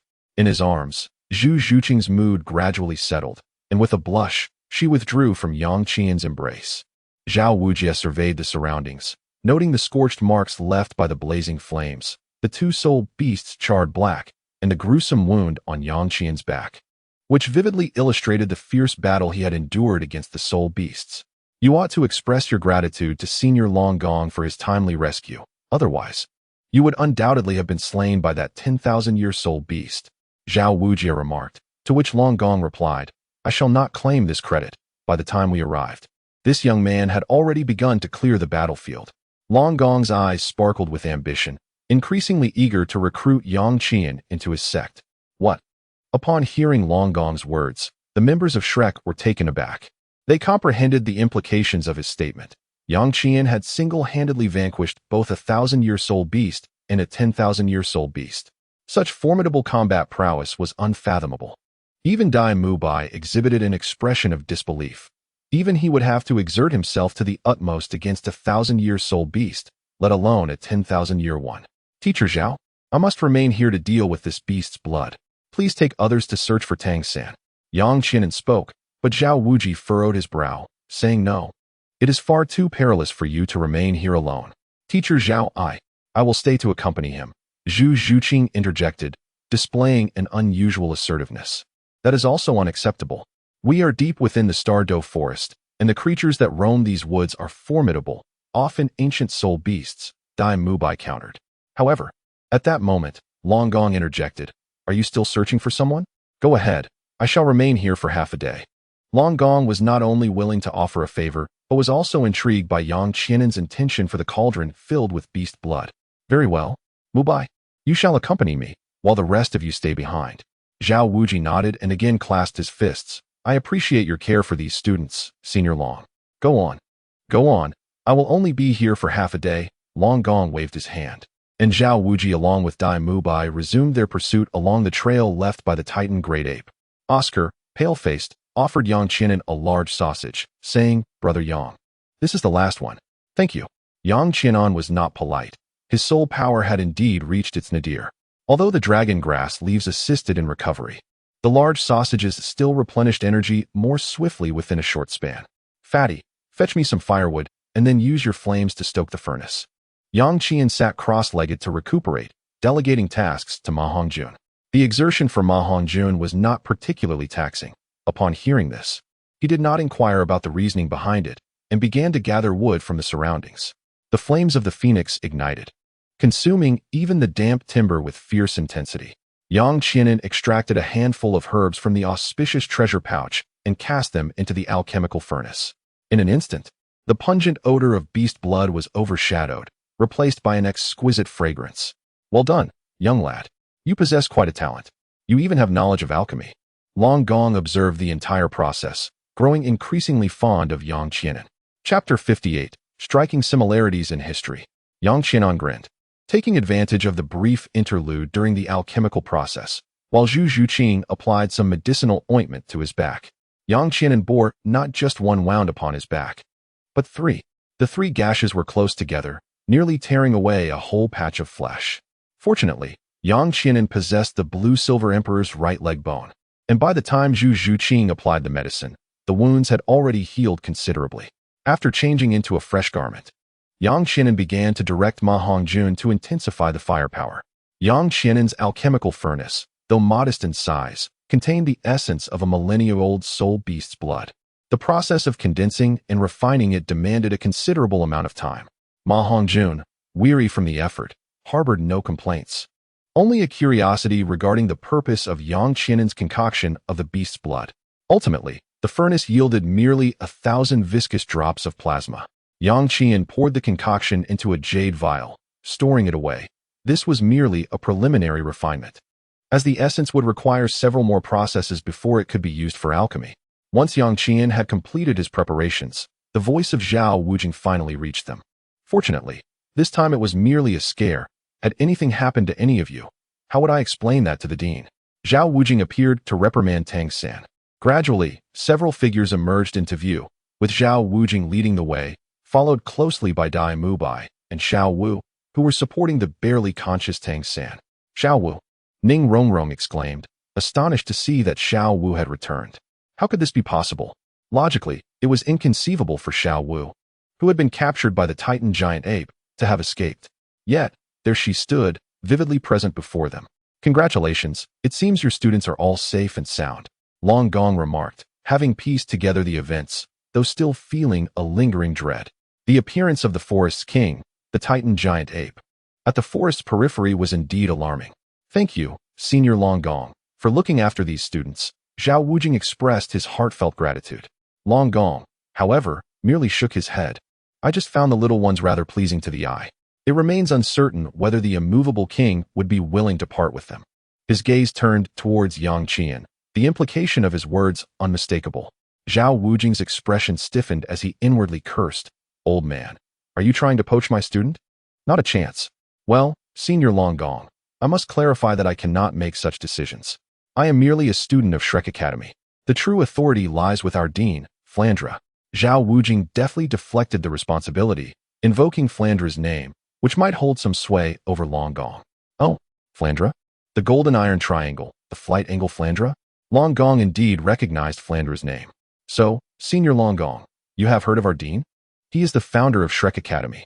We have merely recruited a few little prodigies, each one a treasure. Otherwise, do you think I would risk pursuing the Titan giant ape? Zhao Wujing cast a glance at Ning Rongrong, knowing that if the old man did not relent, he would have to mention the 7-treasure glazed tile school. Long Gong remained deep in thought. Evidently, the mere mention of Flandra's name was insufficient to intimidate him. Upon witnessing this, Yang Qianan let out a bitter smile and said, Senior, I hail from a family of soul masters. Yet I find myself unable to enter your esteemed sect. Upon hearing this, Long Gong glanced at Yang Qianan and inquired, You come from? The soul-breaking spear. The Yang family. Yang Qian spoke, and Long Gong suddenly realized, from the shattered clan, a prodigious talent had indeed emerged. The Paji clan had already been annihilated by the Spirit Hall. What remains now is the Yang family of the Pahan spear. Yang Qianan corrected. The name of the Paji family was originally associated with the Haotian sect, but now, the Pahan spear of the Yang family has no ties with the Haotian sect. Oh, the Pahan spear Yang family. What a pity. It seems you will not be able to join my sect. Thank you for your kind consideration, Senior. Yang Qianan clasped his fists in salute. Upon witnessing this, Long Gong waved his hand dismissively. Enough, enough, let us depart. Meng Yiran felt a tinge of disappointment. She had hoped her grandfather could truly recruit Yang Qianan into the Beast Academy. As Long Gong and Snake Granny departed, Zhao Wujia looked at Yang Qianan with a smile. You seem to be quite popular, my friend. All right, let us tidy up. We are heading back now. Zhao Wujia dared not delay any further. Xiao Wu turned to Tang San with a worried expression. Teacher Zhao, Xiao San's injury. Xiao Wu, I am fine. Let us leave the Star Dough Forest first. Tang San's voice was weak, yet Yang Qianan noticed the intense fluctuations in his soul power. Have you obtained the third ring? Yang Qianan inquired, noting the remarkable similarities in history. Despite his own complications, Tang Sen was still able to acquire a third soul ring. Thus, does this particular third soul ring possess any additional attributes? By sheer fortune, I encountered a cave magic spider and a ghost leopard locked in combat, leading to their mutual demise, after which I stealthily dispatched the cave magic spider. Tang Sen remarked. Yang Qianan was momentarily taken aback, yet soon found himself engulfed in new perplexities. However, he refrained from further inquiries, and Tang Sen offered no elucidation. In truth, the most prudent course for Tang Sen would have been to postpone the acquisition of the third soul ring. Subsequently, after obtaining Yang Qianan's heartbroken red and the extraordinary mushroom of heaven, he could then proceed to acquire the soul ring, thereby enabling his third soul ring to transcend the limits of typical absorption. With the assistance of this third ring as a springboard, the absorption of a 10,000-year fourth ring would become significantly less arduous. Yet, at this juncture, having already absorbed the third ring, Tang Sen found himself in a situation where Yang Qianan would not pay him further heed. Would it not be preferable for Tang Sen to be unable to absorb the 10,000-year fourth ring? Yang Qianan contemplated thus, while Tang Sen was immersed in his own intricate schemes. Indeed, having cultivated the Xiantian skill since childhood, coupled with years of forging and possessing a dual martial soul, his physique naturally surpassed that of his peers among soul masters. Although absorbing the soul ring of the 2,500-year-old Earth Abyss Demon Spider seemed a straightforward task, it was nonetheless a success. I managed to push the limits during the absorption of the third ring, and the possibility of absorbing a 10,000-year soul ring for the fourth ring remains feasible, provided that Yang Qianan does not renege on the agreement. Tang Sen's eyes glimmered with unspoken thoughts, leaving no one privy to his contemplations. Yang Qianan was unaware that the little rascal had quietly absorbed a soul ring that surpassed all limits. After departing from the Tiandou forest, the group returned to a small town 100 miles away to rest. Suddenly, there was a knock on the door. When Yang Qianan opened it, he was greeted by the pale-faced Tang Sen standing at the threshold. Goodness, why aren't you resting properly? Why are you out here in the middle of the night to frighten people? Yang Qianan feigned surprise, while Tang Sen merely smiled and said, Brother Yang, may I enter for a moment? Could I possibly decline? Yang Qianan stepped aside, closing the door behind him, and remarked, I can surmise your purpose for coming. Truth be told, Brother Yang, during our recent expedition into the Tiandou forest, I undeniably owe you a debt of gratitude. This is a matter Tang Sen will not forget.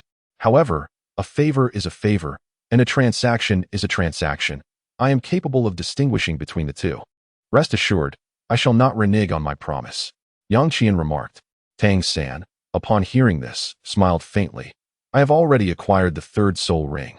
Although it may be considered a breakthrough of limits, it has merely been 2,500 years. Chapter 59. Little beauty, be good what? Yang Qian's eyes widened as he stared at Tang Sen. Are you saying that the age of the soul ring you absorbed has reached 2,500 years? Is there an issue? Tang Sen was considerably startled by Yang Qian's reaction. There's no issue. I am simply astonished that you have surpassed the limits on your own. Yang Qianan scrutinized Tang Sen, recognizing that this fellow was indeed not to be underestimated. It was merely a stroke of luck. Tang Sen refrained from offering an explanation, as he certainly would not disclose that he possessed twin martial souls.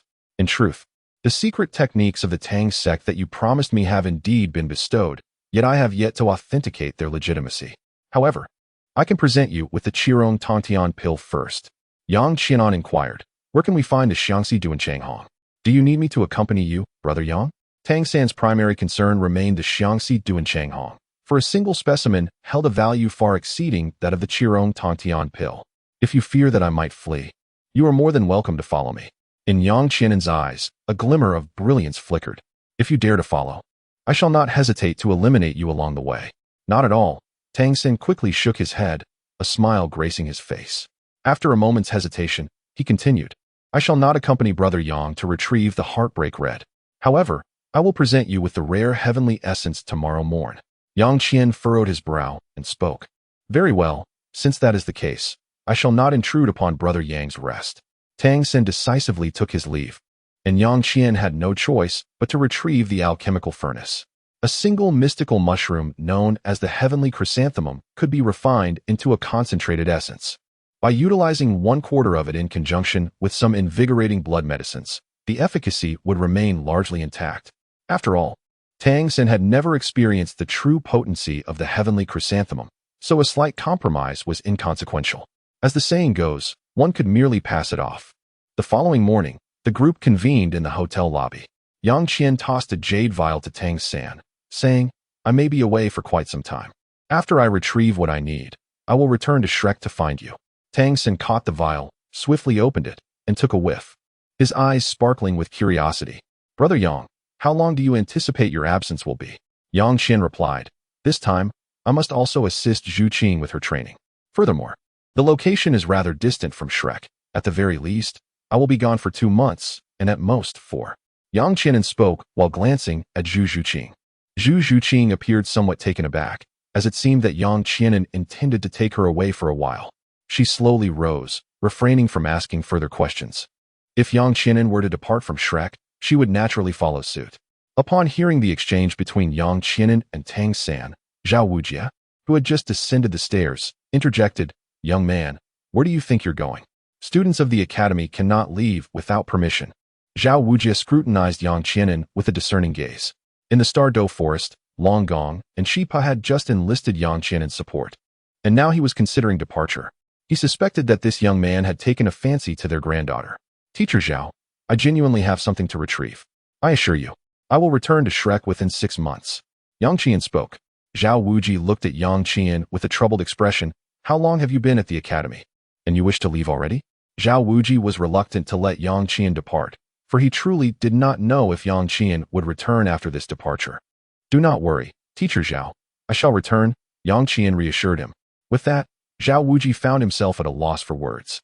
Yang Qian was resolute in his decision to depart, and he could not be forcibly restrained. "Is Zhu Zhuqing also intent on leaving with you?" Zhao Wujie inquired. Casting a glance at Zhu Zhuqing, aware of the intricate dynamics between her and Dai Mubai. Yet, he chose to remain neutral in this matter. Should Zhu Zhuqing choose to accompany Yang Qian, he would not retain her merely for the sake of Dai Mubai. No, Zhu Zhuqing must not leave. Before Yang Qian could utter a word, Dai Mubai rose to his feet. He could not permit Zhu Zhuqing to depart alongside Yang Qian. That would be akin to pushing her into his embrace. If they left together, midway, would Zhu Zhuqing not find herself at the mercy of Yang Qian's whims? "My decision to leave is of no concern to you. I came to Shrek alongside Yang Qian, and if he departs, I shall naturally follow." Zhu Zhuqing's tone was calm as she slowly approached Yang Qian. Dai Mubai's gaze turned icy. "Zhu Zhuqing, how dare you? Do not forget your identity. Enough. If she wishes to accompany me, you cannot hold her back. Do not complicate matters for yourself. Zhao Laosher, we shall not return to Shrek." Yang Qian spoke, casting a glance at Dai Mubai before turning his gaze towards Zhao Wujie. Zhao Wujie gently shook his head. Go on. I cannot force you to stay. Can I? Remember what you've said, young man. If I do not see you return to Shrek within 6 months, our next encounter will not be pleasant for you." Zhao Wujie declared with a fierce demeanor. "Of course, I would prefer not to undergo solitary training with Teacher Zhao." Yang Qian spoke, then took Zhu Zhuqing's hand and turned to walk outside the hotel. Dai Mubai's eyes glinted with a frosty light, and his powerful palm suddenly erupted with a fierce white radiance. "You seek death, Mubai?" Dai Mubai made his move, but was intercepted by Zhao Wujie. Yang Qian and Zhu Zhuqing departed without a backward glance. "Teacher Zhao, are you also siding with him?" "Zhu Zhuqing is my fiancée." Dai Mubai glared at Zhao Wujie, but Zhao Wujie merely swatted him down with a single hand. "If I do not obstruct you, what can you do? Zhu Zhuqing is indeed your fiancée, but what compels her to reject you? Mubai, I hope you can engage in some introspection. Making mistakes is not frightening. What is truly alarming is the unwillingness to acknowledge them." Zhao Wujie reprimanded sternly, allowing Yang Qian to leave without hindrance, nor did he retain Zhu Zhuqing. For Shrek, perhaps the departure of these two individuals might be a blessing in disguise. Yang Qian and Dai Mubai found it difficult to coexist, and Yang Qian's departure might ease the tension between the two parties, at least providing a period of respite. Enough of the bickering. Let us set off and return to the academy. Mubai, you shall lead the way. I will take my leave first. Zhao Wujie disregarded the rest of the Shrek group and made his way back to Shrek ahead of them.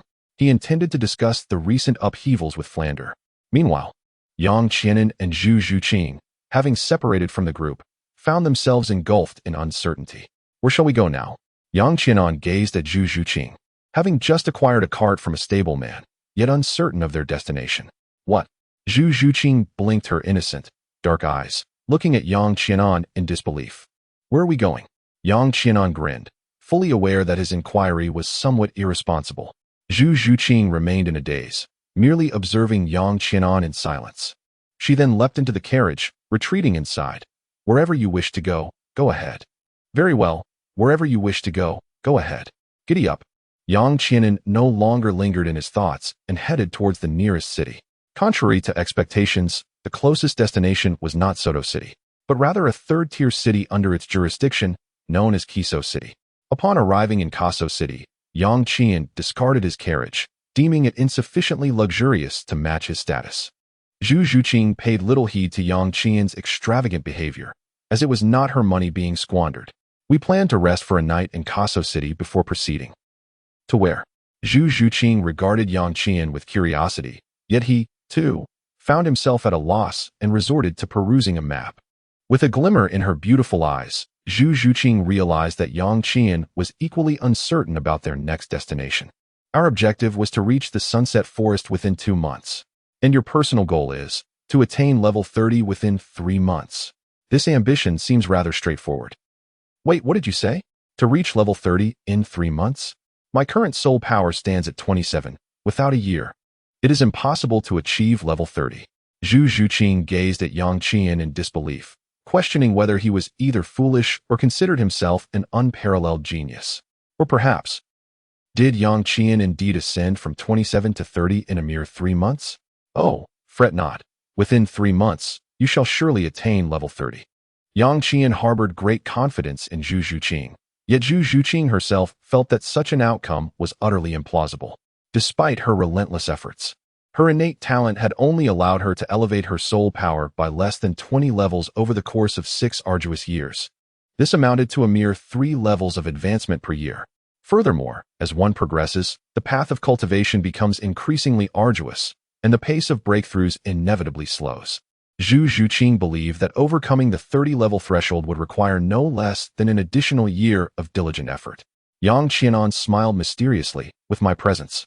If you fail to advance beyond level 30 within 3 months, consider me incompetent, he assured Zhu Zhuqing. Yet she remained oblivious to how Yang Qianan could facilitate her breakthrough in such a short span. However, she would soon find out. In a suite at the Grand Hotel of Kiso City, Zhu Zhuqing warily observed Yang Qianan. This scoundrel had booked a room, although it was a suite with multiple chambers. She still felt that Yang Qianan harbored ill intentions. This fellow was notoriously shameless, and one misstep could lead her into his clutches. What are you lingering by the door for? What do you intend to do? Can you truly escape? Yang Qianan found it somewhat amusing to observe Zhu Zhuqing hesitating at the doorway, reluctant to enter. Was he truly that intimidating? Oh, Zhu Zhuqing was still rather unwilling. She wished to secure a room for herself, but Yang Qianan forbade it. Cautiously, she stepped into the room, and the door slammed shut with a resounding thud. Seemingly propelled by an invisible force, Zhu Zhuqing turned sharply to Yang Qianan, only to find him grinning mischievously at her. Little beauty, undress, be obedient. Chapter 60. Brother Su Yuntao, how have you been lately? What do you intend to do? Zhu Zhuqing stammered, retreating repeatedly, yet Yang Qianan advanced with relentless determination. Of course, I am going to engage in the activities I desire. His expression was lewd, reminiscent of a lascivious uncle with malicious intent. Zhu Zhuqing nervously glanced towards the distant window. It lacked a security grate, offering a potential escape. Stop looking, you cannot flee. Yang Qianan detected Zhu Zhuqing's gaze and let out a cold laugh. Zhu Zhuqing bit her crimson lip, retreating step by step until she soon found herself at the edge of the bed. As she saw Yang Qianan drawing closer, she took a deep breath and declared, "What I owe you. Come and take it." She surrendered, relinquishing her resistance. Since Yang Qianan desired it, she would concede. Is that all? Then I shall not hold back. Yang Qian approached and forcefully unfastened the chain of Zhu Zhuqing's leather coat, which elegantly enveloped her alluring figure. A sudden chill enveloped her, causing her skin to tighten in response, while her eyelashes trembled with an anxious restlessness. Her complexion flushed a deep crimson, the blush spreading from the base of her ears down to her neck and collarbone. Standing there in palpable tension, She could distinctly feel Chu Lan's fervent hand gliding over her collarbone. With a soft thud, the black leather coat was discarded, intensifying Zhu Zhuqing's nervousness. She dared not open her eyes, her breath betraying her unease as her proud bosom rose and fell rhythmically. "You are utterly enticing me," she thought. Yang Qian's voice echoed in her ears as Zhu Zhuqing slowly opened her eyes, only to find Yang Qian's face mere inches away. Their noses almost brushed against each other. The moment Zhu Zhuqing opened her eyes, her lips were silenced, and as she closed them again, the warmth that had lingered at her lips decisively withdrew. "Enough teasing. I fear I might truly lose control." Yang Qianan spoke again, pulling Zhu Zhuqing to sit on the bed.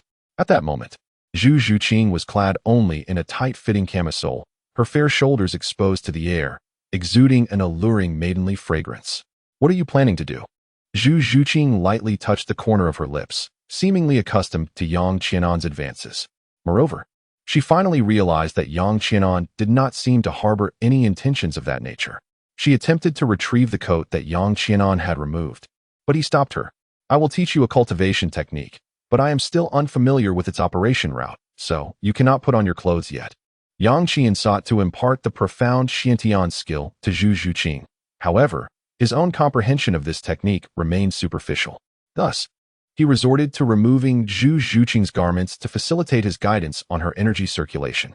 What practice was this? Zhu Zhuqing clutched her outerwear, her complexion flushed with embarrassment. At that moment, she and Yang Qian sat face to face, legs crossed, the delicate straps of her attire insufficient to conceal her striking figure. Yang Qian's restless gaze filled her with profound discomfort. The heavenly profound technique. Yang Qian casually renamed the Xiantian Gong. He had not upheld his agreement with Tang San to disseminate the Xiantian Gong. Instead, he shared the Tianxian Gong. Zhu Zhuqing blinked her eyes, and soon she heard Yang Qian begin to elucidate the intricacies of the Tianxian Gong. Her gaze brightened with increasing intensity, but she quickly restrained herself. What would be the cost of learning the Tianxian Gong? She understood that there is no such thing as a free lunch in this world.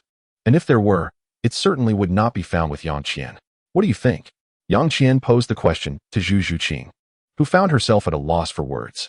She possessed nothing at present, save for a somewhat acceptable physique. Yet, she had never regarded her figure and beauty as capital.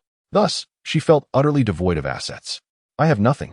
"No, you still have me," Yang Qian interjected, warming Zhu Zhuqing's heart, only for her to notice the way he fixed his gaze upon her bosom. "Scoundrel!" Zhu Zhuqing's cheeks flushed, and the warmth in her heart swiftly transformed into a surge of aversion. This rascal was merely coveting her body. "Ahem, let us not jest. Will you learn or not?" Yang Qian cleared his throat, sensing he must transition to a serious tone, lest things spiral out of control. "Yes, why not learn?" Zhu Zhuqing replied. Having already incurred considerable debt, a little more would not frighten her. "That's the spirit. The strap has been removed too." "Huh, I won't learn anymore." Upon hearing this, Zhu Zhuqing attempted to flee, but Yang Qian pulled her back. "Not removing it is also acceptable." "Scoundrel!" Zhu Zhuqing's myriad of words ultimately transformed into praise for Yang Qian. "Thank you for the compliment." Indeed, Yang Qian was the type suited for a sharp tongue. However, when he assumed a serious demeanor, Zhu Zhuqing felt considerably reassured. Although, during the process of imparting the Tianxian Gong, it was inevitable that he would touch upon certain inappropriate areas, right? That was all quite normal. Even Zhu Zhuqing nodded in satisfaction. Though she felt she had been slightly taken advantage of, it was well within her expectations. Indeed, when you anticipate scoring 60 points on a test and achieve 61, that is already a splendid outcome. Zhu Zhuqing had little genuine hope for Yang Qian's integrity, so the entirety of the process was anticipated. It was relatively easy to accept. Was this not a win-win situation? Both parties benefiting, while Zhu Zhuqing found herself reluctantly warming the bed the following day. As dawn broke, the eastern sky glimmered with strands of violet hues. Yang Qian reluctantly withdrew his hand from Zhu Zhuqing's embrace, pushed open the window, and leaped onto the rooftop. He was still exploring the intricacies of cultivating the purple extreme demon eye, and thus refrained from imparting this knowledge to Zhu Zhuqing for the time being. Meanwhile, Zhu Zhuqing, her cheeks flushed, dashed into the bathroom, the sound of the shower cascading down echoing in the air as she hurriedly washed herself. However, when Zhu Zhuqing emerged, she was caught red-handed by Yang Qian. "I didn't intend to run," she stammered, at a loss for words. Once more, Yang Qian swept her into his arms and placed her back onto the bed. It's still early, let's sleep a little longer. As he embarked on his initial practice of the purple extreme demon eye, Yang Qian had yet to uncover its secrets. Though he sensed he was on the brink of a breakthrough and believed he would soon formally enter its realm. As the sun climbed higher, feeling the soft, restless movements in his embrace, Yang Qian awakened once more. Good morning, Zhu Zhuqing. Good morning, you big-headed fool, you rogue. Zhu Zhuqing finally broke free from her constraints. Hastily clutching her clothes and darting into another room, seemingly startled by something. Yang Qian wore a mischievous smile as he awaited his younger brother's silence before rising to don his attire. He took out a sheet of paper and casually penned a few lines. Brother Su Yuntao, how have you been lately? I have heard that many years ago, you awakened a young man with innate full soul power in Nodding City, whose martial soul is the blue silver grass. How could the blue silver grass possibly possess innate full soul power? I believe that the young man must possess more than just the blue silver grass. It is highly likely that he has twin martial souls. I inquire to verify whether you truly awakened a blue silver grass martial soul with innate full soul power. If this is indeed the case, we could jointly recommend this individual to the Papal Hall in Spirit City, sharing the credit equally. With that brief note completed, Yang Qian addressed the recipient and descended the stairs to have it sent. Chapter 61. Lost again after purchasing a new carriage. Yang Qian's attempt to navigate while driving left Zhu Zhuqing deeply concerned. Nonetheless, Yang Qian had entrusted her with a formidable task, cultivation. Over the past half-month, through his instruction and guidance, Zhu Zhuqing had successfully embarked on her journey with the heavenly profound art. The cultivation of the purple extreme demon eye had also commenced along the right path. Furthermore, Zhu Zhuqing's soul power had surpassed level 28 during this fortnight, which was not particularly surprising, as she was destined to break through. The moon shone brightly in the sparse sky. Yang Qian drove at a leisurely pace, meticulously verifying each intersection to avoid losing his way. Yet, despite his caution, he found himself disoriented. No, it was more accurate to say he had lost his bearings. On a narrow mountain path, Yang Qian wore a sullen expression, while beside him, Zhu Zhuqing could hardly contain her amusement. I told you not to travel at night, especially on mountain roads. Silence. Yang Qianan glared at Zhu Zhuqing with a sullen expression. Then, illuminated by the moonlight, he compared the map once more. There's no issue. I have meticulously checked every intersection. How could I possibly lose my way? Zhu Zhuqing pointed out. You are the one who has lost. In response, Yang Qianan seized Zhu Zhuqing's face and declared, I am doing this on purpose. In this desolate wilderness, don't you think it would be quite convenient if I wished to undertake something? Yang Qianan squinted his eyes, and upon noticing Zhu Zhuqing's change in expression, she obediently climbed into the car, stating, I shall meditate first. You may handle things as you deem fit. Zhu Zhuqing chose to ignore this rogue, well aware of his propensity to bully her. You could inquire with me. I possess knowledge of the direction. She could not help but peek her head out once more, only to be met with Yang Qianan's displeased countenance. Humph, such a prideful fool, enduring unnecessary suffering. She then closed the car curtain, prompting Yang Qianan to feel a throbbing headache. It was undoubtedly a mistake on the map. Traveling along this road, there can be no error. With a flick of the whip in his hand, Yang Qianan urged the horse-drawn carriage forward once more. The rhythmic sound of hooves echoed through the deep mountains as he yawned, feeling a profound sense of ennui while traversing the winding mountain path. The dense foliage swayed gently in the breeze, producing a soft rustling sound. Suddenly, Yang Qianan's gaze sharpened, his previously murky eyes transforming into a state of clarity. He abruptly turned his attention to the depths of the thicket by the roadside, where he caught a glimpse of flickering flames. However, what truly piqued his interest were the distant sounds of shouting and clashing, seemingly not far away. Yet, he thought to himself, this does not concern me, let it be. Yang Qianan murmured softly, gently flicking the whip to urge the carriage onward. Inside, Zhu Zhuqing cautiously lifted the curtain, her dark eyes scanning the depths of the forest. However, seeing that Yang Qianan showed no inclination to investigate, she remained silent. Yet, Yang Qianan's desire to avoid entanglement and trouble did not ensure that trouble would not seek them out. Not long after, Yang Qianan ultimately brought the carriage to a slow halt. Immediately, the sounds of battle erupted from the jungle, the clamor of cries growing increasingly louder, and the flames became ever more apparent. Why was there also the howl of wolves? Yang Qianan slowly rose to his feet, gazing into the depths of the jungle. At that moment, a series of figures came into his view. They were a group of approximately 20 young individuals, clad in 3 distinctly different styles of spirit master robes. Opposing this group were not humans, but rather a pack of werewolves, their human bodies topped with wolf heads. The wolf bandits. Yang Qianan's gaze sharpened as he stepped onto the carriage platform, prompting Zhu Zhuqing to emerge from within. Are we making a move? Zhu Zhuqing's delicate features were etched with concern. At this moment, if they wished to flee, they could still do so by abandoning the carriage. Those adversaries were no match for them. Inside was a squad of female spirit masters, and they were rather attractive. In Yang Qianan's eyes shimmered a hint of violet, although his cultivation of the purple extreme demon eye was still in its nascent stages. He had previously consumed a pill crafted from the autumn water elixir. His mental prowess far surpassed that of his peers, allowing him to excel in the cultivation of the purple extreme demon eye. At this moment, Yang Qianan's mastery of the purple extreme demon eye rivaled that of Tang San upon consuming the autumn water elixir in the original narrative. Night vision was no longer a challenge for him. Zhu Zhuqing's cheeks puffed slightly, yet understanding Yang Qianan's temperament, she felt helpless. What a lecher, she muttered, entering a state of vigilance. Meanwhile, the young soul masters hidden within the forest had noticed Yang Qianan and his companion. One of them called out, "Brothers on the road, abandon your carriages and flee at once. These wolf bandits are formidable. We must find a way to escape soon." The speaker was a man whose face was partially obscured, yet he possessed a certain handsomeness. His attire suggested affiliations with the Shrek Academy, the Qihua Academy, and the Tianshui Academy. The elite teams from these 3 academies had converged together. Yang Qianan did not depart. Instead, he scrutinized the 21 young soul masters before him. Logically, such a group should be accompanied by formidable soul masters providing covert protection. However, given the current circumstances, if there were indeed someone safeguarding them from the shadows, they ought to have intervened by now. Yang Qianan had already witnessed someone gravely injured, their body marred by deep gashes inflicted by a wolf. Yet, there was still no sign of a high-ranking soul master intervening. If action were not taken soon, a young beauty might meet her demise.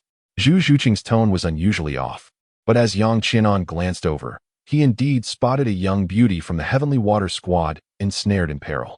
Was Zhuqing feeling jealous? Yang Qianan remained unfazed, instead directing his attention to Zhu Zhuqing beside him.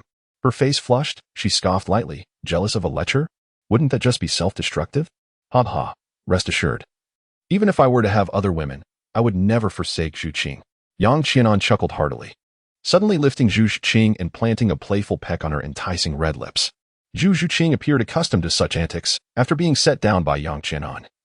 She nonchalantly wiped her mouth and remarked, "If we do not act soon, it will be too late. Those wolf bandits do not seem particularly formidable. And I believe that if you intervene, success is assured. The wolf bandits are indeed ruthless and loathsome. My intention is merely to rid the world of evil. I understand that your motivation lies with those beautiful women. They are undeniably exquisite." Zhu Zhuqing pressed her lips together, her 2 soul rings shimmering at her feet as the ethereal spirit of the nether cat enveloped her. Upon witnessing this, Yang Qian no longer hesitated. "Do not stray too far from me." Zhu Zhuqing nodded, refraining from overexerting herself. Although the levels of those wolf bandits were generally not high, she was merely a great soul master. Among the soul masters engaged in combat with the wolf bandits, there were certainly some soul sovereigns as well. Yang Qianan hesitated no longer. Seizing the dragon-patterned soul-piercing spear, he transformed into a gliding dragon and plunged directly into the forest. By the heavens, 100,000-year soul ring. Upon Yang Qianan's initial move, even amidst the perilous circumstances, it stirred considerable commotion and attention. "Elder brother, let us first vanquish the wolf bandits." Yang Qianan charged directly into the pack of wolf bandits, his spear sweeping through them, creating an immediate path. Taking advantage of this opportunity, the Tianshui team swiftly shielded their comrades who were in peril. With the support of their brothers, defeating these bandits was far from impossible. "Brother Wushuang, Sister Binger, shall we retreat?" Feng Xiaodian inquired, glancing at Huo Wushuang and Shui Binger. Although their condition was far from ideal, the wolf bandits were no better off. If they fought with all their might, they might be able to annihilate these marauders. Chapter 62. The Nature of Thought Processes Retreat. "After injuring me, I will not rest until every last one of them is slain." Before Huo Wushuang and Shui Binger could respond, a fiery-haired girl interjected, her temper remarkably fierce. Then let us kill. Everyone, shift formations. The support-type soul masters and the injured shall remain in the center. Feng Xiaodian commanded, and in an instant, the members of the Shinfeng team adjusted their formation, transitioning from a strategy of retreat to a fortified stand. Zhu Zhuqing transformed into a spirit cat, decapitating a wolf bandit with a swift strike. She was no delicate flower confined to a greenhouse. Such a minor display of bloodshed was insufficient to deter her. Brother, could you lend a hand to the Tianshui team? They lack formidable assault-type soul masters, Feng Xiaodian urged once more. However, before Yang Qianan could make a move, Zhu Zhuqing coldly remarked, he came here to be the hero and rescue the damsel. Yang Qianan cast Zhu Zhuqing a sidelong glance, sensing that this little feline could use a bit more training. Without further ado, he positioned himself within the ranks of the Tianshui team, where approximately 20 to 30 wolf bandits remained, some of whom were powerful enough to rival soul masters. Even Yang Qianan dared not linger too long amidst the bandits. Being encircled would pose significant trouble. Thank you. Shui Binger expressed her gratitude upon seeing Yang Qianan join their ranks. I specialize in control. If your attack power is sufficient, I can utilize a martial soul fusion technique. As her words fell, a tall, slender girl with short hair stepped forward from the team. Yang Qianan cast a glance at the two individuals before declaring, let us commence. The power of the dragon-patterned soul-piercing spear was undeniably formidable. None of the wolf bandits could withstand a single strike from Yang Qianan. Very well, everyone, coordinate your efforts, Shui Binger instructed. As the Ice Phoenix martial soul manifested behind her, Shui Wu gently embraced Shui Binger from behind, and together they soared into the air, lifted by the Ice Phoenix. Flurries of snow cascaded down. Ice shards fell like rain, enveloping more than a dozen wolf bandits.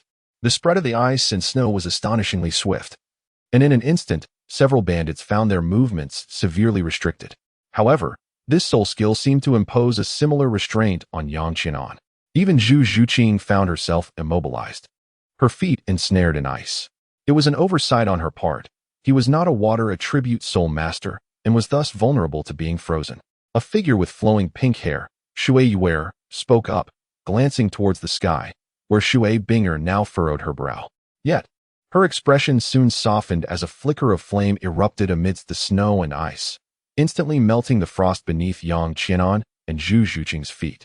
With a flourish of his spear, blossoms of weaponry erupted, accompanied by the resounding dragon's roar. Under the enhancement of his second soul skill, Yang Qianan disregarded the encroaching ice and snow, piercing the foreheads of the wolf bandits one after another. In a matter of moments, more than a dozen wolf bandits lay defeated at Yang Qianan's feet. Zhu Zhuqing's figure reappeared, emerging from the confines of the icy tempest, leaving a trail of two bandits with severed throats in her wake. Impressive. Shui Yuer's beautiful eyes sparkled with admiration, revealing her infatuation.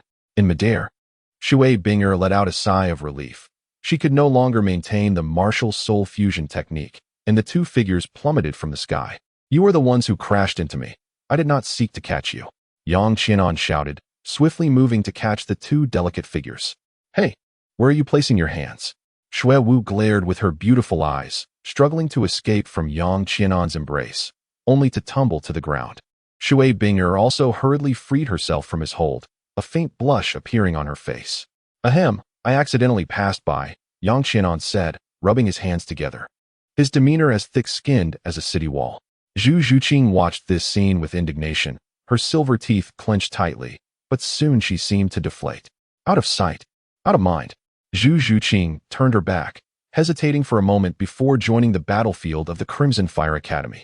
In a short span of time, more than 20 wolf bandits had been dealt with by Yang Qianan in collaboration with the Heavenly Water Academy, significantly alleviating the pressure on the Shinkong Academy and the Crimson Fire students.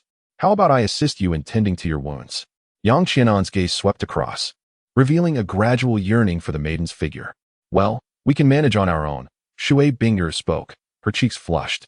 She bore a few wounds on her body, although not severe. Neglecting to treat them promptly could lead to complications. Do you doubt me? Rest assured, I have no intention of taking advantage of you. As he spoke, Yang Qianan produced a small jade vial containing the ointment he had personally formulated. This remedy is not available to others. Once applied, I assure you, within 3 days, there will be no trace of scars left. Yang Qianen spoke first, and then made his way towards Shui Binger. Upon seeing this, Shui Binger took 2 steps back and exclaimed, "You know, it is improper for men and women to have physical contact. It is of no concern to me, but it concerns me." Shui Binger replied, her cheeks flushed.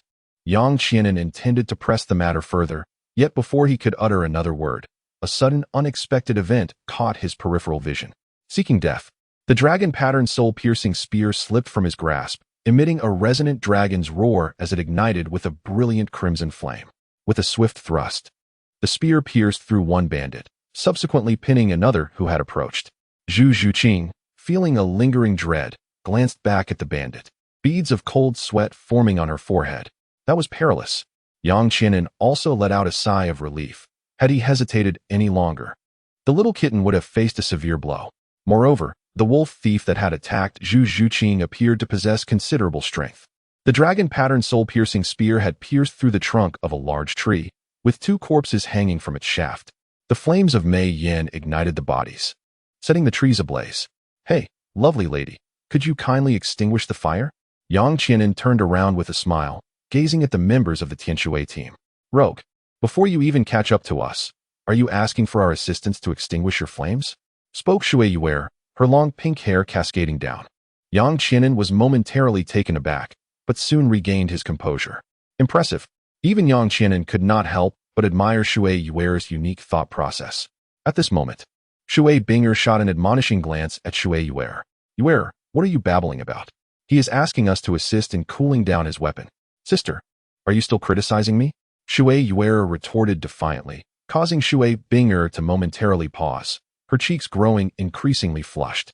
"Ahem, never mind. You both can tend to your wounds on your own." Yang Qian coughed lightly twice, tossing the medicine bottle to Shui Binger before striding towards his dragon-patterned broken soul spear. The flame of Mei Yan, a manifestation of the utmost fire, burned with astonishing speed. However, Yang Qian managed to exert a modicum of control over the blaze. With a flicker of his 3rd soul ring, the flames engulfing the great tree gradually subsided, ultimately extinguishing. At this moment, the battle neared its conclusion. The last wolf bandit had been vanquished, allowing Feng Xiaotian and the others to relax. Many of them sank directly to the ground, gasping for breath. Chapter 63. Do not be ashamed, Yang Qian. Yang Qian approached gradually, raising his large hand and tousling Zhu Zhuqing's hair into disarray. "I told you not to stray too far from me. Had I not reacted swiftly, you could have been harmed. Mind your own business." Zhu Zhuqing huffed lightly, feeling quite perturbed within. "Are you jealous?" "Absolutely not." "Really? Then I shall go assist those lovely elder sisters with their ointments." Upon finishing his words, Yang Qianan turned to leave. Zhu Zhuqing, witnessing this, became immediately infuriated. You scoundrel. Ha ha ha, feeling jealous, are we? This indicates that you have developed feelings for me. Come, give me a kiss." Yang Qianan pulled Zhu Zhuqing into his embrace, bringing his face, as solid as a city wall, closer. "I will bite you to death." Zhu Zhuqing glared fiercely at Yang Qianan, then sank her teeth into his face. Let go. Let go. It hurts. Oh dear." Yang Qian raised his hand and playfully smacked Zhu Zhuqing's backside, causing her to wince and release her grip. Noticing the neat row of imprints on Yang Qian's face, Zhu Zhuqing felt a slight blush creep onto her cheeks, soon followed by a faint smile. "Still laughing? I shall deal with you later tonight." "Humph, it's not daytime now either." Zhu Zhuqing huffed lightly, exuding an air of fearless defiance. In any case, she had seen through Yang Qian completely. Even if she guarded against him, this fellow would still manage to seize any opportunity. If she let her guard down, it seemed she would not suffer any greater loss. What was there to fear? At worst, she would be thoroughly occupied, and it appeared they were only a step away from that. "You truly are remarkable," Yang Qian exclaimed, amused by his own frustration. He had inadvertently nurtured a rebellious streak in his little kitten. Zhu Zhuqing stood silently to the side, while nearby, Hu Shuang and others could no longer bear to watch. "I must say, brothers, is it truly appropriate for you to be flirting at this moment?" With 3 teams present, everyone was wounded, their soul power nearly depleted, and many lacked the strength to even stand.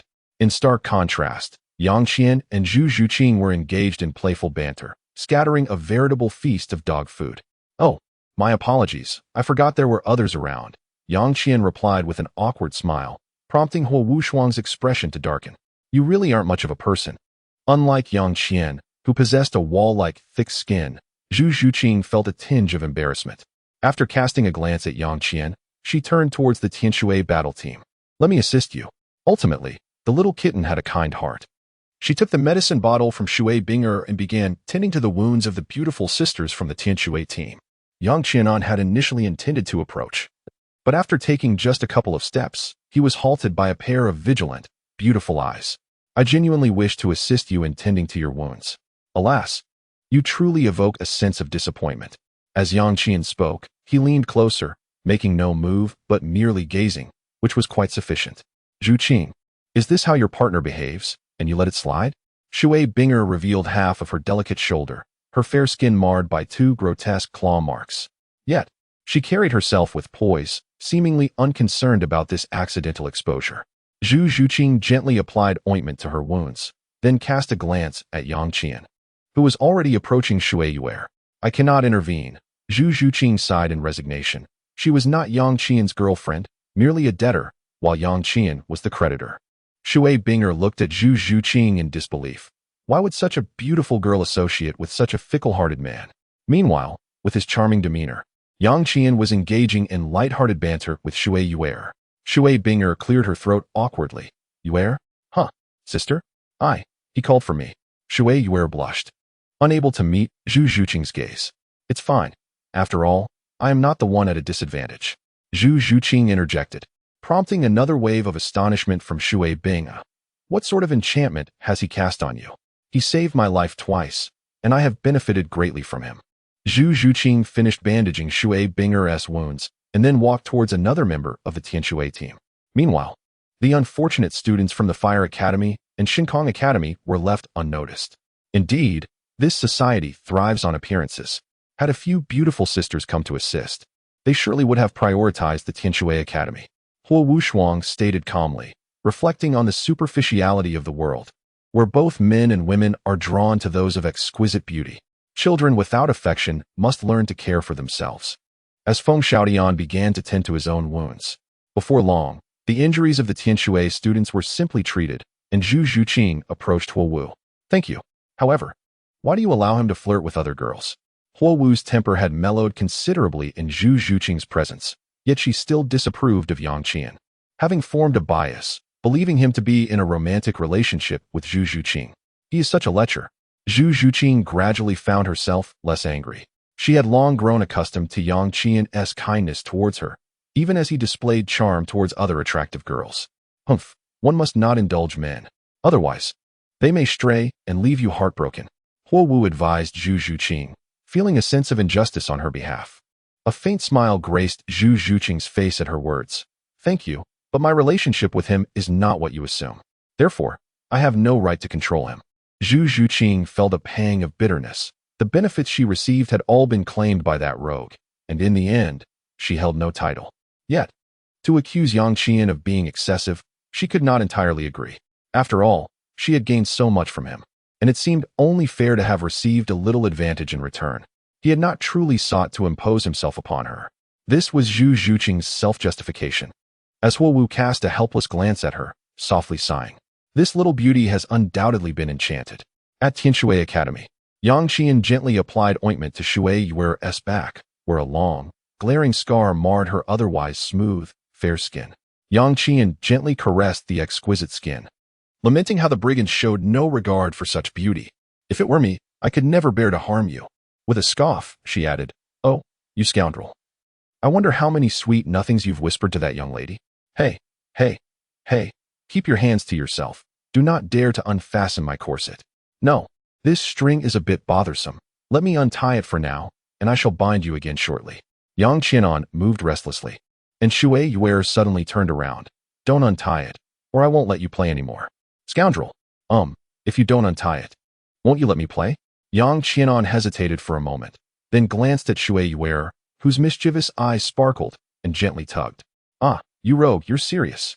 Shui Yuer exclaimed, immediately attracting the attention of several onlookers. However, her fair skin was obscured by Yang Qianan's figure, creating a rather provocative scene from that angle. Chapter 64. Su Yuntao achieves great merit. Scoundrel, bastard rogue. I won't let you play. Shui Yuer quickly fastened her clothing and fled from Yang Qianan's grasp. Yang Qianan regretfully shook his head and turned to the other beautiful sisters, only to find himself utterly alone. Am I truly that terrifying? I genuinely made an earnest effort to tend to her wounds. You all must harbor some grave misunderstandings about me. As Yang Qianan approached Shui Binger, she couldn't help but display a hint of discomfort on her face. What are you doing? She inquired. What can I possibly do? In this desolate wilderness, with the moon shrouded in darkness and the wind howling, what legitimate actions could I undertake? Yang Qianan spoke with utmost seriousness, instantly provoking laughter from several of his sisters who had fled from him. Our captain is quite formidable. Be cautious, lest she turn you into a popsicle, remarked a pale-faced girl of delicate stature beside Shui Yuer. Her injuries were severe, and had it not been for Yang Qianan's timely arrival, she would have fallen victim to the wolf bandits. Is she truly that fierce? I couldn't tell. She doesn't seem as fearsome as that sister in red. Nevertheless, I find this kind of balance quite appealing.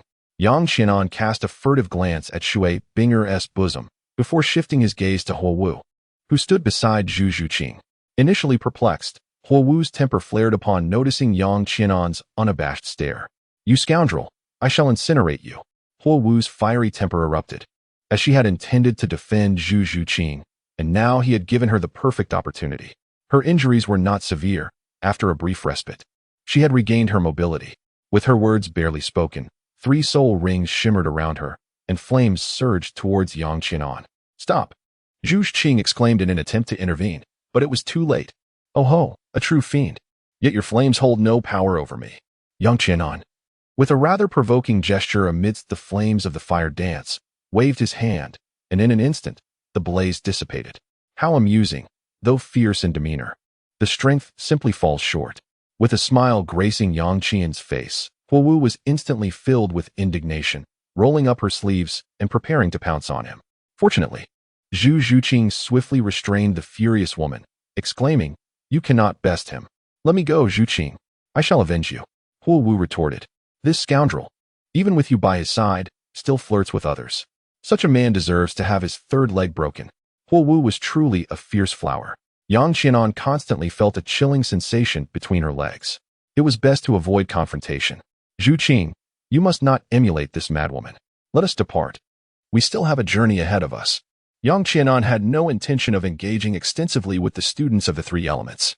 Although Tiandu Academy boasted a plethora of enchanting maidens, each one more exquisite than the last, he found himself devoid of any advantageous means and could only bide his time for future opportunities. Zhu Zhuqing was quite perplexed by Yang Qianan's sudden decision to depart. With so many beautiful young ladies present, how could this lascivious fellow choose to leave? Moreover, they were yet unaware of the brother's name. In the midst of their exchanges, they had learned of Zhu Zhuqing, but Yang Qianan's identity remained a mystery. He was affectionately referred to as the charming seller of delicacies, known as Yang Qianan. Yang Qian waved farewell to the beautiful ladies of Tiandu Academy. Ladies, until we meet again. Who wishes to see you again, you rogue? Fire Dance retorted angrily. Yang Qian cast a disdainful glance at Fire Dance, remarking, What a pity such a fine figure remains unmarried. You scoundrel, what did you say? Fire Dance advanced menacingly, only to be restrained by Fire Wushuang, who gently placed a hand on her shoulder. Sister, calm down, calm down. Wiping the cold sweat from her brow, Fire Wushuang watched as Yang Qian's carriage receded into the distance, finally feeling a sense of relief. What a person! Fire Dance's ire was not easily quelled. Let us exert ourselves a little longer to tidy the battlefield and set it ablaze. Then we shall rest and depart for Tiandou City tomorrow at noon. Feng Xiaodian slowly rose, bearing his weary form, and began to clear the battlefield. Yang Qian drove away, while Zhu Zhuqing sat silently in the carriage. Even when Yang Qian took a wrong turn, she chose not to intervene. At this moment, in the spirit hall of Heavendou City, Salas gazed intently at a letter in his hand, then lifted his eyes to regard Su Yuntao before him. Why report this only now? Salas inquired, his gaze laced with danger. If the contents of the letter were accurate, Su Yuntao's negligence could potentially bring an unimaginable adversary to the spirit hall. My subordinate possesses limited strength, Su Yuntao explained, and it was only today, while reviewing the texts, that I recognized the uniqueness of the blue-silver grass, which possesses innate, full spirit power. Thus, After conducting a thorough investigation, I managed to uncover some clues, and I rushed to deliver the message directly to you, not daring to entrust it to another. Standing respectfully in the center of the hall, Su Yuntao's clothes were already soaked with sweat. Are you certain that Tang San's father is named Tang Hao? Salas set the letter aside, his expression earnest. Indeed, I have investigated Tang San's background. He hails from Holy Soul Village in Notting City, and according to the village chief, Tang Hao arrived there 12 years ago, carrying a child, Tang San. Su Yuntao dared not conceal any details. The matter was of grave importance, and ultimately, he was uncertain whether he had acted with merit or folly. For it was under his watch that Tang San awakened his martial soul. Innate full spirit power, yet his martial soul is the blue-silver grass. After entering Notting Academy, he became a disciple of the master. It was nearly conclusive. Although the master was deemed a failure, he still possessed some knowledge of martial souls. He would not accept a soul master with a blue-silver grass martial soul as his disciple. Salas perused the information in his hand, detailing Tang San's experiences over 6 years in Notting City. It was said that in his youth, Tang Hao, the Clear Sky Douluo, enjoyed learning blacksmithing from the chief of the Strength clan. Salas grew increasingly convinced that the Tang Hao from Holy Soul Village was indeed the Clear Sky Douluo. Su Yuntao. Salas rose slowly, prompting Su Yuntao to stand at attention. Your subordinate is here. Though your information arrived 6 years late, it is not excessively delayed. Given your capabilities in discerning the hidden truths, you have done remarkably well. Speak, what reward do you desire? Salas offered, acknowledging Su Yuntao's merit, and thus, a reward was in order. My subordinate is content to be recognized by the bishop, Su Yuntao replied humbly. Very well, I shall grant you some cultivation resources. Elevating your spirit power to spirit elder will be quite effortless. Then, you shall return to Notting City as the vice master of the branch hall. The future position of hall master may also be yours. Thank you, bishop. Thank you. Su Yuntao bowed deeply, his ambitions modest, merely wishing to attain a more noble status in Notting City, hoping to impress CC. Departing from Heavendou, Su Yuntao felt invigorated. From now on, their positions would be reversed, and it would be CC who would seek his favor. Chapter 65. An encounter at the city gate. Having sent Su Yuntao away, Salas returned to his position as Platinum Bishop. In his hands lay a letter that could determine his fate. Yet, how to handle this correspondence required his careful consideration. Recently, Tang Hao had been pursued by powerful figures dispatched by the Pope due to the destruction of several Spirit Hall branch halls.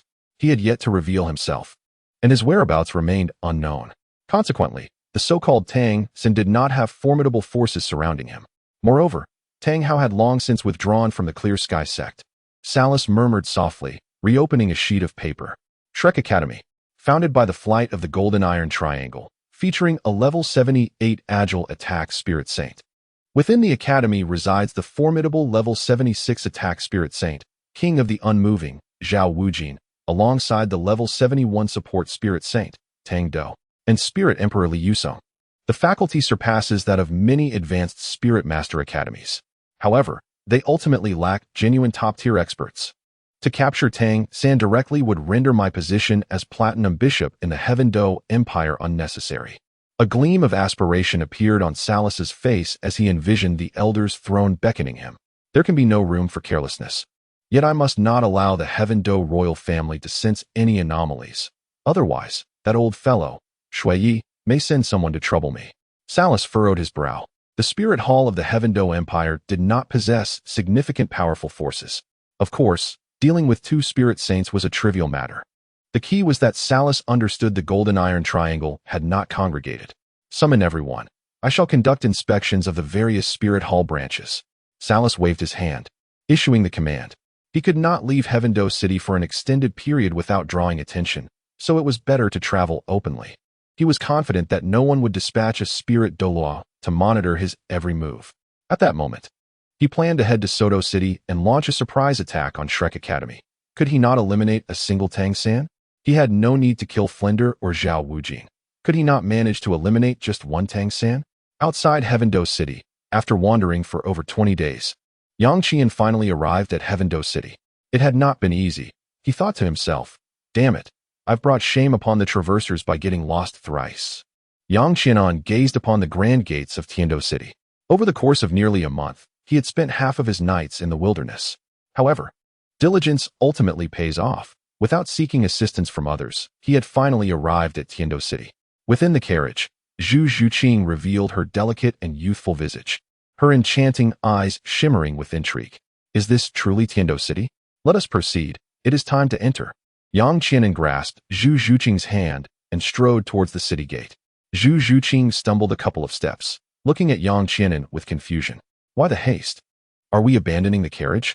What about the 5 gold soul coins? Forget it. They are not worth much anyway. Yang Qian spoke as he continued to pull Zhu Zhuqing towards the city.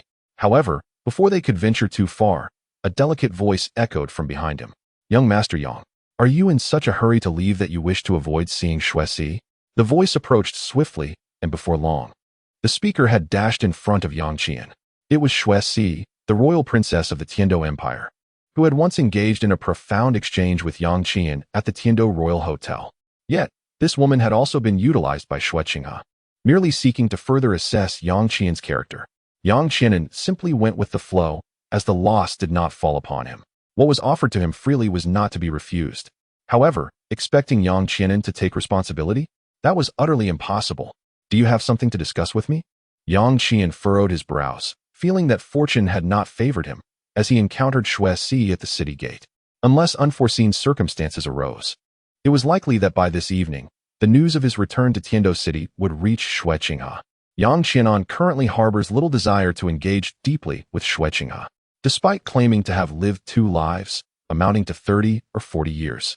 He has merely traversed the realms of entertainment, lacking the political acumen of those adept in intrigue and manipulation who might meet untimely ends without even realizing it.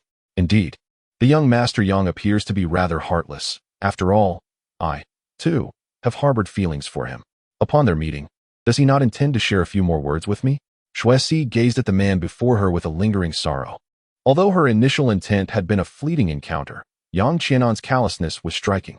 He treated her merely as a vessel for his desires, discarding her at the Tiandou Grand Hotel, departing Tiandou City the very same day.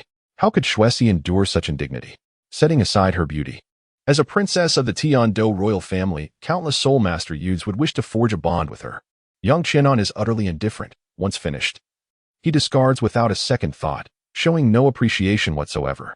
The most outrageous part is that he encountered me right at the city gate, yet he feigned ignorance. How can this be tolerated? What more is there to discuss? I have matters to attend to and no time to engage in your trivialities. Yang Qianan is undoubtedly a scoundrel. At this moment, Shuesi's face flushed, not from shyness, but from indignation. This rogue, even if their encounter was merely a fleeting affair, should have acknowledged that it was her first time. How could this cad display such a complete lack of sentiment? You scoundrel! Tears welled in Shuesi's beautiful eyes as she glared at Yang Qianan. She was not heartbroken, merely aggrieved. She did not deserve to be treated this way. How could Yang Qianan act so cruelly towards her? Although Shuesi had never expected Yang Qianan to take responsibility for her, she had never anticipated that upon their reunion, he would behave like this. At that moment, Zhu Zhuqing, held by one of Yang Qianan's hands, sensed that this elegantly dressed and beautiful sister had a significant connection with him. Yet, it appeared that Yang Qianan had no intention of acknowledging her presence. Yang Qianan furrowed his brow as he gazed at Shuesi. He held a disdain for women shedding tears. It was merely a matter of mutual benefit, devoid of any need for earnestness. Do you have any further matters to attend to? He inquired. If not, consider it as though I had given it to the dog. Shuesi's bosom rose and fell with agitation, her eyes fiercely fixed upon Yang Qianan. Yang Qianan shook his head in resignation, muttering that it was futile to engage with such a person. He took Zhu Zhuqing by the hand, steering away from Shuesi, who was left at the city gate, on the brink of madness. Scoundrel! Scoundrel! He dares to disregard me. She fumed, her face flushed with indignation. I shall take vengeance upon him. I am determined to make him pay. The humiliation she felt transformed into an overwhelming fury, as she could not bear the stark contrast between her soaring expectations and the harsh reality. When she had last laid eyes on Yang Qianan, her heart had soared with joy and excitement. The previous indulgence had bestowed upon her an unparalleled bliss. Yet, with her lofty pride, she would never deign to seek degradation with just anyone. Thus, she had patiently awaited Yang Qianan's return. Upon their reunion, she had anticipated that Yang Qianan would shamelessly approach her as he had before, slowly stripping away her defenses. However, The disparity between her dreams and reality was painfully stark. Chapter 66. The cad Yang Qianan. Shortly after Yang Qianan entered the city, Shui Qinghe, residing in the imperial palace of Tiandou, received the news conveyed by Shui Sha. Following Yang Qianan's previous departure, Shui Qinghe summoned Shui Sha. Without needing to inquire into other matters, he could discern from Shui Sha's demeanor the profound shift in her circumstances, indicating that she had forged a bond with Yang Qianan. However, the outcome diverged once more from his expectations, deepening Shui Qinghe's inability to comprehend Yang Qianan. Initially, he perceived Yang Qianan as merely superficial in his vulgarity, only to later realize that there was far more beneath the surface. Subsequently, he concluded that Yang Qianan's concealment was exceedingly profound, prompting him to introduce Shui Sha to Yang Qianan. The result was that Shui Sha lost her innocence. Each time, Yang Qian provided Shui Qinghe with unexpected responses, truly a heartless individual. Shui Qinghe gazed at the letter from Shui Si, its contents brimming with disdain for Yang Qian. Lacking self-respect, one deserves to be toyed with. Shui Qinghe paid no heed to Shui Si's pleas. He could never assist her in dealing with Yang Qian. He sought to cultivate a rapport with Yang Qian instead. Heartlessness? Wasn't that precisely advantageous? Such traits would allow him to bind Yang Qian through mutual interests. Loyalty had never been his objective, for it held no value to him. After all, he was Shui Qinghe. Even if he were to nurture trusted allies, he could not reveal his true identity. Thus, those loyal confidants would serve Prince Shui Qinghe, not the true identity of Qian Renxue. Therefore, only a bond forged through mutual benefit could form the most stable relationships. As for Shui Si, a member of the Tiandou royal lineage, her demise would ultimately be for the better. Nonetheless, Yang Qian was indeed a scoundrel, having somehow ensnared a naive young girl. Shui Qinghe lightly tapped the surface of the table, contemplating how to win Yang Qian over and how to extract the origins of that rose-colored soul ring from him. If he could obtain such a unique soul ring, his power would undoubtedly see significant enhancement, far surpassing that gained from a common soul ring. The disparity between a special soul ring and an ordinary one could be as vast as that between a 10,000-year soul ring and a 100,000-year soul ring. Tiandou Grand Hotel. Yang Qianan led Zhu Zhuqing into a room. In this regard, Zhu Zhuqing no longer struggled. She had been thoroughly conquered, with only the final bastion remaining unassailed. That was only due to Yang Qianan's restraint, and thus, Zhu Zhuqing had completely surrendered her resistance. After all, her life belonged to Yang Qianan, so what was one more body to him? Her debts were mounting, and although she never contemplated repaying them with her flesh, she acquiesced to Yang Qianan's desires. Surprisingly, this made Yang Qianan feel a twinge of guilt. The little kitten seemed overly compliant, which instilled a sense of remorse each time he playfully bullied her. Naturally, this diminished his sense of accomplishment. Nevertheless, the little kitten remained exceedingly shy. Despite having been seen by Yang Qianan numerous times, she still hesitated to wear anything too revealing in his presence. Even bathing required considerable effort, as she would hastily dash into the bathroom, undressing and dressing within the confines of that space. Subsequently, she would be tightly wrapped and carried to the bed by Yang Qianan, who would gradually remove her outer garments. Yang Qianan found great joy in this, feeling elated as he held the soft little kitten in his arms. Yet, Zhu Zhuqing could not suppress her curiosity and softly spoke, "Yang Qianan. What is it? Do you wish for a kiss?" Yang Qianan generously sealed Zhu Zhuqing's lips, only releasing her when she began to struggle for breath. Zhu Zhuqing had not anticipated such an impassioned kiss, yet she seemed to have grown accustomed to it. After a brief moment of catching her breath, she attempted to speak again. "At the city gate, woo-woo, at the city gate." Zhu Zhuqing's wide eyes expressed her surprise, while her mouth remained thoroughly obstructed, clumsily resisting Yang Qianan's advances, time and again, until she was utterly exhausted and ceased to inquire about the relationship between Shui Zi and Yang Qianan. Gazing down at the petite beauty in his arms, whose breathing had steadied, Yang Qianan couldn't help but reveal a mischievous grin. "Am I being too excessive?" Yang Qian murmured softly, but he quickly dismissed the thought. What a joke! The moment Zhu Zhuqing caught his gaze, her fate was sealed. There was no escaping him now. So what if he kissed her a couple of times? Moreover, although their relationship had not been explicitly defined, Yang Qian had already begun to regard this little kitten as one of his girlfriends. The other was Mayor from Broken Soul City, the virtuous young lady he had counseled for years, who ultimately led him to her bed. He found himself rather yearning for Mayor. Yang Qian gazed at the ceiling, cradling Zhu Zhuqing in his arms, as the enchanting dance of Mayor danced through his mind. Alas, what a scoundrel!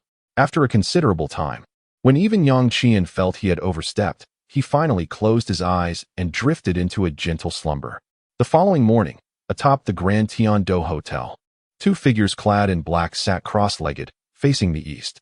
In Zhu Zhuqing's eyes, a faint hue of purple shimmered, signifying her entry into the realm of the purple extreme demon eyes. Henceforth, it would require daily diligence in her cultivation. Meanwhile, Yang Qian's gaze radiated a rich purple light. His innate spiritual strength was formidable, and his mastery of the purple extreme demon eyes advanced rapidly. If the petite Wu were to stand before him at that moment, he would undoubtedly perceive her true form at a glance. Zhu Zhuqing was adorned in a flowing black gown, her long hair cascading in gentle waves down her back to her waist. The gown, while somewhat loose-fitting, concealed her alluring figure to some extent, yet, at a glance, her curves remained striking, with her figure reminiscent of majestic peaks and a waist as slender as a willow. This attire was a response to Yang Qian's intense scrutiny. The slightly loose skirt indeed masked her bold physique somewhat, but such concealment was futile at night. After their practice, Zhu Zhuqing once again engaged in the graceful movements of Tai Chi with Yang Qian atop the rooftop. At this juncture, she had begun to embody a certain essence in her practice of Tai Chi. Though her talent was not exceptionally pronounced, her dedication was commendable. Unbeknownst to her, Zhu Zhuqing had gleaned some profound insights into martial arts from her Tai Chi practice, insights that had yet to manifest in tangible effects. Nonetheless, the day would inevitably come when she would grasp the true power of these martial arts principles. Of course, that day would not arrive too late, for Yang Qian was already orchestrating a plan to impart his self-created soul technique to Zhu Zhuqing. Once she attained a sufficient understanding of Tai Chi, she would be capable of devising her own soul technique. However, with Yang Qian's guidance, this process would be significantly expedited. This exemplifies the adage, those who plant trees for others to enjoy will ultimately reap the benefits. With a mentor to illuminate the path, one can certainly avoid many detours. What shall we do next? After concluding their morning practice, Zhu Zhuqing gently wiped the perspiration from her brow and inquired. Chapter 67. A chance encounter at the city gate. I shall take you to a splendid place. Yang Qian descended the stairs with Zhu Zhuqing. Yet before they could depart from the Grand Tiandou Hotel, a strikingly beautiful maid obstructed their path. May I inquire if you are Master Yang Qian? She asked, her demeanor respectful, as she held forth a letter. Yang Qian furrowed his brow. It was unmistakable that this letter was from Shrek Academy. I am, he replied, not denying his identity, fully aware that it was all too easy for Shrek Academy to seek him out, especially in Tiandou City, right beneath his very eyes. This is a letter from His Highness the Crown Prince for you, the maid confirmed, presenting the letter once she had ascertained Yang Qian's identity. Yang Qian did not hesitate and promptly unsealed the envelope. Inside, the letter read, Dear Brother Qian, how have you been of late? It has been many days since we last met, and I find myself missing you dearly. By fortunate chance, I learned that you have returned to Tiandou City. Hence I took the liberty to pen this letter. It is evident that your return to Tiandou is not for mere leisure. Please attend to your matters first. And once you are free, I look forward to our reunion. Kindly inform the Crown Prince that upon my next return to Tiandou, I, Yang Qian, shall pay a visit. After receiving the letter, Yang Qian instructed the maid to relay the message. The maid, upon hearing this, promptly complied and hurried away to report back.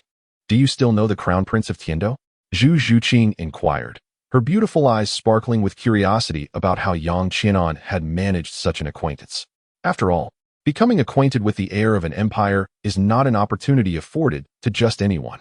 I met him during my last visit to Tiandou City by a stroke of fortune, Yang Qian replied candidly. Zhu Zhuqing, who typically refrained from excessive questioning, remained by his side, rarely prying into his affairs. Although she would occasionally challenge him, it was merely a manifestation of her dissatisfaction with him. Oh, Zhu Zhuqing responded, not delving further into the matter. Yang Qian departed from Tiandou City, accompanied by Zhu Zhuqing, with a clear destination in mind, the Eye of Ice and Fire. He aimed to utilize the fiery eye to concoct several elixirs and conveniently refine the celestial items in his possession. Although Yang Qian could resort to using the rose flame for alchemy, Such an approach would significantly diminish the efficacy and entail considerable expenditure. The Sunset Forest lies not far from Tiandou City, allowing Yang Qianan and Zhu Zhuqing to leave in the morning and arrive by evening. However, just as Yang Qianan exited the city gate, he noticed a lavish convoy of carriages rumbling past. From the murmurs of the surrounding crowd, he discerned that these were the vehicles of the Platinum Bishop, Salus. Salus' unexpected endeavor to visit various martial soul subchambers seemed rather suspicious. Yang Qianan furrowed his brow, then calculated the time, his eyes glimmering slightly. Excellent. It seems that Su Yuntao has already achieved merit on that front. However, Tao Gu is rather inconsiderate, as he has monopolized the credit for himself. Yang Qianxin harbored anticipation in her heart. Saras was set to embark on a journey, and barring any unforeseen circumstances, she would undoubtedly visit Soto City. Consequently, Shrek was destined to encounter a turning point. I hope you can achieve a remarkable feat for the Spirit Hall. And do not let me down. Yang Qianan genuinely hoped that Salus could directly relay news of Tang San to Bibi Dong. With Bibi Dong's formidable methods, it was unlikely that she would allow a foe possessing a twin martial soul to grow freely. Were this twin martial soul to reside within a neutral sect or family, Bibi Dong might refrain from taking drastic action. However, Tang San is the son of Tang Hao. The enmity between Tang Hao and the Spirit Hall is not easily resolved. Nevertheless, since Salus chose to intervene, he must have thoroughly investigated the circumstances surrounding Shrek. Therefore, barring unforeseen circumstances, unexpected developments are likely. Yang Qian's expression was rather grim, for Salus was merely a soul Douluo. Although a soul Douluo possesses considerable strength, any slight mishap could allow Tang San to make a swift escape. What a wretched being, more proficient in causing failures than achieving success. Yang Qianan was almost certain that Salus would not succeed. After silently cursing, he chose to disregard the matter entirely. After all, Tang San's information had already been revealed. It remained to be seen whether Tang San's fortune was formidable or if the Spirit Hall's strength proved superior. Yang Qian departed with Zhu Zhuqing, just as a new group of talented youths arrived at the city gate. Is that Yang Qian? Feng Xiaodian remarked, observing the retreating figures of Yang Qian and Zhu Zhuqing. By now, they had already distanced themselves, their silhouettes becoming indistinct, making it difficult for those lacking keen vision to discern their forms. It appeared they were heading towards the direction of the Sunset Forest. Could Zhu Zhuqing be seeking her third spirit ring? Shui Binger interjected, her mind sharp. Despite having only brief contact with Yang Qian and Zhu Zhuqing for less than 2 hours, she could surmise from Yang Qian's extraordinary displays that his strength and talent were undoubtedly among the finest in the Douluo Continent.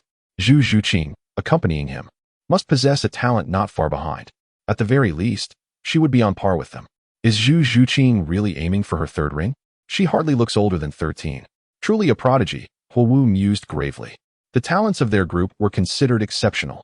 After all, the 3 elemental academies of Shinkong, Chihua, and Tianshui were among the most prestigious soul master institutions on the continent.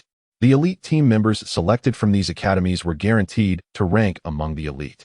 Yet, Huowu had to concede that at 13, she had not yet reached the 30th level. Regardless of Zhu Zhuqing's remarkable talent, she remained within the realm of normalcy. Conversely, Yang Qian was an enigma. He left an impression that was nothing short of astonishing. Feng Xiaodian continued to gaze at the vanishing figures, vividly recalling that night when Yang Qian had displayed 3 soul rings that shattered preconceived notions. Are you referring to his soul rings? They are indeed extraordinary. The first, a century soul ring, is somewhat expected, but the second is a millennium soul ring. What is most astonishing, however, is his third soul ring. Its color is not that of a 100,000-year soul ring, yet it exudes an air of mystery. I believe that rose-colored soul rings' power rivals that of a 10,000-year soul ring. A truly formidable individual, Huowu Shuang analyzed solemnly. You are mistaken. His third ring is indeed remarkable, but the first and second rings also far exceed our expectations, Shui Binger responded, her gaze still fixed on the departing figures. Though the first soul ring is a century ring, do you genuinely believe there is no disparity among century rings? If all goes as anticipated, Yang Qian's century ring is likely over 600 years old, meaning its age reaches the level of our second rings, perhaps even surpassing them. Furthermore, his second ring's age certainly far exceeds that of our third rings. Shui Binger spoke in a low tone, her analysis grounded in evidence for that night. Yang Qian had utilized both his first and second soul skills, the effects of which served as the best proof. Chapter 68. The transformation of the ice and fire duality, unbeknownst to Yang Qian and Zhu Zhuqing, who were gradually moving away. A group of individuals at the city gate was scrutinizing their retreating forms, engaged in discussion. Even if they had known, Yang Qian would have paid them no mind.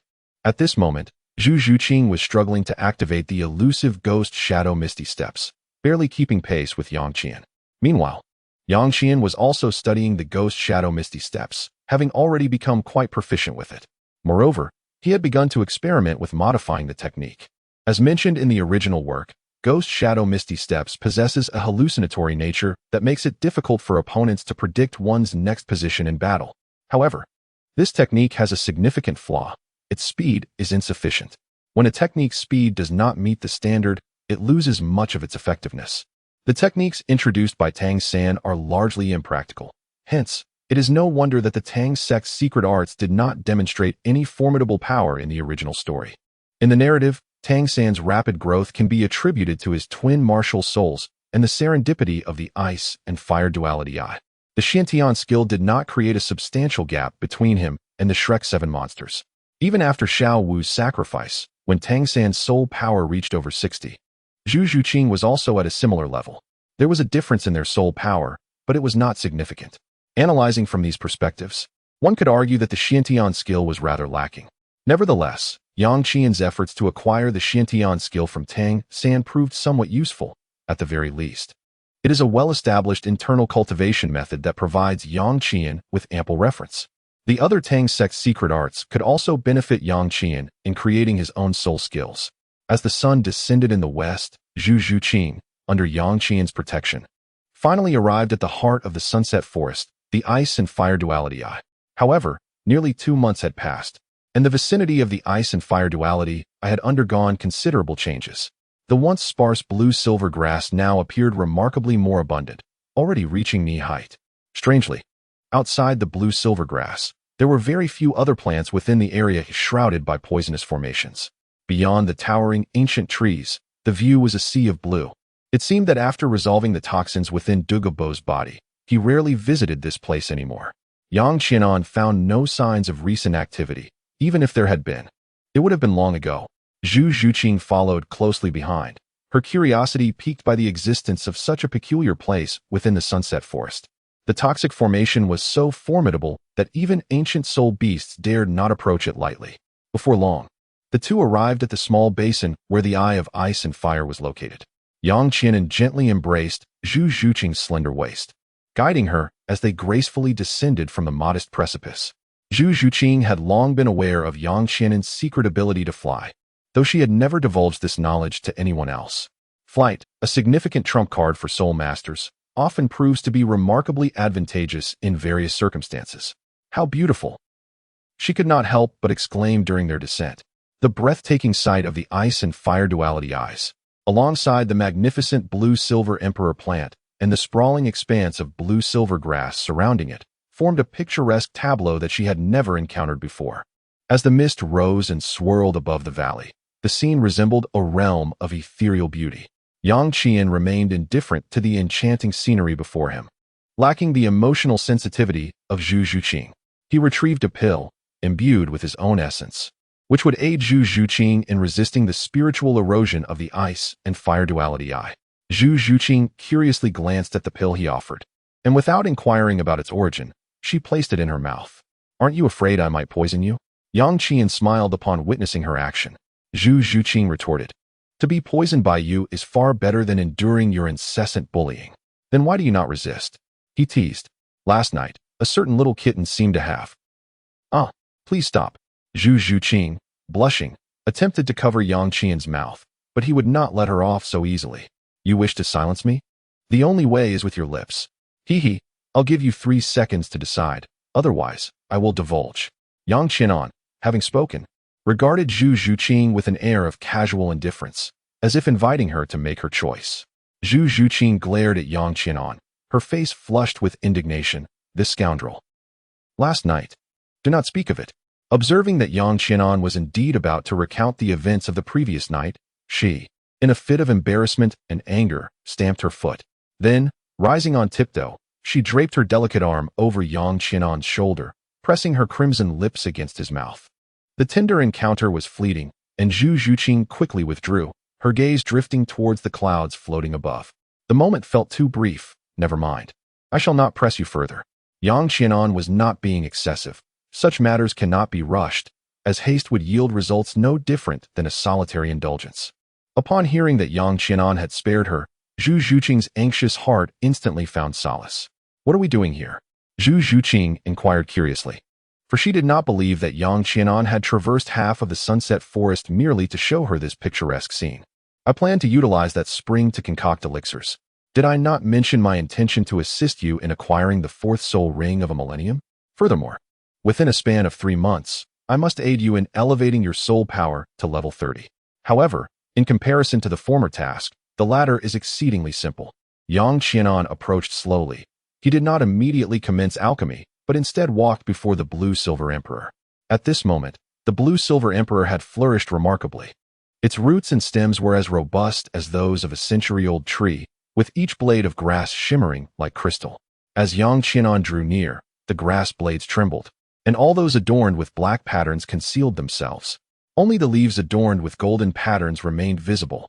Do you still remember me? Yang Qianan spoke softly, and at once, a slender blade of grass entwined around his finger. A radiant glow emanated, and Yang Qianan could perceive a rich vitality pulsating from the Blue-Silver Emperor. This life force, in harmony with his breath, seeped into his very being. In an instant, the weariness that had lingered since his journey from Heavendo City to the Eye of Ice and Fire dissipated entirely. Is this truly the Blue-Silver Emperor? Yang Qianan marveled inwardly, for he possessed the right leg bone of the Blue-Silver Emperor, accompanied by 2 extraordinary soul skills. One was the ability of flight, granting him a speed so swift that it significantly enhanced his own speed attribute. The other, naturally, was the relentless regeneration akin to wildfires that cannot be extinguished. For the spring breeze brings forth new growth. This formidable healing ability was capable of restoring severed limbs, and moreover, the skill's supplementary attribute allowed Yang Qianan's soul power to recover at an astonishing rate. The formidable attributes of a 100,000-year soul bone were indeed powerful, extending far beyond mere physical enhancement. At this moment, as Yang Qianan stood before the Blue-Silver Emperor, the mere aura of life emanating from it dispelled his fatigue from the journey. He could not help but admire the uniqueness and might of the Blue-Silver Emperor. The most diminutive of races, when faced with the constraints of a racial bottleneck, would undoubtedly emerge as extraordinarily powerful. This seemed to be a theorem. Chapter 69. Shadow Flower. Is this also a blue-silver grass? Behind him, Zhu Zhuqing stepped forward slowly, a faint blush still lingering on her cheeks. The boldness she had displayed moments ago seemed to have drained her courage. This was the Blue-Silver Emperor, the sovereign among the blue-silver grass, the pinnacle of plant-type soul beasts. Yang Qianan did not conceal anything from Zhu Zhuqing. She did not believe that Zhu Zhuqing would casually divulge the information about the Blue-Silver Emperor to others. The existence of such a soul beast as the Blue-Silver Emperor was indeed astonishing. Zhu Zhuqing's expression reflected her surprise, indicating that she had never heard of this particular soul beast before. In fact, not only Zhu Zhuqing, but even the self-proclaimed master of theoretical knowledge, was unaware of the existence of the Blue-Silver Emperor in this world. Without having truly encountered the Blue-Silver Emperor, who would believe that among the ubiquitous blue-silver grasses, there could arise such a formidable and unique sovereign spirit? Zhu Zhuqing did not press further with questions. Instead, her curiosity was drawn toward the Eye of Ice and Fire. She had yet to witness such a wondrous spring, where cold and heat do not converge, presenting a striking dichotomy of white and red. This was the Eye of Ice and Fire, with the white side embodying extreme cold and the red side representing intense heat. Be careful not to fall in, for in an instant, even your bones would dissolve. As Yang Qian spoke, Zhu Zhuqing instinctively took several steps back. She had managed to survive until now, constantly tormented by Yang Qian, and life had not been easy. She could not afford to carelessly fall into danger. Well, as long as she maintained a safe distance, cultivating here would indeed facilitate the growth of her soul power. The Eye of Ice and Fire gathers the spiritual essence of heaven and earth, provided she could mitigate the perilous impacts of extreme cold and heat. This location would undoubtedly serve as a treasure trove for cultivation. After consuming the elixir provided by Yang Qian, Zhu Zhuqing need not worry about the temperature fluctuations from the eye of ice and fire in the short term. Yet, could she truly break through to the 30th level within 3 months in this place?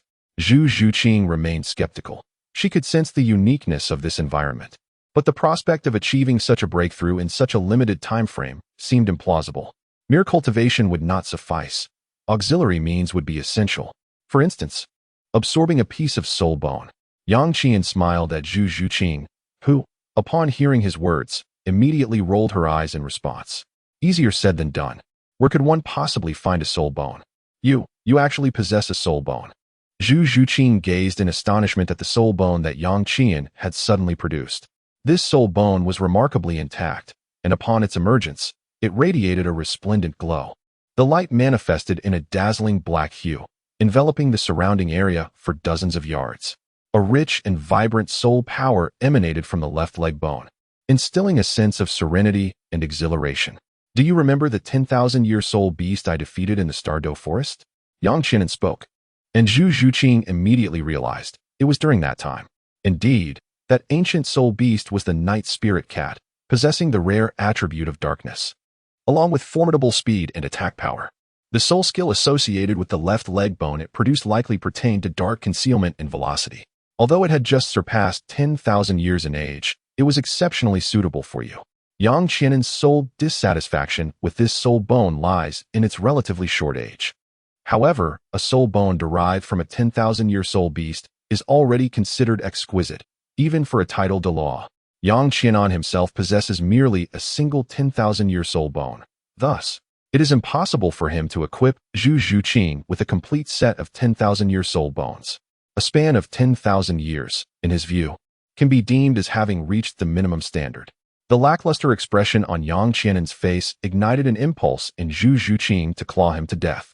What is the pity of having only a 10,000-year soul bone? Soul bones are already exceedingly rare, and a 10,000-year soul bone is simply exquisite. What more could he possibly desire? No, suddenly Zhu Zhuqing was taken aback, gazing at Yang Qian. Is this for me? She could scarcely believe that he would bestow upon her such a precious item as a soul bone. Why? For what reason? Was it merely for his own desires? Yet, even without this soul bone, if he wished for something, she would likely not resist. He would undoubtedly have his way. Of course, this soul bone is not suitable for me, Yang Qian remarked casually, but Zhu Zhuqing held a different opinion. After all, it was a soul bone, a treasure that one could not easily obtain, and a soul bone that enhanced evasion speed could hardly be deemed unsuitable for Yang Qian. It was far too valuable. Zhu Zhuqing shook her head, unwilling to accept Yang Qian's gift. She owed him too much already. She could not take this soul bone. You don't want it? Yang Qian was not surprised by Zhu Zhuqing's decision. The little feline's nature was undeniably endearing. No. Zhu Zhuqing resolutely shook her head. Upon hearing this, Yang Qian sighed. A 10,000-year soul bone. Isn't it too regrettable to discard? You truly don't want it? No, I cannot accept it. Zhu Zhuqing maintained her refusal, and Yang Qian sighed again. Very well, if you don't want it, neither will I. Let it be lost. With that, Yang Qian casually tossed the soul bone into the abyss of ice and fire. Zhu Zhuqing was utterly taken aback by his reckless action. Without a moment to ponder, she swiftly retrieved the soul bone he had thrown away. Have you lost your mind? This is a soul bone, worth its weight in gold. Zhu Zhuqing looked at Yang Qian, convinced he must be insane. Soul bones under 100,000 years are far too trivial for me. It would be better to discard it and save the trouble. Yang Qian was indifferent. Zhu Zhuqing gazed at him, gritting her teeth, yet felt an inexplicable warmth in her heart. To disregard soul bones beneath 100,000 years is indeed audacious. Zhu Zhuqing rolled her eyes, yet she did not return the soul bone to Yang Qian. If you do not want it, then neither will I. Zhu Zhuqing pressed her red lips together, carefully cradling the soul bone. With a glance at Yang Qian from her deep, dark eyes, she made up her mind and swiftly approached him. Her soft, cool lips once again brushed against the corner of Yang Qian's mouth. This time, she lingered for 2 seconds before hurriedly retreating to the side. Surrounded by blue-silver grass, Zhu Zhuqing casually found a corner to sit. I truly have absorbed it. She looked at Yang Qian, knowing that if he showed even the slightest reluctance, she would not absorb the soul bone. It was meant for you. Hurry and absorb it. Yang Qian opened his mouth, then turned around to retrieve the alchemical furnace, settling beside the flames. One by one, he produced precious medicinal herbs, rare and elusive in the outside world. He began by extracting the essence of numerous celestial-grade spiritual herbs, carefully placing each portion into jade vials. The method of directly ingesting entire celestial herbs seemed far too extravagant to Yang Qian. By refining them into elixirs, he could maximize their efficacy. Yang Qian extracted a portion of the extraordinary Qirong Tongtian chrysanthemum essence, skillfully blending it with a small quantity of narcissus jade skin bone essence and various other medicinal extracts renowned for their restorative properties. Notably, he incorporated a shadow flower into this concoction. The shadow flower possesses an unparalleled attribute of darkness, and it was only after meticulously scrutinizing the ice and fire duality thrice that Yang Qian managed to locate this elusive blossom. Although the shadow flower may not significantly enhance soul power, its effects pale in comparison to many celestial treasures. However, if Yang Qian were to offer an assessment, he would undoubtedly regard the shadow flower as a celestial marvel. In Chapter 70, titled Mutation of the Martial Soul, the shadow flower, in conjunction with the blood essence of the night spirit cat, the Qirong Tongtian chrysanthemum, and an array of auxiliary herbs, holds the potential to catalyze an evolution in Zhu Zhuqing's martial soul. Indeed, Yang Qian's endeavor to collect the blood of the shadow spirit cat was aimed at concocting a medicinal elixir with the shadow flower, thereby enhancing Zhu Zhuqing's physical strength and fostering a beneficial mutation in her martial soul. Once Yang Qian had thoroughly refined all the herbs and crafted a bespoke elixir for Zhu Zhuqing, she had already completed the absorption of a 10,000-year-old soul bone. As a result of this absorption, Zhu Zhuqing's soul power surged from level 28 to 29. Consequently, she has gained a solid assurance of breaking through to level 30 within the next 3 months. It is prudent to first stabilize and elevate her soul power here, rather than succumbing to the temptation of immediate gains. Yang Qian spoke, and the two of them settled directly by the Eye of Ice and Fire. This was not a paradise. In fact, the vicinity of the Eye of Ice and Fire was quite inhospitable for both humans and beast spirits. Yet, Yang Qian, with his alchemical body tempered by the dual forces of ice and fire, had long since become immune to the Eye's influence. Moreover, Zhu Zhuqing, armed with the elixirs provided by Yang Qian, was also untroubled by the Eye's effects. They remained there for a fortnight. Tai Chi, embodying the principle of yielding to overcome strength, does not imply a lack of offensive capability. Observe closely. In the open space, two figures engaged in a spirited exchange of blows.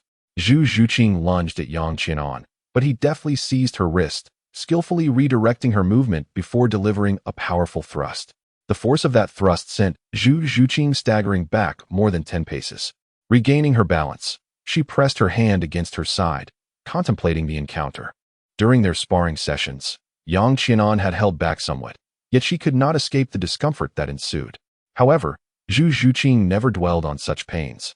After half a month of training alongside Yang Qian, she realized her combat prowess had significantly improved. Her soul power remained at level 29, showing no substantial growth. But she felt confident that she could defeat her past self within 20 exchanges. She would continue to explore her potential. Yang Qian did not offer excessive explanations. He was inherently an inadequate teacher, merely serving as a guiding force for Zhu Zhuqing. Zhu Zhuqing remained silent as Yang Qian commenced the demonstration of his self-created soul skills. The emergence of the Tai Chi diagram and the yin-yang chart rendered all external assaults null and void. The shifting of stars and the interplay of energies appeared deceptively simple. Yet these were among the most enigmatic of Yang Qian's self-developed techniques. The final move, the Tai Chi cannon, harnessed soul power to converge the energies of yin and yang, enabling formidable long-range attacks. These three self-invented soul techniques, when wielded by Yang Qian, rendered him seemingly invincible, even without the use of his martial soul. Beneath the realm of the soul sect, Zhu Zhuqing observed Yang Qian intently as he practiced his unique techniques, and when he finally took a moment to rest, she began to emulate his movements. Having already mastered the intricate skills of the Tang sect, she found herself gradually uncovering the nuances of Yang Qian's self-created techniques. Furthermore, Yang Qian generously imparted his knowledge without reservation, allowing her to grasp the fundamentals. At the very least, she had begun to apply the principle of using 4 ounces to deflect 1,000 pounds in combat. For instance, during the night. It now required considerable effort for Yang Qian to restrain her. In the evening, by the crackling campfire, Zhu Zhuqing diligently turned over 2 pieces of roasting meat. This was the tiger meat Yang Qian had hunted during an outing in the Sunset Forest. Tonight, she intended to consume this medicinal pill and refine its essence. Yang Qian returned from afar, retrieving a dozen crimson fruits from his soul-guiding device. Oh, Zhu Zhuqing caught the jade vial handed over by Yang Qian, within which lay a singular, entirely black yet resplendently translucent pill. As night fell, Zhu Zhuqing sat cross-legged beside the bonfire, having already consumed the pill, and was now in the process of refining it. Yang Qian sat beside Zhu Zhuqing, occasionally tossing another log onto the campfire. The elixir had already undergone initial refinement, making absorption significantly easier than consuming the raw substance itself. However, when Zhu Zhuqing awoke, dawn had just begun to break. A barely audible mewling sound arose, and Yang Qian slowly opened his eyes. What should have been a dimly lit sky was, in fact, engulfed in darkness. Stretching out his hand, he could see nothing but shadows. Was this a domain? Yang Qian's expression turned to one of astonishment. Even in the dead of night, near the eye of ice and fire, there would typically be a substantial amount of light. Yang Qianon slowly rose to his feet. In this absolute darkness, even the purple extreme demon eye could not perceive anything. Zhu Qing, you have indeed given me a tremendous surprise. Although Yang Qianon possessed a certain confidence in enhancing Zhu Zhuqing's martial soul quality, even imbuing the nether spirit cat with a dark attribute, he never anticipated that the mutated martial soul of Zhu Zhuqing would possess a gifted domain. Indeed, Zhu Zhuqing had not acquired a new soul ring. Rather, this realm of utter darkness was her innate domain, an inherent domain of her martial soul. Within this domain, there was no sound to be heard. Yang Qianon gradually closed his eyes. Since his vision was rendered useless, he would test his spiritual perception abilities instead. In the enveloping darkness, Zhu Zhuqing moved silently. Her delicate hand transformed into a blade, poised to strike from behind Yang Qianon. Just as the hand blade was about to land upon Yang Qianon's neck, a faint smile appeared on Zhu Zhuqing's face. However, at that moment, she declared, "I have found you." Yang Qian raised an arm suddenly, grasping with a swift motion. In an instant, the darkness dissipated, revealing Zhu Zhuqing, who appeared dazed behind him. At that moment, Yang Qian was also slightly taken aback, his outstretched hand gently squeezed. Feeling the bouncy roundness, it seemed that Yang Qian had inadvertently applied a bit too much strength, as Zhu Zhuqing couldn't help but let out a soft gasp. Her delicate form slightly yielding as she took 2 steps back, freeing herself from his grasp. Yang Qianon awkwardly turned around, only to collide directly with Zhu Zhuqing's indignant gaze. Do you believe it was a misunderstanding? Despite the option to remain silent, Yang Qianon felt compelled to clarify. He genuinely did not intend any malice this time. What do you think? Zhu Zhuqing was clearly unconvinced. This fellow had committed the act, yet lacked the courage to admit it. Never mind, I have nothing to lose. Upon hearing this, Yang Qianon ceased his explanations. After all, it was not the first time. Previously, his actions had been deliberate, often involving coercion or temptation. Yet this time, one might consider it a surprise attack. Changing the subject, he declared, "Zhu Qing, allow me to witness your martial soul." Suddenly caught off guard by Yang Qianon's unexpected inquiry, Zhu Zhuqing's martial soul domain completely dissipated. Yang Qianon had yet to witness the true form of Zhu Zhuqing's martial soul. Ah, Zhu Zhuqing nodded, suppressing the peculiar sensation she had just experienced. The moment her martial soul manifested, Yang Qianon discerned that Zhu Zhuqing's physique seemed to undergo subtle transformations. Her originally fiery figure appeared much more harmonious, not diminished in size, but rather less conspicuous, revealing a more refined beauty upon closer inspection. Chapter 71. The transformation of Zhuqing. Moreover, the appearance of Zhu Zhuqing's nether cat had also undergone significant alterations. The sleek, ink-black body, the razor-sharp claws glimmering with a cold light, and the piercing, profound gaze were traits not characteristic of the nether cat. At this moment, the nether cat exuded an air of nobility, possessing a regal essence. Furthermore, even in the hazy light of the early morning, Zhu Zhuqing, with her martial soul manifested, remained effortlessly inconspicuous. If all goes as expected, your martial soul's quality has undoubtedly surpassed the extraordinary. Yang Qian's dragon pattern soul destruction spear surpasses the exceptional great. Yet it still seems to lack the essence of a divine-level martial soul. After all, a true divine-level martial soul possesses 2 to 3 supreme attributes. For instance, the six-winged angel martial soul embodies 3 attributes: light, fire, and holiness, wherein at least 2 have reached the pinnacle. As for the accompanying domain, it pertains to the characteristics of the martial soul and does not determine its quality. Has it indeed transcended the exceptional? Zhu Zhuqing vaguely understands the significance of the exceptional grade, akin to the quality of a phoenix martial soul, representing the ultimate limit within martial souls. However, the concept of surpassing the exceptional escapes her comprehension. In time, you shall understand. Your martial soul now possesses the utmost dark attribute.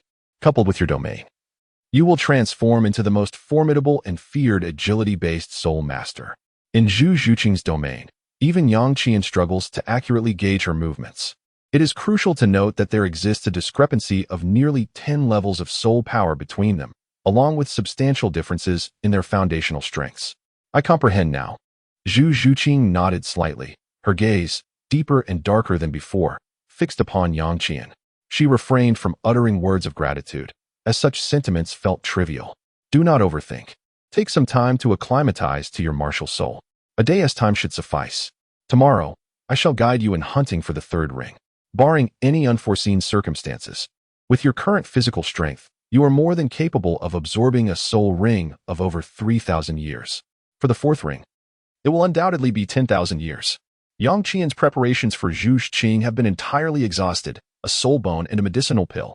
Yet, these 2 items have ushered in a cataclysmic transformation for Zhu Zhuqing. As she acclimates to her newfound abilities, a sense of astonishment envelopes her.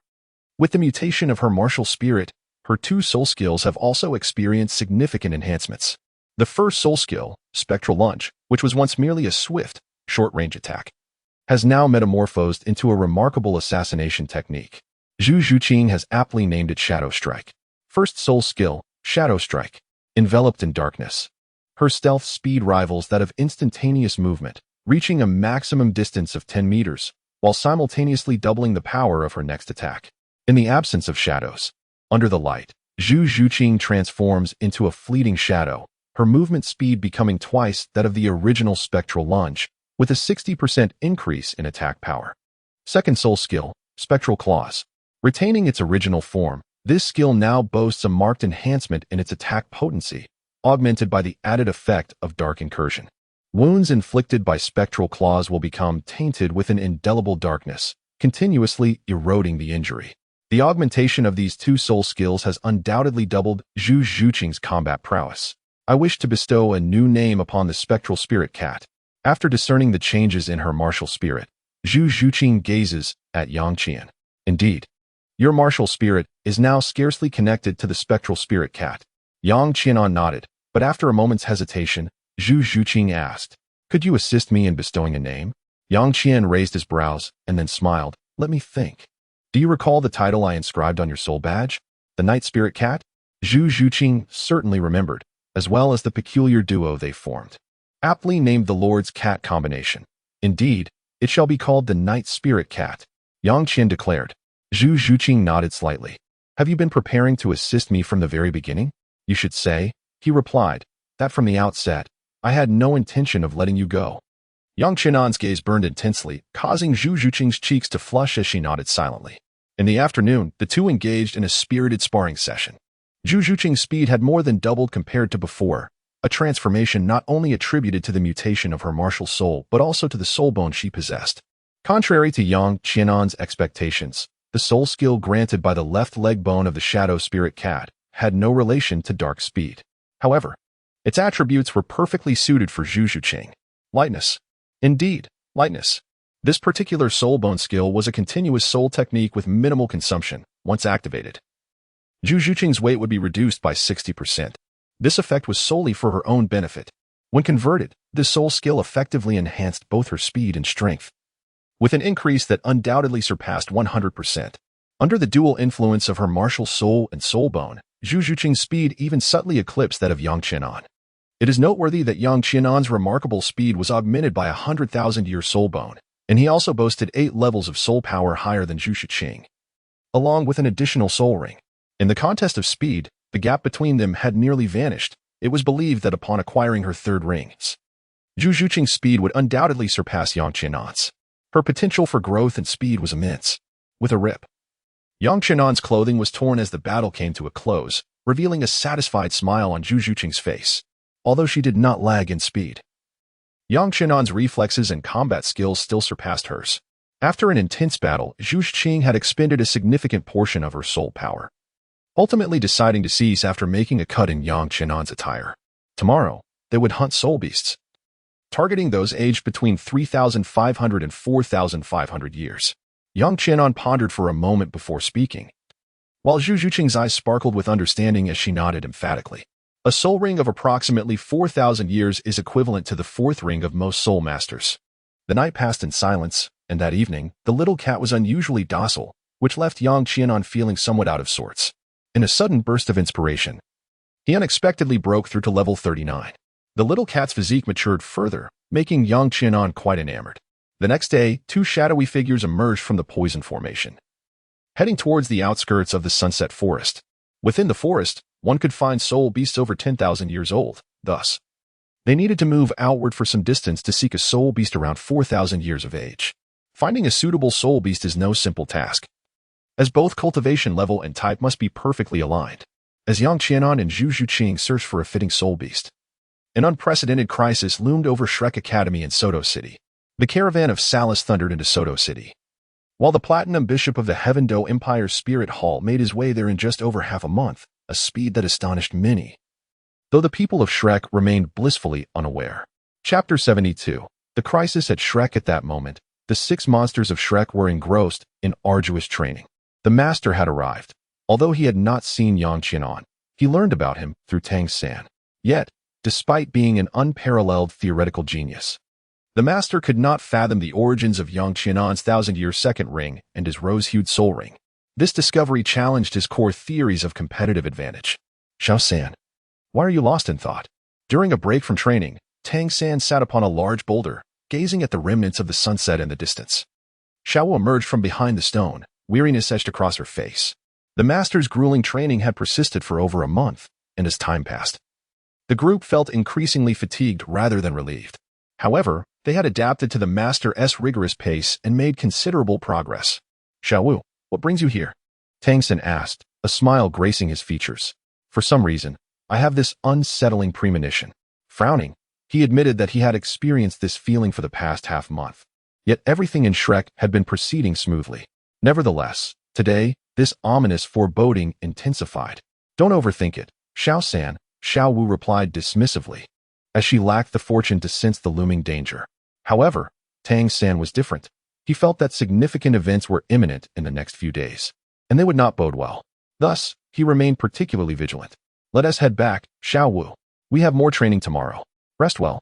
Tang San's brows knitted together, and his eyelids twitched inexplicably. Yet, he still urged Xiao Wu to return and rest, prepared to confront whatever challenges lay ahead. As night fell, the lights of Shrek dimmed, but everyone chose meditation over sleep. Tang San remained especially alert, dressed neatly and ready to face any crisis. That evening, the master of the Soto City Spirit Hall warmly received Salas, who appeared distracted, casually inquiring about the recent happenings in Soto City. Before long, the conversation veered towards Shrek Academy. The master of the Soto branch possessed some knowledge of Shrek. Indeed, Shrek Academy is rather peculiar. Their institution is located in a small village east of the city, renting half the village for their use, with facilities that are exceedingly rudimentary. Yet, their faculty strength is formidable. Yes, the Empire has taken notice of Shrek Academy. There is an outstanding Soul Master instructor from Shrek Academy at the Heavendou Royal Academy who has reached the rank of Soul Emperor at a young age. Graduates from Shrek Academy are directly granted noble titles by the Heavendou Empire. I am curious about how Shrek Academy educates its students. Salas feigned disinterest. If the bishop wishes to know, it is not difficult. Recently, the students of Shrek Academy have been undergoing devilish training. The intensity of the training is such that even soul masters find it hard to endure. The average soul power of those Shrek students is only around level 30. Yet they have persevered for over a month. The master of the branch had a deeper understanding of Shrek, especially since it housed 3 soul saints, making it impossible not to pay attention. All right, I understand. You may leave now. Salas did not press further. He was now almost certain that the Shrek students were present. He needed to ensure that their gathering was foolproof. Suppressing his urge to act that night, Salas contemplated that a surprise attack might yield success, but in the dark. It would be challenging to identify who was Tang San, and errors could not be tolerated. Such mistakes were unacceptable. The campfire crackled, casting a fiery glow on Yang Qianan and Zhu Zhuqing's faces. The 3,700-year-old hunting cat would have been quite suitable, Zhu Zhuqing remarked, noting that they had encountered a relatively fitting soul beast after a day of searching. However, Yang Qianan was too discerning, finding the hunting cat's ordinary attributes unsatisfactory and thus dismissing it. A soul master has limited soul rings. One cannot settle for mediocrity. With nothing pressing at hand, lingering in the sunset forest for a few more days posed no issue. Yang Qianan remarked that the sunset forest is significantly less perilous than the starry forest, with a danger level several indices lower. Furthermore, the area where he and Zhu Zhuqing were situated is known for the frequent appearance of soul beasts over the past 4 millennia. As long as fortune does not abandon them, the two should not encounter excessive peril. Zhu Zhuqing refrained from further comments, considering that their endeavor to hunt soul beasts was already quite precarious, and she contemplated the possibility of swiftly departing from this treacherous locale. However, Yang Qianan's argument held merit.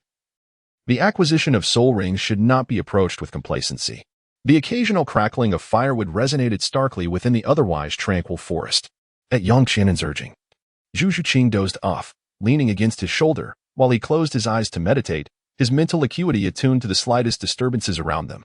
A faint rustling sound reached Yang Qianan's ears, prompting him to abruptly open his eyes, a deep violet intensity illuminating his gaze.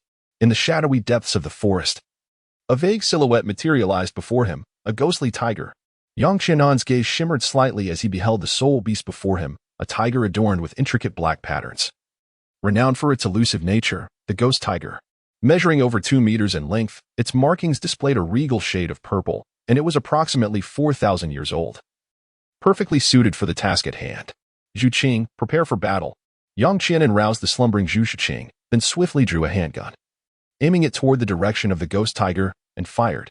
The suppressed gunshot emitted a low rumble, jarringly piercing the tranquility of the silent jungle. However, in the following moment, a wail echoed as the ghost tiger let out a howl, its front body erupting in a shower of sparks. The pistol in Yang Qian's hand was extraordinary, its power potent enough to pose a threat to the soul sect. With a single shot, Yang Qian pulled the trigger repeatedly, swiftly depleting an entire magazine. However, the subsequent bullets yielded less than satisfactory results. Only one bullet struck true, exploding in a spray of crimson on the shoulder of the ghost tiger. Yet, the bullet embedded itself in the beast's flesh, inflicting damage that was not fatal. Roar. Yang Qian's sudden movement undoubtedly provoked the ghost tiger, which let out a furious roar. Its figure flickered like a specter, swiftly darting through the darkness, directly lunging towards Yang Qianan and Zhu Zhuqing. The timing could not have been more perfect. At this moment, Zhu Zhuqing had already distanced herself from Yang Qianan's embrace. Her martial spirit manifested, rendering her nearly invisible in the shadows, even more so than the ghost tiger. The dragon-patterned soul-penetrating spear materialized. Yang Qianan grasped the weapon, his demeanor transforming dramatically, his gaze sharp as the spear's edge, stepping forward with a powerful thrust. Chapter 73. The Ghost Tiger and Zhuqing's Third Ring. The flames of the rose burned fiercely, and a dragon's roar reverberated, instantly unleashing Yang Qianan's combat prowess to its zenith. A sharp sound pierced the air, and blood rained down from above. The ghost tiger, in pain, turned to flee. Its limited intellect warned it that the human before it was not to be trifled with. In just a fleeting encounter, the ghost tiger sustained grievous wounds, retreating in haste, leaving a trail of blood in its wake. Suddenly, from the depths of darkness ahead, streaks of black claws shimmered ominously. The ghost tiger let out another howl before promptly splitting into 3, each fragment darting in different directions. Shadow clone. Yang Qianan was taken aback, his purple extreme demon eyes flickering as he and Zhu Zhuqing simultaneously pursued one of the shadows. Yang Qianan utilized the purple extreme demon eye to ascertain the true form of the ghost tiger, while Zhu Zhuqing relied on her intuition and perception of the dark elements. The ghost tiger moved with astonishing speed, frantically fleeing, oblivious to the profuse blood flowing from its wounds. There is no need for haste. We merely need to wait until it succumbs to its own loss of blood. Yang Qianan offered a gentle reminder, to which Zhu Zhuqing subtly nodded, her figure flickering in and out of the darkness like a specter. Swiftly, 3 silhouettes darted through the forest, soon arriving at the periphery of the setting sun forest. At that moment, the ghostly tiger ahead seemed to be nearing its end. Everyone, be on guard. Suddenly, a voice rang out from the front, followed by bursts of radiant light. These were the luminous manifestations of soul rings, predominantly yellow, accompanied by more than a dozen purple soul rings. A ghostly tiger was poised for battle. The group consisted of no small number of individuals, with a rough count revealing approximately 20 members. In Yang Qianen's eyes, a glimmer of violet flickered as he swiftly discerned the identities of the individuals before him. The ghost tiger let out a low growl, charging recklessly towards the group of 20. Windblade formation. At last, one of the soul masters from that group made a move, launching an attack directly at the ghost tiger. Yet, how could Yang Qianen allow them to succeed? The soul beast he had painstakingly located could not be slaughtered by them. Suddenly, Yang Qianen's speed surged dramatically. He soared through the air, wielding a spear enveloped in rose flames, sweeping it across, creating a fiery arc that shattered the windblade formation before the ghost tiger. This flame, it is Yang Qianen, a feminine voice exclaimed, followed by the chilling command of Ice Seal. The ghost tiger's limbs were ensnared by blocks of ice. Hell's Claw. Zhu Zhuqing materialized beside the ghost tiger, her dark claws descending upon its neck, severing half of its head in an instant. Greetings, everyone. It is a pleasure to meet you once more. Yang Qian alighted upon the trunk of a grand tree, sheathing his dragon-patterned soul-destruction spear before gracefully descending beside the ghost tiger. At this moment, the ghost tiger was devoid of life, its deep purple soul ring gradually coalescing. Yang Qian, why do you still linger in the sunset forest? It was Feng Xiaotian who spoke. They had observed Yang Qian and Zhu Zhuqing heading towards the sunset forest upon their arrival in Tiandou City a fortnight ago. Surely you cannot have remained in the sunset forest for over half a month merely in pursuit of a soul beast? Hu Wushuang remarked incredulously, recalling how their elite team of 3 had united to scour the forest for 5 days, during which numerous members sustained injuries. No. We only commenced our search for soul beasts in the past 2 days. Yang Qian shook his head and then turned to Zhu Zhuqing, saying, prepare to absorb the soul ring. Zhu Zhuqing stepped forward and sat cross-legged in front of the corpse of the ghost tiger. Shui Binger gazed intently, her eyes fixed on Zhu Zhuqing without a blink. Her instincts warned her that this version of Zhu Zhuqing was far more perilous than the one she had encountered previously. It was not merely a matter of soul power enhancement. Since Miss Zhu Zhuqing is about to absorb the soul ring, let us take this opportunity to rest as well. Feng Xiaotian glanced at the others, and soon more than a dozen team members found places to sit and recuperate. Meanwhile, core figures such as Hu Wushuang and Feng Xiaotian gathered together. Brother Yang, if I may be blunt, this ghost tiger may not be suitable for Miss Zhu Zhuqing. Feng Xiaotian remarked, casting a glance at both the ghost tiger and the prepared Zhu Zhuqing before finally speaking up. Yang Qianan sat cross-legged beside Zhu Zhuqing, smiling as he remarked, I am aware, but it is of no concern. Yang Qianan was acutely aware of the implications behind Feng Xiaotian's words. After all, this ghostly tiger was evidently over 3,000 years old, while the maximum age of a soul ring for a third-ring soul master was merely 1,700 years. Could one truly allow Zhu Zhuqing to absorb such a soul ring? If my calculations are correct, this ghostly tiger's cultivation has already reached 4,000 years. Hu Wu furrowed her brows and even approached Zhu Zhuqing, intent on preventing her from absorbing the soul ring. However, Yang Qianan interposed himself, blocking her path. We are different. Thus, there will be no issue. Are you out of your mind? Your recklessness could lead to death. Hu Wu glared at Yang Qianan, feeling as though he was making light of Zhu Zhuqing's life.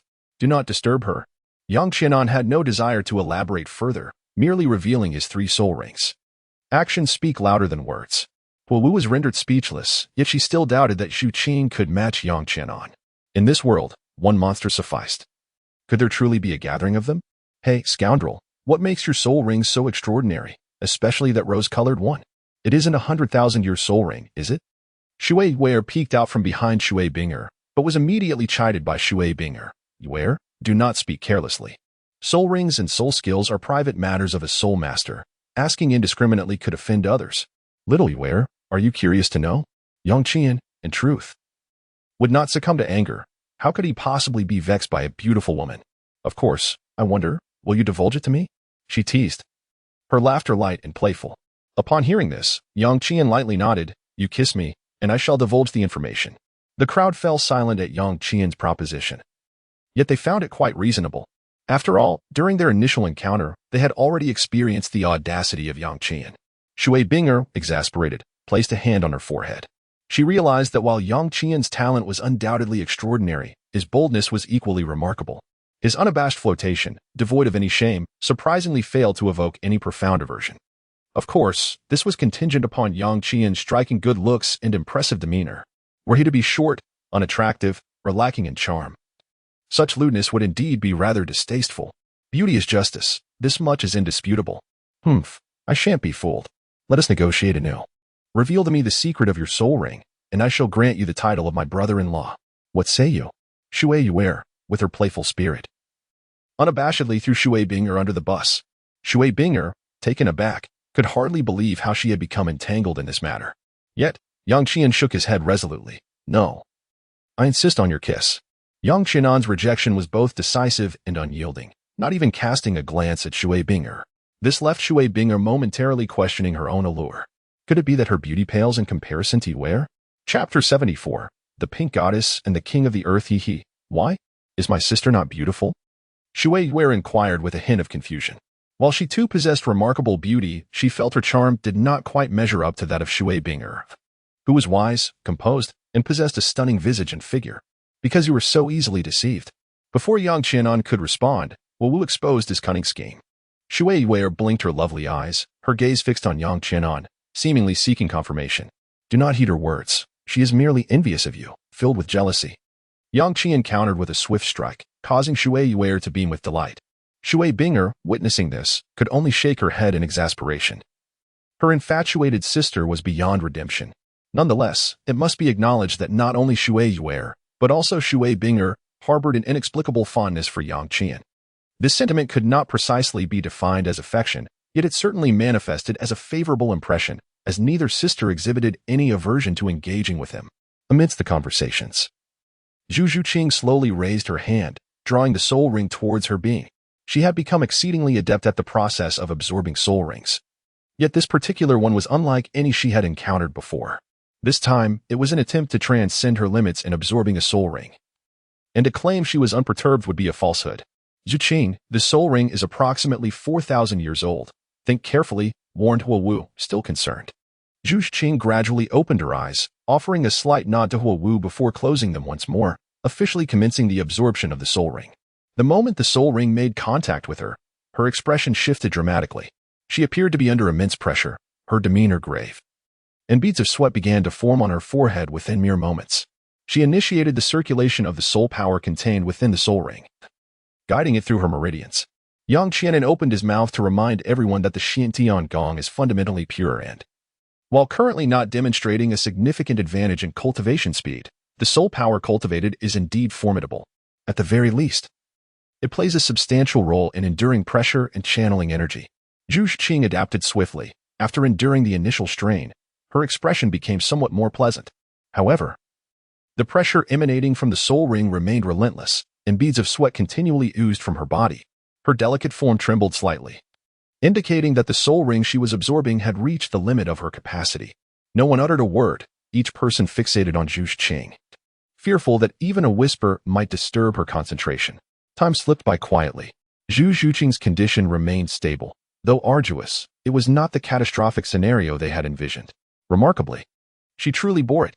Shui Bingo found it hard to believe, as her own experience of absorbing a third soul ring, a soul ring of approximately 1,600 years, had been fraught with challenges and immense pressure. In contrast, Zhu Zhuqing was absorbing a soul ring of 4,000 years. The eyes of the onlookers sparkled with excitement, for they were witnessing a soul master transcending limits to absorb a soul ring. No, this was not merely breaking through limits. It was a cross-level absorption of a soul ring, where one should ideally absorb a soul ring corresponding to the years of the next level at the third ring. Just as they were all engrossed in watching Zhu Zhuqing, Yang Qianan suddenly cast his gaze towards the dark recesses of the forest. In the next moment, a burst of rose flame shot forth, igniting a patch of grass. The fire illuminated the scene, revealing a creeping pink mist. Pink mist? Could it be? Feng Xiaotian noticed Yang Qianan's movement and followed his gaze, his expression shifting slightly. This was serious trouble. Wu Shuang furrowed his brow deeply, as they all simultaneously thought of a particular soul beast. Once that soul beast made its move, it would undoubtedly swarm in numbers, exhaling toxic pink mist. Although the toxicity was not severe, one must not forget that Zhu Zhuqing was still in the process of absorbing her soul ring. at this critical juncture. External factors could not be allowed to interfere, otherwise, it could very well lead to Zhu Zhuqing being unable to withstand the pressure of the 4,000, your soul rings, resulting in a breakdown. It was a pink lady, but that shouldn't be. Pink ladies typically do not proactively attack human soul masters. Their combat power is exceedingly low. Shui Bingo frowned as the approaching pink mist surged forward like roaring waves, threateningly relentless. Yang Qian activated the purple extreme demon eye, and a beam of violet golden light pierced through the pink mist. In an instant, everything within the fog came into view for Yang Qian. It was the Pink Empress and the Earth King. I kindly ask you all to assist in safeguarding Zhuqing from any disturbances. I shall proceed to vanquish those two soul beasts, and the remaining pink ladies will naturally disperse. Yang Qian spoke, and Feng Xiaodian immediately responded. These mists are exceedingly difficult to disperse. While we may fend off the soul beasts, we cannot resist the fog either. Nevertheless, it is of no consequence. Yang Qian plucked a magnificent purple flower, an exquisite treasure of enchanting fragrance. In that instant, as the flower was removed, pollen scattered, enveloping a radius of 10 meters. The mist would not penetrate this domain. Yang Qian placed the fragrant and exquisite celestial item beside Zhu Zhuqing, immediately attracting the members from the three teams. King of the Earth, Pink Lady, let us accompany Brother Yang on this journey. Fire Wushuang spoke, glancing at his two companions. It just so happens that these two soul beasts are quite suitable for my teammates, provided their age aligns. Yang Qian cast a fleeting glance at the two companions of Hua Wushuang, refraining from further inquiries. Both were soul beasts of over a millennium in age. Their longevity perfectly aligned. However, I can manage this myself. The mist is toxic, and it would be prudent for you not to engage. With that, Yang Qian stepped beyond the confines of the enchanting mist enveloping the surroundings, and in an instant, the flames of his essence enveloped him entirely, causing the pink vapor to evaporate before it could draw near. Hiss. Yang Qian's figure vanished into the pink mist, while Shui Wei anxiously gazed ahead. Sister, should we assist him? Can he truly face two millennium soul beasts alone? Their combat prowess is formidable. He is not an ordinary soul master. Shui Bingo spoke, her eyes fixed on the direction of the pink fog, which had now enveloped them, surpassing their ears. However, it appeared that the mist was restrained by the large purple flower. Within a 10-meter radius, the fog did not encroach. Humph. Our teammate cannot rely solely on others for the soul beast he requires. Hua Wu frowned, prepared to pursue Yang Qian. Yet, before she could step beyond the protective boundary of the fragrant ethereal essence, a sudden crash resonated. A translucent pink scorpion, resembling a sculpture of pink crystal and over a meter in length, landed heavily at Hua Wu's feet. Its pincers had vanished, and its legs were completely shattered, lying on the ground while exhaling pink mist. The moment the mist was released, it swiftly dissipated, eradicated by the ethereal essence. This is the Pink Lady. Hua Jun, you take over. Hua Wu momentarily froze, then turned to a member of the Chihua team. All right, exclaimed the youthful Hua Jun, his expression brimming with joy. As a support-type soul master, he could only gain soul rings through his teammates. Chapter 75, the training plan of the three major teams. Hua Jun swiftly and decisively dealt with the Pink Lady, but before her martial soul could materialize, Yang Qian's figure emerged once more into the gaze of the onlookers. The pink mist was gradually dissipating. Yang Qian approached step by step, his body unmarred by any wounds. Behind him, a robust crimson scorpion, nearly identical to the pink maiden yet more formidable in stature, was being dragged along. The 2-meter-long creature was grasped by its tail, barely clinging to life. That was the king of the earth. How handsome. Sister, my heart is racing, Shui Wei exclaimed, her beautiful eyes sparkling as she beheld the imposing figure advancing towards them. Shui Bing's gaze flickered with intensity, her attention unwavering from Yang Qian on. 2 millennia-old soul beasts had been swiftly subdued, and even captured alive. In contrast to Shui Wei's unabashed adoration, Shui Bing maintained a more rational perspective. Yet, the clearer her understanding of Yang Qian's prowess became, the more undeniable her feelings of admiration grew. However, she expressed this sentiment with great subtlety, rendering it almost imperceptible to others. Just in time, Zhuqing's soul ring absorption was relatively slow, allowing your companions to hasten and likely complete their absorption together. Yang Qian paid no further attention to the Pink Lady outside. Without the influence of the Earth King and the Pink Empress, the Pink Lady swiftly dissipated. Along with her, the ethereal pink mist also gradually faded away. Yang Qian carefully stored the exquisite fragrant celestial specimen, renowned for its remarkable ability to counteract poisons. In due course, Should the opportunity arise, Yang Qianan intends to return this celestial treasure to his family. With this specimen in their possession, the Yang family will be able to avert numerous tragedies in their future endeavors to concoct poisons. As for the myriad mysteries surrounding Yang Qianan, Feng Xiaodian and others tacitly refrained from probing further. The three of them simultaneously absorbed their soul rings, prompting those around them to remain exceedingly vigilant, spreading out to guard against any sudden incursions by soul beasts. Yang Qian sat cross-legged beside Zhu Zhuqing, gently holding the delicate hand of Shui Yuer. "This line on your palm signifies fate," he remarked. "It is said that when the lines of destiny intertwine, it indicates that the two individuals are destined partners by the heavens." As he spoke, Yang Qian brought his hand alongside Shui Yuer's, their lines of fate aligning. Shui Yuer's complexion instantly flushed with embarrassment. "You're deceiving me, you scoundrel," she retorted. Though she was infatuated, it did not mean she was gullible. Yang Qianan's clumsy deceptions are still transparent to her. However, discerning the truth and exposing it, as well as rejecting it, are not synonymous concepts. Even though Shui Yuer is aware that Yang Qianan is deceiving her, she still finds joy in the charade, disregarding even Shui Bing'er's repeated reminders. "Ahem, dear brother Yang. After assisting Miss Zhuqing in obtaining her soul ring, what are your plans?" Feng Xiaodian leans against a sturdy tree trunk, not far from Huowu. He intends to accompany the Tian Shui battle team to broaden his horizons, though he is uncertain whether Bing'er would be inclined to join.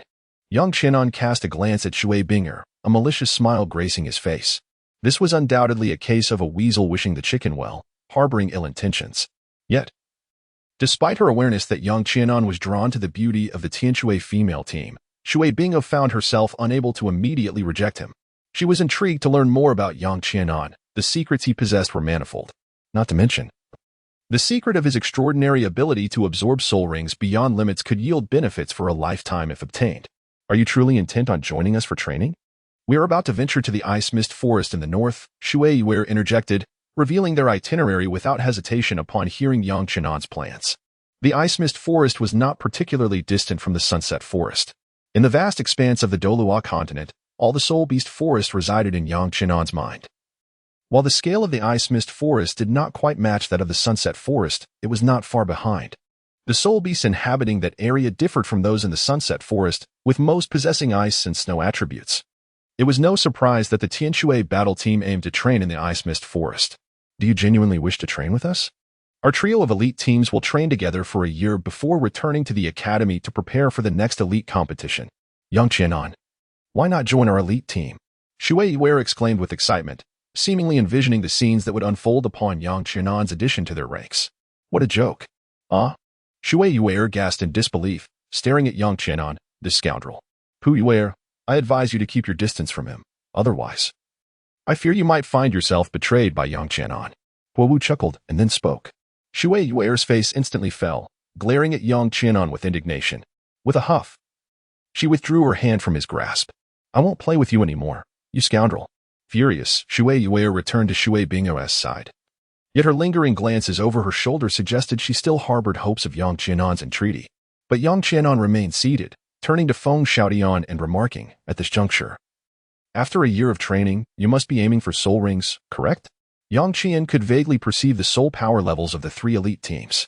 Feng Xiaodian, Huowu Shuang, Shui Bing'er, Shui Wu, and Shui Yuer, all of these individuals were nearing the 40th level of soul power. If all goes as anticipated, they would acquire their 4th soul ring within a year. Furthermore, even the weakest of their teammates had reached at least the 30th level, patiently awaiting their own soul rings. The union of our three teams was a strategic decision made after deliberation among our respective academies, aimed at collectively obtaining the necessary soul rings. Otherwise, the Tiandou forest would be the most suitable hunting ground for rings. Regrettably, lacking the protection of our elders, we dared not tread lightly into the Tiandou forest, for it harbors great dangers that could lead to casualties. "So that is the case," Huowu Shuang remarked. "I was wondering why you three distinct advanced soul master academies would come together." Yang Qianan nodded, while Shui Bing'er remarked, "After all, a solitary elite team, without the protection of a formidable mentor, faces significant challenges when venturing into the soul beast forest in search of soul rings. Not only is it difficult to hunt satisfactory soul beasts, but the dangers are also exceedingly high. When three elite teams from the academy unite, they can mitigate the risks to a more acceptable level. Yet, I find it hard to believe that you, a soul master, would dare to lead Zhu Zhuqing into the sunset forest. Moreover, Judging by your approach, it seems you have been pursuing the ghost tiger from deeper within. We have not dared to venture too far in, merely searching the periphery. There are advantages to having a larger group, just as there are benefits to a smaller one. At the very least, when Zhu Zhuqing and I take action, soul beasts below 10,000 years pose little threat to us. Yang Qian spoke. Indeed. Shui Bingo nodded. Then fell into silence for a moment before speaking again. You must not be a student of any prestigious Soul Master Academy. Am I right? Chapter 76. All show and no substance. Why would you say that? Yang Qianan was puzzled. Given Shui Bingo's inquiry, she must possess her own reasoning. Is it not straightforward? Within the borders of the Tiandou Empire, there are not many prestigious Soul Master Academies.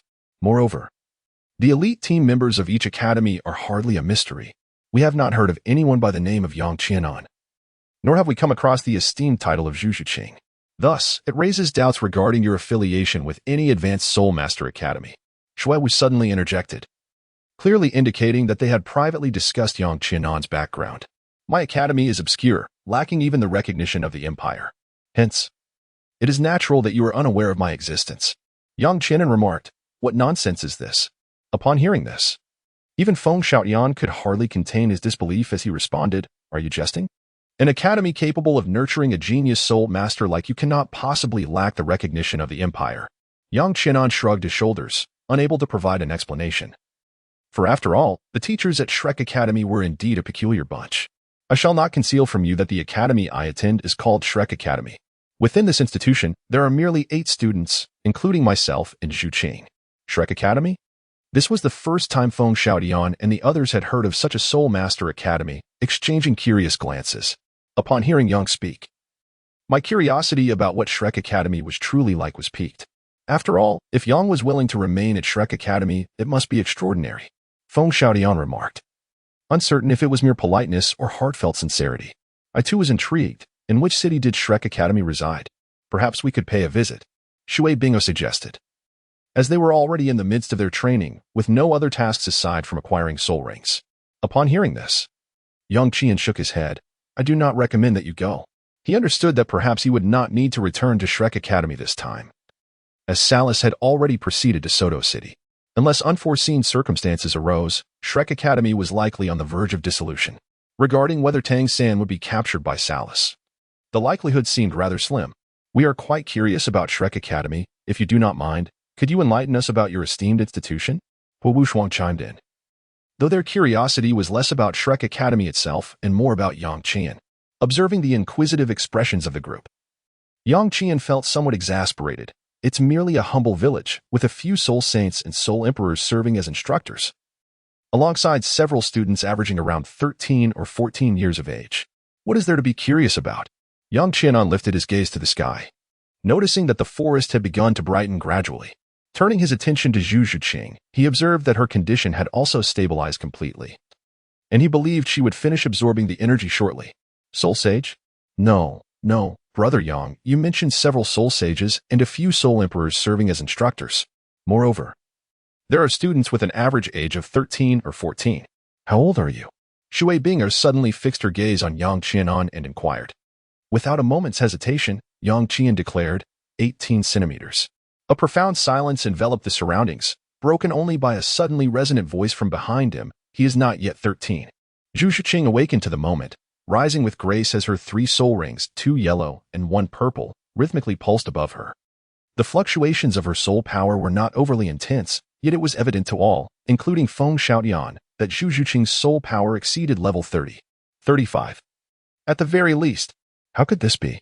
Feng Shaotian gazed at Zhu Zhuqing in astonishment, for his own soul power was merely 39. Considering Zhu Zhuqing's age, she could not be older than 13. What was even more astonishing was that she had only just acquired her 3rd soul ring. Yang Qianan gazed at Zhu Zhuqing, noting that her soul power had just stabilized. He could ascertain that Zhu Zhuqing's current soul power was at the 36th level. Moreover, her soul energy was remarkably solid and devoid of any superficiality, a testament to the benefits derived from the Xiantian technique. The fluctuations of Zhu Zhuqing's soul power captivated the attention of most onlookers. However, Shui Binga soon redirected her gaze back to Yang Qianan. If what Zhu Zhuqing had stated was accurate, then Yang Qianan was not yet 13 years of age. What an extraordinary notion this was. Yang Qianan's soul power is something she can roughly ascertain, and it certainly does not fall below her own. At present, she is already 14 years old, while Yang Qianan has yet to reach the age of 13. What a farce. Let us clarify the timeline here. When Tang San reached the 30th rank, he was 12 years and 7 months old.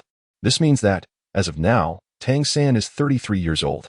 Furthermore, he turned 15 upon the conclusion of the elite competition. At this moment, less than 2 years have elapsed since the commencement of the elite competition, to be precise. 1 year and 9 months. Yang Qianan was born after Tang Hao severely injured the Pope, and he is younger than Tang San, barely 13 years of age.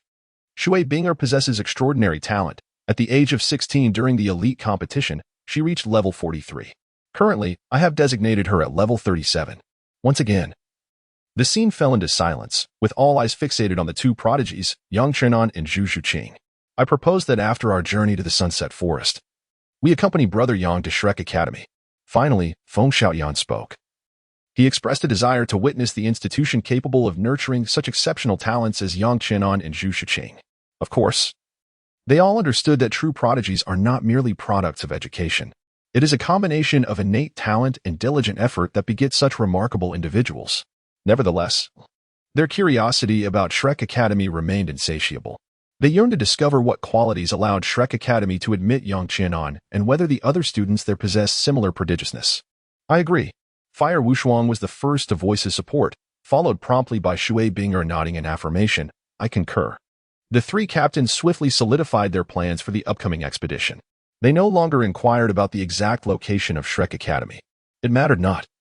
As long as it was within the borders of the Heavendou Empire, they were determined to go. What nonsense is this? If you wish to go, I shall lead you there. Yang Qianan let out a disdainful laugh, instantly met with a barrage of resentful glances. Brother Yang, doesn't this count as a bond forged by life and death? Feng Xiaoyan said, clinging to Yang Qianan's shoulder in a bid for camaraderie. Yang Qian, however, was not swayed by his flattery. Do not attempt to cultivate familiarity with me. We share no bond. Yang Qianan disdainfully pushed Feng Xiaoyan aside. Yet Feng Xiaoyan was busy winking at Shui Binger. It was evident that he could only resort to the art of seduction. Given Yang Qianan's consistent demeanor, such tactics were undoubtedly effective. If you take us there, I will. Shui Binger began, but as her words trailed off, she found herself at a loss for how to continue. Feng Xiaoyan tapped his forehead and exclaimed, Oh, my dear sister Binger, are you negotiating terms? Very well. If you warm my bed, I shall lead you to your destination. Yang Qi stepped forward decisively and unceremoniously wrapped his arm around Shui Binger's shoulders. Scoundrel. Release my sister and let me take over. Before Shui Binger could react, Shui Wei immediately interjected. Go away, you are too young. You are of no use to us. Yang Qianan abruptly pushed Shui Yue aside, jesting that she was merely 13 years old and of little use, much like Zhu Zhuqing, who was pleasing to the eye but ineffective. Chapter 77. The Visit of Sarasai. I cannot. Shui Binger finally reacted, feeling too bashful to acquiesce to Yang Qianan's request. Shuiwu can. She freed herself from Yang Qianan's embrace and turned to push Shuiwu forward. Now 18.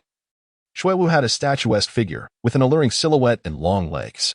Shuiwu was taken aback that Shui Binger would so readily offer her up. Sister is quite the catch. Yang Qian's blossoming spirit was perfectly propelled by Shui Binger, causing Shuiwu to collide directly into Yang Qian's embrace. To assert that there were no mutual feelings involved would be an utter disbelief. Zhu Zhuqing stood to the side, her lips pursed, regretting the revelation of Yang Qian's age. The members of the Tianshui battle team appeared as ravenous wolves, fixated on Yang Qian, seemingly intent on devouring him to the very bone. At not yet 13, his talent far surpassed that of their captain, Shui Binger. Without delving into further specifics, it seemed they were not averse to whatever might transpire. Shui Binger revered the strong, and each member of the Tianshui female ensemble shared this sentiment. Even Hua Wu appeared to have overlooked Yang Qian's past indiscretions. Only Shui Yue, deeply wounded, pouted and glared at Shui Wu, lamenting, I was here first. Reluctantly, Hua Wu granted Yang Qian a moment of favor, finally allowing him a sigh of relief. Why did I desire to eliminate him so fervently? It was unclear who initiated this sentiment, but it was likely those from the Fire and Divine Wind factions. Exceptional individuals invariably invoke jealousy wherever they go. Yang Qian paid no heed to this matter at all. Shui Wu reluctantly escaped from Yang Qian's embrace, yet her enchanting eyes remained fixated on him thereafter. The two members of the Flame team had also completed their soul ring absorption. Brother Yang, Let us remain in the Sunset Forest for 3 more days, then return to the Tiandou Imperial City for a brief respite before we set forth to Shrek. What do you think? At this moment, the sky had brightened significantly, and half of the members from the 3 elite teams needed to acquire their soul rings. Currently, the Flame team boasted 5 soul masters, while the Divine Wind team had 4, and the Heavenly Water team possessed only 3. Within the Sunset Forest, it proved quite challenging to locate suitable soul rings for the members of the Heavenly Water team. Let us venture a bit deeper. The likelihood of encountering thousand-year soul beast will increase, Yang Qianen suggested, taking Zhu Zhuqing's hand as they walked at the center of the group. With the addition of Brother Yang and Miss Zhu Zhuqing, as long as we refrain from venturing into the heart of the Sunset Forest, we should encounter no difficulties. Feng Xiaotian remarked, noting that among their current assembly of 23 individuals, more than half were soul masters. This formidable combat strength would pose little trouble, even when confronted with the 10,000-year soul beast. Yang Qianen embarked on a journey of experience with the 3 major teams. He also intended to return to Soto City to ascertain whether Tang San had perished.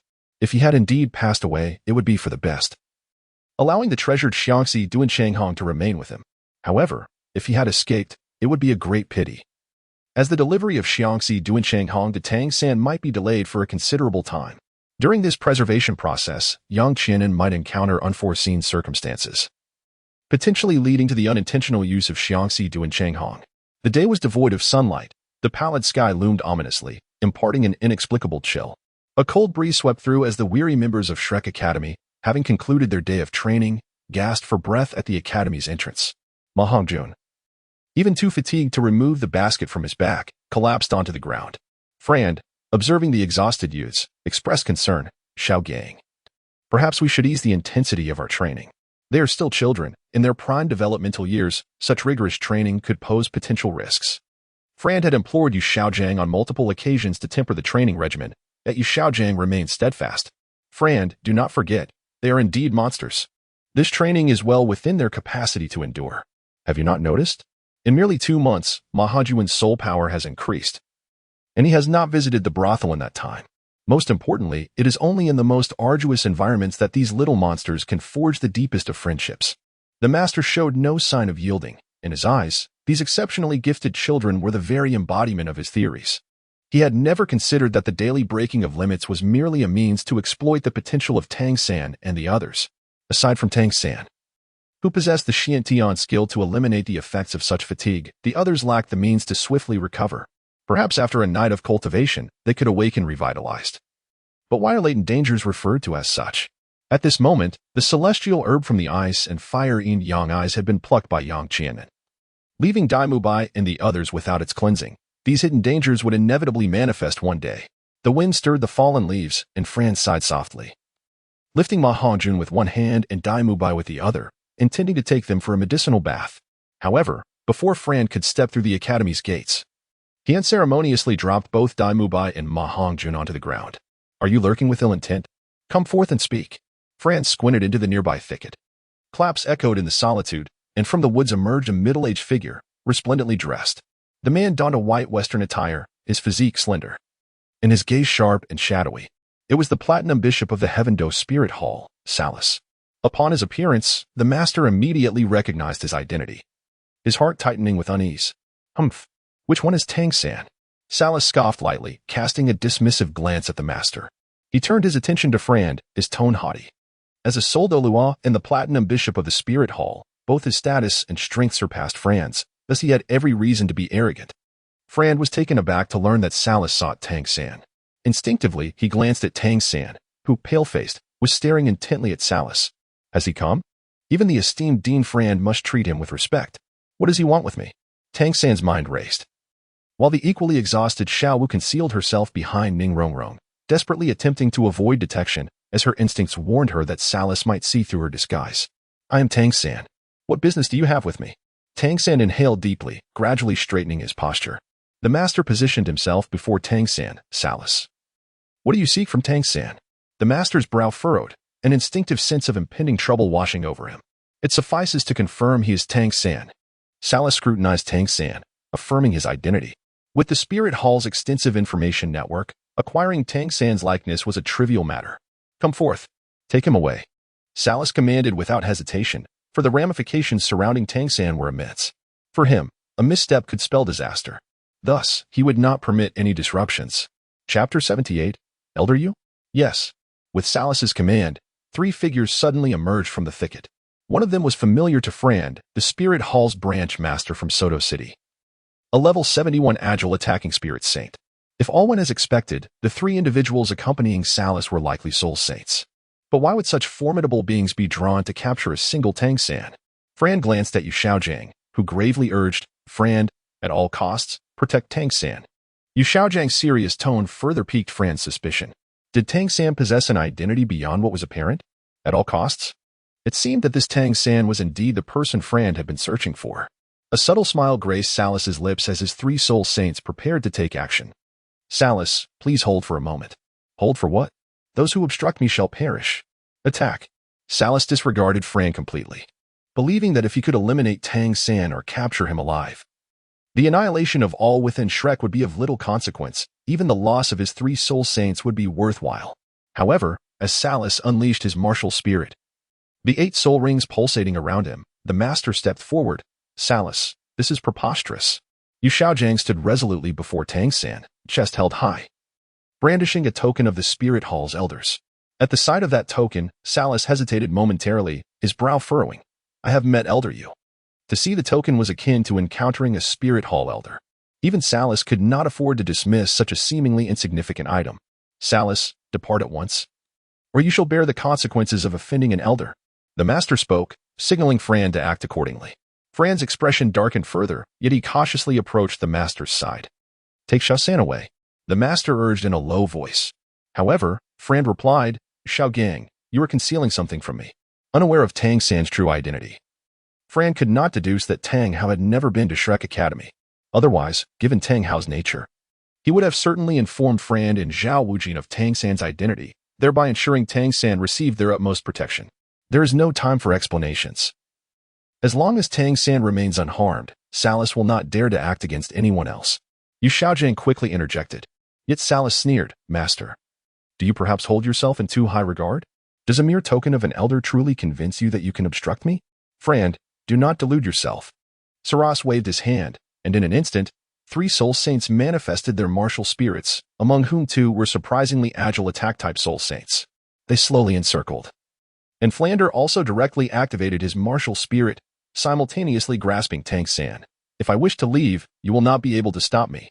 Then you shall face the relentless pursuit of the Spirit Hall. Saras spoke, causing Flander to waver momentarily. Flander, do not hesitate. Take Xiaosan and leave.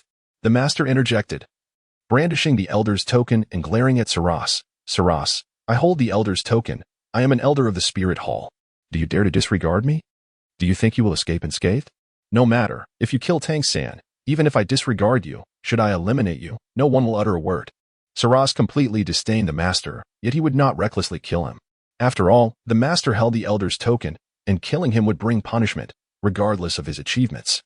He did not wish for the peril of eliminating Tang San to be tainted by the folly of a worthless individual. Flander, what are you waiting for?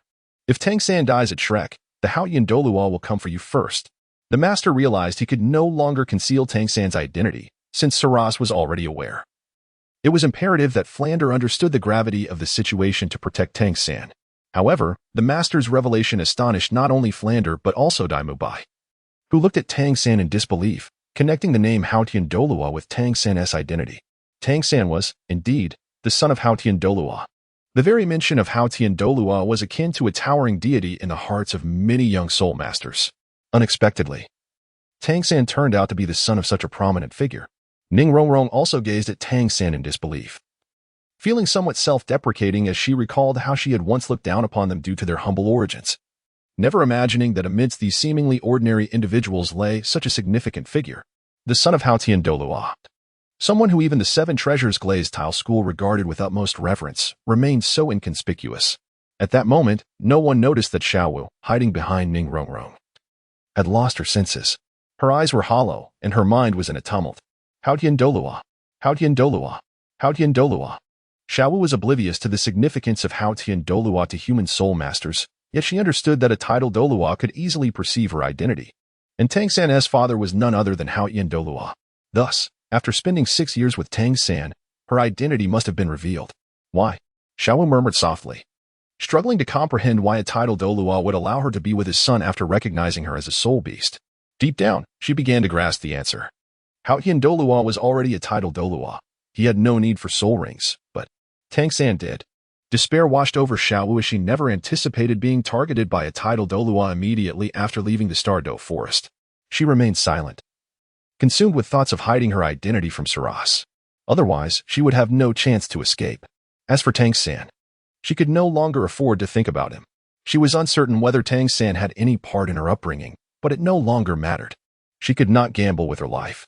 In her current state, she had no strength to resist against a Title Douluo. Act swiftly, capture Tang San. Regardless of life or death, Saras lunged forward, unhesitatingly unleashing his martial spirit as true form. Flander immediately steeled himself against the onslaught of an attack from a soul Douluo. The cat eagle's true form soared into the sky. However, Saras had brought 3 soul saints that would not allow Flander to escape into the air. Flander, old friend, do not be reckless. Soto, the master of the spirit hall, blocked the air, his soul ring shimmering. His martial spirit was also an eagle, swift enough to match Flander's speed. With him in the air, Flander had no hope of fleeing. How amusing, Flander, come down, or I shall bring disaster upon the innocent. Saras held Dai Mubai by the collar, and upon hearing this, Flander's pupils constricted. Flander, forget everything else. Take Tang San away. The master shouted in anger, insisting that Tang San must not perish. Otherwise, where could he find another twin martial spirit disciple as obedient? However, upon hearing Yu Xiaozhang's words, Flander slowly descended. I cannot sacrifice the other students of the academy for one person. This statement was directed not only at Tang San but also at the master. Meanwhile, Dai Mubai remained silent, his sinister gaze fixed on Saras. Swiftly activating his martial spirit, if you wish to avoid demise beneath the Star Luo Iron Cavalry, release me at once. Dai Mubai did not struggle unnecessarily. He unleashed his martial spirit merely to assert his identity. The Star Luo royal family? Saras was taken aback, realizing that within the small Shrek Academy, there lay hidden talents. Frowning, Saras glanced at the now descending Flander and casually tossed Dai Mubai aside. He no longer required a hostage. Flander, what are you doing? Tang San is my disciple. The master glared at Flander in fury, as if driven mad. Yet, Flander pushed the master aside. Mubai is my student. Hongjun is my disciple. Oscar is also my student. Do you wish for them to perish? Flander looked at Tang San, whom he held in his grasp, his expression somber. I apologize, if sacrificing myself could save you. Flander, would gladly give my life. However, I understand, Flander. Please let me go. Tang San, who had remained silent, was also aware that escape was unlikely today. Although he was unfamiliar with Tiandou Douluo and puzzled as to why the Platinum Bishop of the Spirit Hall had set his sights on him, he realized he had been abandoned. Flander took a deep breath and gently set Tang San on the ground. Tang San steadied himself, but the master shielded him from behind. Xiao San, do not worry. With me here, the Spirit Hall dares not harm you. The master raised the Elder's token, Saras. Take me and Tang San to the Pope's Hall. I have some acquaintance with the Pope. If you dare to kill Tang San or me, rest assured, your great achievements will not spare you from death. The master's voice was resolute as he spoke.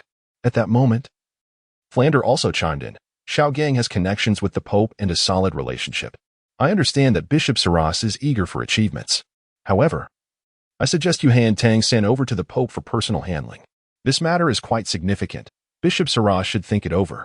Flander spoke evenly, helping Dai Mubai up from the ground and positioning himself in front of the Shrek group. Oh, is that so? Saras's expression flickered, seemingly weighing the pros and cons. At that moment, a robust figure emerged from Shrek Academy. Zhao Wujing remained silent, quietly observing Flander and the others.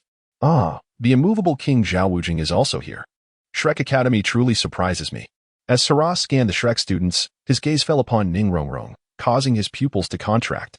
Miss Ning Rongrong is here as well. It seems, Flander, your teaching quality has gained the recognition of the Ning sect leader. Quite impressive. Saras approached and swiftly knocked Tang San unconscious, then addressed the master. Elder you might as well stay here. Rest assured, I advise you to take me with you. The master denied Saras the opportunity to speak. He had to accompany Tang San, for otherwise, Saras might very well kill him en route.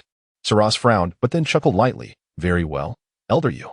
After weighing his options, Saras decided to bring Yu Xiaozhang along. He intended to personally deliver Tang San to the Pope. After all, Tang San was a twin martial soul and the son of Tang Hao. He was confident that this endeavor would not bear any consequences, even if he offended the elders. Saras was certain that he would earn significant merit. As for Tang San's fate, it was of no concern to him.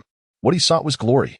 Come out now, Saras announced, holding Tang San in his grasp, addressing the depths of the forest. Whoosh, whoosh, whoosh. 5 figures emerged, each exuding a profound aura.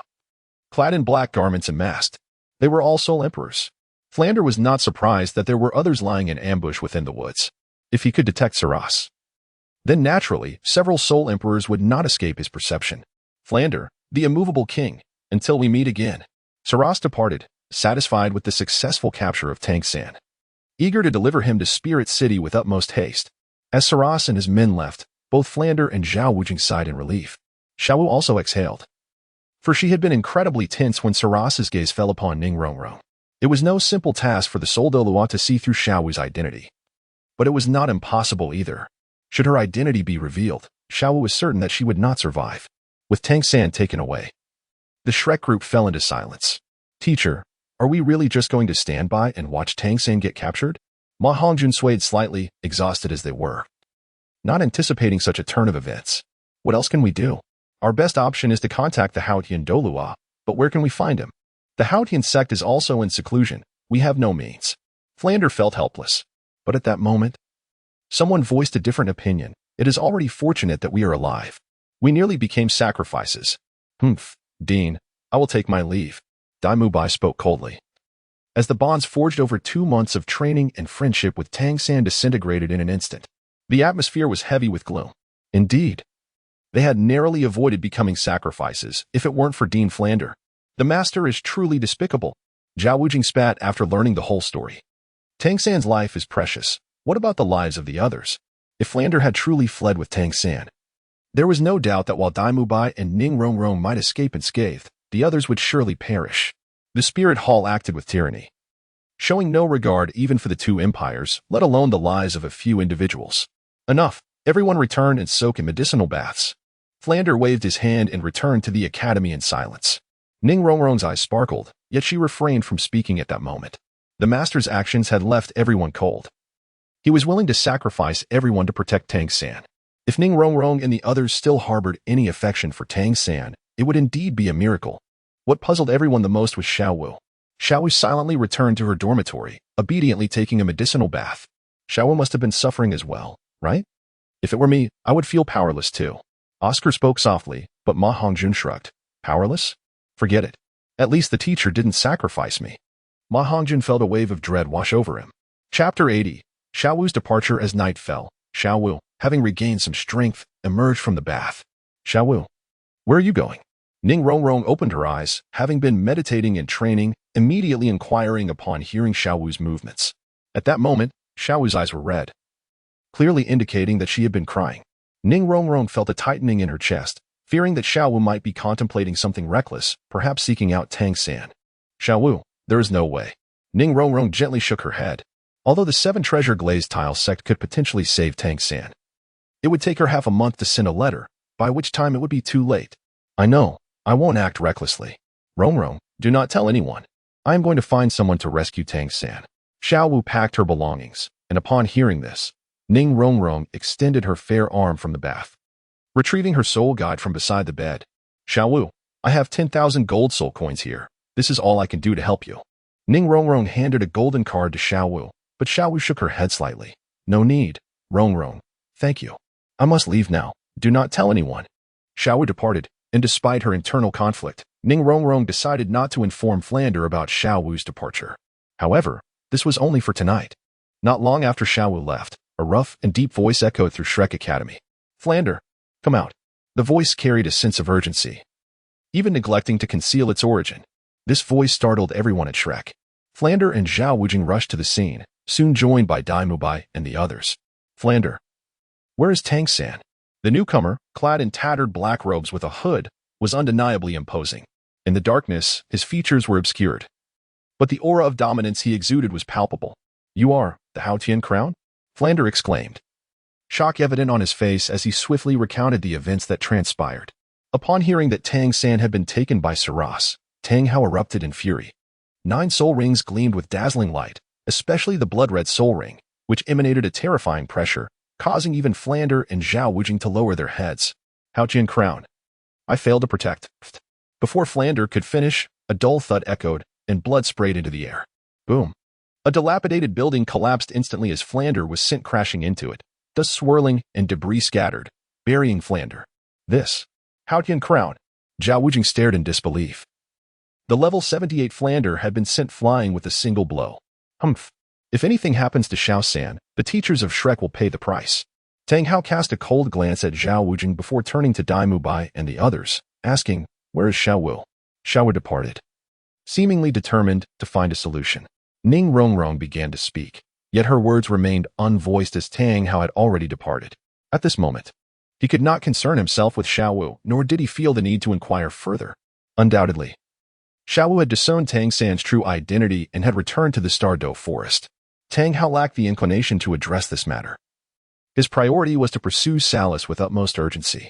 Soto City, positioned at the border of the Heavendou Empire, was in close proximity to Spirit City. Given Salis's speed of movement, he would reach Spirit City within a few days. Tang Hao could not afford any delays. If Tang San entered Spirit City and attracted the attention of the Title Douluo from the Spirit Hall, rescuing him would become exceedingly difficult. Tang Hao's expression darkened. He never anticipated that during his mere month of concealment in the City of Slaughter, Tang San would be captured. Fortunately, a chance for rescue still existed. He felt a sense of relief, knowing that his instincts prompted him to risk venturing out of the City of Slaughter. Had he not done so, Tang San would surely have met his demise. The most prudent course of action was to ambush Salis outside Spirit City. Deep in contemplation, Tang Hao melded into the darkness. Xiao Wu left Shrek Academy, traversing through deep forests and mountains, lacking a soul guide. Her very essence as a soul beast enabled her to thrive in the wilderness with ease. She did not intend to rescue Tang San. Time was of the essence, and her thoughts were conflicted. She avoided the main roads, and upon leaving Shrek Academy, she became untraceable. Soto City lay not far from the Tiandou forest. After a day and night of travel, Xiao Wu arrived at a small town bordering the Tiandou forest. With her scant few gold soul coins, she procured some necessities, rested for a brief while, and then stealthily entered the Tiandou forest as dusk fell. Unbeknownst to her, Tang Hao had made his way to Shrek after her departure. Upon entering the Tiandou forest, Xiao Wu felt a sense of returning home. It would not be long before the Titan Great Ape sensed her presence and came to escort her back to the core of their domain, regardless of his involvement. It mattered not. Their paths were now irrevocably altered. Breathing in the fresh air of the Tiandou forest, Xiao Wu cast aside all her worries. 6 years of life among humans had sufficiently matured her skills. When she eventually left the Tiandou forest, she would no longer face any peril. In the sunset forest, the setting sun cast a warm glow upon the figures of over 20 youths, their elongated shadows stretching across the ground. Yang Qianan emerged from the setting sun forest, returning to the city of Tiandou. As they arrived back in Tiandou, it was nearly midnight. The group casually selected a hotel for their stay, and as per his usual practice, Yang Qianan booked a room. However, when he intended to take Zhu Zhuqing back to their room to rest, he found her instead in the company of Tian Shui's team. Zhuqing, it is time to rest. Any matters can be discussed tomorrow. Yang Qianan opened his mouth to speak, but Zhu Zhuqing, with a flushed face, shook her head, saying, "I live with Binger. You should stay by yourself." Yang Qianan's expression darkened as he cast a glance at Shui Binger. Over the past couple of days in the sunset forest, Zhu Zhuqing and Shui Bingo had grown quite close. Yang Qianan had remained indifferent to this, as Zhu Zhuqing spent time with Tian Shui, allowing him to draw nearer to Zhu Zhuqing and, in turn, forge connections with the sisters of the Tian Shui battle team. However, who could have anticipated that in just 2 or 3 days, Zhu Zhuqing would be whisked away by Shui Binger? No, tonight he still had homework to attend to. Yang Qian's expression turned serious, yet Shui Bingo laughed delicately, saying, "Yang Qian, tonight you will be keeping the empty room to yourself. Zhu Qing will not be staying with you." The members of the Tian Shui battle team were initially astonished by the idea of Zhu Zhuqing and Yang Qian cohabiting, but they quickly came to terms with it. After all, given Yang Qian's temperament, it was already quite remarkable that Zhu Zhuqing remained unscathed.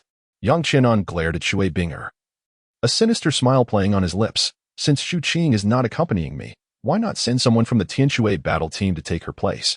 Dream on. You won't get a single one." Shui Binger rolled her eyes and pulled Zhu Qing upstairs. Yang Qianan shook his head helplessly. "It seems I must spend the night in solitude. If Brother Yang does not mind, I could.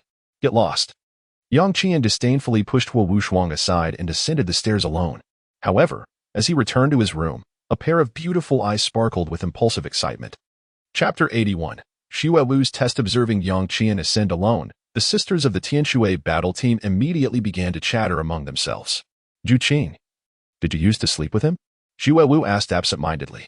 Zhu Qing's face flushed slightly, and she gently nodded. She offered no further explanation and was indifferent to whether the Tianshui team would misconstrue their relationship. Oh, Zhu Qing. He actually managed to restrain himself and didn't he touch you? Xue Wu's question ventured into private territory, but Zhu Qing merely blushed and nodded again.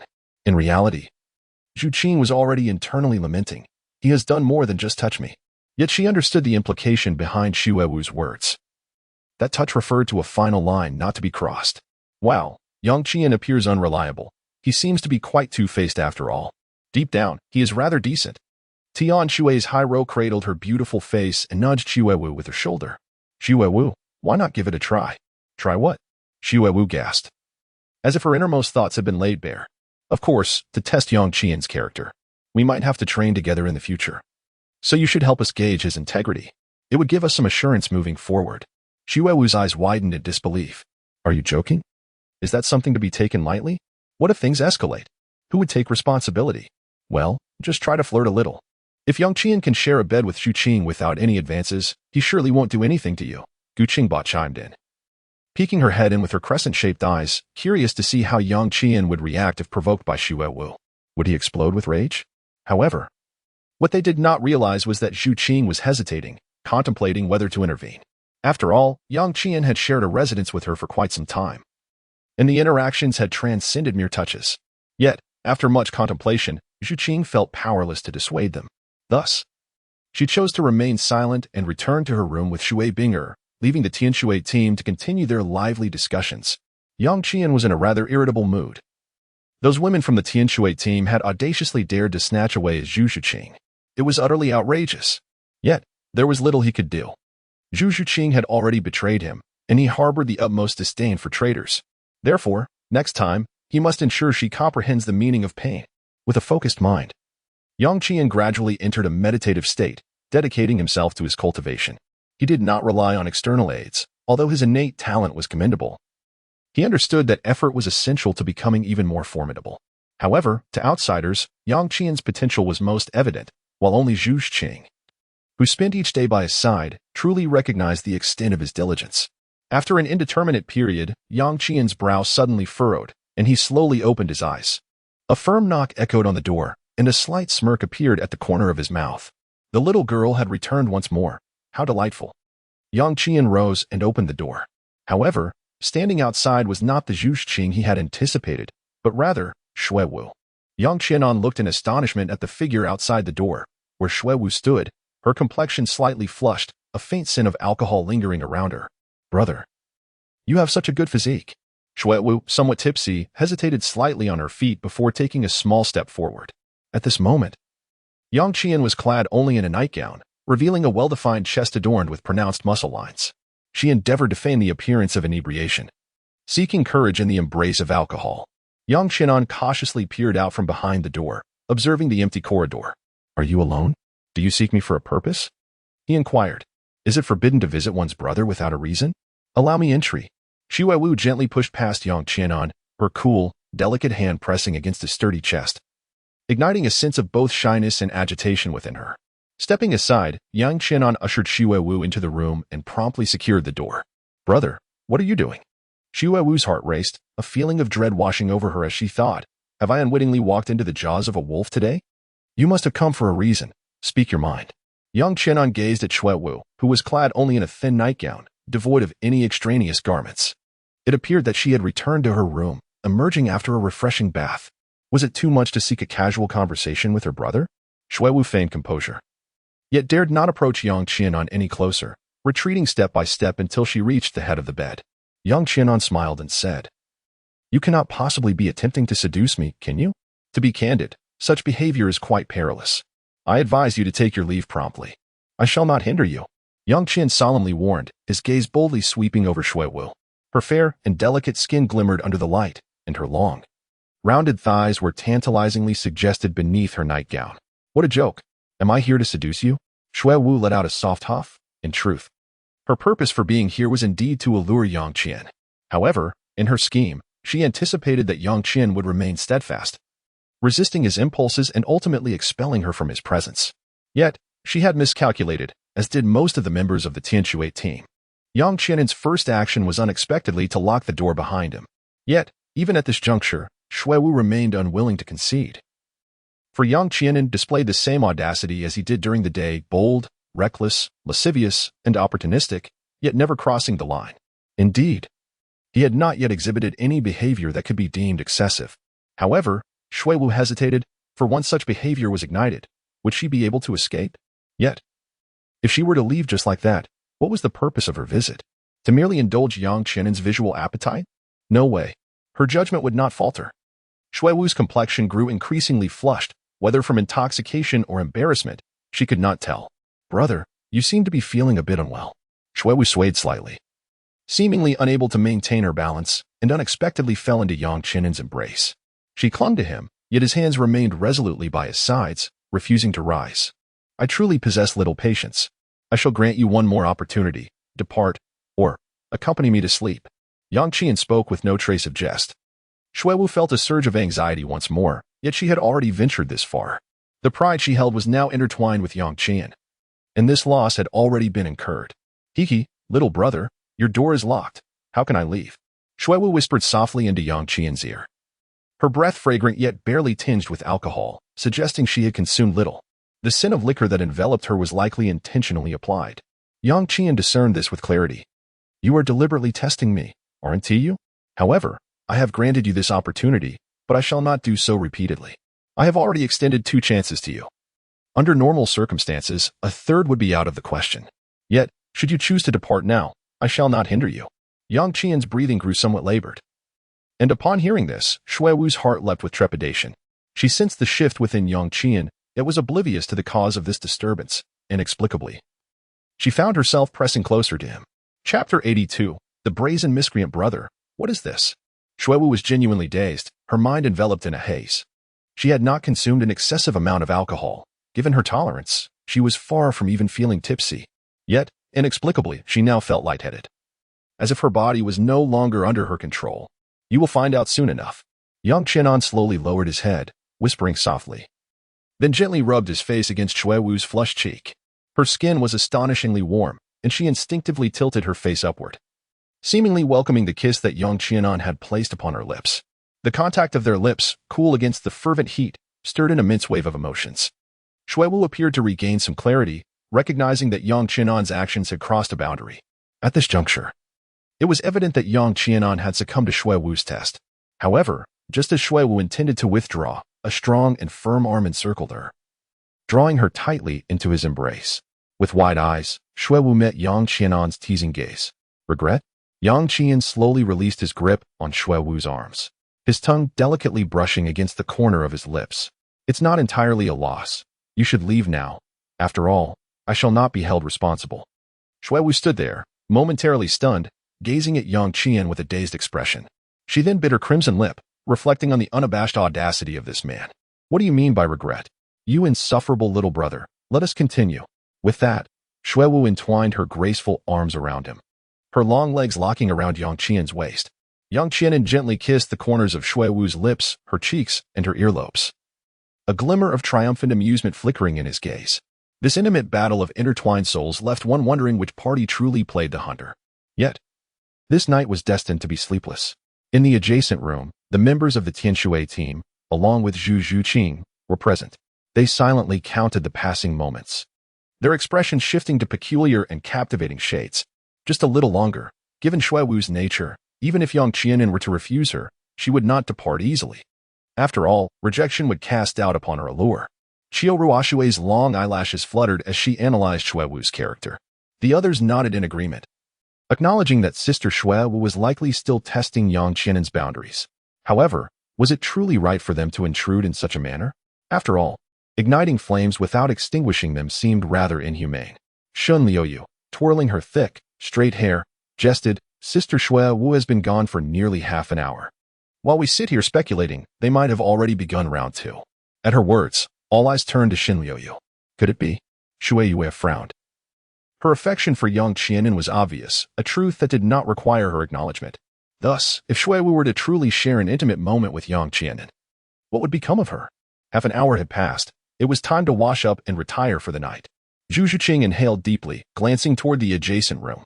Based on her understanding of Yang Qianan, Shui Wu had likely succumbed to his charms.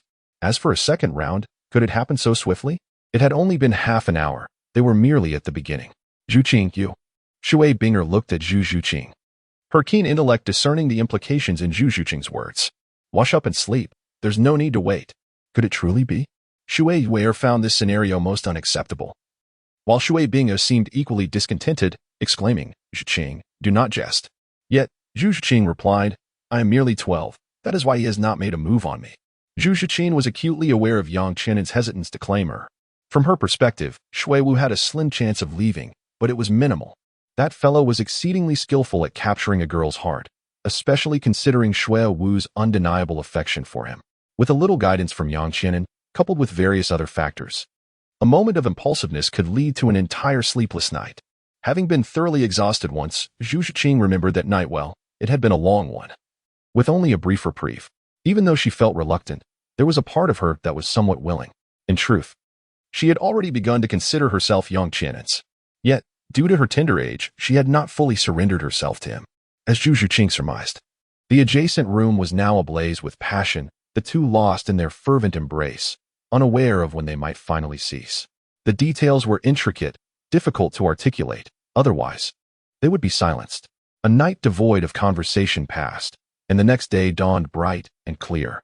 Zhu Zhuqing routinely made her way to the hotel's rooftop.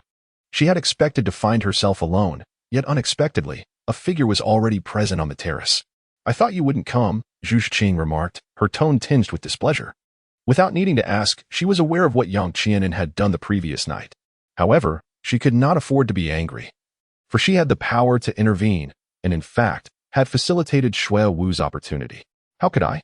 There's only so little time for practicing the Purple Extreme Demon Eye.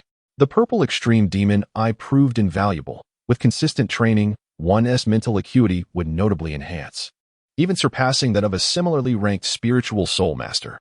Thus, Yang Qianan regarded the Purple Extreme Demon Eye with greater significance than the Xiantian skill. You should be resting comfortably now. Zhu Zhuqing sat beside Yang Qianan, gazing towards the east. The two fell into a comfortable silence, seizing the opportunity for their daily training. Moments later, Zhu Zhuqing rose to practice Yang Qianan's self-created soul technique on the rooftop, but he called out to her, come back. Zhu Zhuqing paused, noticing Yang Qianan seated at the edge of the terrace with arms outstretched, waiting for her embrace. No, she protested, her cheeks puffing in indignation. Hurry up. Reluctantly, Zhu Zhuqing stepped into Yang Qianan's arms, her own wrapping naturally around his waist. Will you stay with me tonight? Yang Qianan whispered softly in the little cat's ear, and Zhu Zhuqing nodded gently in response. Yang Qianan smiled faintly, then leaned his left cheek towards Zhu Zhuqing. Zhu Zhuqing's face flushed slightly, and she gently kissed him. And over here, he exclaimed. How excessive. Zhu Zhuqing complained, yet obediently bestowed another gentle kiss. All right, let us commence our cultivation. Yang Qian released Zhu Zhuqing. The young girl was indeed easy to please. It was Yang Qian who took advantage of the situation, yet she appeared markedly more focused during her cultivation. Shui Binger and the others had not slept a wink throughout the night. In truth, they were already aware of the outcome, but still clung to a final glimmer of hope. It was not until Yang Qian and Zhu Zhuqing arrived in the hall that they beheld the lackluster spirits of the Tianshui crowd. Yang Qian, where is Shui Wu? She inquired. She is asleep. If you have no urgent matters, please refrain from disturbing her. Indeed, Shui Wu was sound asleep, deeply immersed in slumber. After a night of tender entanglements, she felt as if the fatigue of the past half-month spent in the sunset forest paled in comparison to the exhaustion she experienced that night. Yang Qian possesses remarkable stamina.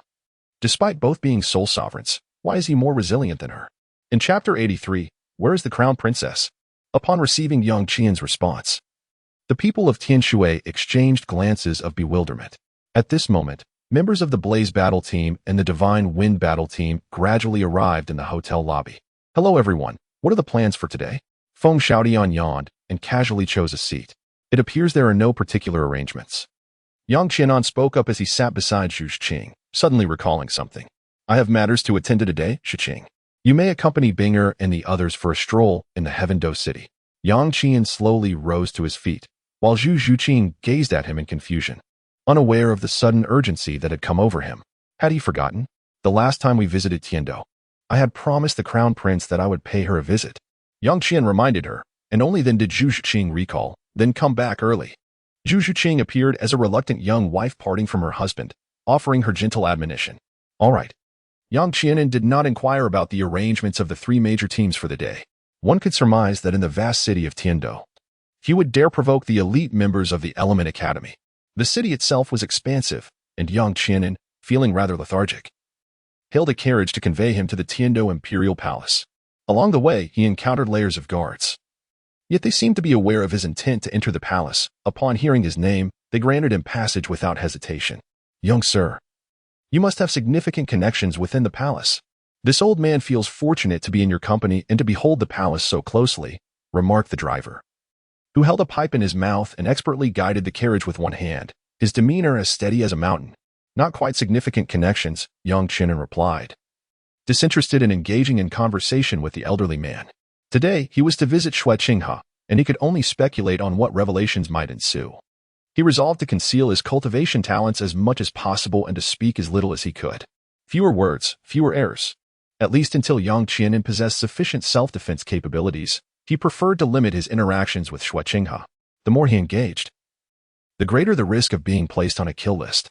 Compared to figures like Qian Rinxue and Ning Fingxi, Yang Qianen would rather converse with Tang San. After all, even if he fell into Tang San's perilous path, the latter would not be able to take his life. Conversely, individuals like Qian Rinxue and Ning Fingxi could easily suppress him.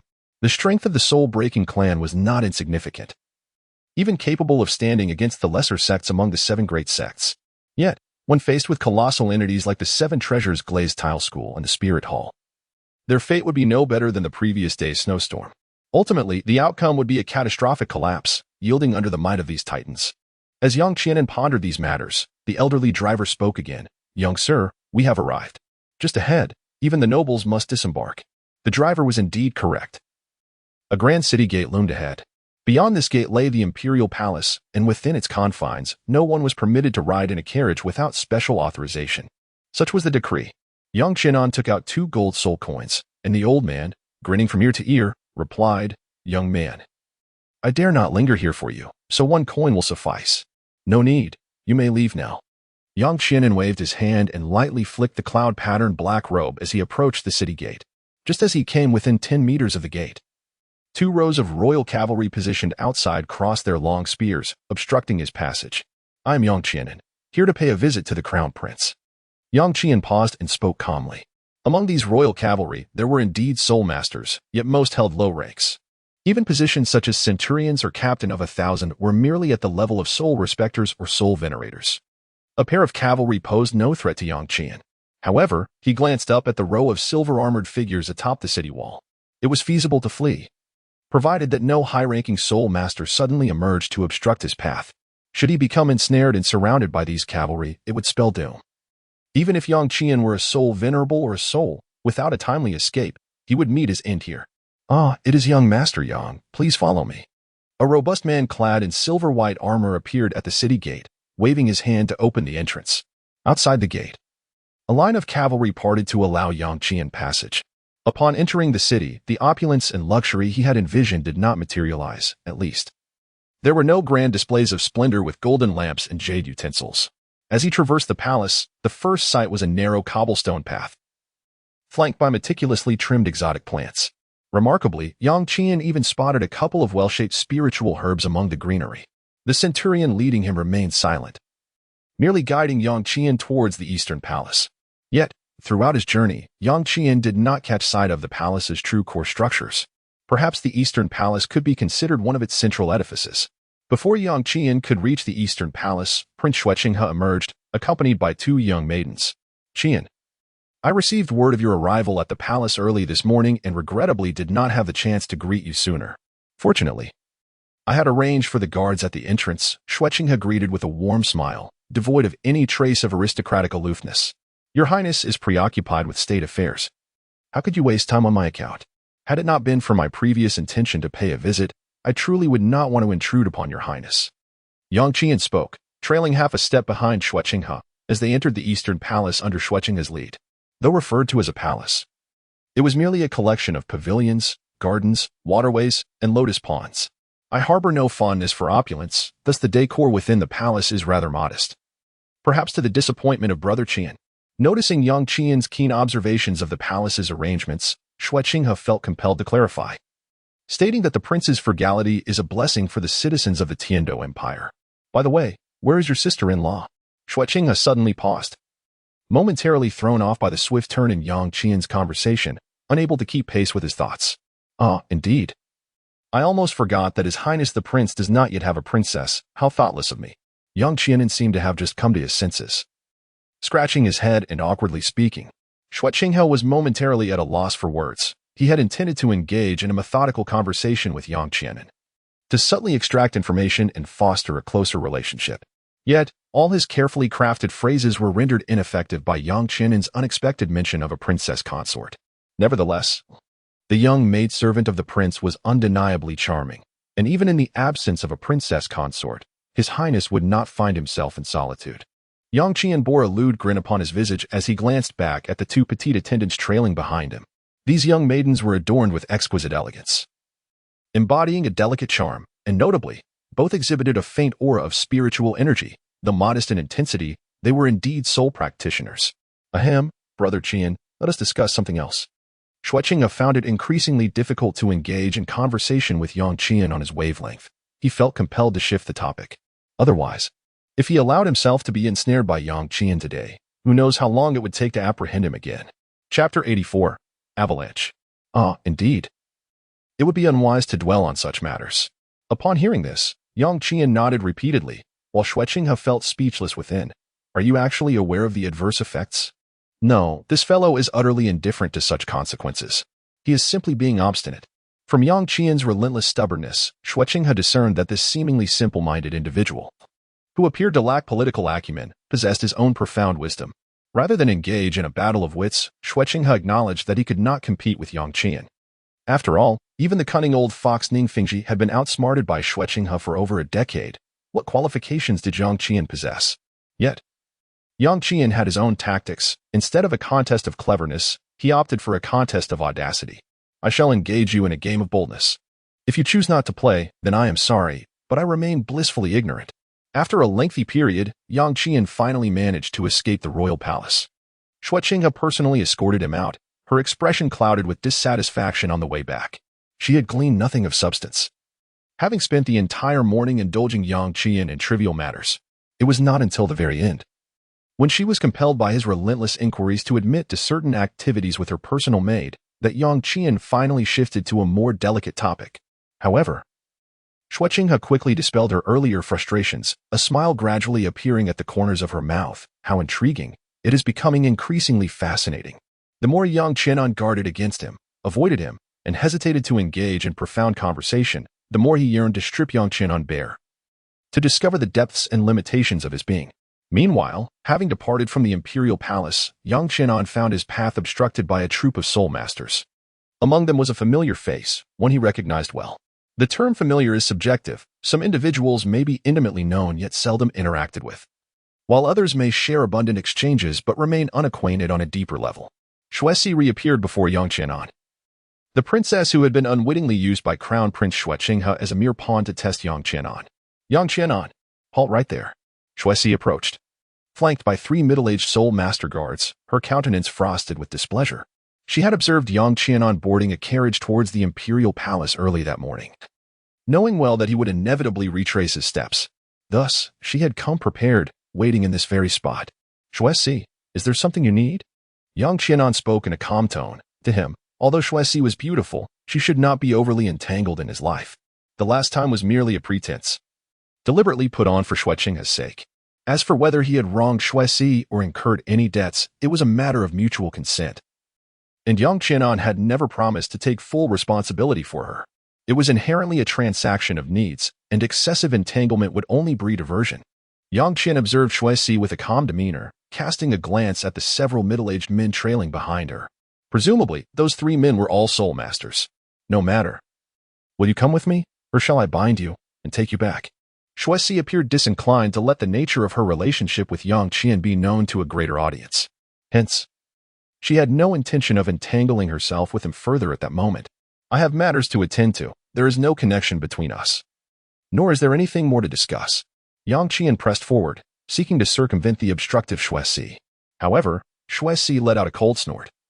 Just because you're unconcerned doesn't mean it's inconsequential. Since you refuse to cooperate, don't blame me for being impolite. Gritting her teeth, she thought. This scoundrel intends to evade responsibility after the deed? What a farce. Bind him. With a wave of her hand, she commanded the three middle-aged soul masters trailing behind her to take action. Yes, your highness. The trio of soul masters promptly stepped forward, urging, please do not resist. We would not want to inadvertently harm you. Do not be careless. He is also a soul master, a gifted one at that. Treat him with the same caution you would offer Yu Tianheng. No, even more so. Shuesi possessed considerable knowledge about Yang Qian. Most of it gleaned from Shueqinghe's accounts. Thus, she had deliberately brought along a formidable expert from the Duke's Manor today. A level 43 soul master specializing in the assault system. Oh, young friend, it would be wise to accompany the princess willingly. Otherwise, the leading middle-aged man, with his hands clasped behind his back, summoned a series of soul rings beneath his feet. White, yellow, purple, purple. For soul rings radiated with energy as he raised one hand, revealing a 7-foot-long blade. Should any harm befall the young friend, it would be regrettable. This soul master was aware that Yang Qian shared an extraordinary bond with the princess, otherwise, she would not be in such a furious state. Therefore, he sought to avoid harming Yang Qian as much as possible. Beside the soul master, two guards also manifested their martial souls and soul rings. One wielded a white jade martial soul, adorned with one white and one yellow soul ring, emanating a soft glow, indicating an auxiliary soul master. The other bore a fierce-looking hyena martial soul, with 2 yellow and 1 purple soul ring, suggesting that he might possess greater potential than the soul master himself in the future. Yet, Yang Qian held no desire to engage them. I shall not entertain this. Farewell. Yang Qian's form shifted seamlessly, and in a moment of ethereal grace, he appeared behind Shuesi. With a swift motion, he delivered a precise strike with his palm. Shuesi uttered a low murmur before collapsing forward with a straight posture. The 3 guards, still reeling from the shock, watched in disbelief as Shuesi fell to the ground in an undignified manner. Fortunately, Yang Qian had employed a deft touch, rendering her unconscious while subtly adjusting her fall to prevent her face from meeting the ground. Take care of your princess. Yang Qian waved his hand and departed with determination. The middle-aged man wielding the battle knife hesitated for a moment but ultimately chose not to pursue. A true expert reveals their prowess with a single move. Yang Qian did not even resort to utilizing his martial spirit. Instead, he effortlessly bypassed the 3 soul masters and swiftly rendered Shuesi unconscious. Although Shuesi's innate talent did not measure up to he, she was nonetheless a soul master. The Battle Blade Soul Sect did not dare to pursue Yang Qian. For with their leader incapacitated, they could not abandon her in this place to chase after him. They had agreed to stay together for the night, yet here they were, entangled in this farcical predicament. As Yang Qian hurriedly walked towards the hotel, murmuring to himself, he unexpectedly encountered Zhu Zhuqing along the way. Indeed. Is it true that good fortune comes in pairs? Yang Qian furrowed his brow. Just as his troubles had been resolved, Zhu Zhuqing found herself in a predicament. The streets were alive with onlookers, many of whom were elegantly dressed nobles huddled in small groups, whispering among themselves. At that moment, Zhu Zhuqing and the Tianshui battle team stood in confrontation with a group of royal guards. Is it that the elite students of Shrek Academy can disregard my status as a prince? A throng of royal guards encircled a young man clad in opulent attire. With a defiant expression and an air of arrogance, he exuded the essence of a spoiled aristocrat. Indeed, he was the epitome of such. Being none other than the most notorious scion of Heavendou City, the 4th prince of the Heavendou royal family, Avalanche. Chapter 85, Preparing to Depart 4th Prince. We are merely making a temporary stop in Heavendou City and may depart at any moment. Thus, we cannot accept your invitation, Shui Bingo addressed him with poise. Her demeanor unwavering even in the presence of Avalanche's guards. Avalanche, exuding an arrogant demeanor, scoffed, it seems that Shrek Academy holds even the royal family in contempt. Here I am, the illustrious 4th Prince of Heavendou, inviting a few to my banquet, and yet you refuse. TSK, has my royal family fallen into disrepute? He cast a disparaging remark toward Shui Binger, which caused her expression to shift slightly. While Avalanche himself was not particularly imposing, and although his guards were numerous, Few possessed any real skill, rendering them hardly a threat. However, Avalanche's status as the fourth prince of Heavendo carried weight, and his deliberate insinuation placed Shui Binger in a difficult position. Yet she could not acquiesce to Avalanche's invitation, for his debauched nature suggested that the banquet would not be a pleasant affair, and it was likely to invite unwelcome disturbances. As the leader of the Tian Shui battle team, Shui Binger was determined to shield her comrades from any indignities. The art of refusal, however, presented its own challenges. Among the Tian Shui team, Zhu Zhuqing's dark eyes glimmered as she slowly turned her head to see Yang Qian striding toward them, a smile of relief gracing her face. Yang Qian is here, Yu Hairo murmured, prompting the members of Tian Shui to glance in his direction. With purposeful strides, Yang Qian soon stood before the Tian Shui team, perfectly positioned between them and Avalanche. What brings you here? Yang Qian feigned ignorance, and Shui Binger offered little explanation, merely stating, I have encountered some difficulties. Is there an event this evening? Yang Qian inquired further. Feng Xiaotian and others wished to visit the Seoul Duel arena for some amusement. We found ourselves with idle time in the afternoon, initially intending to explore the streets. Shui Yue spoke up, her gaze towards Yang Qian tinged with a hint of reproach. They had already visited Shui Wu, who was in a deep slumber. The room suffused with an indescribable aura. The events of the previous night required no further speculation. Yet, what could they say?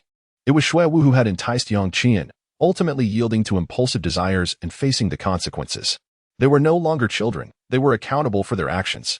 Thus, the members of the Tianshui battle team did not distance themselves from Yang Qian due to Shui Wu's situation. However, they found it difficult to approach him again, considering he was now involved with Shui Wu.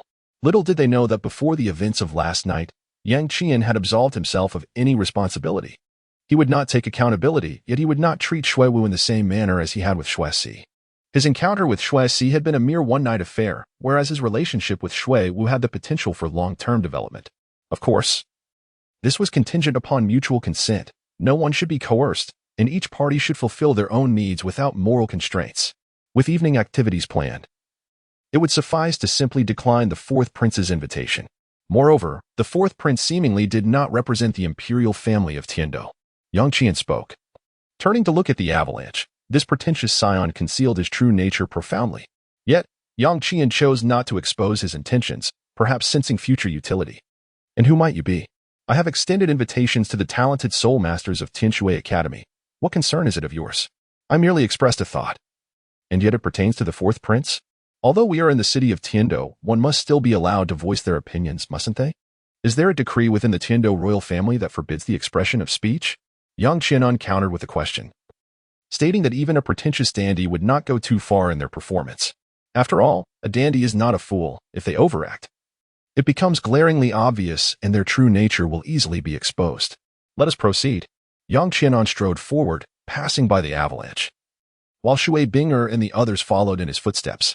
They refrained from engaging further with the Avalanche, which showed no inclination to impede the group from Tian Shui. However, as the performance must be complete, the Avalanche did vent its frustrations and subsequently lodged a complaint against Tian Shui, though this would inflict no substantial harm upon them. After all, the Snow Knight Emperor of Tiandou was well aware of the Avalanche's capricious nature, and it was unlikely that he would reproach a team of elite spirit masters over a trivial matter. These individuals held the potential to serve Tiandou in the future, especially each elite team whose future achievements were bound to be remarkable. Spirit masters, particularly those of exceptional talent, have always been the focus of fervent recruitment by various factions. In the entirety of the Douluo Continent, those without allegiance are ultimately a rarity. That evening, the three major teams ventured to the Seoul arena for some entertainment, and naturally, Yang Qian accompanied them for a brief exploration. He teamed up with Zhu Zhuqing for a two-person PK, winning 2 individual matches, thereby earning additional points for his soul badge before returning to the hotel. Brother Qianan, we shall set off tomorrow noon to visit your academy, Shrek. What do you say? Feng Xiaotian suggested, as they were feeling rather bored in Tiandou City. The 3 major teams had embarked on this journey for training, and it was not feasible to remain cooped up in one city, even one as prominent as Tiandou. After all, some members of the team were still stuck at level 30, without having acquired their spirit ranks. Their initial destination was to be the Flame-rich, abundant with fire attribute spirit beasts, and the misty ice forest, rich in ice attribute spirit beasts. However, due to Yang Qianan's presence, they decided to first visit the Shrek Academy where he resided. That sounds fine. I have no objections. Upon returning to the hotel, they still did not see the figure of Shuewu. Zhu Zhuqing tugged at Yang Qianan's sleeve and said, "Why don't you go check on Shuewu? I'll be staying with Binger. Aren't you jealous?" Upon witnessing Zhu Zhuqing's lingering thoughts of Shuewu, Yang Qianan couldn't help but chuckle. "You ought to indulge, but..." Zhu Zhuqing boldly confessed her jealousy. Yet, what could she do about her affection for a scoundrel? The thought of leaving him was truly unbearable for her. "Silly girl." Yang Qianan gently ruffled Zhu Zhuqing's hair, then hesitated for a moment before saying, "I suppose I shall go take a look. You are still staying with Bingo today." Go ahead." Zhu Zhuqing nodded, feeling the pang of discomfort as the man she cherished was pushed into another's embrace. Shui Bingo also discerned Zhu Zhuqing's inner turmoil and let out a soft sigh, taking her back to the room. Upon returning to his own quarters, Yang Qianan found Shuewu still fast asleep, a deep slumber indeed. Yang Qian spoke softly, and suddenly, Shuewu sat up abruptly, her bathrobe askew. "Do you think I'm made of iron? Even if I were, after being tossed around by you like that, I would inevitably wear out." Shuewu had been feigning sleep, but Yang Qian's words provoked her to abandon the charade. "Are you hungry?" Yang Qian visited at noon, tidied up the room, and left some delicacies for Shuewu. However, Shuewu was truly in a deep slumber at that moment, so he refrained from waking her. Chapter 86. The Dissolution of Shrek? Of course, one would feel hungry after expending such energy. Shuewu, unreserved, wrapped herself in a bathrobe and descended from the bed, her movements appearing rather awkward. Each step brought her discomfort. With a gaze filled with melancholy, Shuewu looked at Yang Qian, who merely shrugged in response. "You cannot place all the blame on me. After all, it was your initiative. Do not attempt to shift the responsibility onto me." Yang Qianan reiterated his warning. He could not allow Shuewu to become dependent on him. "Humph, who would care for you? I shall seek another man tomorrow." Shuewu scoffed lightly. Yet, the moment her words fell, Yang Qianan's gaze turned icy. It was but a fleeting instant, yet Shuewu sensed it. "It matters not. That is your prerogative." Yang Qian's demeanor was indifferent, which left Shuewu feeling quite uncomfortable. However, she recognized that her words had undoubtedly provoked Yang Qian. After a brief silence, she murmured softly, "I was just joking. No need to be so fierce." It was unclear whether Yang Qian had heard her, but Shuewu noticed that his expression softened slightly. He then picked up a piece of pastry and, with a gentle smile, asked, "Would you like some?" "I can feed you." "I've already eaten," she replied. Yang Qian casually settled onto the sofa, not giving much thought to Shuewu's words, uncertain if she was jesting. This matter was of no concern to him. He had no intention of taking responsibility and thus felt no need to interfere with her future choices. "Are you upset?" Shuewu approached Yang Qian, boldly sitting in his lap, unperturbed by the potential exposure beneath her robe. "Not at all. I am not in a position to meddle in your decisions. But you are. And I have no desire to be accountable to you. You truly are a scoundrel. After our encounter, can't you utter a few sweet words to soothe me? Having stripped yourself bare before sleep, at the very least, you should comfort me afterward." Shuewu was infuriated.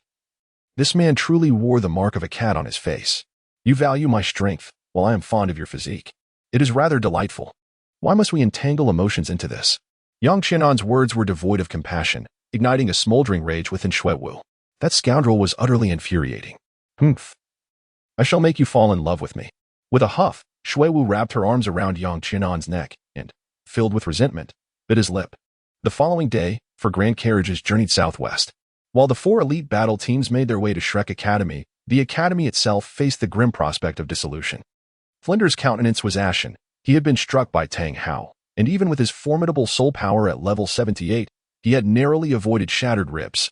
Zhao Wuji's expression was equally grim, for it was impossible to dismiss the overwhelming pressure exerted by Tang Hao. "Principal Flinder, have you summoned us for a specific purpose?" Ning Rongrong inquired, as all the teachers and students of Shrek Academy were present, excluding the captured Tang San and the departed Xiao Wu. Yang Qianan and Zhu Zhuqing were also absent. During her 2 months at Shrek, Ning Rongrong had transformed significantly. She was no longer the arrogant individual she once was. Flinder remained silent, while Zhao Wuji wore a sullen expression. Xiao Xian sighed softly, and Li Yusong remained mute. "Teacher, are you all right?" Ma Hongjun asked with concern, holding great respect for Flinder as his mentor. "I am fine," Flinder replied hoarsely, and fell silent once more. The long rectangular table was enveloped in a heavy stillness. Flinder had gathered everyone, undoubtedly to announce something of consequence. Dai Mubai and his companions sensed that after Tang San's abduction by the Spirit Hall, they had not attended classes for 2 days. This meeting was likely convened due to Tang San's situation. "Principal Flinder, Please, share your concerns with us. If you are facing difficulties, I will do my utmost to assist you, Dai Mubai spoke up, despite having been forced out by Davis. He was still a prince of the Star Luo Empire and possessed some influence. The gates of the Seven Treasure Glazed Tile School would always remain open for Principal Flinder. Ning Rongrong also chimed in, aware that the Seven Treasure Glazed Tile School would not take offense against Tang Hao on Flinder's behalf, but would also not allow significant conflict to arise with him. Tang Hao's actions had indeed crossed the line. Flinder could not simply abandon them to protect Tang San. Was Tang San's life more valuable than theirs? She hoped the Title Douluo could retrieve Tang San. Flinder was not particularly worried about Yu Xiaojiang's safety. That fellow had connections with the Pope and was unlikely to find himself in peril. However, Tang San, being the son of the Title Douluo, once he entered the Spirit City, escaping would be exceedingly difficult. Principal, are you concerned that Tang San may be captured by the Spirit Hall, and that the Title Douluo will seek vengeance upon us? Oscar remarked, his eyes sparkling with wisdom, though he had kept his intellect well concealed. After all, as a food-type soul master, it was not fitting for him to stand out. Oscar had articulated Flinder's sentiments. Flinder inhaled deeply. I regret to inform you, dear teachers and students, that Shrek Academy may be on the verge of dissolution. As he uttered these words, his expression was one of profound anguish. Shrek was his life's work. Although dilapidated, the little monsters of Shrek had offered him a glimmer of hope. He had envisioned them shining brightly in the elite soul master competition, elevating Shrek's name across the Douluo Continent. Yet, fate had dealt a cruel hand, and he could no longer allow the little monsters to follow him. Principal, I shall not leave, Dai Mubai declared resolutely, determined to remain at Shrek Academy. Neither will I depart. Although the Title Douluo is formidable, the Seven Treasure Glazed Tile School is not intimidated by him. Should he dare lay a finger on me? My grandfather's sword would not hesitate to confront the Hotian sect. Ning Rongrong's fearlessness was genuine, with the Seven Treasure Glazed Tile Pagoda at her disposal. Tang Hao would certainly think twice before challenging her, especially since he had already offended the Spirit Hall and would not dare to further antagonize the Seven Treasure Glazed Tile School. Teacher, I too shall remain. Wherever you go, I will follow, Mahonjin vowed. Though he lacked the audacity of a fearless soul, he would not abandon Flinder. Flinder had nurtured him since childhood, making him akin to a second father.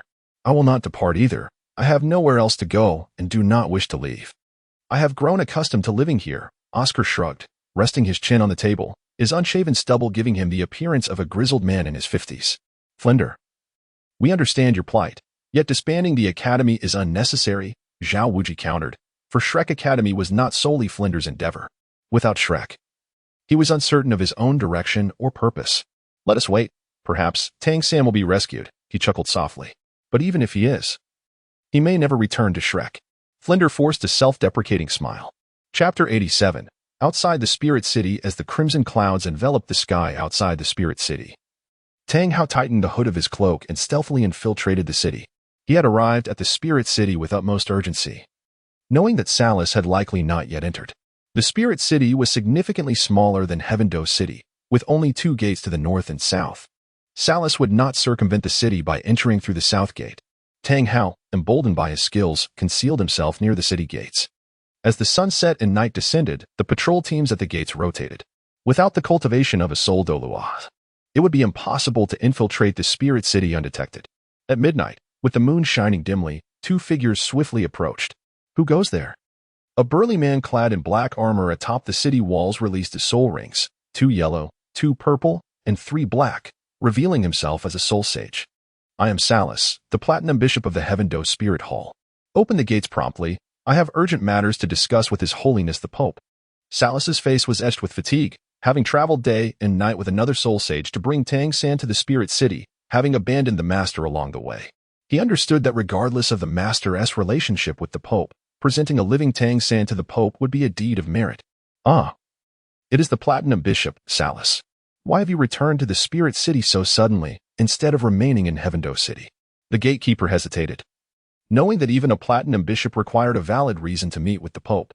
However, Salus surveyed his surroundings and asserted, you need not concern yourself with that.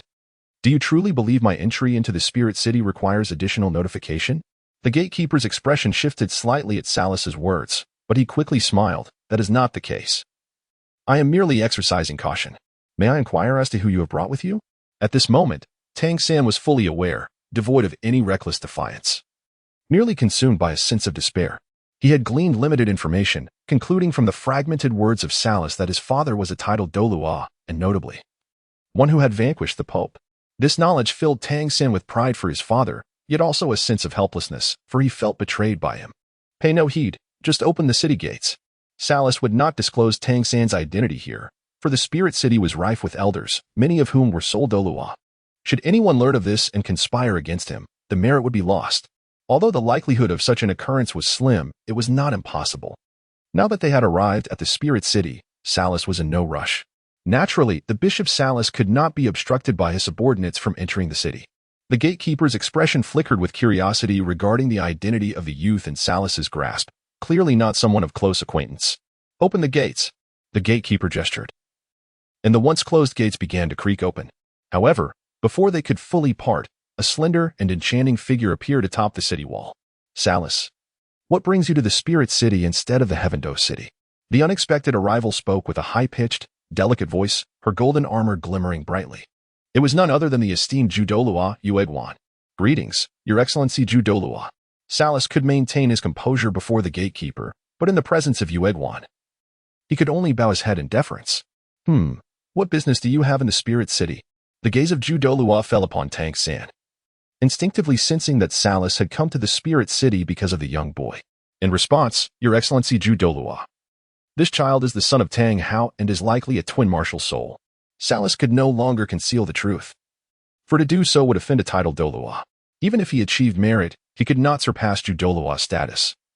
Thus he would not dare to withhold information from him out of fear of losing credit. What? The son of Tang Hao? Twin martial souls? Zhu Douluo's voice instantly grew grave, and in the blink of an eye, he appeared before Salas. Boy, what is your name? Zhu Douluo advanced, reaching out to seize Tang San from Salas's hold. However, before he could succeed, a hoarse, deep voice resounded from behind him. His name is Tang San, and he is my son. A dangerous aura swiftly enveloped the atmosphere, sending chills down Zhu Douluo's spine. In an instant, a wondrous chrysanthemum bloomed in his grasp, the true form of his martial soul. The golden radiance illuminated the entire sky, and petals of chrysanthemum danced in the air. Sixth soul skill, golden petals flowing light. Zhu Douluo's response was remarkably swift. His true martial soul and sixth soul skill executed almost simultaneously. The sixth soul skill, golden petals flowing light, was an area attack soul skill, unleashing a torrent of powerful soul energy as petals transformed into shooting stars. The crimson hue spread rapidly, engulfing Yu. That was a domain, the Kill God domain. Kill God domain, Tang Hao, how dare you show your face? Zhu Douluo was internally anxious, yet he dared not exhibit any sign of fear. His mind raced, recalling the news he had received that Tang Hao's hidden injuries had accumulated over time. Though his soul power had seen recent improvements, however, his true combat capability had diminished. Most crucially, Tang Hao had recently been pursued by powerful foes from the Spirit Hall, further weakening his strength. Thus, despite realizing he was within Tang Hao's domain, Yu displayed no fear. Salas, how audacious of you to attempt to seize my son.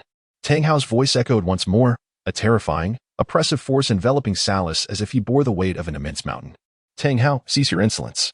Yu glanced at Salas, and with a shared understanding, the wondrous chrysanthemum in his hand burst forth with dazzling divine light. Its soul skill, gate of holy light. Tang Hao, prepare yourself. Yu swiftly pivoted. Even within the blood-red domain, he could still lock on to the imposing figure. Both possessed soul power at level 95. Though Tang Hao wielded a 100,000-year soul ring, he bore a hidden ailment.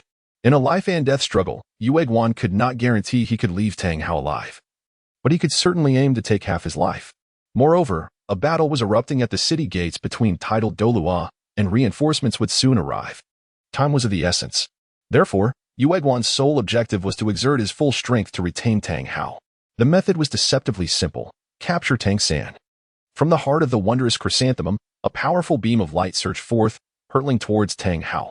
Tang Hao's gaze sharpened, his killing intent solidified.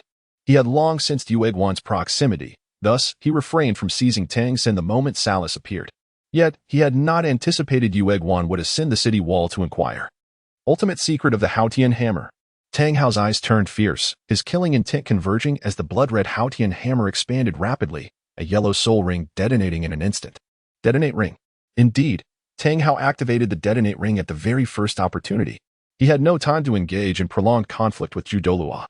As the first soul ring shattered, The eighth soul ring shimmered, and the Haotian hammer swept forward, instantly shattering the gate of holy light. Chapter 88. Tang San's escape. The terrifying aura erupted. With this strike, Tang Hao posed a lethal threat to any ordinary Title Douluo.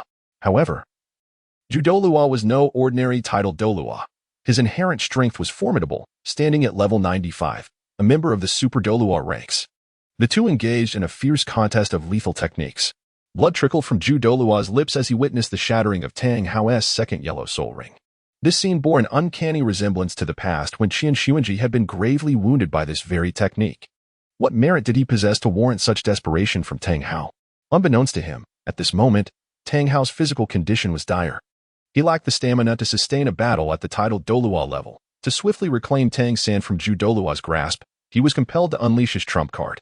However, following this battle, Tang Hao's hidden ailment would undoubtedly erupt, making it exceedingly difficult to suppress thereafter.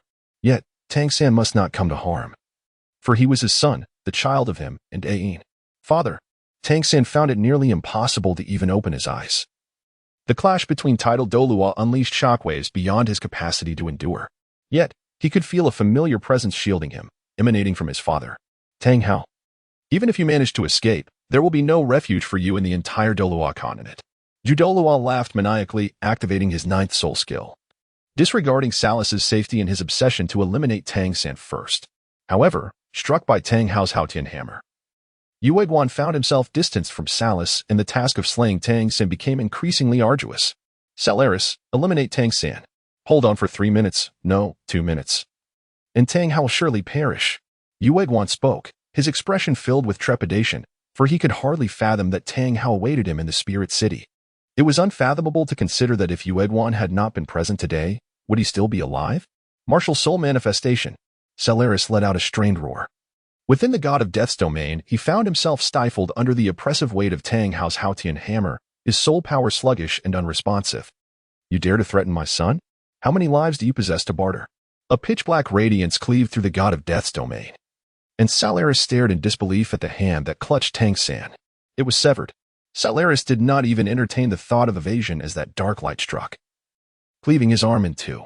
At that moment, Tang Hao seized Tang San with one hand, swinging the Haotian hammer, which erupted with a thunderous crash. Another 2 soul rings shattered, and Tang Hao's figure transformed into a streak of black light, swiftly departing. Meanwhile, a shadow abruptly materialized outside the city gates, where he found the blood-soaked, pallid figure of Zhu Douluo, lifting him up. Old Zhu, if only you had arrived half a minute earlier, Tang Hao would have been doomed. Yu Guan's injuries were not severe. Although Tang Hao had detonated 4 soul rings, he had not unleashed his full power. Thus, it could be inferred that Tang Hao's injuries were even more grave than Zhu Douluo had anticipated. Had Zhu Douluo arrived half a minute earlier, once the polar stasis domain was unleashed, Tang Hao would have been as helpless as a fish on a chopping board. How did Tang Hao come to be here? Gu Mei gazed at the direction of Tang Hao's escape, knowing pursuit would be futile. A starving camel is still larger than a horse. The two of them could not hope to catch Tang Hao. Yu Guan glanced at the bloodstains not far away, remnants of Salaris, who had been reduced to a pulp by Tang Hao's final strike. Only the severed arm, previously discarded, remained intact. Poor Salaris, failing to achieve merit, had instead become a mere smear of flesh under Tang Hao's hammer. Let us depart. This matter is of utmost significance and must be reported to His Holiness the Pope.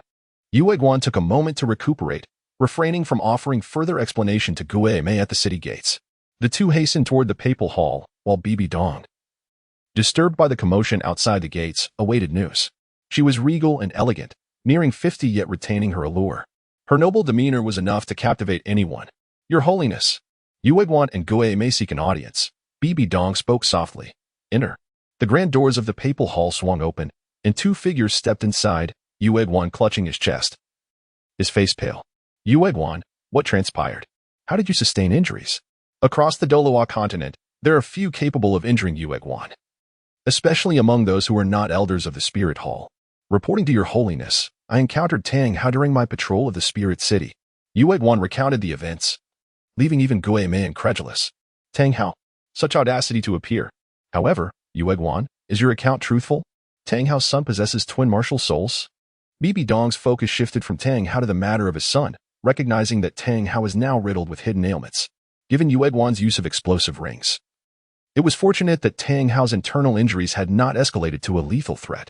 Yet, the existence of twin martial souls warranted serious attention. Were a twin martial soul to emerge from a typical family, Bibi Dong might not have been concerned. For the spirit hall could accommodate the growth of a prodigy with such gifts. However, this prodigy must not belong to the Haotian clan. Reporting to your holiness. I did not witness Tang San's twin martial souls with my own eyes. However, Solaris personally delivered Tang San to the spirit city, lending significant credence to this claim. Yu Tianheng continued, producing a soul guide ring. This is Solaris' soul guide. Within it, I discovered information regarding Tang San. Innate full soul power. Yet his martial soul is blue silver grass. This is nearly impossible. Moreover, he is merely 12 years old and already possesses the cultivation of a soul master. Such talent almost certainly indicates the presence of twin martial souls. A soul master under 13 years of age is among the pinnacle of genius across the entirety of the Douluo Continent. Yet, such a prodigious martial soul being blue silver grass is inconceivable. Tang Hao's Haotian hammer is immensely powerful. His offspring is bound to inherit the Haotian hammer martial soul. However, considering that Tang San's mother is the blue-silver emperor of 100,000 years, it is highly probable that Tang San has inherited both the blue-silver emperor and the Haotian hammer. There is no need to consult any records. Attaining the rank of Title Douluo involves a profound comprehension that surpasses what any so-called master could rival, perhaps in the realm of spirit-beast identification. The master excels beyond comparison, yet in true cutting-edge theory, the master is negligible. Innate full soul power, blue silver grass, a soul master under 13 years of age. Bibi Dong murmured softly, her gaze fixed on the materials presented by Yu Tianheng, which also revealed traces of the master. There is no need for speculation. Tang San undoubtedly possesses twin martial souls. To be selected by the master provides Bibi Dong ample reason to believe that Tang San embodies more than just a blue silver grass martial soul. I am inept, unable to detain Tang Hao, nor eliminate Tang San in a timely manner. Yu Tianheng knelt in supplication. Yet Bibi Dong gestured for him to rise. Do not blame yourself. Tang Hao is not someone you alone could have contained. As for that Tang San, he is but a soul master now. We shall have ample opportunity to eliminate him. Dispatch a secret order to the martial soul branches in the major cities. To apprehend Tang San, Bibi Dong would not permit Tang San to flourish, especially with the master's involvement. The likelihood of this twin martial soul being squandered was nearly non-existent. Chapter 89. Ultimately disbanded. At Shrek Academy, Flinder, after a day of contemplation, resolved to take action. Heaven knows what madness Tang Hao would unleash should Tang San fall to the spirit hall. He had to consider the safety of the academy students. On this day, the sky was clear, and Dai Mubai and the others were once again summoned by Flinder. Dean, you called for us. Dai Mubai felt a sense of foreboding. His brow furrowed. Flinder glanced at the group. Little monsters, after much deliberation, I have made a decision. Shrek Academy is disbanded. Flinder spoke without hesitation, despite his reluctance. He could not gamble with the lives of Ma Hongjun and the others. Who is Tang Hao? He is a figure who dares to challenge even the Pope. Should he return, he would not spare a thought for the backgrounds of Dai Mubai and Ning Rongrong. To him, the entire Shrek would be but a mere trifle. Teacher, wherever you go, I shall follow. Ma Hongjun remained steadfast, unwilling to leave Flinder's side. Flinder regarded Ma Hongjun, a hint of gratitude evident in his expression. Ning Rongrong. Return home. I will arrange for Teacher Li Yusong to escort you back to the 7 Treasure Glazed Tile School. If you still cherish old ties, allow Teacher Li Yusong to join the 7 Treasure Glazed Tile School. Flinder had already planned the retreat for all the teachers. Ning Rongrong opened her mouth but ultimately said nothing. Flinder had resolved to disband Shrek Academy. Dean, we can always find another location to continue our studies. We could even move to the Star Luo Empire if necessary. Dai Mubai was unwilling to let Flinder disband Shrek Academy. After all, he had spent 3 years there, forming a deep attachment to the place. Mubai, I understand your unique status and the purpose of your arrival at Shrek Academy. However, I am sorry. Flinder waved his hand, appearing to have aged over a decade. You must leave now. The Empire is not far. I cannot assist you. Flinder was well aware of the dire circumstances Dai Mubai would face upon returning to the Star Luo Empire, yet he felt powerless to intervene. Dean, I will not return to the Star Luo Empire. Dai Mubai understood his situation. In the past, upon returning, he would have the support of Zhu Zhuqing, and together they could contend with his elder brother. However, Zhu Zhuqing had severed ties with him, leaving Dai Mubai alone. Even if he could contend with Davis, what would it matter? The Star Luo Empire would never allow a prince without a martial soul fusion skill to ascend to the throne. Oscar, if you wish. I can ask teacher Li Yusong to take you and Ning Rongrong to the 7 Treasure Glazed Tile School. Although you are not a battle spirit master, your talents will be recognized wherever you go. Oscar's innate talent was indeed formidable, possessing an unprecedented innate full spirit power food-type martial soul. Just this reputation alone made him a target for numerous powerful factions seeking to recruit him. Very well, let us arrange that. Flinder waved his hand. Prepare yourselves. Shrek Academy is disbanded. With that, Flinder turned to leave. Ma Hongjun followed closely, while Oscar's gaze flickered momentarily before he returned to the dormitory. Dai Mubai stood still, his expression slightly bewildered. Although Ning Rongrong was also somewhat unhappy, she was probably the least affected. She had decided to return to the 7 Treasure Glazed Tile School. With Shrek Academy disbanded, there was no reason for her to remain. However, she rejected Flinder's arrangement and set off alone for the 7 Treasure Glazed Tile School. Oscar also submitted his resignation to Flinder, choosing not to go to the 7 Treasure Glazed Tile School. At this moment, he lacked the courage to pursue Ning Rongrong there. Perhaps Ning Rongrong would be a lingering regret for him. Oscar, you should embark on your journey with Ma Hongjun, Flinder suggested, then generously produced 2 pouches. Here are 1,000 gold soul coins. Consider it your travel expenses with Ma Hongjun. Flinder was resolute that Ma Hongjun should not accompany him. Teacher, I do not wish to go anywhere. Ma Hongjun shook his head, expressing his reluctance. With his teacher's death looming, he felt that his own life was inconsequential. He had long endured the trials, and although his martial soul had evolved into something powerful, only he could truly understand the struggles he faced. At such a young age, who would willingly go to a place like that if they had a choice? Fatty, come with me. Oscar spoke, as if transformed, his eyes now shining with wisdom and shrewdness. Flinder observed Oscar's serious demeanor, a faint smile gracing his lips. Go, if I perish at the hands of Title Douluo. You must avenge me. With your talent, becoming a Title Douluo in the future will not be difficult. Just remember, your evil fire. Under no circumstances should you commit any heinous acts.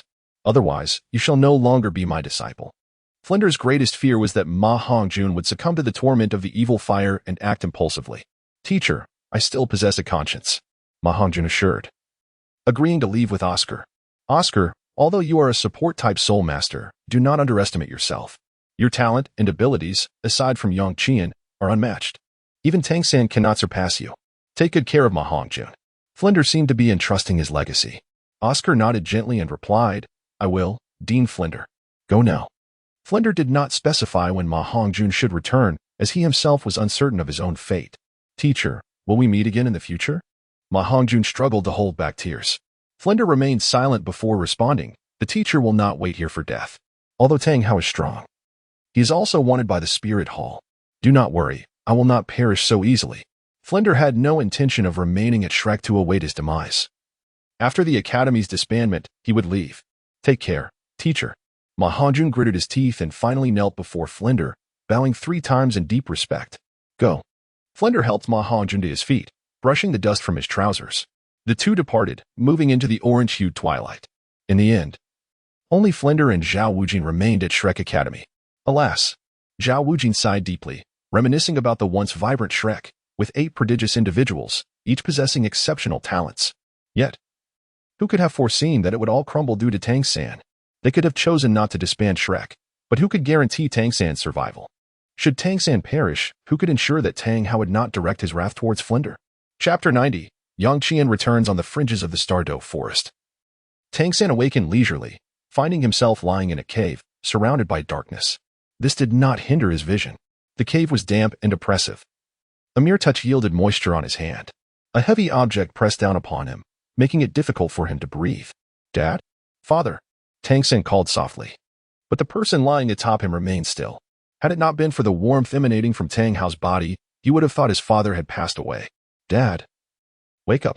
Struggling to push Tang Hao off him, Tang San found himself utterly drained. Though his soul power was abundant, every part of his body ached. Dad, please wake up. His memories froze at the moment Tang Hao detonated the ring. Overwhelmed by the pressure of a Title Douluo level battle, he had lost consciousness. Upon awakening, he found himself in this damp, dark cave. Outside the cave, the light was dim, but with his purple extreme magic eyes, Tang San was able to inspect Tang Hao's condition in the faint light. How is this possible? The internal energy of Xian Tian's skill struggled to circulate within Tang Hao's body. Tang San's soul power found it hard to penetrate, even in his unconscious state. Tang Hao's profound soul power resisted any external intrusion. Yet, Tang San still sensed the devastating injuries within Tang Hao. Such wounds affected the internal organs. If it had been anyone else, or even a soul sage, they would undoubtedly meet their demise. Yet, due to Tang Hao's deep reserves, the latent afflictions had not yet manifested. However, Tang San was certain that if Tang Hao were to exert more than 30% of his soul power again, he would surely perish. Father. Tang San endeavored to awaken Tang Hao, yet Tang Hao remained ensnared in a deep slumber, impervious to any calls. Observing this, Tang San ceased his attempts and settled himself beside him, seizing the moment to recuperate his strength. After the passage of half an hour, he emerged from the cave, gathering dry twigs and igniting a modest campfire. Regrettably, he possessed not even the most rudimentary medicinal herbs. Scouring through his soul guide, he discovered only a single celestial mushroom pill, yet administering it to Tang Hao at this juncture would be akin to administering the deadliest poison. Not only would it fail to stabilize Tang Hao's injuries, but it would also exacerbate his internal wounds, potentially precipitating a catastrophic collapse. Thus, he could only attempt to channel his energy for healing. Tang San departed the cave, hoping against hope to stumble upon some herbs. Naturally, he did not venture far, and his bounty was meager. He merely found a fruit tree and plucked a few fruits. Upon returning to the cave, Tang San first constructed a makeshift bed frame from wood, ensuring that Tang Hao would not have to lie upon the damp ground. He then crushed the fruits to extract their juice, gently administering it to Tang Hao's lips. The subsequent task was undoubtedly the most arduous. He needed to utilize his Xian Tian skill to meticulously cleanse the hidden injuries within Tang Hao's body. However, the pace was excruciatingly slow. Were there a progress bar? Tang San would scarcely achieve even 1% in a day. Moreover, Tang Hao's injuries were interconnected. Any disturbance could affect his entire being, compelling Tang San to exercise utmost caution in clearing the critical areas of bruises and latent ailments. To facilitate Tang Hao's recovery would require no less than 2 years of dedicated effort. If only his father could wield the heartbreak red. Tang San reminisced about Yang Tianheng. Had Yang Tianheng been present, with the resources of spiritual herbs at his disposal,